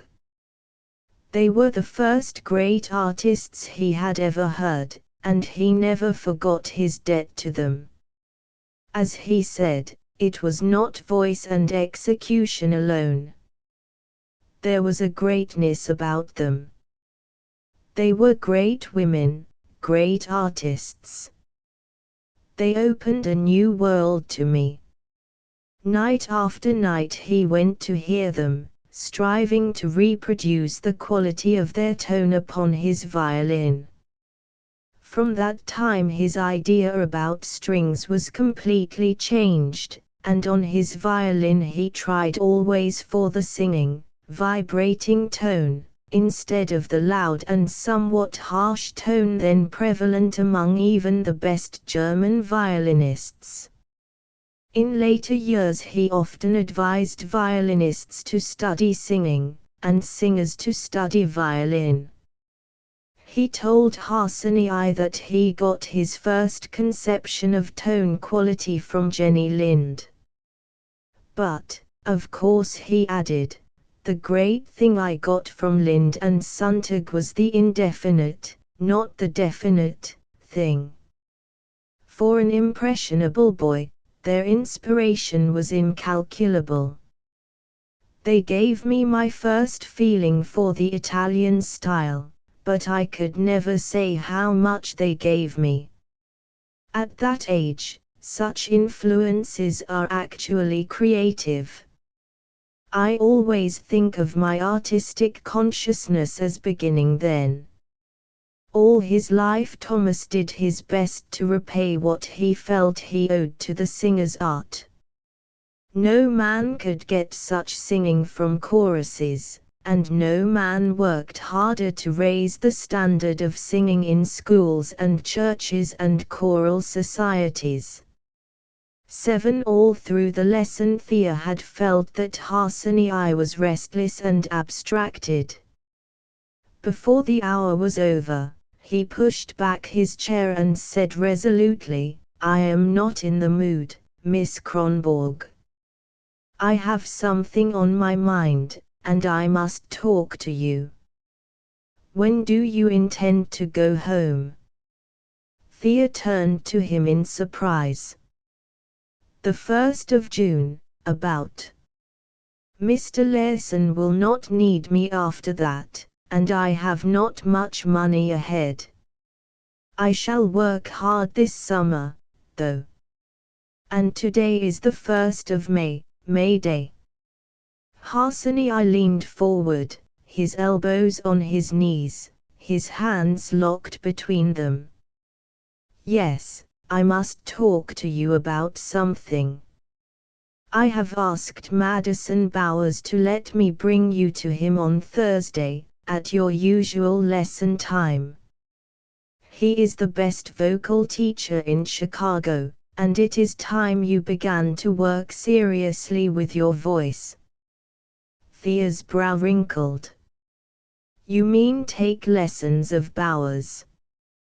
Harsanyi nodded, without lifting his head. "But I can't, Mr. Harsanyi.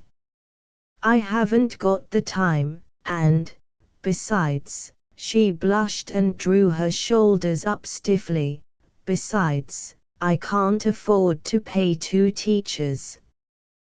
Thea felt that she had blurted this out in the worst possible way, and she turned back to the keyboard to hide her chagrin.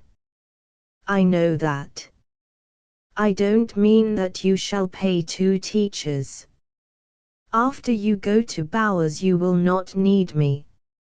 I need scarcely tell you that I shan't be happy at losing you."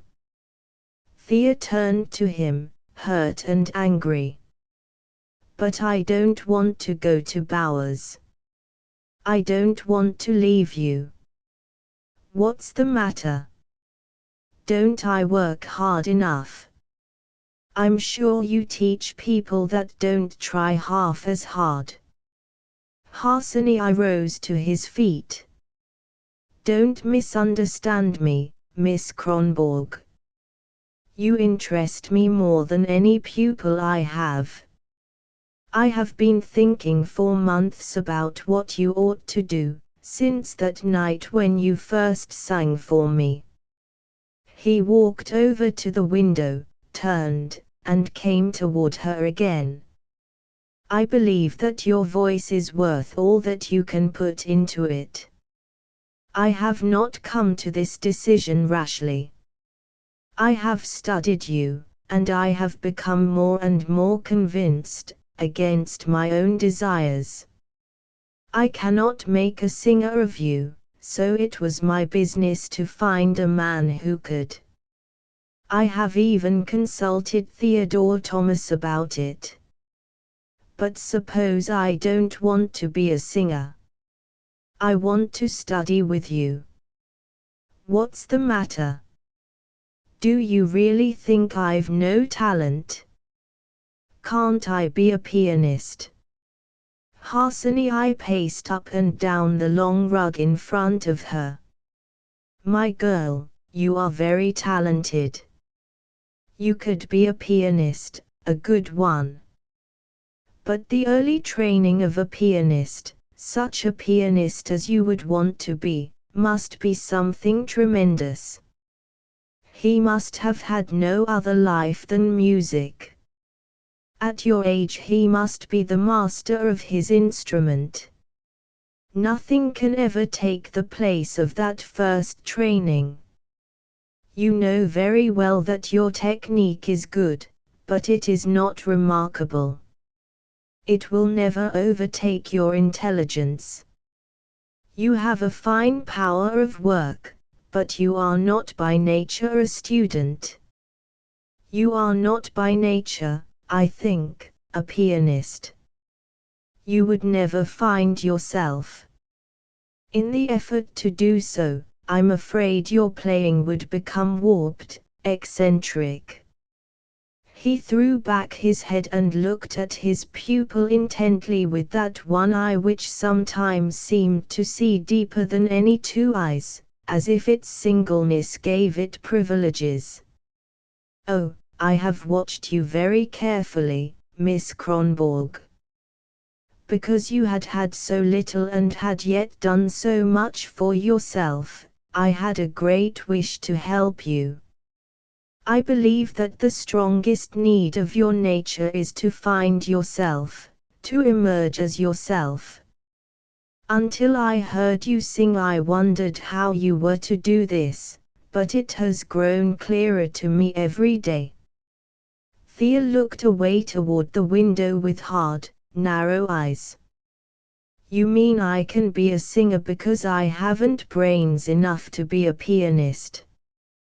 You have brains enough and talent enough. But to do what you will want to do, it takes more than these, it takes vocation. Now, I think you have vocation, but for the voice, not for the piano. If you knew," he stopped and sighed, "if you knew how fortunate I sometimes think you. With the voice the way is so much shorter, the rewards are more easily won. In your voice I think nature herself did for you what it would take you many years to do at the piano. Perhaps you were not born in the wrong place after all. Let us talk frankly now. We have never done so before, and I have respected your reticence. What you want more than anything else in the world is to be an artist, is that true?" She turned her face away from him and looked down at the keyboard. Her answer came in a thickened voice. "Yes, I suppose so." "When did you first feel that you wanted to be an artist?" "I don't know. There was always something." "Did you never think that you were going to sing?" "Yes." "How long ago was that?" "Always, until I came to you. It was you who made me want to play piano." Her voice trembled. "Before, I tried to think I did, but I was pretending." Harsani I reached out and caught the hand that was hanging at her side. He pressed it as if to give her something. "Can't you see, my dear girl, that was only because I happened to be the first artist you have ever known. If I had been a trombone player, it would have been the same, you would have wanted to play trombone. But all the while you have been working with such goodwill, something has been struggling against me. See, here we were, you and I and this instrument," he tapped the piano, "three good friends, working so hard. But all the while there was something fighting us, your gift, and the woman you were meant to be. When you find your way to that gift and to that woman, you will be at peace. In the beginning it was an artist that you wanted to be, well, you may be an artist, always." Thea drew a long breath. Her hands fell in her lap. "So I'm just where I began. No teacher, nothing done. No money." Harsani I turned away. "Feel no apprehension about the money, Miss Kronborg. Come back in the fall and we shall manage that. I shall even go to Mr. Thomas if necessary. This year will not be lost. If you but knew what an advantage this winter's study, all your study of the piano, will give you over most singers. Perhaps things have come out better for you than if we had planned them knowingly. You mean they have if I can sing? Thea spoke with a heavy irony, so heavy, indeed, that it was coarse. It grated upon Harsanyi because he felt that it was not sincere, an awkward affectation. He wheeled toward her. Miss Kronborg, answer me this. You know that you can sing, do you not? You have always known it. While we worked here together you sometimes said to yourself, I have something you know nothing about, I could surprise you. Is that also true? Thea nodded and hung her head. Why were you not frank with me? Did I not deserve it? She shuddered. Her bent shoulders trembled. I don't know, she muttered. I didn't mean to be like that. I couldn't. I can't. It's different. You mean it is very personal? He asked kindly. She nodded. Not at church or funerals, or with people like Mr. Larson. But with you it was personal. I'm not like you and Mrs. Harsanyi. I come of rough people. I'm rough. But I'm independent, too. It was all I had. There is no use my talking, Mr. Harsanyi. I can't tell you. You needn't tell me. I know. Every artist knows. Harsanyi stood looking at his pupil's back, bent as if she were pushing something, at her lowered head. You can sing for those people because with them you do not commit yourself. But the reality, one cannot uncover that until one is sure. One can fail oneself, but one must not live to see that fail, better never reveal it. Let me help you to make yourself sure of it. That I can do better than Bowers. Thea lifted her face and threw out her hands. Harsanyi shook his head and smiled. Oh, promise nothing. You will have much to do. There will not be voice only, but French, German, Italian. You will have work enough. But sometimes you will need to be understood. What you never show to anyone will need companionship. And then you must come to me. He peered into her face with that searching, intimate glance. You know what I mean, the thing in you that has no business with what is little, that will have to do only with beauty and power. Thea threw out her hands fiercely, as if to push him away. She made a sound in her throat, but it was not articulate. Harsanyi took one of her hands and kissed it lightly upon the back. His salute was one of greeting, not of farewell, and it was for someone he had never seen. When Mrs. Harsanyi came in at 6 o'clock, she found her husband sitting listlessly by the window. Tired? She asked. A little. I've just got through a difficulty. I've sent Miss Kronborg away, turned her over to Bowers, for voice. Sent Miss Kronborg away. And what is the matter with you? It's nothing rash. I've known for a long while I ought to do it. She is made for a singer, not a pianist. Mrs. Harsany sat down on the piano chair. She spoke a little bitterly. How can you be sure of that? She was, at least, the best you had. I thought you meant to have her play at your students' recital next fall. I am sure she would have made an impression. I could have dressed her so that she would have been very striking. She had so much individuality. Harsany bent forward, looking at the floor. Yes, I know. I shall miss her, of course.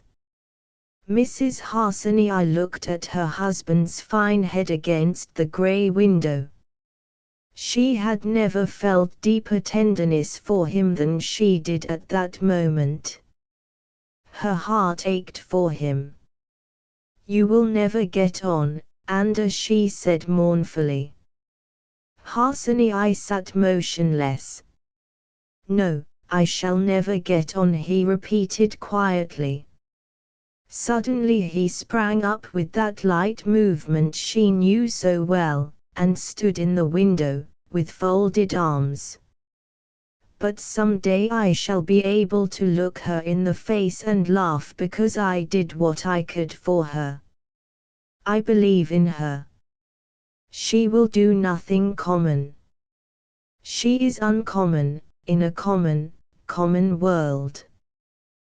That is what I get out of it.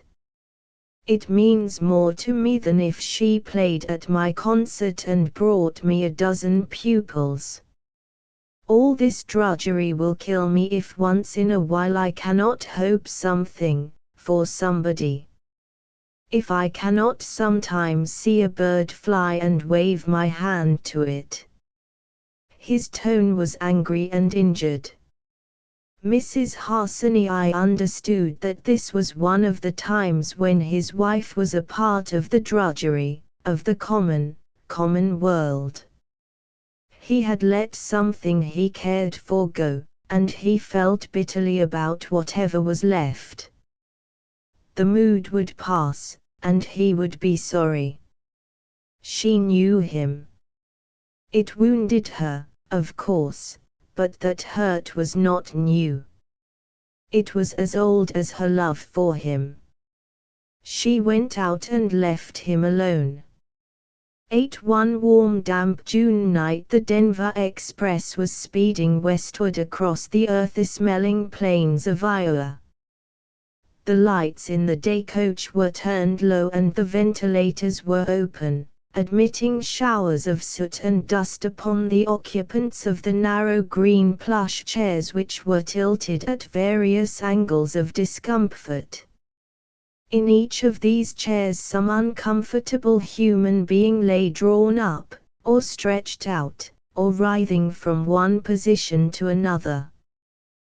There were tired men in rumpled shirts, their necks bare and their suspenders down, old women with their heads tied up in black handkerchiefs, bedraggled young women who went to sleep while they were nursing their babies and forgot to button up their dresses, dirty boys who added to the general discomfort by taking off their boots. The brakesman, when he came through at midnight, sniffed the heavy air disdainfully and looked up at the ventilators. As he glanced down the double rows of contorted figures, he saw one pair of eyes that were wide open and bright, a yellow head that was not overcome by the stupefying heat and smell in the car. "There's a girl for you," he thought as he stopped by Thea's chair. "Like to have the window up a little?" he asked. Thea smiled up at him, not misunderstanding his friendliness. "The girl behind me is sick, she can't stand a draft." "What time is it, please?" He took out his open-faced watch and held it before her eyes with a knowing look. In a hurry, he asked. I'll leave the end door open and air you out. Catch a wink, the time'll go faster. Thea nodded good night to him and settled her head back on her pillow, looking up at the oil lamps. She was going back to Moonstone for her summer vacation, and she was sitting up all night in a day coach because that seemed such an easy way to save money. At her age, discomfort was a small matter, when one made $5 a day by it. She had confidently expected to sleep after the car got quiet, but in the two chairs behind her were a sick girl and her mother, and the girl had been coughing steadily since 10 o'clock. They had come from somewhere in Pennsylvania, and this was their second night on the road. The mother said they were going to Colorado for her daughter's lungs. The daughter was a little older than Thea, perhaps 19, with patient dark eyes and curly brown hair. She was pretty in spite of being so sooty and travel-stained. She had put on an ugly figured satin kimono over her loosened clothes. Thea, when she boarded the train in Chicago, happened to stop and plant her heavy telescope on this seat. She had not intended to remain there, but the sick girl had looked up at her with an eager smile and said, "Do sit there, miss. I'd so much rather not have a gentleman in front of me." After the girl began to cough, there were no empty seats left, and if there had been, Thea could scarcely have changed without hurting her feelings. The mother turned on her side and went to sleep. She was used to the cough. But the girl lay wide awake, her eyes fixed on the roof of the car, as Thea's were.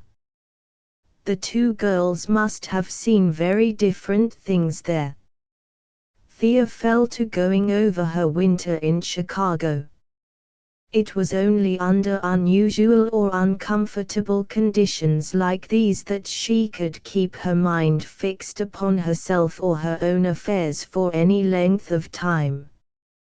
The rapid motion and the vibration of the wheels under her seemed to give her thoughts rapidity and clearness.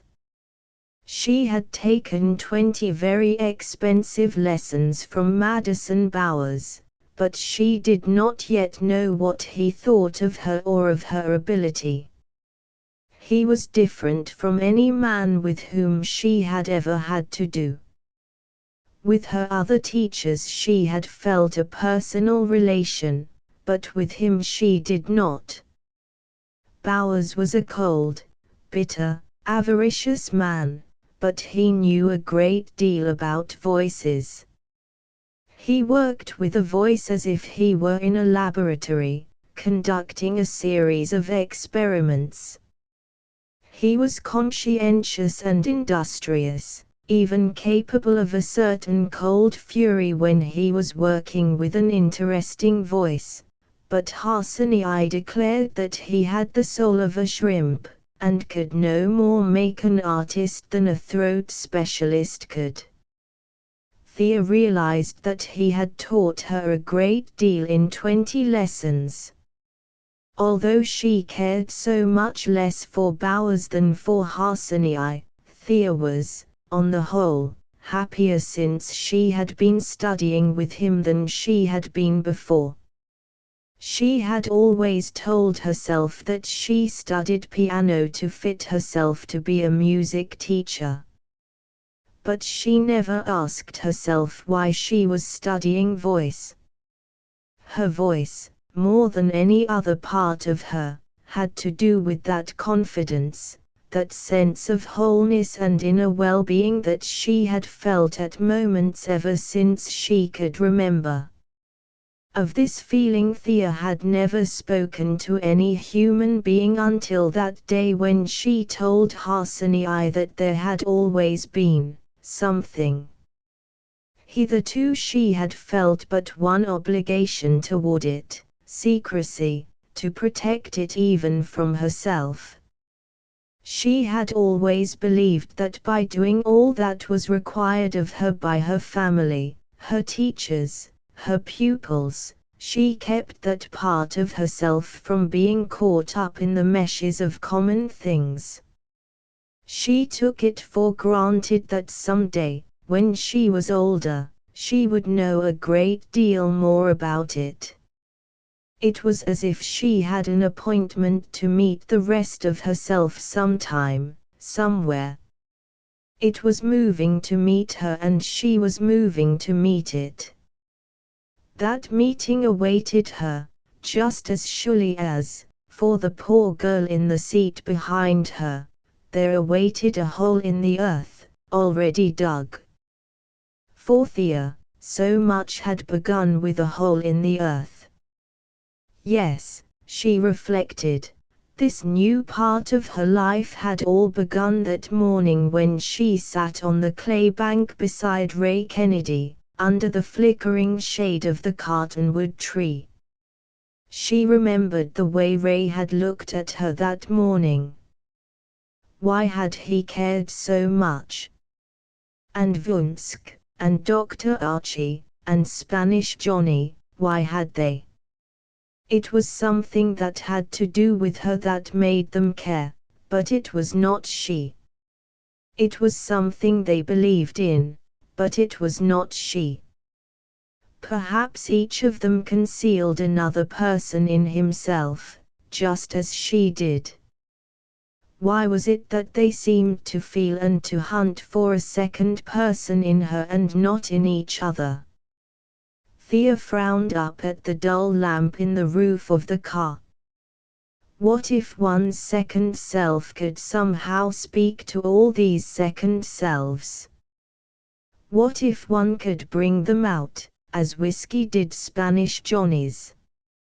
How deep they lay, these second persons, and how little one knew about them, except to guard them fiercely. It was to music, more than to anything else, that these hidden things in people responded. Her mother, even her mother had something of that sort which replied to music. Thea found herself listening for the coughing behind her and not hearing it. She turned cautiously and looked back over the headrest of her chair. The poor girl had fallen asleep. Thea looked at her intently. Why was she so afraid of men? Why did she shrink into herself and avert her face whenever a man passed her chair?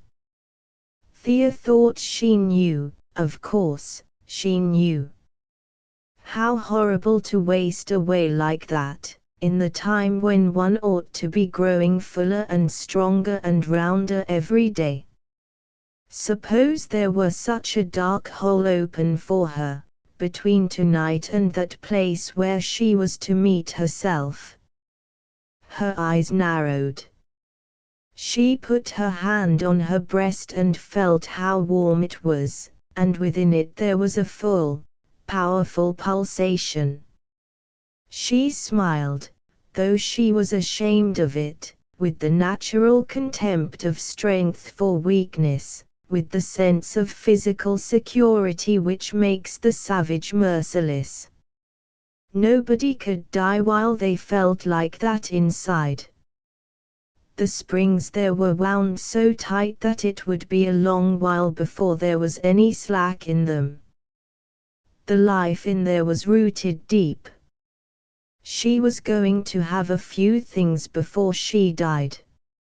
She realized that there were a great many trains dashing east and west on the face of the continent that night, and that they all carried young people who meant to have things.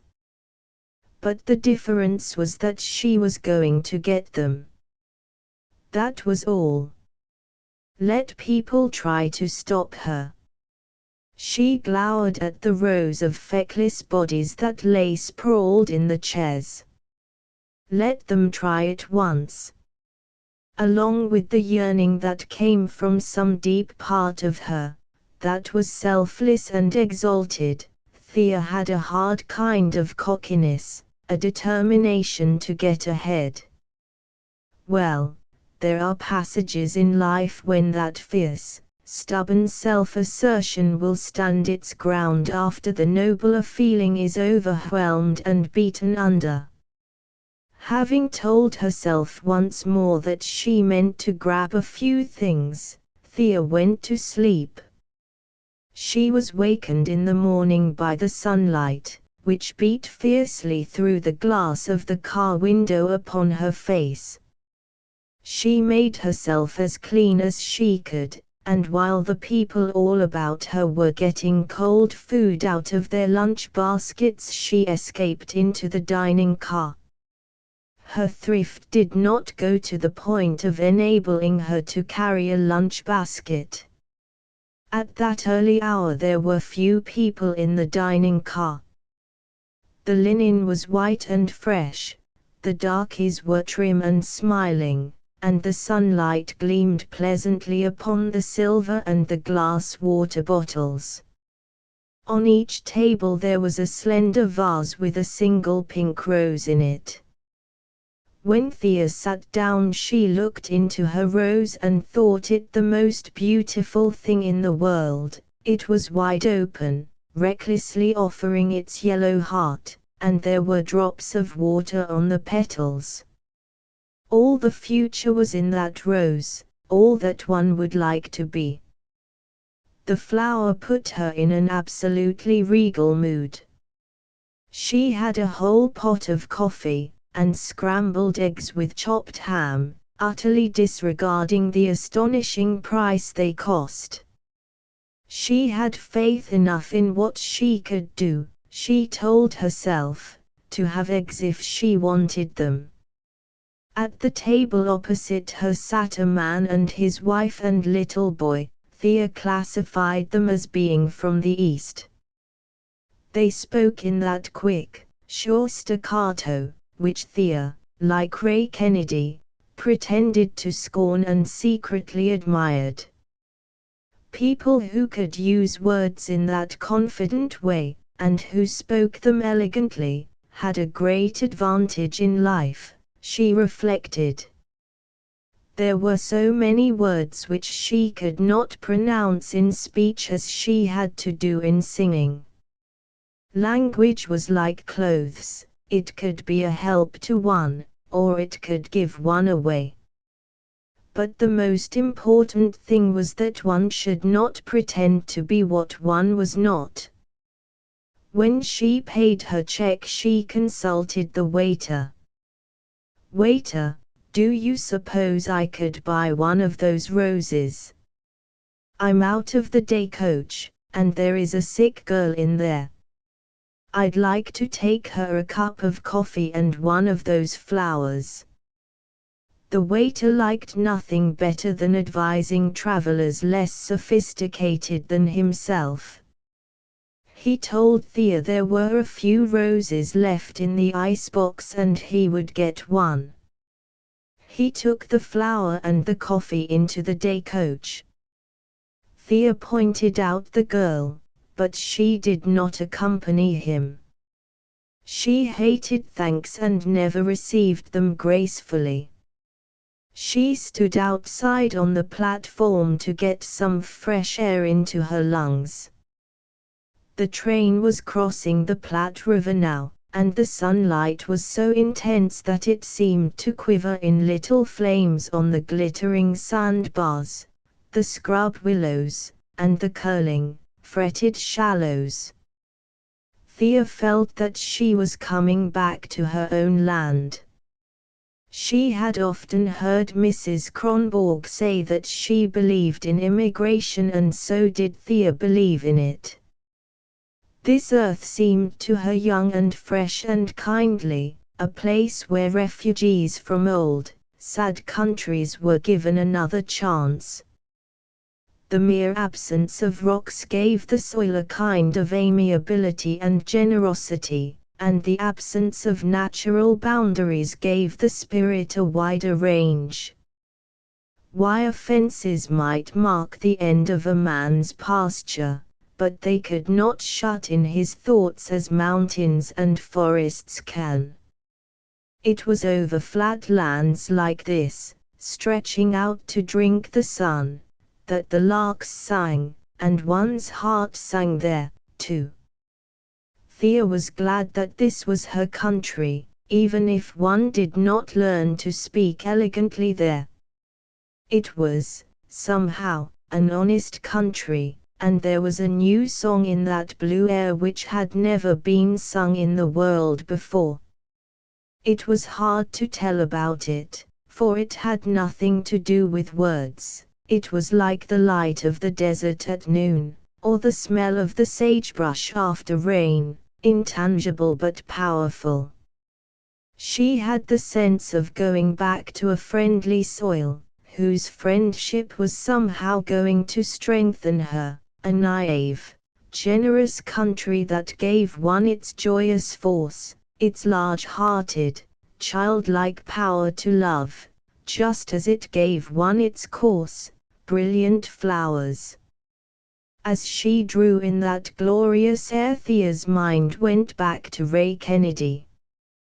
He, too, had that feeling of empire, as if all the Southwest really belonged to him because he had knocked about over it so much, and knew it, as he said, like the blisters on his own hands. That feeling, she reflected, was the real element of companionship between her and Ray.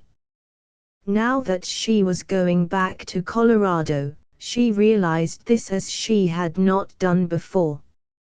9. Thea reached Moonstone in the late afternoon, and all the Kronborgs were there to meet her except her two older brothers.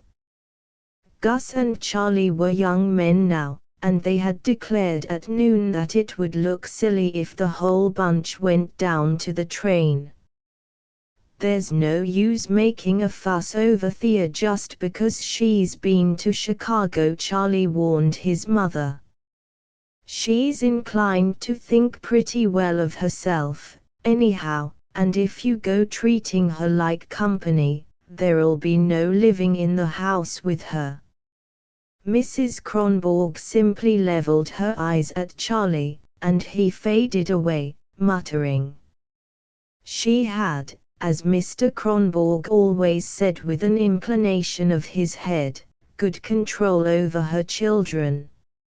Anna, too, wished to absent herself from the party, but in the end her curiosity got the better of her. So when Thea stepped down from the porter's stool, a very creditable Kronborg representation was grouped on the platform to greet her. After they had all kissed her, Gunnar and Axel shyly, Mr. Kronborg hurried his flock into the hotel omnibus, in which they were to be driven ceremoniously home, with the neighbors looking out of their windows to see them go by. All the family talked to her at once, except Thor, impressive in new trousers, who was gravely silent and who refused to sit on Thea's lap. One of the first things Anna told her was that Maggie Evans, the girl who used to cough in prayer meeting, died yesterday, and had made a request that Thea sing at her funeral. Thea's smile froze. "I'm not going to sing at all this summer, except my exercises. Bowers says I taxed my voice last winter, singing at funerals so much. If I begin the first day after I get home, there'll be no end to it. You can tell them I caught cold on the train, or something." Thea saw Anna glance at their mother. Thea remembered having seen that look on Anna's face often before, but she had never thought anything about it because she was used to it. Now she realized that the look was distinctly spiteful, even vindictive. She suddenly realized that Anna had always disliked her. Mrs. Kronborg seemed to notice nothing, and changed the trend of the conversation, telling Thea that Dr. Archie and Mr. Upping, the jeweler, were both coming in to see her that evening, and that she had asked Spanish Johnny to come, because he had behaved well all winter and ought to be encouraged. The next morning Thea wakened early in her own room up under the eaves and lay watching the sunlight shine on the roses of her wallpaper. She wondered whether she would ever like a plastered room as well as this one lined with scantlings.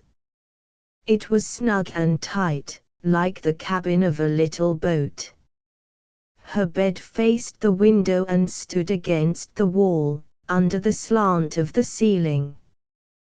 When she went away she could just touch the ceiling with the tips of her fingers, now she could touch it with the palm of her hand.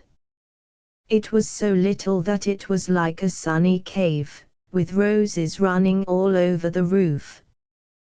Through the low window, as she lay there, she could watch people going by on the farther side of the street, men, going downtown to open their stores. Thor was over there, rattling his express wagon along the sidewalk. Tilly had put a bunch of French pinks in a tumbler of water on her dresser, and they gave out a pleasant perfume. The blue jays were fighting and screeching in the cottonwood tree outside her window, as they always did, and she could hear the old Baptist deacon across the street calling his chickens, as she had heard him do every summer morning since she could remember. It was pleasant to waken up in that bed, in that room, and to feel the brightness of the morning, while light quivered about the low, papered ceiling in golden spots, refracted by the broken mirror and the glass of water that held the pinks. Immeltenden Sommermorgen, those lines, and the face of her old teacher, came back to Thea, floated to her out of sleep, perhaps. She had been dreaming something pleasant, but she could not remember what. She would go to call upon Mrs. Kohler today, and see the pigeons washing their pink feet in the drip under the water tank, and flying about their house that was sure to have a fresh coat of white paint on it for summer. On the way home she would stop to see Mrs. Tellamantez. On Sunday she would coax Gunnar to take her out to the sand hills. She had missed them in Chicago, had been homesick for their brilliant morning gold and for their soft colors at evening. The lake, somehow, had never taken their place. While she lay planning, relaxed in warm drowsiness, she heard a knock at her door. She supposed it was Tilly, who sometimes fluttered in on her before she was out of bed to offer some service which the family would have ridiculed. But instead, Mrs. Kronborg herself came in, carrying a tray with Thea's breakfast set out on one of the best white napkins. Thea sat up with some embarrassment and pulled her nightgown together across her chest. Mrs. Kronborg was always busy downstairs in the morning, and Thea could not remember when her mother had come to her room before. "I thought you'd be tired, after traveling, and might like to take it easy for once."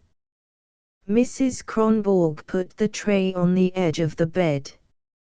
"I took some thick cream for you before the boys got at it." They raised a howl. She chuckled and sat down in the big wooden rocking chair. Her visit made Thea feel grown up, and, somehow, important. Mrs. Kronborg asked her about Bowers and the Harsanyius. She felt a great change in Thea, in her face and in her manner. Mr. Kronborg had noticed it, too, and had spoken of it to his wife with great satisfaction while they were undressing last night. Mrs. Kronborg sat looking at her daughter, who lay on her side, supporting herself on her elbow and lazily drinking her coffee from the tray before her. Her short-sleeved nightgown had come open at the throat again, and Mrs. Kronborg noticed how white her arms and shoulders were, as if they had been dipped in new milk. Her chest was fuller than when she went away, her breasts rounder and firmer, and though she was so white where she was uncovered, they looked rosy through the thin muslin. Her body had the elasticity that comes of being highly charged with the desire to live. Her hair, hanging in two loose braids, one by either cheek, was just enough disordered to catch the light in all its curly ends. Thea always woke with a pink flush on her cheeks, and this morning her mother thought she had never seen her eyes so wide open and bright, like clear green springs in the wood, when the early sunlight sparkles in them. She would make a very handsome woman, Mrs. Kronborg said to herself, if she would only get rid of that fierce look she had sometimes. Mrs. Kronborg took great pleasure in good looks, wherever she found them. She still remembered that, as a baby, Thea had been the best formed of any of her children. "I'll have to get you a longer bed," she remarked, as she put the tray on the table. "You're getting too long for that one." Thea looked up at her mother and laughed, dropping back on her pillow with a magnificent stretch of her whole body. Mrs. Kronborg sat down again. "I don't like to press you, Thea, but I think you'd better sing at that funeral tomorrow. I'm afraid you'll always be sorry if you don't. Sometimes a little thing like that seems nothing at the time, comes back on one afterward and troubles one a good deal. I don't mean the church shall run you to death this summer, like they used to. I've spoken my mind to your father about that, and he's very reasonable. But Maggie talked a good deal about you to people this winter, always asked what word we'd had, and said how she missed your singing and all. I guess you ought to do that much for her." "All right, Mother, if you think so." Thea lay looking at her mother with intensely bright eyes. "That's right, daughter." Mrs. Kronborg rose and went over to get the tray, stopping to put her hand on Thea's chest. "You're filling out nice," she said, feeling about. "No, I wouldn't bother about the buttons. Leave them stay off. This is a good time to harden your chest." Thea lay still and heard her mother's firm step receding along the bare floor of the trunk loft. There was no sham about her mother, she reflected.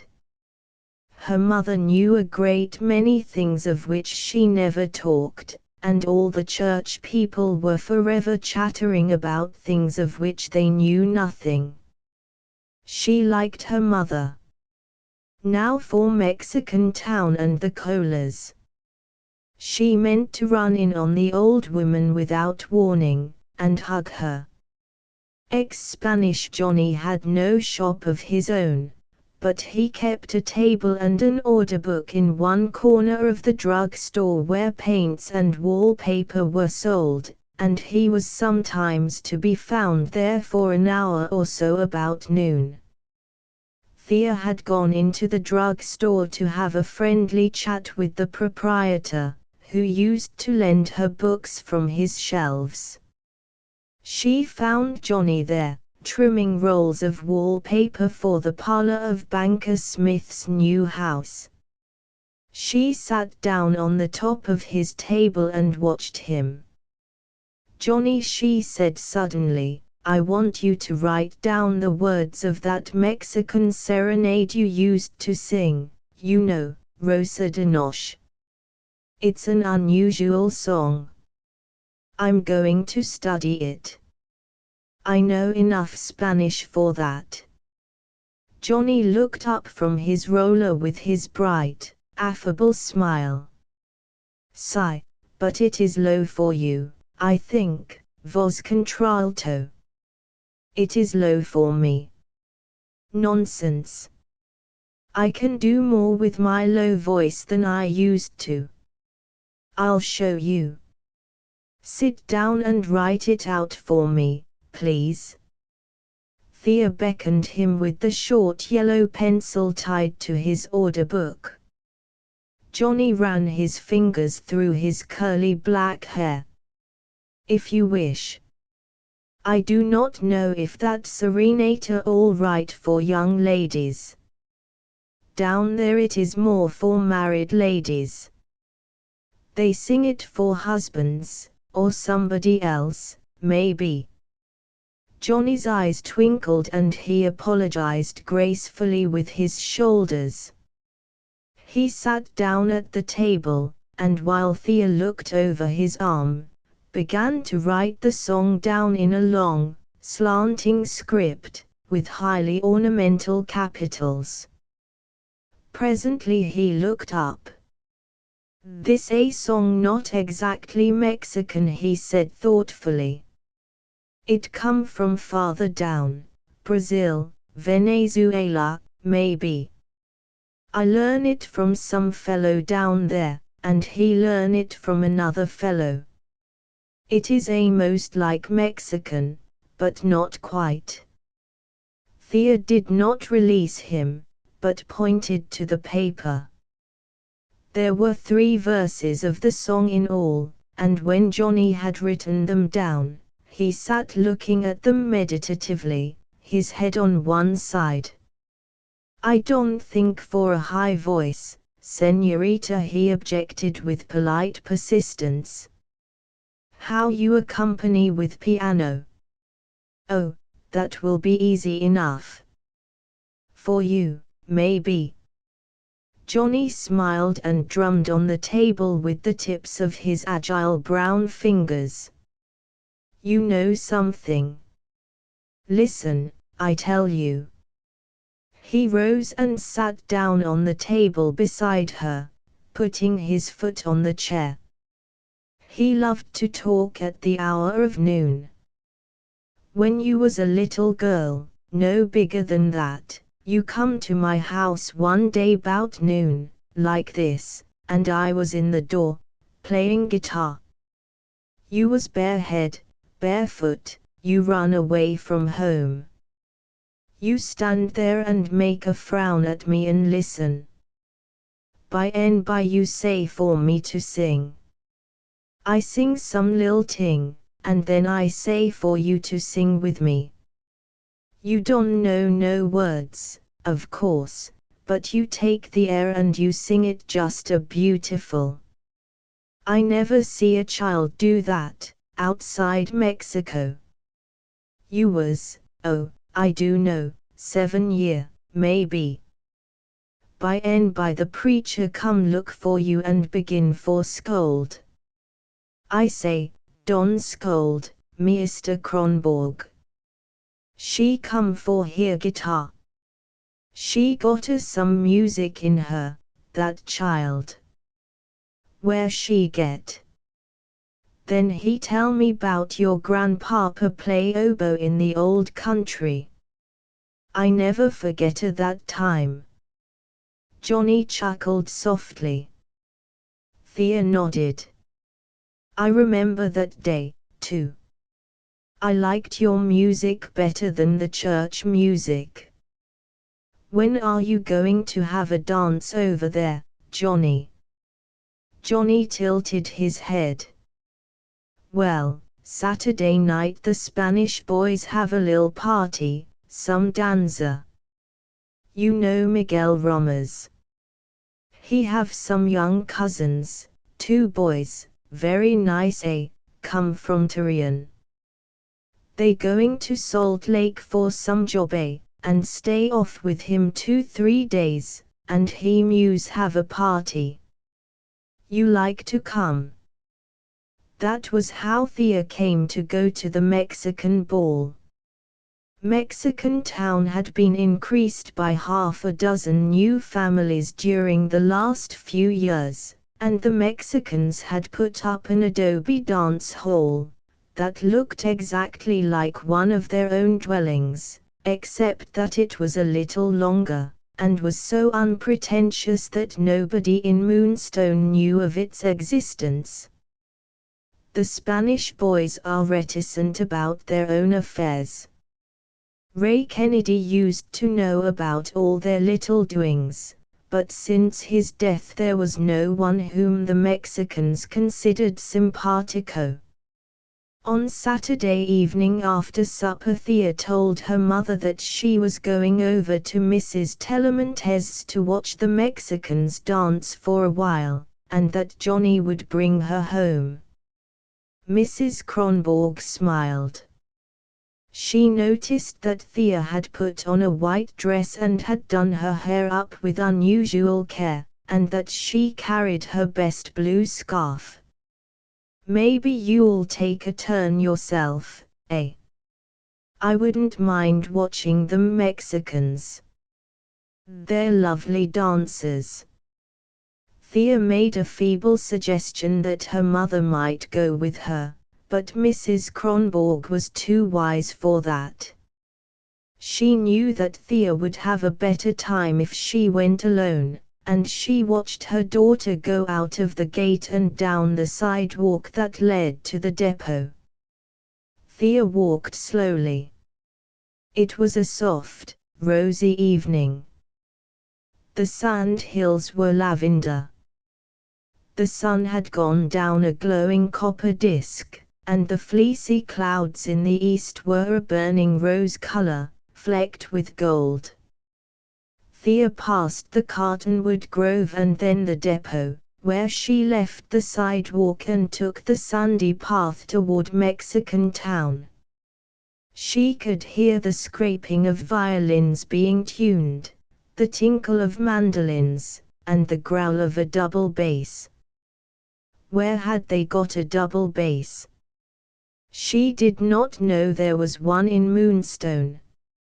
She found later that it was the property of one of Romas's young cousins, who was taking it to Utah with him to cheer him at his job.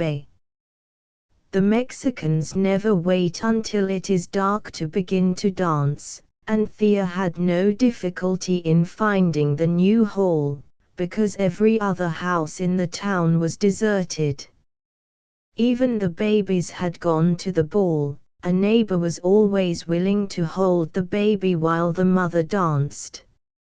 Mrs. Telemontes came out to meet Thea and led her in. Johnny bowed to her from the platform at the end of the room, where he was playing the mandolin along with 2 fiddles and the bass. The hall was a long low room, with whitewashed walls, a fairly tight plank floor, wooden benches along the sides, and a few bracket lamps screwed to the frame timbers. There must have been 50 people there, counting the children. The Mexican dances were very much family affairs. The fathers always danced again and again with their little daughters, as well as with their wives. One of the girls came up to greet Thea, her dark cheeks glowing with pleasure and cordiality, and introduced her brother, with whom she had just been dancing. "You better take him every time he asks you," she whispered. "He's the best dancer here, except Johnny." Thea soon decided that the poorest dancer was herself. Even Mrs. Tellamantez, who always held her shoulders so stiffly, danced better than she did. The musicians did not remain long at their post. When one of them felt like dancing, he called some other boy to take his instrument, put on his coat, and went down on the floor. Johnny, who wore a blousy white silk shirt, did not even put on his coat.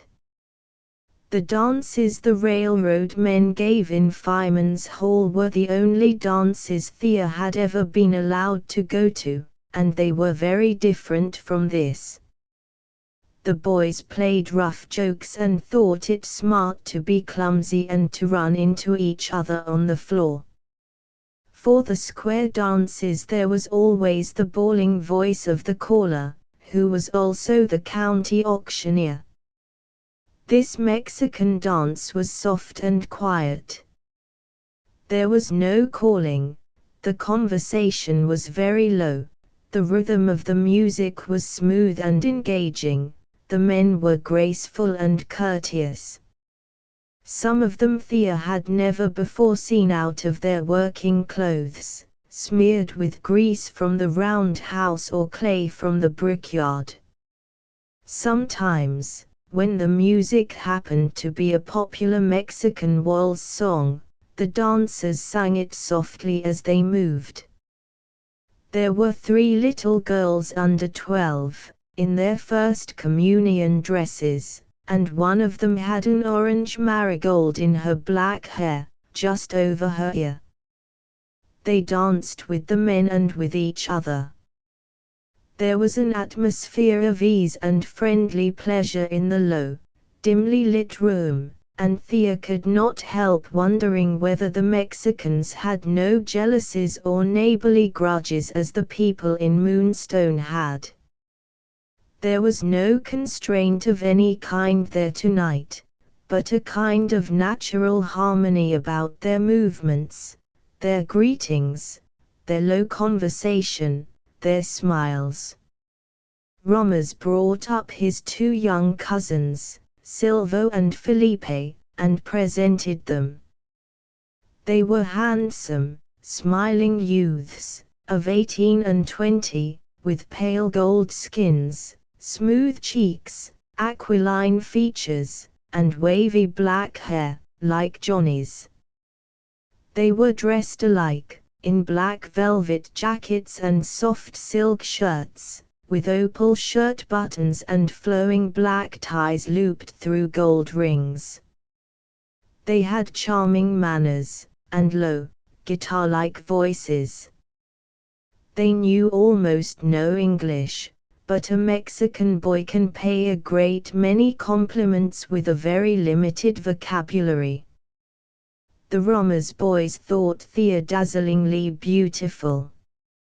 They had never seen a Scandinavian girl before, and her hair and fair skin bewitched them. Blanco y oro, semejante la Pascua. White and gold, like Easter, they exclaimed to each other. Silvo, the younger, declared that he could never go on to Utah, that he and his double bass had reached their ultimate destination. The elder was more crafty. He asked Miguel Romas whether there would be plenty more girls like that at Salt Lake, maybe. Silvo, overhearing, gave his brother a contemptuous glance. Plenty more a Parezu maybe, he retorted. When they were not dancing with her, their eyes followed her, over the coiffures of their other partners. That was not difficult, one blonde head moving among so many dark ones. Thea had not meant to dance much, but the Romas boys danced so well and were so handsome and adoring that she yielded to their entreaties. When she sat out a dance with them, they talked to her about their family at home, and told her how their mother had once punned upon their name. Rama, in Spanish, meant a branch, they explained. Once when they were little lads, their mother took them along when she went to help the women decorate the church for Easter. Someone asked her whether she had brought any flowers, and she replied that she had brought her ramas. This was evidently a cherished family story. When it was nearly midnight, Johnny announced that everyone was going to his house to have some lil ice cream and some lil musica. He began to put out the lights and Mrs. Telemontes led the way across the square to her casa. The Romas brothers escorted Thea, and as they stepped out of the door, Silvo exclaimed, "Has frio," and threw his velvet coat about her shoulders. Most of the company followed Mrs. Telemontes, and they sat about on the gravel in her little yard while she and Johnny and Mrs. Miguel Romas served the ice cream. Thea sat on Felipe's coat, since Silvo's was already about her shoulders. The youths lay down on the shining gravel beside her, one on her right and one on her left. Johnny already called them Los Acolitos, the altar boys. The talk all about them was low and indolent.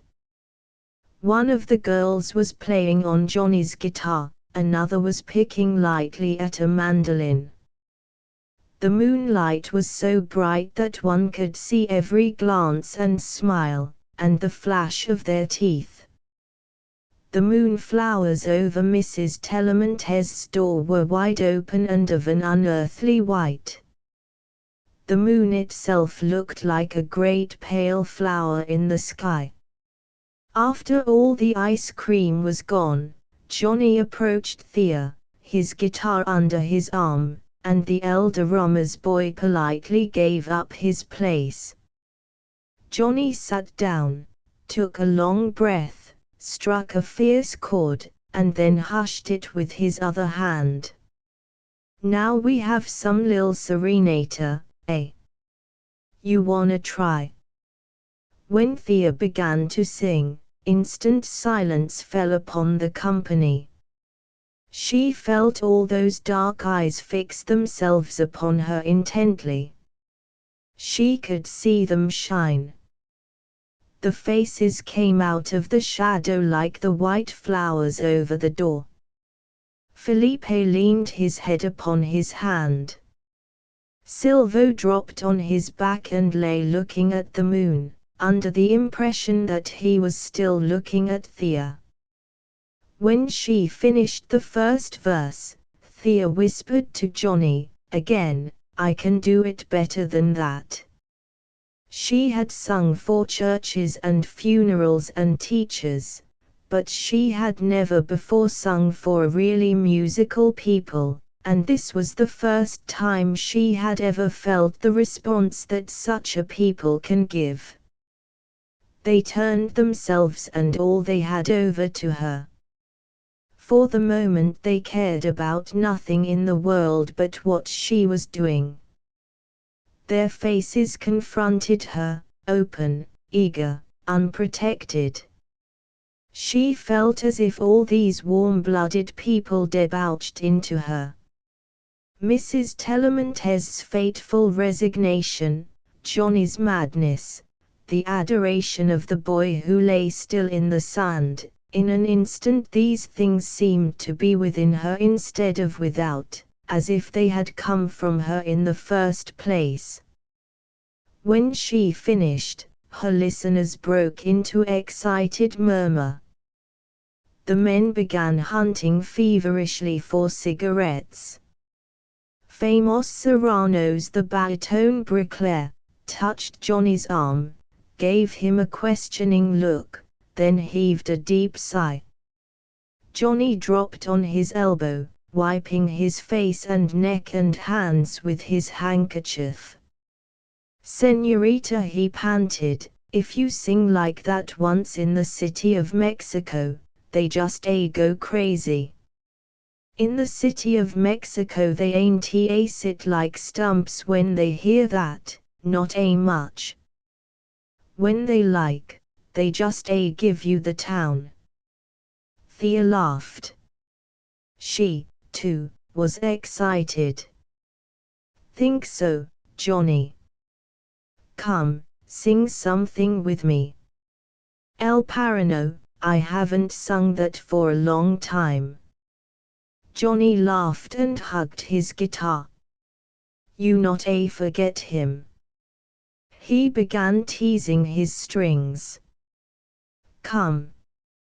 He threw back his head, Anash me confess con un padre Carmelite, y mi dio penitentia q bisaras tu boquita.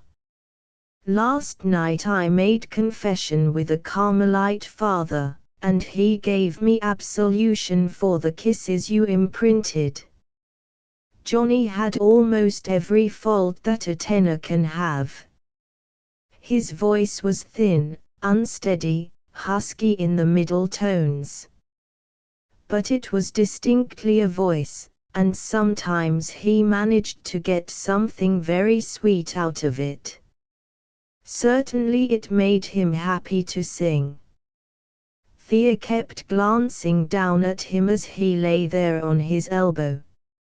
His eyes seemed twice as large as usual and had lights in them like those the moonlight makes on black, running water. Thea remembered the old stories about his spells.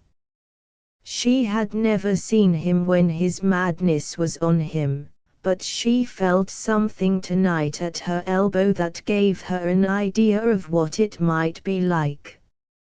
For the first time she fully understood the cryptic explanation that Mrs. Tellamantez had made to Dr. Archie, long ago. There were the same shells along the walk, she believed she could pick out the very one. There was the same moon up yonder, and panting at her elbow was the same Johnny, fooled by the same old things. When they had finished, Famos, the baritone, murmured something to Johnny, who replied, "Sure we can sing Trovatore. We have no alto, but all the girls can sing alto and make some noise." The women laughed. Mexican women of the poorer class do not sing like the men. Perhaps they are too indolent. In the evening, when the men are singing their throats dry on the doorstep, or around the campfire beside the work train, the women usually sit and comb their hair. While Johnny was gesticulating and telling everybody what to sing and how to sing it, Thea put out her foot and touched the corpse of Silvo with the toe of her slipper. "Aren't you going to sing, Silvo?" she asked teasingly. The boy turned on his side and raised himself on his elbow for a moment. "Not this night, Señorita," he pleaded softly, "not this night." He dropped back again, and lay with his cheek on his right arm, the hand lying passive on the sand above his head. How does he flatten himself into the ground like that? Thea asked herself.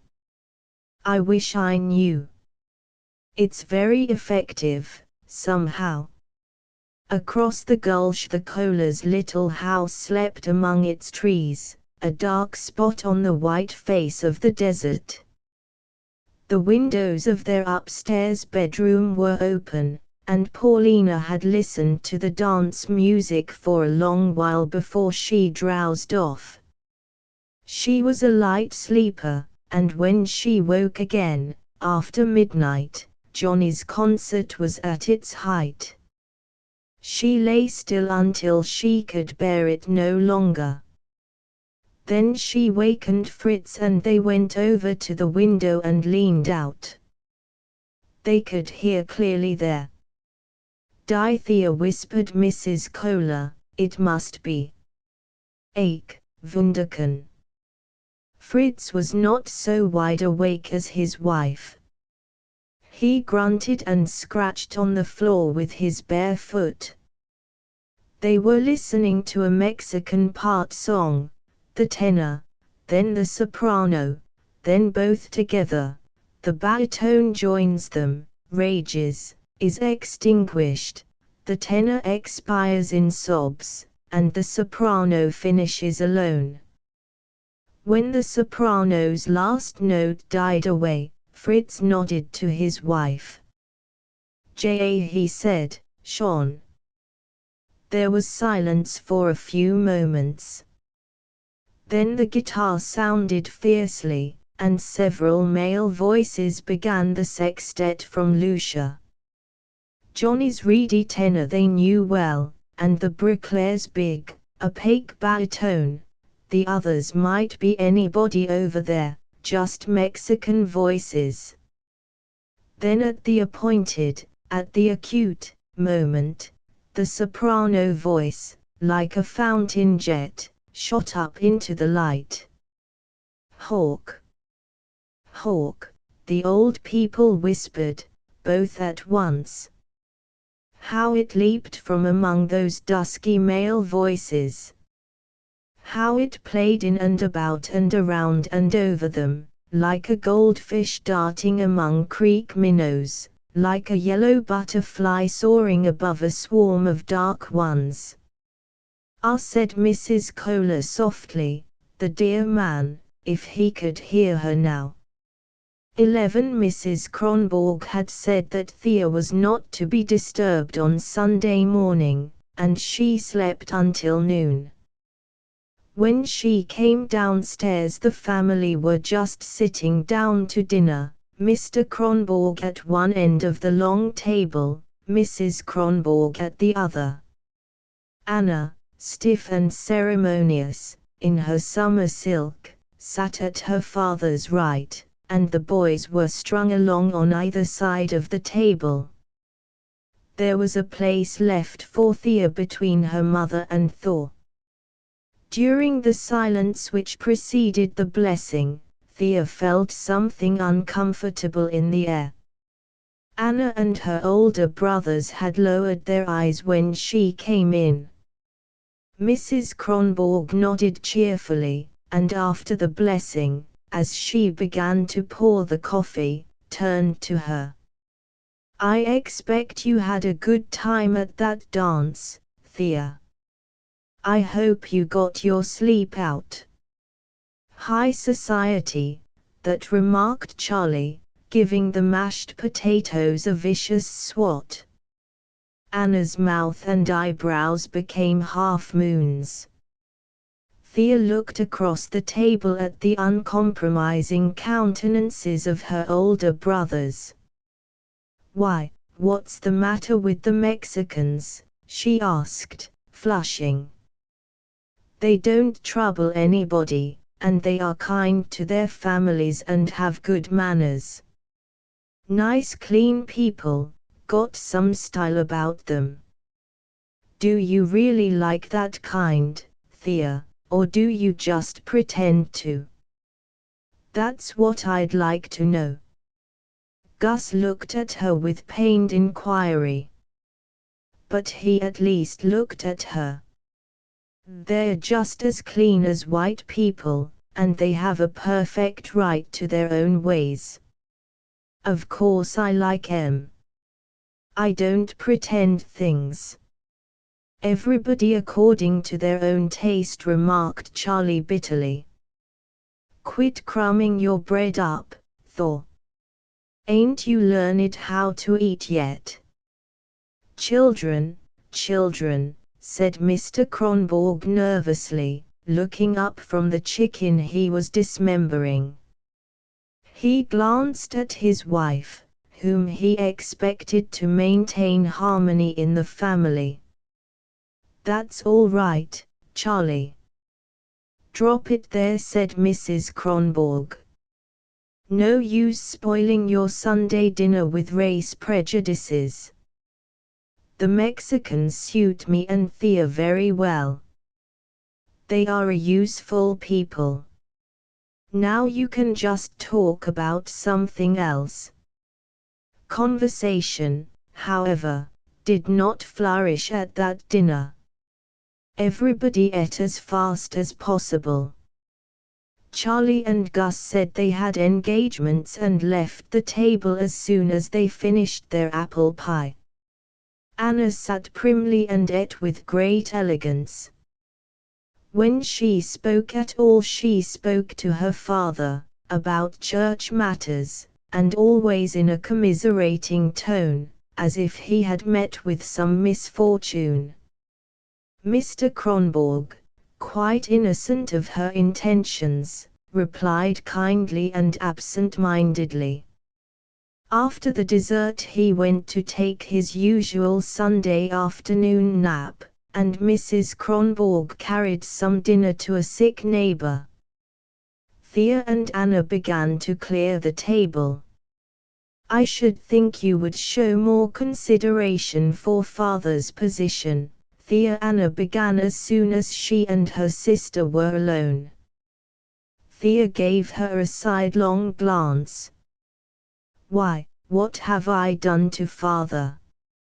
Everybody at Sunday school was talking about you going over there and singing with the Mexicans all night, when you won't sing for the church.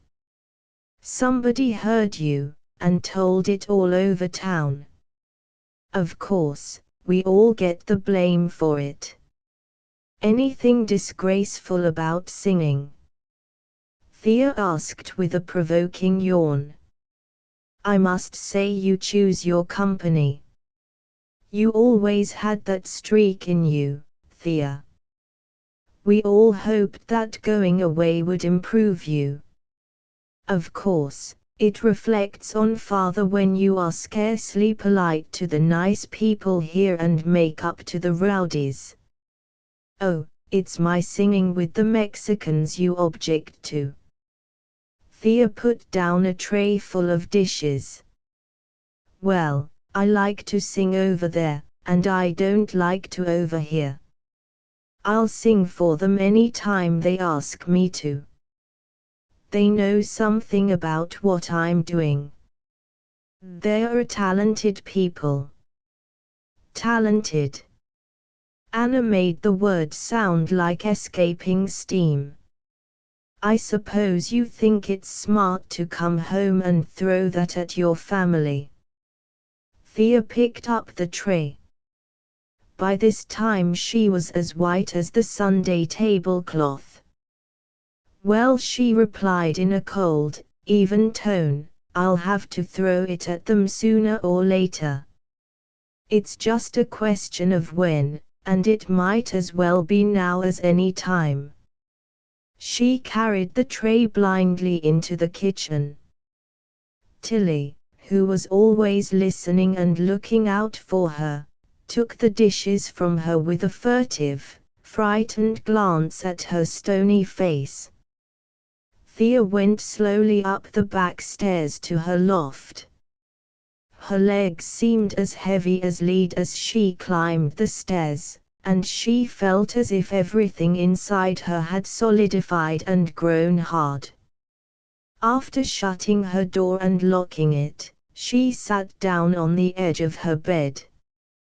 This place had always been her refuge, but there was a hostility in the house now which this door could not shut out. This would be her last summer in that room. Its services were over, its time was done. She rose and put her hand on the low ceiling. 2 tears ran down her cheeks, as if they came from ice that melted slowly. She was not ready to leave her little shell. She was being pulled out too soon. She would never be able to think anywhere else as well as here. She would never sleep so well or have such dreams in any other bed, even last night, such sweet, breathless dreams. Thea hid her face in the pillow. Wherever she went she would like to take that little bed with her. When she went away from it for good, she would leave something that she could never recover, memories of pleasant excitement, of happy adventures in her mind, of warm sleep on howling winter nights, and joyous awakenings on summer mornings. There were certain dreams that might refuse to come to her at all except in a little morning cave, facing the sun, where they came to her so powerfully, where they beat a triumph in her. The room was hot as an oven. The sun was beating fiercely on the shingles behind the board ceiling. She undressed, and before she threw herself upon her bed in her chemise, she frowned at herself for a long while in her looking-glass. Yes, she and it must fight it out together. The thing that looked at her out of her own eyes was the only friend she could count on. Oh, she would make these people sorry enough. There would come a time when they would want to make it up with her. But, never again. She had no little vanities, only one big one, and she would never forgive. Her mother was all right, but her mother was a part of the family, and she was not. In the nature of things, her mother had to be on both sides. Thea felt that she had been betrayed. A truce had been broken behind her back. She had never had much individual affection for any of her brothers except Thor, but she had never been disloyal, never felt scorn or held grudges. As a little girl she had always been good friends with Gunnar and Axel, whenever she had time to play. Even before she got her own room, when they were all sleeping and dressing together, like little cubs, and breakfasting in the kitchen, she had led an absorbing personal life of her own. But she had a cub loyalty to the other cubs. She thought them nice boys and tried to make them get their lessons. She once fought a bully who picked on Axel at school. She never made fun of Anna's crimpings and curlings and beauty rights. Thea had always taken it for granted that her sister and brothers recognized that she had special abilities, and that they were proud of it. She had done them the honor, she told herself bitterly, to believe that though they had no particular endowments, they were of her kind, and not of the Moonstone kind. Now they had all grown up and become persons. They faced each other as individuals, and she saw that Anna and Gus and Charlie were among the people whom she had always recognized as her natural enemies. Their ambitions and sacred proprieties were meaningless to her. She had neglected to congratulate Charlie upon having been promoted from the grocery department of Cummings' store to the dry goods department. Her mother had reproved her for this omission. And how was she to know, Thea asked herself, that Anna expected to be teased because Bert Rice now came and sat in the hammock with her every night? No, it was all clear enough. Nothing that she would ever do in the world would seem important to them, and nothing they would ever do would seem important to her. Thea lay thinking intently all through the stifling afternoon. Tilly whispered something outside her door once, but she did not answer. She lay on her bed until the second church bell rang, and she saw the family go trooping up the sidewalk on the opposite side of the street, Anna and her father in the lead. Anna seemed to have taken on a very storybook attitude toward her father, patronizing and condescending, it seemed to Thea. The older boys were not in the family band. They now took their girls to church. Tilly had stayed at home to get supper. Thea got up, washed her hot face and arms, and put on the white organdy dress she had worn last night. It was getting too small for her, and she might as well wear it out. After she was dressed, she unlocked her door and went cautiously downstairs. She felt as if chilling hostilities might be awaiting her in the trunk loft, on the stairway, almost anywhere. In the dining room she found Tilly, sitting by the open window, reading the dramatic news in a Denver Sunday paper. Tilly kept a scrapbook in which she pasted clippings about actors and actresses. "Come look at this picture of Pauline Hall in tights, Thea," she called. "Ain't she cute? It's too bad you didn't go to the theater more when you was in Chicago, such a good chance. Didn't you even get to see Clara Morris or Mojska?" "No, I didn't have time.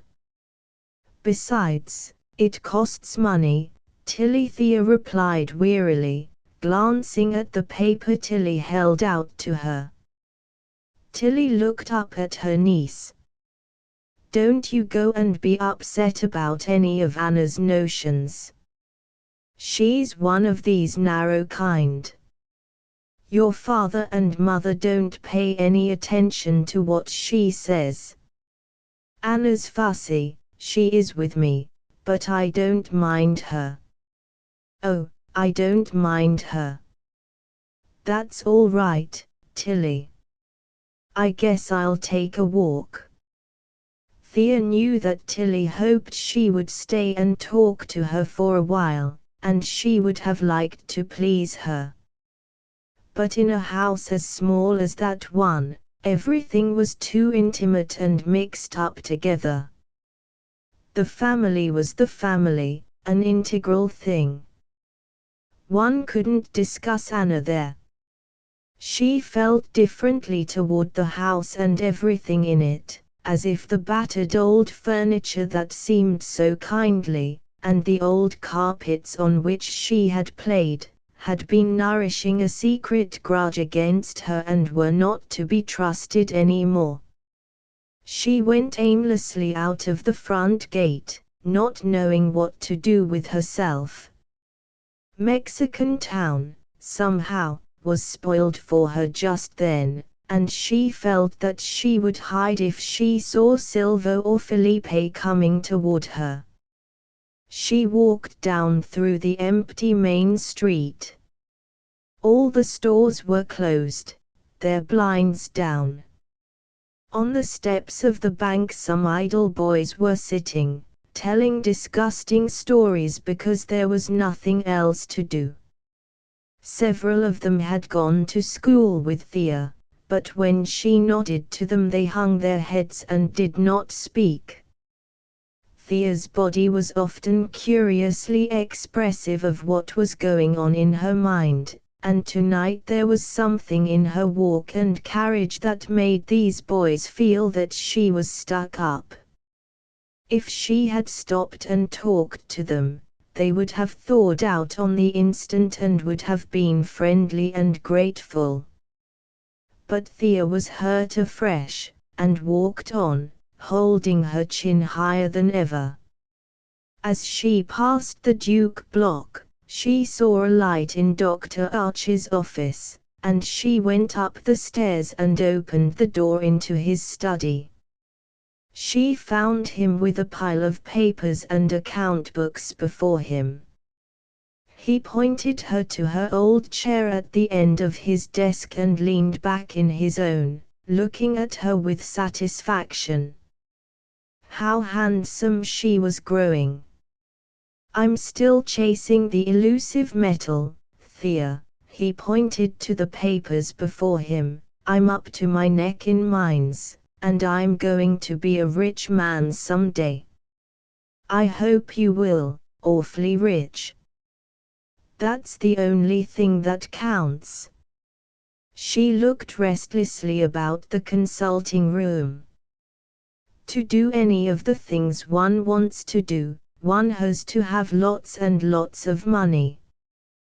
Dr. Archie was direct. What's the matter? Do you need some? Thea shrugged. Oh, I can get along, in a little way. She looked intently out of the window at the arc street lamp that was just beginning to sputter. But it's silly to live at all for little things, she added quietly. Living's too much trouble unless one can get something big out of it. Dr. Archie rested his elbows on the arms of his chair, dropped his chin on his clasped hands and looked at her. Living is no trouble for little people, believe me, he exclaimed. What do you want to get out of it? Oh, so many things. Thea shivered. But what? Money. You mentioned that. Well, you can make money, if you care about that more than anything else. He nodded prophetically above his interlacing fingers. But I don't. That's only one thing. Anyhow, I couldn't if I did. She pulled her dress lower at the neck as if she were suffocating. I only want impossible things, she said roughly. The others don't interest me. Dr. Archie watched her contemplatively, as if she were a beaker full of chemicals working. A few years ago, when she used to sit there, the light from under his green lampshade used to fall full upon her broad face and yellow pigtails. Now her face was in the shadow and the line of light fell below her bare throat, directly across her bosom. The shrunken white organdy rose and fell as if she were struggling to be free and to break out of it altogether.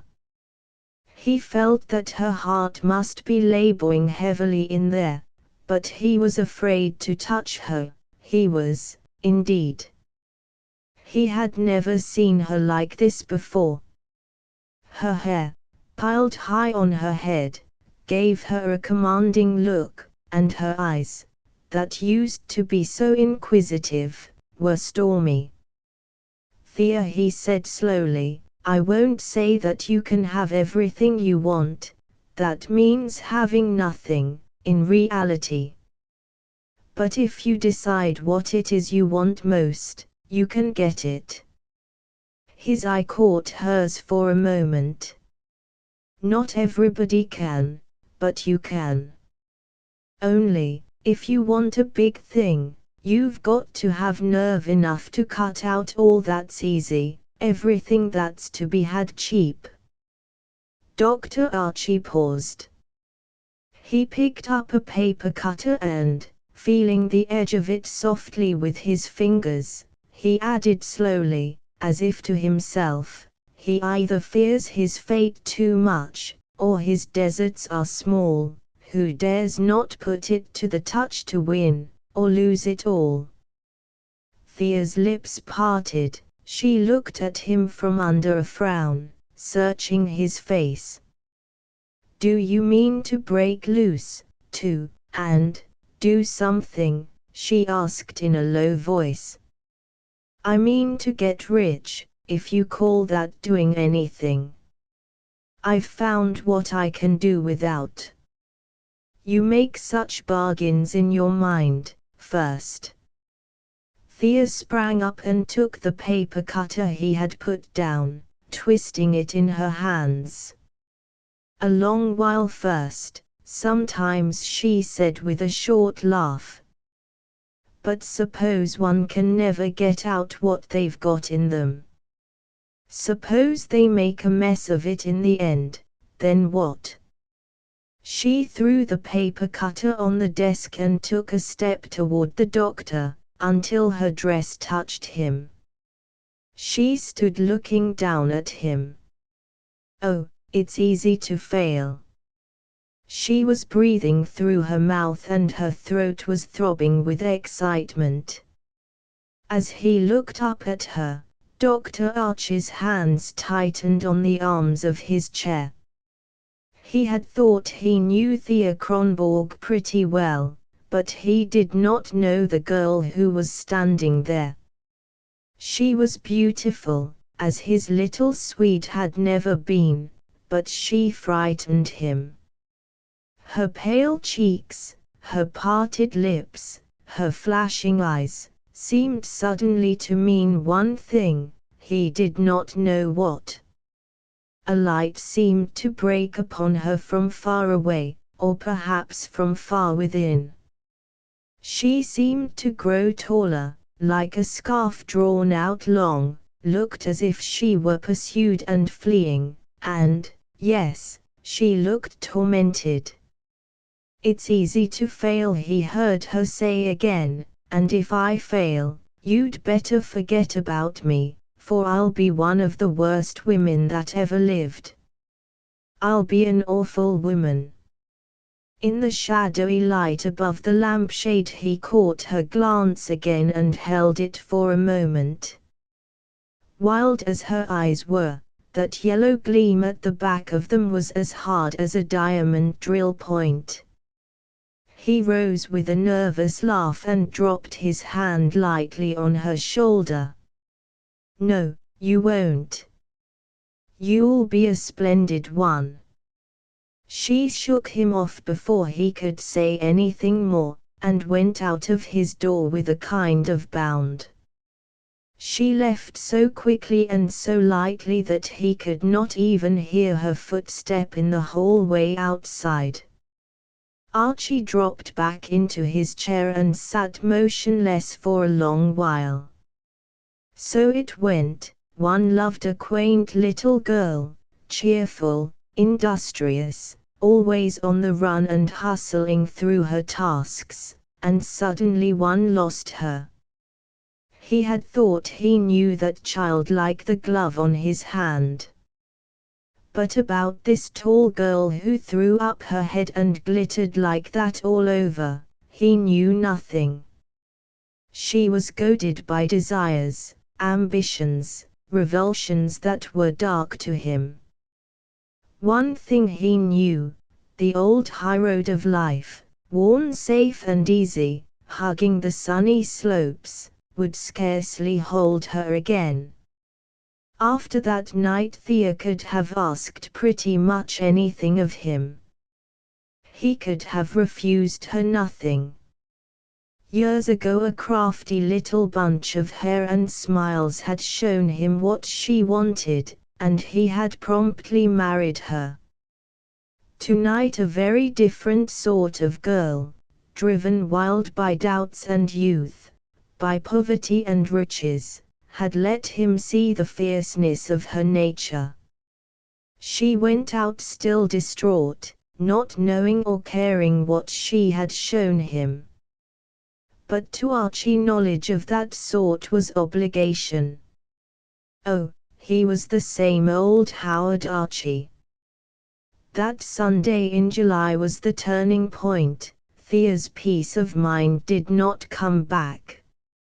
She found it hard even to practice at home. There was something in the air there that froze her throat. In the morning, she walked as far as she could walk. In the hot afternoons she lay on her bed in her nightgown, planning fiercely. She haunted the post office. She must have worn a path in the sidewalk that led to the post office, that summer. She was there the moment the mail sacks came up from the depot, morning and evening, and while the letters were being sorted and distributed she paced up and down outside, under the cottonwood trees, listening to the thump, thump, thump of Mr. Thompson's stamp. She hung upon any sort of word from Chicago, a card from Bowers, a letter from Mrs. Harsanyi, from Mr. Larson, from her landlady, anything to reassure her that Chicago was still there. She began to feel the same restlessness that had tortured her the last spring when she was teaching in Moonstone. Suppose she never got away again, after all.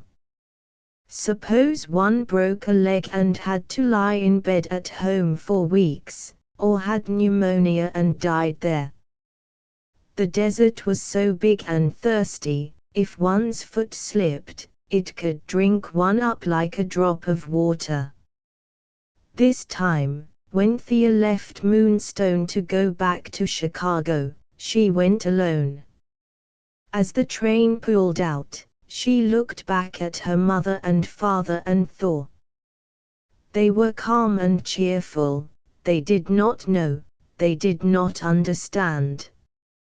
Something pulled in her, and broke. She cried all the way to Denver, and that night, in her berth, she kept sobbing and waking herself. But when the sun rose in the morning, she was far away. It was all behind her, and she knew that she would never cry like that again. People live through such pain only once. Pain comes again, but it finds a tougher surface. Thea remembered how she had gone away the first time, with what confidence in everything, and what pitiful ignorance. Such a silly.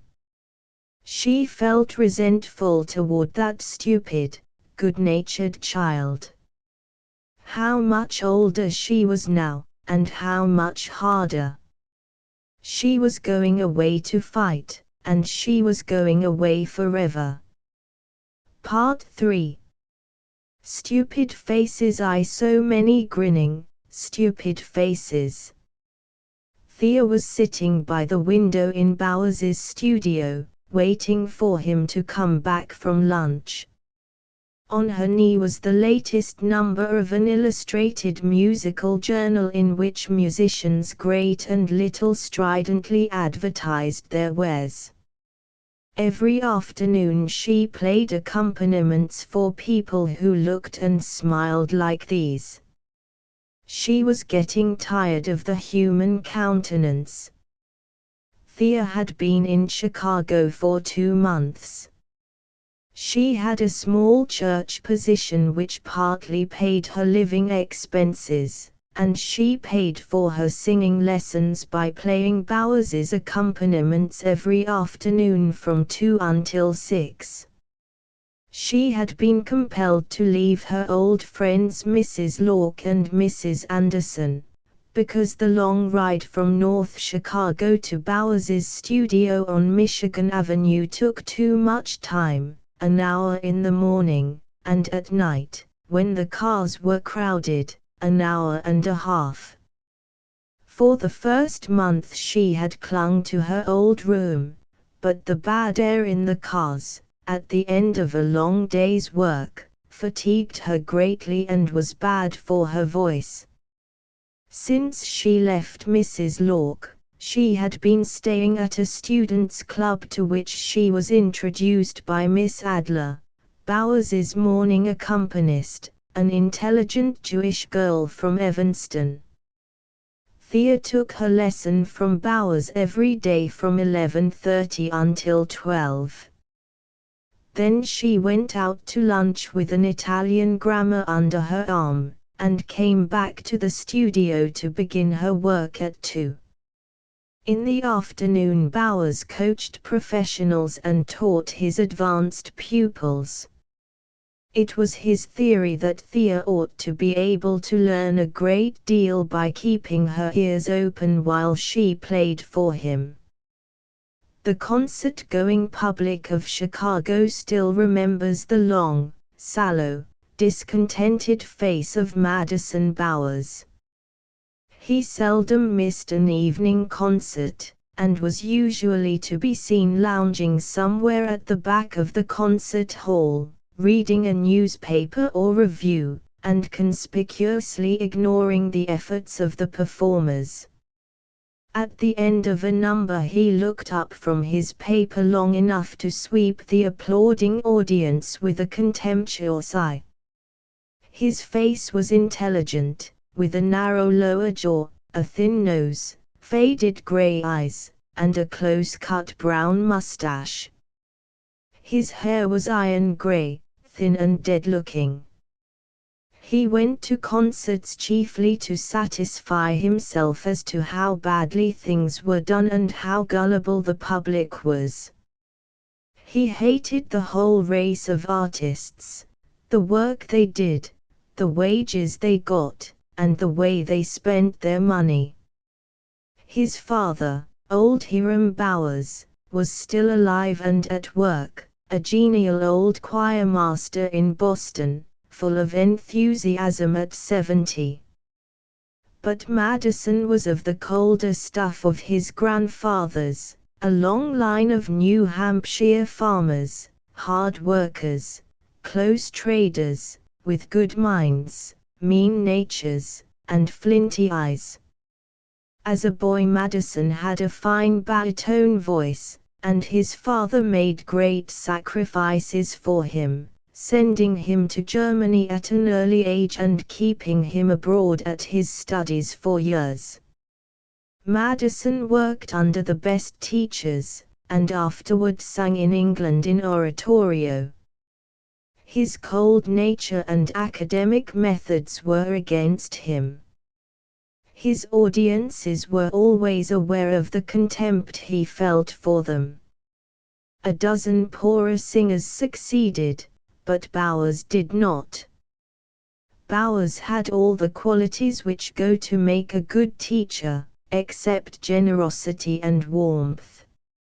His intelligence was of a high order, his taste never at fault.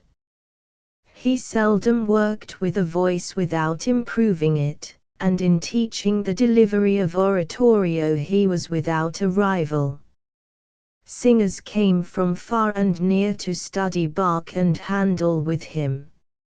Even the fashionable sopranos and contraltos of Chicago, St. Paul, and St. Louis, they were usually ladies with very rich husbands, and Bowers called them the pampered jades of Asia, humbly endured his sardonic humor for the sake of what he could do for them. He was not at all above helping a very lame singer across, if her husband's checkbook warranted it. He had a whole bag of tricks for stupid people, life preservers he called them. Cheap repairs for a cheap UN he used to say, but the husbands never found the repairs very cheap. Those were the days when lumbermen's daughters and brewers' wives contended in song, studied in Germany and then floated from Sangerfest to Sangerfest. Choral societies flourished in all the rich lake cities and river cities. The soloists came to Chicago to coach with Bowers, and he often took long journeys to hear and instruct a chorus.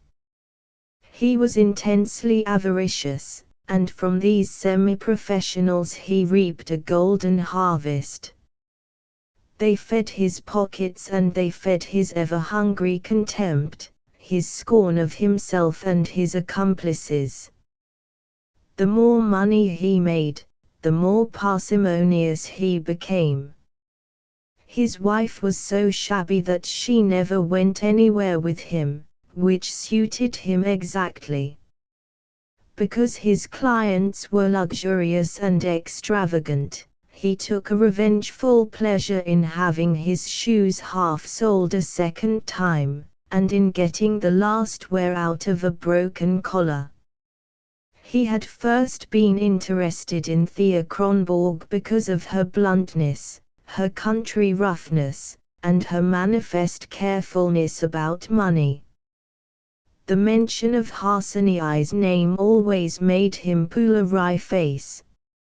For the first time Thea had a friend who, in his own cool and guarded way, liked her for whatever was least admirable in her.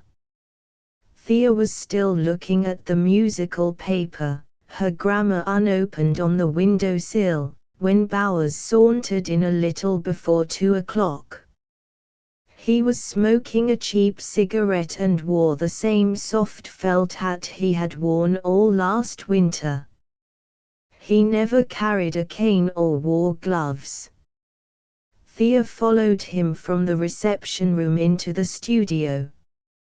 "I may cut my lesson out tomorrow, Mr. Bowers. I have to hunt a new boarding place." Bowers looked up languidly from his desk where he had begun to go over a pile of letters. "What's the matter with the studio club? Been fighting with them again?" "The club's all right for people who like to live that way. I don't." Bowers lifted his eyebrows. "Why so tempery?" he asked as he drew a check from an envelope postmarked Minneapolis. "I can't work with a lot of girls around. They're too familiar. I never could get along with girls of my own age. It's all too chummy. Gets on my nerves. I didn't come here to play kindergarten games." Thea began energetically to arrange the scattered music on the piano. Bowers grimaced good-humoredly at her over the 3 checks he was pinning together. He liked to play at a rough game of banter with her. He flattered himself that he had made her harsher than she was when she first came to him, that he had got off a little of the sugar-coating Harsani always put on his pupils. "The art of making yourself agreeable never comes amiss, Miss Kronborg. I should say you rather need a little practice along that line. When you come to marketing your wares in the world, a little smoothness goes farther than a great deal of talent sometimes. If you happen to be cursed with a real talent, then you've got to be very smooth indeed, or you'll never get your money back." Bowers snapped the elastic band around his bank book. Thea gave him a sharp, recognizing glance. "Well, that's the money I'll have to go without," she replied. "Just what do you mean?" "I mean the money people have to grin for. I used to know a railroad man who said there was money in every profession that you couldn't take. He'd tried a good many jobs," Thea added musingly. "Perhaps he was too particular about the kind he could take, for he never picked up much. He was proud, but I liked him for that." Bowers rose and closed his desk. "Mrs. Priest is late again.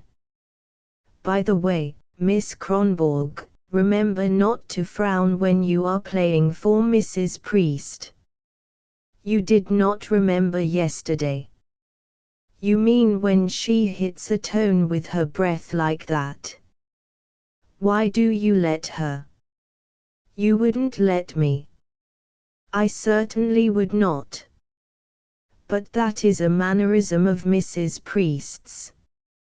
The public like it, and they pay a great deal of money for the pleasure of hearing her do it.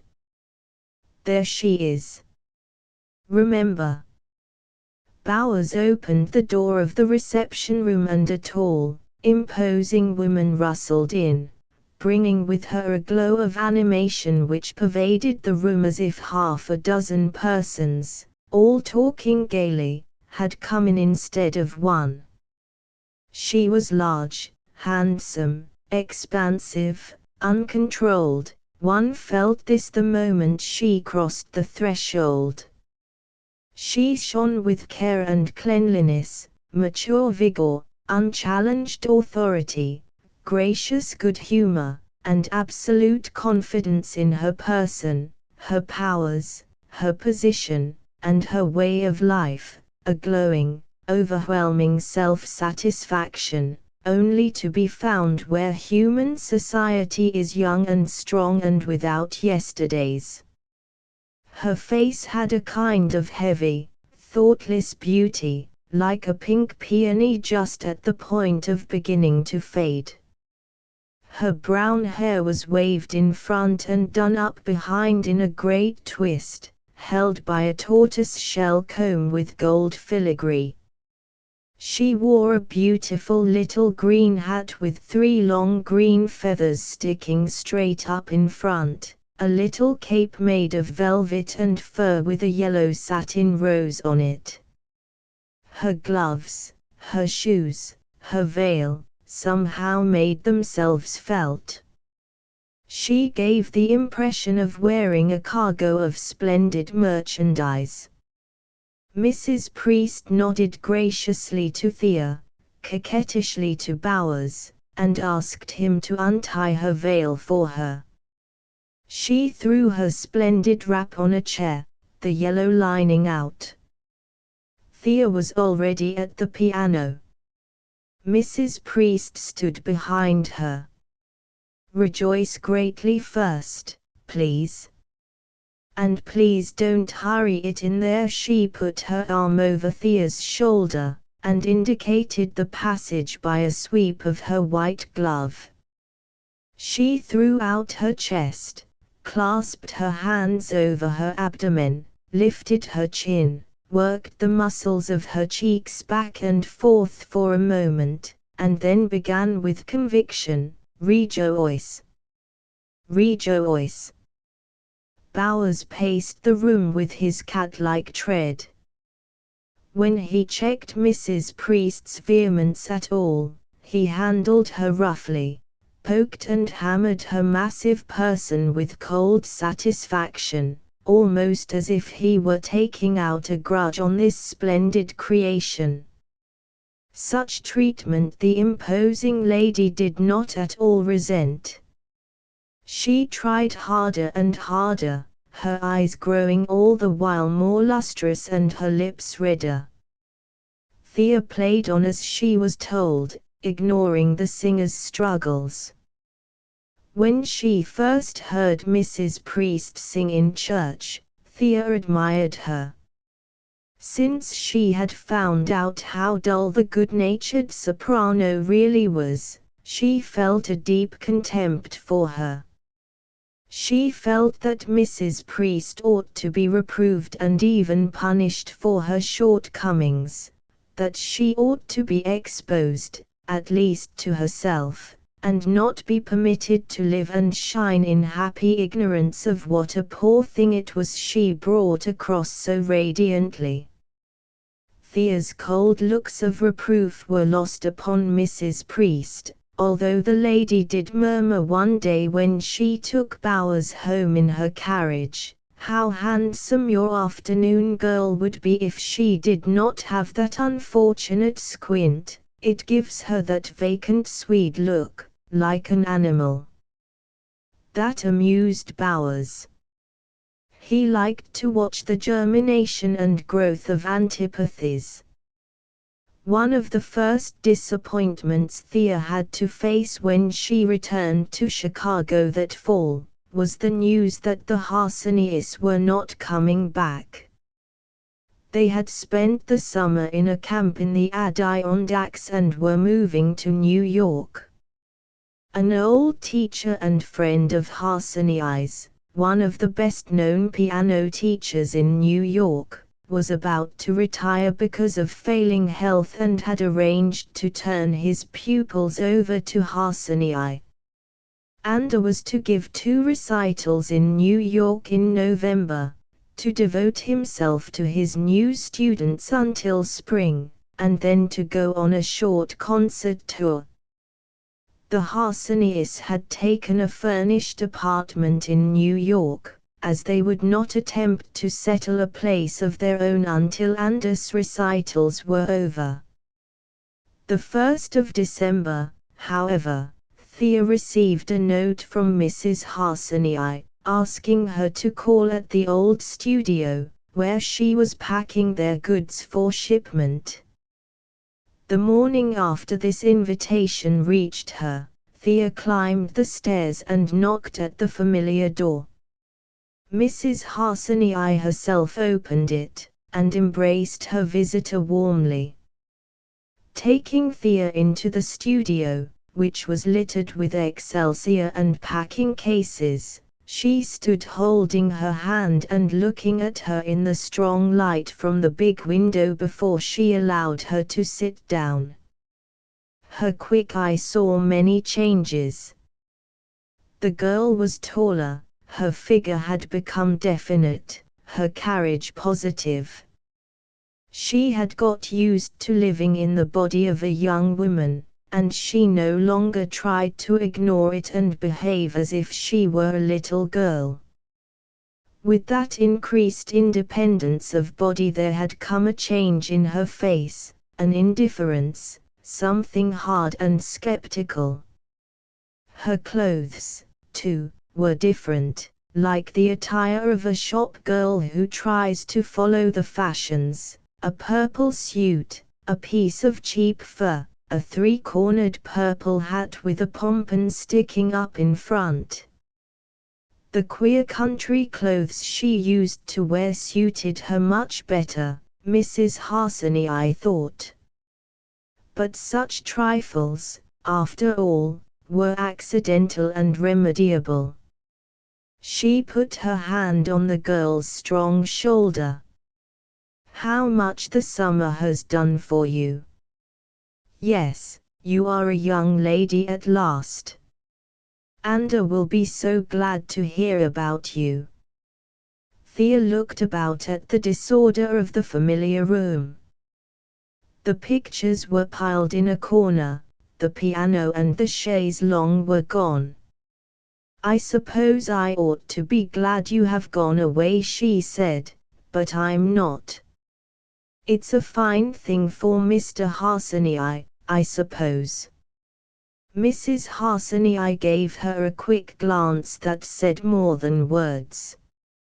"If you knew how long I have wanted to get him away from here, Miss Kronborg. He is never tired, never discouraged, now." Thea sighed. "I'm glad for that, then." Her eyes traveled over the faint discolorations on the walls where the pictures had hung. "I may run away myself. I don't know whether I can stand it here without you. We hope that you can come to New York to study before very long. We have thought of that. And you must tell me how you are getting on with Bowers. Anda will want to know all about it. I guess I get on more or less. But I don't like my work very well. It never seems serious as my work with Mr. Harsonii did. I play Bowers's accompaniments in the afternoons, you know. I thought I would learn a good deal from the people who work with him, but I don't think I get much." Mrs. Harsonii looked at her inquiringly. Thea took out a carefully folded handkerchief from the bosom of her dress and began to draw the corners apart. "Singing doesn't seem to be a very brainy profession, Mrs. Harsonii," she said slowly. "The people I see now are not a bit like the ones I used to meet here. Mr. Harsonii's pupils, even the dumb ones, had more, well, more of everything, it seems to me. The people I have to play accompaniments for are discouraging. The professionals, like Catherine Priest and Miles Murdstone, are worst of all. If I have to play the Messiah much longer for Mrs. Priest, I'll go out of my mind. Thea brought her foot down sharply on the bare floor. Mrs. Harsanyi looked down at the foot in perplexity. You mustn't wear such high heels, my dear. They will spoil your walk and make you mince along. Can't you at least learn to avoid what you dislike in these singers? I was never able to care for Mrs. Priest's singing. Thea was sitting with her chin lowered. Without moving her head, she looked up at Mrs. Harsanyi and smiled, a smile much too cold and desperate to be seen on a young face, Mrs. Harsanyi felt. Mrs. Harsanyi, it seems to me that what I learn is just to dislike. I dislike so much and so hard that it tires me out. I've got no heart for anything. She threw up her head suddenly and sat in defiance, her hand clenched on the arm of the chair. Mr. Harsanyi couldn't stand these people an hour, I know he couldn't. He'd put them right out of the window there, frizzes and feathers and all. Now, take that new soprano they're all making such a fuss about, Jessie Darcy. She's going on tour with a symphony orchestra and she's working up her repertory with Bowers. She's singing some Schoolman songs Mr. Harsanyi used to go over with me. Well, I don't know what he would do if he heard her. But if your own work goes well, and you know these people are wrong, why do you let them discourage you? Thea shook her head. That's just what I don't understand myself. Only, after I've heard them all afternoon, I come out frozen up. Somehow it takes the shine off of everything. People want Jessie Darcy and the kind of thing she does, so what's the use? Mrs. Harsanyi smiled. That style you must simply vault over. You must not begin to fret about the successes of cheap people. After all, what have they to do with you? Well, if I had somebody like Mr. Harsanyi, perhaps I wouldn't fret about them. He was the teacher for me. Please tell him so. Thea rose and Mrs. Harsanyi took her hand again. I am sorry you have to go through this time of discouragement. I wish Ander could talk to you, he would understand it so well. But I feel like urging you to keep clear of Mrs. Priest and Jessie Darcy and all their works. Thea laughed discordantly. No use urging me. I don't get on with them at all. My spine gets like a steel rail when they come near me. I liked them at first, you know. Their clothes and their manners were so fine, and Mrs. Priest is handsome. But now I keep wanting to tell them how stupid they are. Seems like they ought to be informed, don't you think so? There was a flash of the shrewd grin that Mrs. Harsanyi remembered. Thea pressed her hand. I must go now. I had to give my lesson hour this morning to a Duluth woman who has come on to coach, and I must go and play on mighty pens for her. Please tell Mr. Harsanyi that I think oratorio is a great chance for bluffers.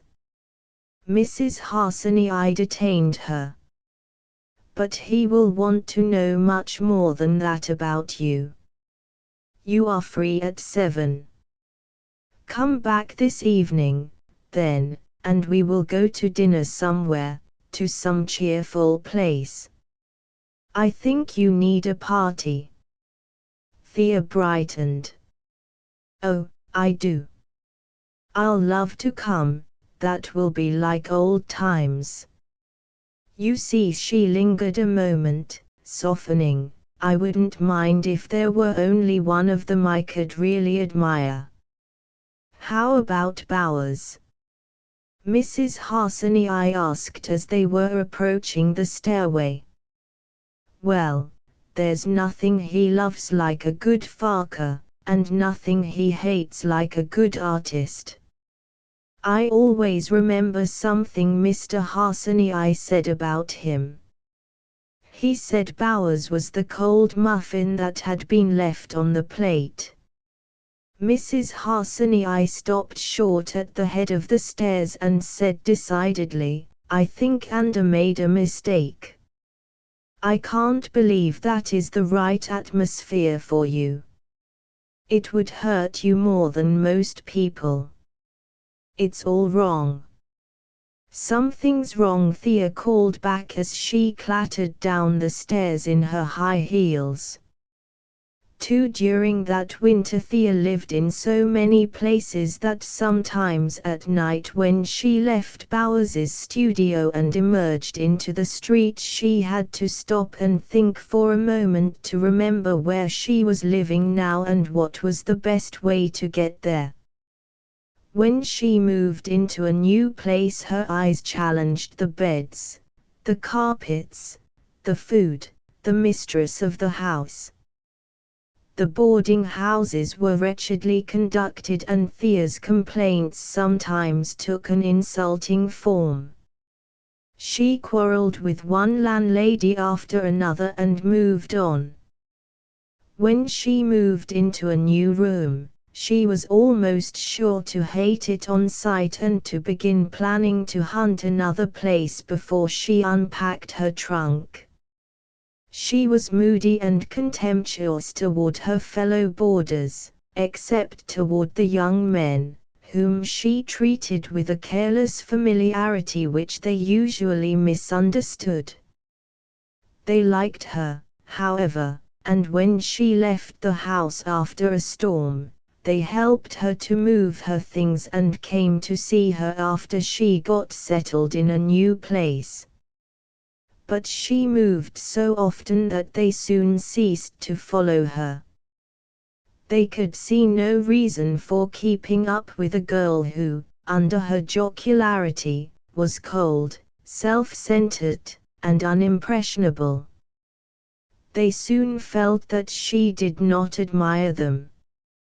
Thea used to waken up in the night and wonder why she was so unhappy. She would have been amazed if she had known how much the people whom she met in Bowers's studio had to do with her low spirits. She had never been conscious of those instinctive standards which are called ideals, and she did not know that she was suffering for them. She often found herself sneering when she was on a streetcar, or when she was brushing out her hair before her mirror, as some inane remark or too familiar mannerism flitted across her mind. She felt no creature kindness, no tolerant goodwill for Mrs. Priest or Jessie Darcy. After one of Jessie Darcy's concerts, the glowing press notices, and the admiring comments that floated about Bowers's studio, caused Thea bitter unhappiness.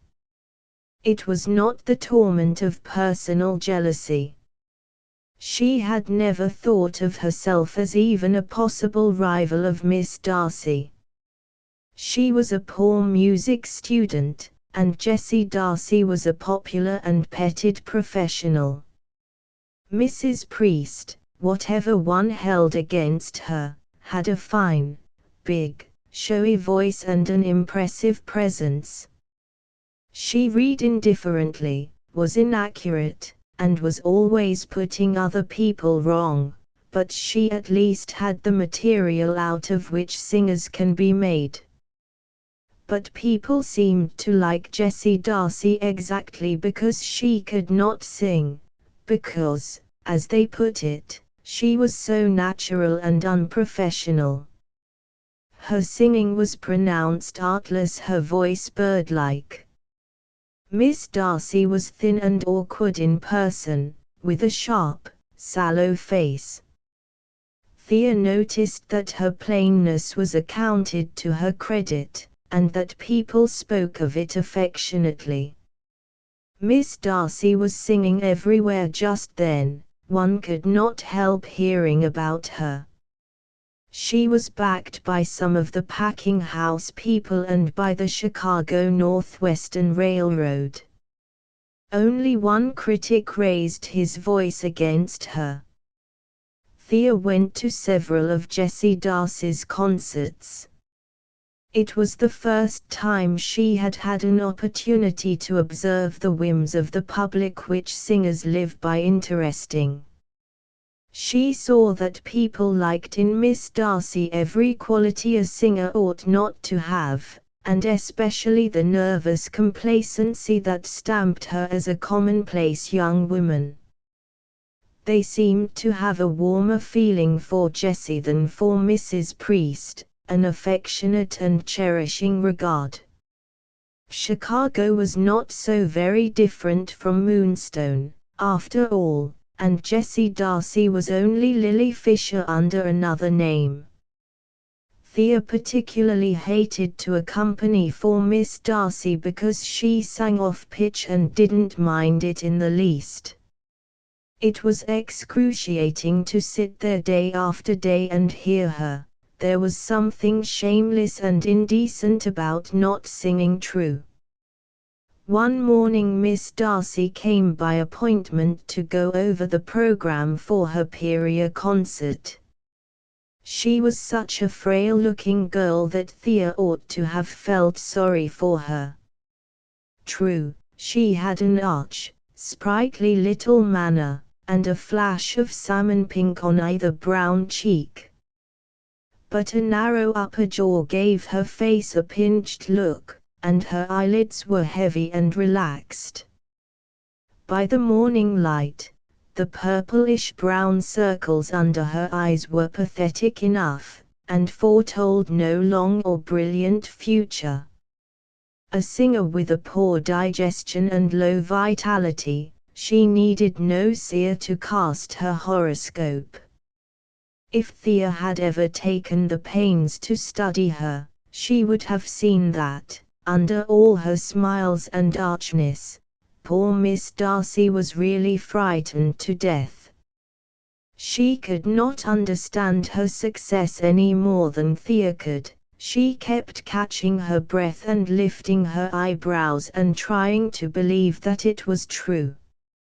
Her loquacity was not natural. She forced herself to it, and when she confided to you how many defects she could overcome by her unusual command of head resonance, she was not so much trying to persuade you as to persuade herself. When she took a note that was high for her, Miss Darcy always put her right hand out into the air, as if she were indicating height, or giving an exact measurement. Some early teacher had told her that she could place a tone more surely by the help of such a gesture, and she firmly believed that it was of great assistance to her. Even when she was singing in public, she kept her right hand down with difficulty, nervously clasping her white kid fingers together when she took a high note. Thea could always see her elbows stiffen. She unvaryingly executed this gesture with a smile of gracious confidence, as if she were actually putting her finger on the tone. There it is, friends. This morning, in Gounod's Ave Maria as Miss Darcy approached her B natural, dans, numbers a la, Ms. Out went the hand, with the sure airy gesture, though it was little above a she got with her voice, whatever she touched with her finger. Often Bowers let such things pass, with the right people, but this morning he snapped his jaws together and muttered, "God." Miss Darcy tried again, with the same gesture as of putting the crowning touch, tilting her head and smiling radiantly at Bowers, as if to say, "It is for you I do all this." Dance, numbers A, La, Ms. This time she made B flat, and went on in the happy belief that she had done well enough, when she suddenly found that her accompanist was not going on with her, and this put her out completely. She turned to Thea, whose hands had fallen in her lap. "Oh, why did you stop just there? It is too trying. Now we'd better go back to that other crescendo and try it from there." "I beg your pardon," Thea muttered. "I thought you wanted to get that B natural." She began again, as Miss Darcy indicated. After the singer was gone, Bowers walked up to Thea and asked languidly, "Why do you hate Jessie so?" Her little variations from pitch are between her and her public, they don't hurt you. Has she ever done anything to you except be very agreeable? Yes, she has done things to me, Thea retorted hotly. Bowers looked interested. What, for example? I can't explain, but I've got it in for her. Bowers laughed. No doubt about that. I'll have to suggest that you conceal it a little more effectually. That is necessary, Miss Kronborg, he added, looking back over the shoulder of the overcoat he was putting on. He went out to lunch and Thea thought the subject closed. But late in the afternoon, when he was taking his dyspepsia tablet and a glass of water between lessons, he looked up and said in a voice ironically coaxing, "Miss Kronborg, I wish you would tell me why you hate Jessie." Taken by surprise, Thea put down the score she was reading and answered before she knew what she was saying, "I hate her for the sake of what I used to think a singer might be." Bowers balanced the tablet on the end of his long forefinger and whistled softly. "And how did you form your conception of what a singer ought to be?" he asked. "I don't know." Thea flushed and spoke under her breath, "but I suppose I got most of it from Harsonii." Bowers made no comment upon this reply, but opened the door for the next pupil, who was waiting in the reception room. It was dark when Thea left the studio that night. She knew she had offended Bowers. Somehow she had hurt herself, too. She felt unequal to the boarding house table, the sneaking divinity student who sat next her and had tried to kiss her on the stairs last night.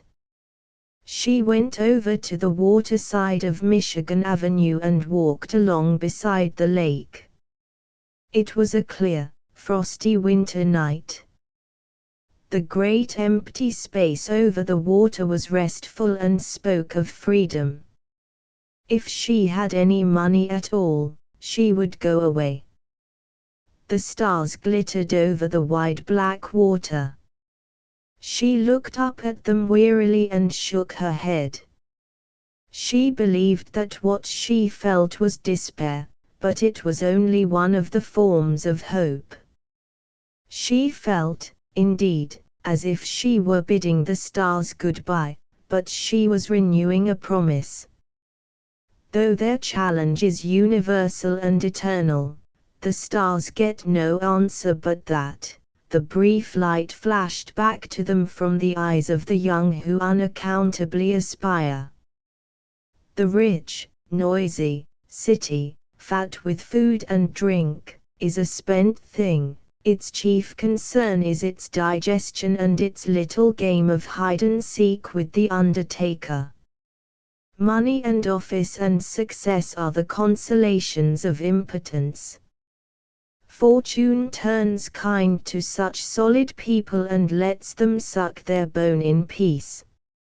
She flecks her whip upon flesh that is more alive, upon that stream of hungry boys and girls who tramp the streets of every city, recognizable by their pride and discontent, who are the future, and who possess the treasure of creative power.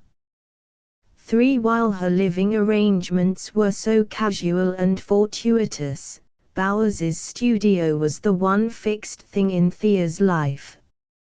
She went out from it to uncertainties, and hastened to it from nebulous confusion. She was more influenced by Bowers than she knew. Unconsciously she began to take on something of his dry contempt, and to share his grudge without understanding exactly what it was about. His cynicism seemed to her honest, and the amiability of his pupils artificial. She admired his drastic treatment of his dull pupils. The stupid deserved all they got, and more. Bowers knew that she thought him a very clever man. One afternoon when Bowers came in from lunch, Thea handed him a card on which he read the name, Mr. Philip Frederick Ottenberg. He said he would be in again tomorrow and that he wanted some time. Who is he? I like him better than the others. Bowers nodded. So do I. He's not a singer.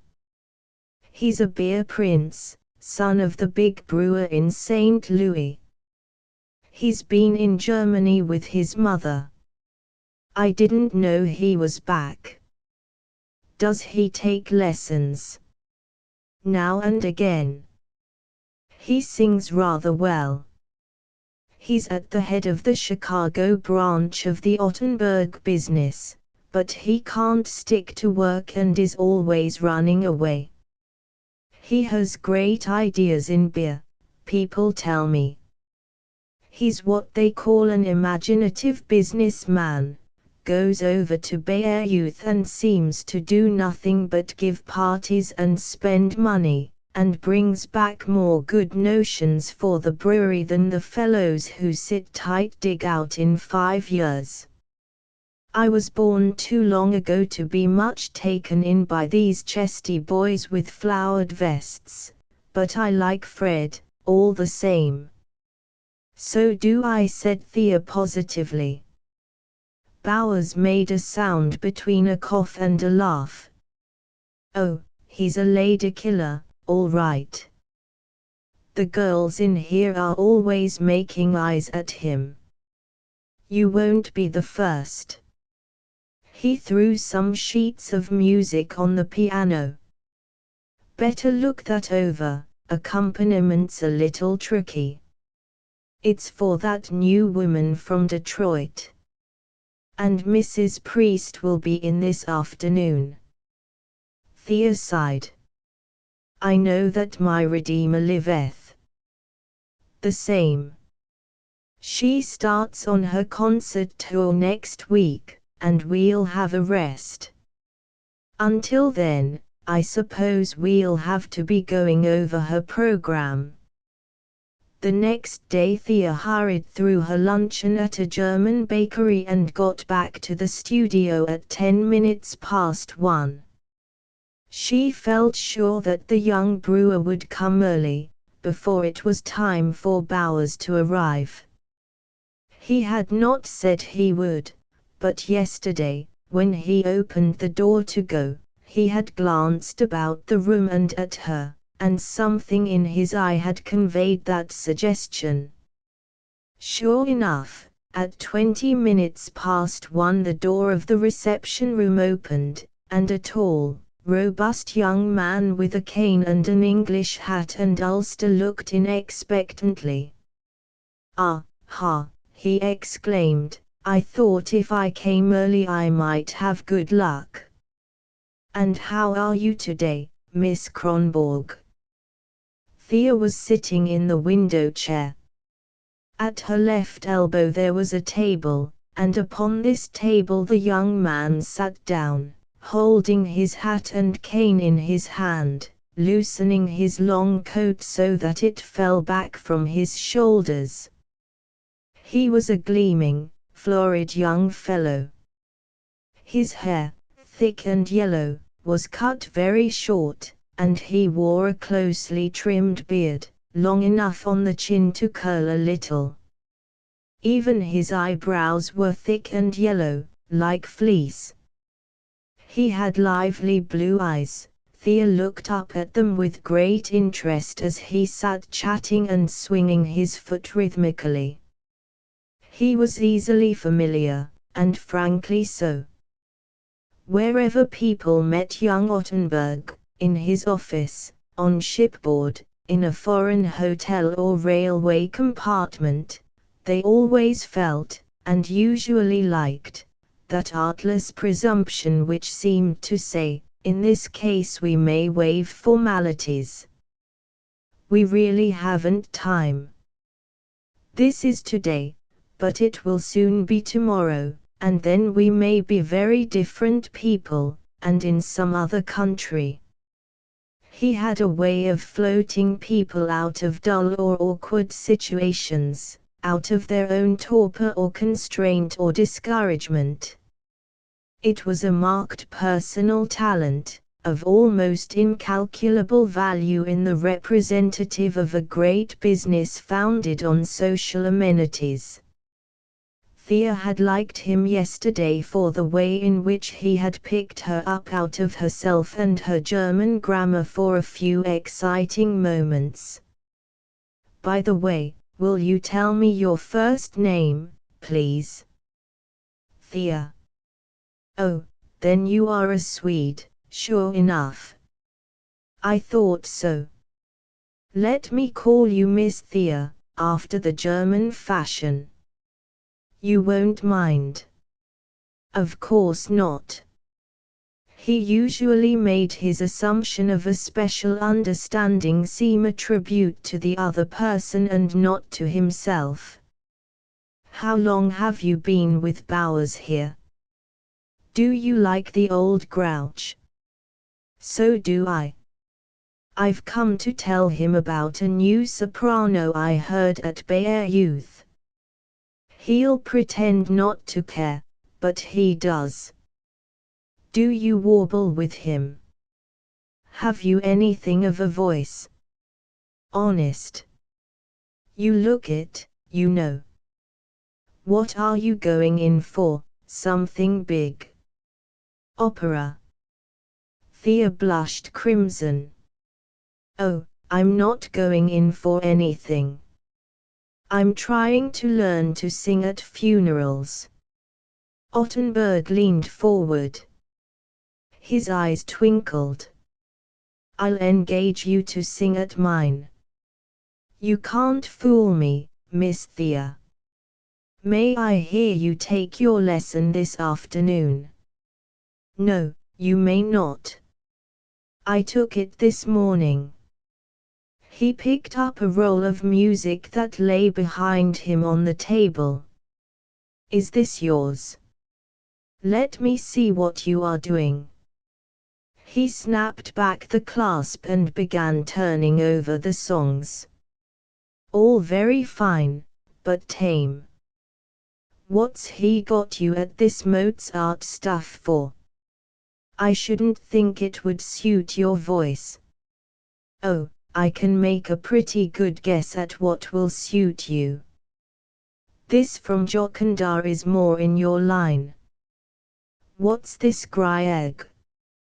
It looks interesting." "Tak for dit rad." "What does that mean?" "Thanks for your advice." "Don't you know it?" "No, not at all." Let's try it. He rose, pushed open the door into the music room, and motioned Thea to enter before him. She hung back. I couldn't give you much of an idea of it. It's a big song. Ottenberg took her gently by the elbow and pushed her into the other room. He sat down carelessly at the piano and looked over the music for a moment. I think I can get you through it. But how stupid not to have the German words. Can you really sing the Norwegian? What an infernal language to sing. Translate the text for me. He handed her the music. Thea looked at it, then at him, and shook her head.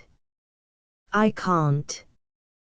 The truth is I don't know either English or Swedish very well, and Norwegian's still worse, she said confidentially. She not infrequently refused to do what she was asked to do, but it was not like her to explain her refusal, even when she had a good reason. I understand. We immigrants never speak any language well. But you know what it means, don't you? Of course I do. Then don't frown at me like that, but tell me. Thea continued to frown, but she also smiled. She was confused, but not embarrassed. She was not afraid of Ottenberg. He was not one of those people who made her spine like a steel rail. On the contrary, he made one venturesome. Well, it goes something like this: thanks for your advice. But I prefer to steer my boat into the din of roaring breakers.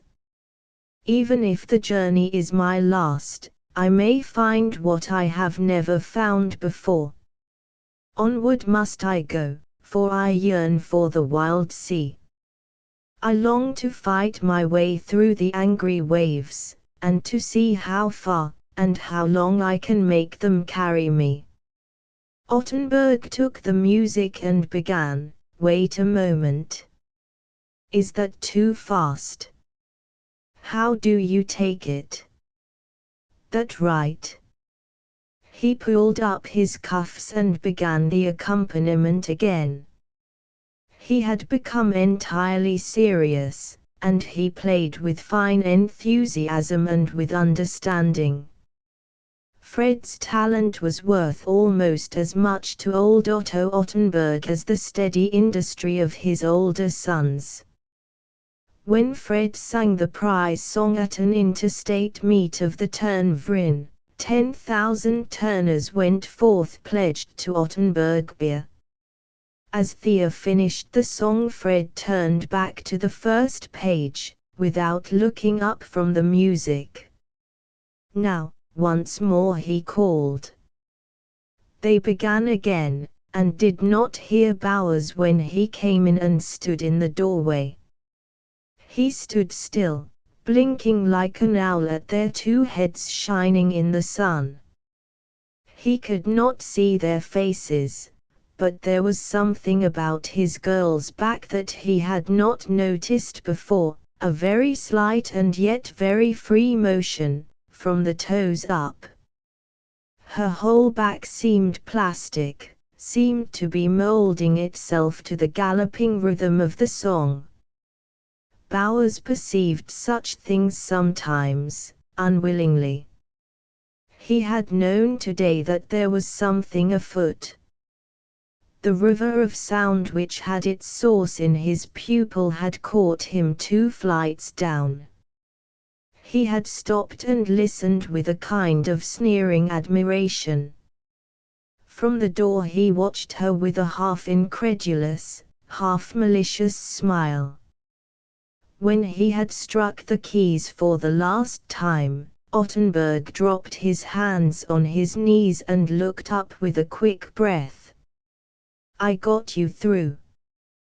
What a stunning song. Did I play it right?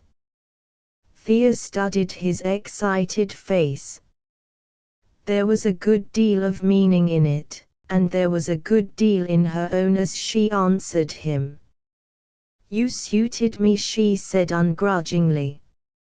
After Ottenberg was gone, Thea noticed that Bowers was more agreeable than usual. She had heard the young brewer ask Bowers to dine with him at his club that evening, and she saw that he looked forward to the dinner with pleasure. He dropped a remark to the effect that Fred knew as much about food and wines as any man in Chicago. He said this boastfully.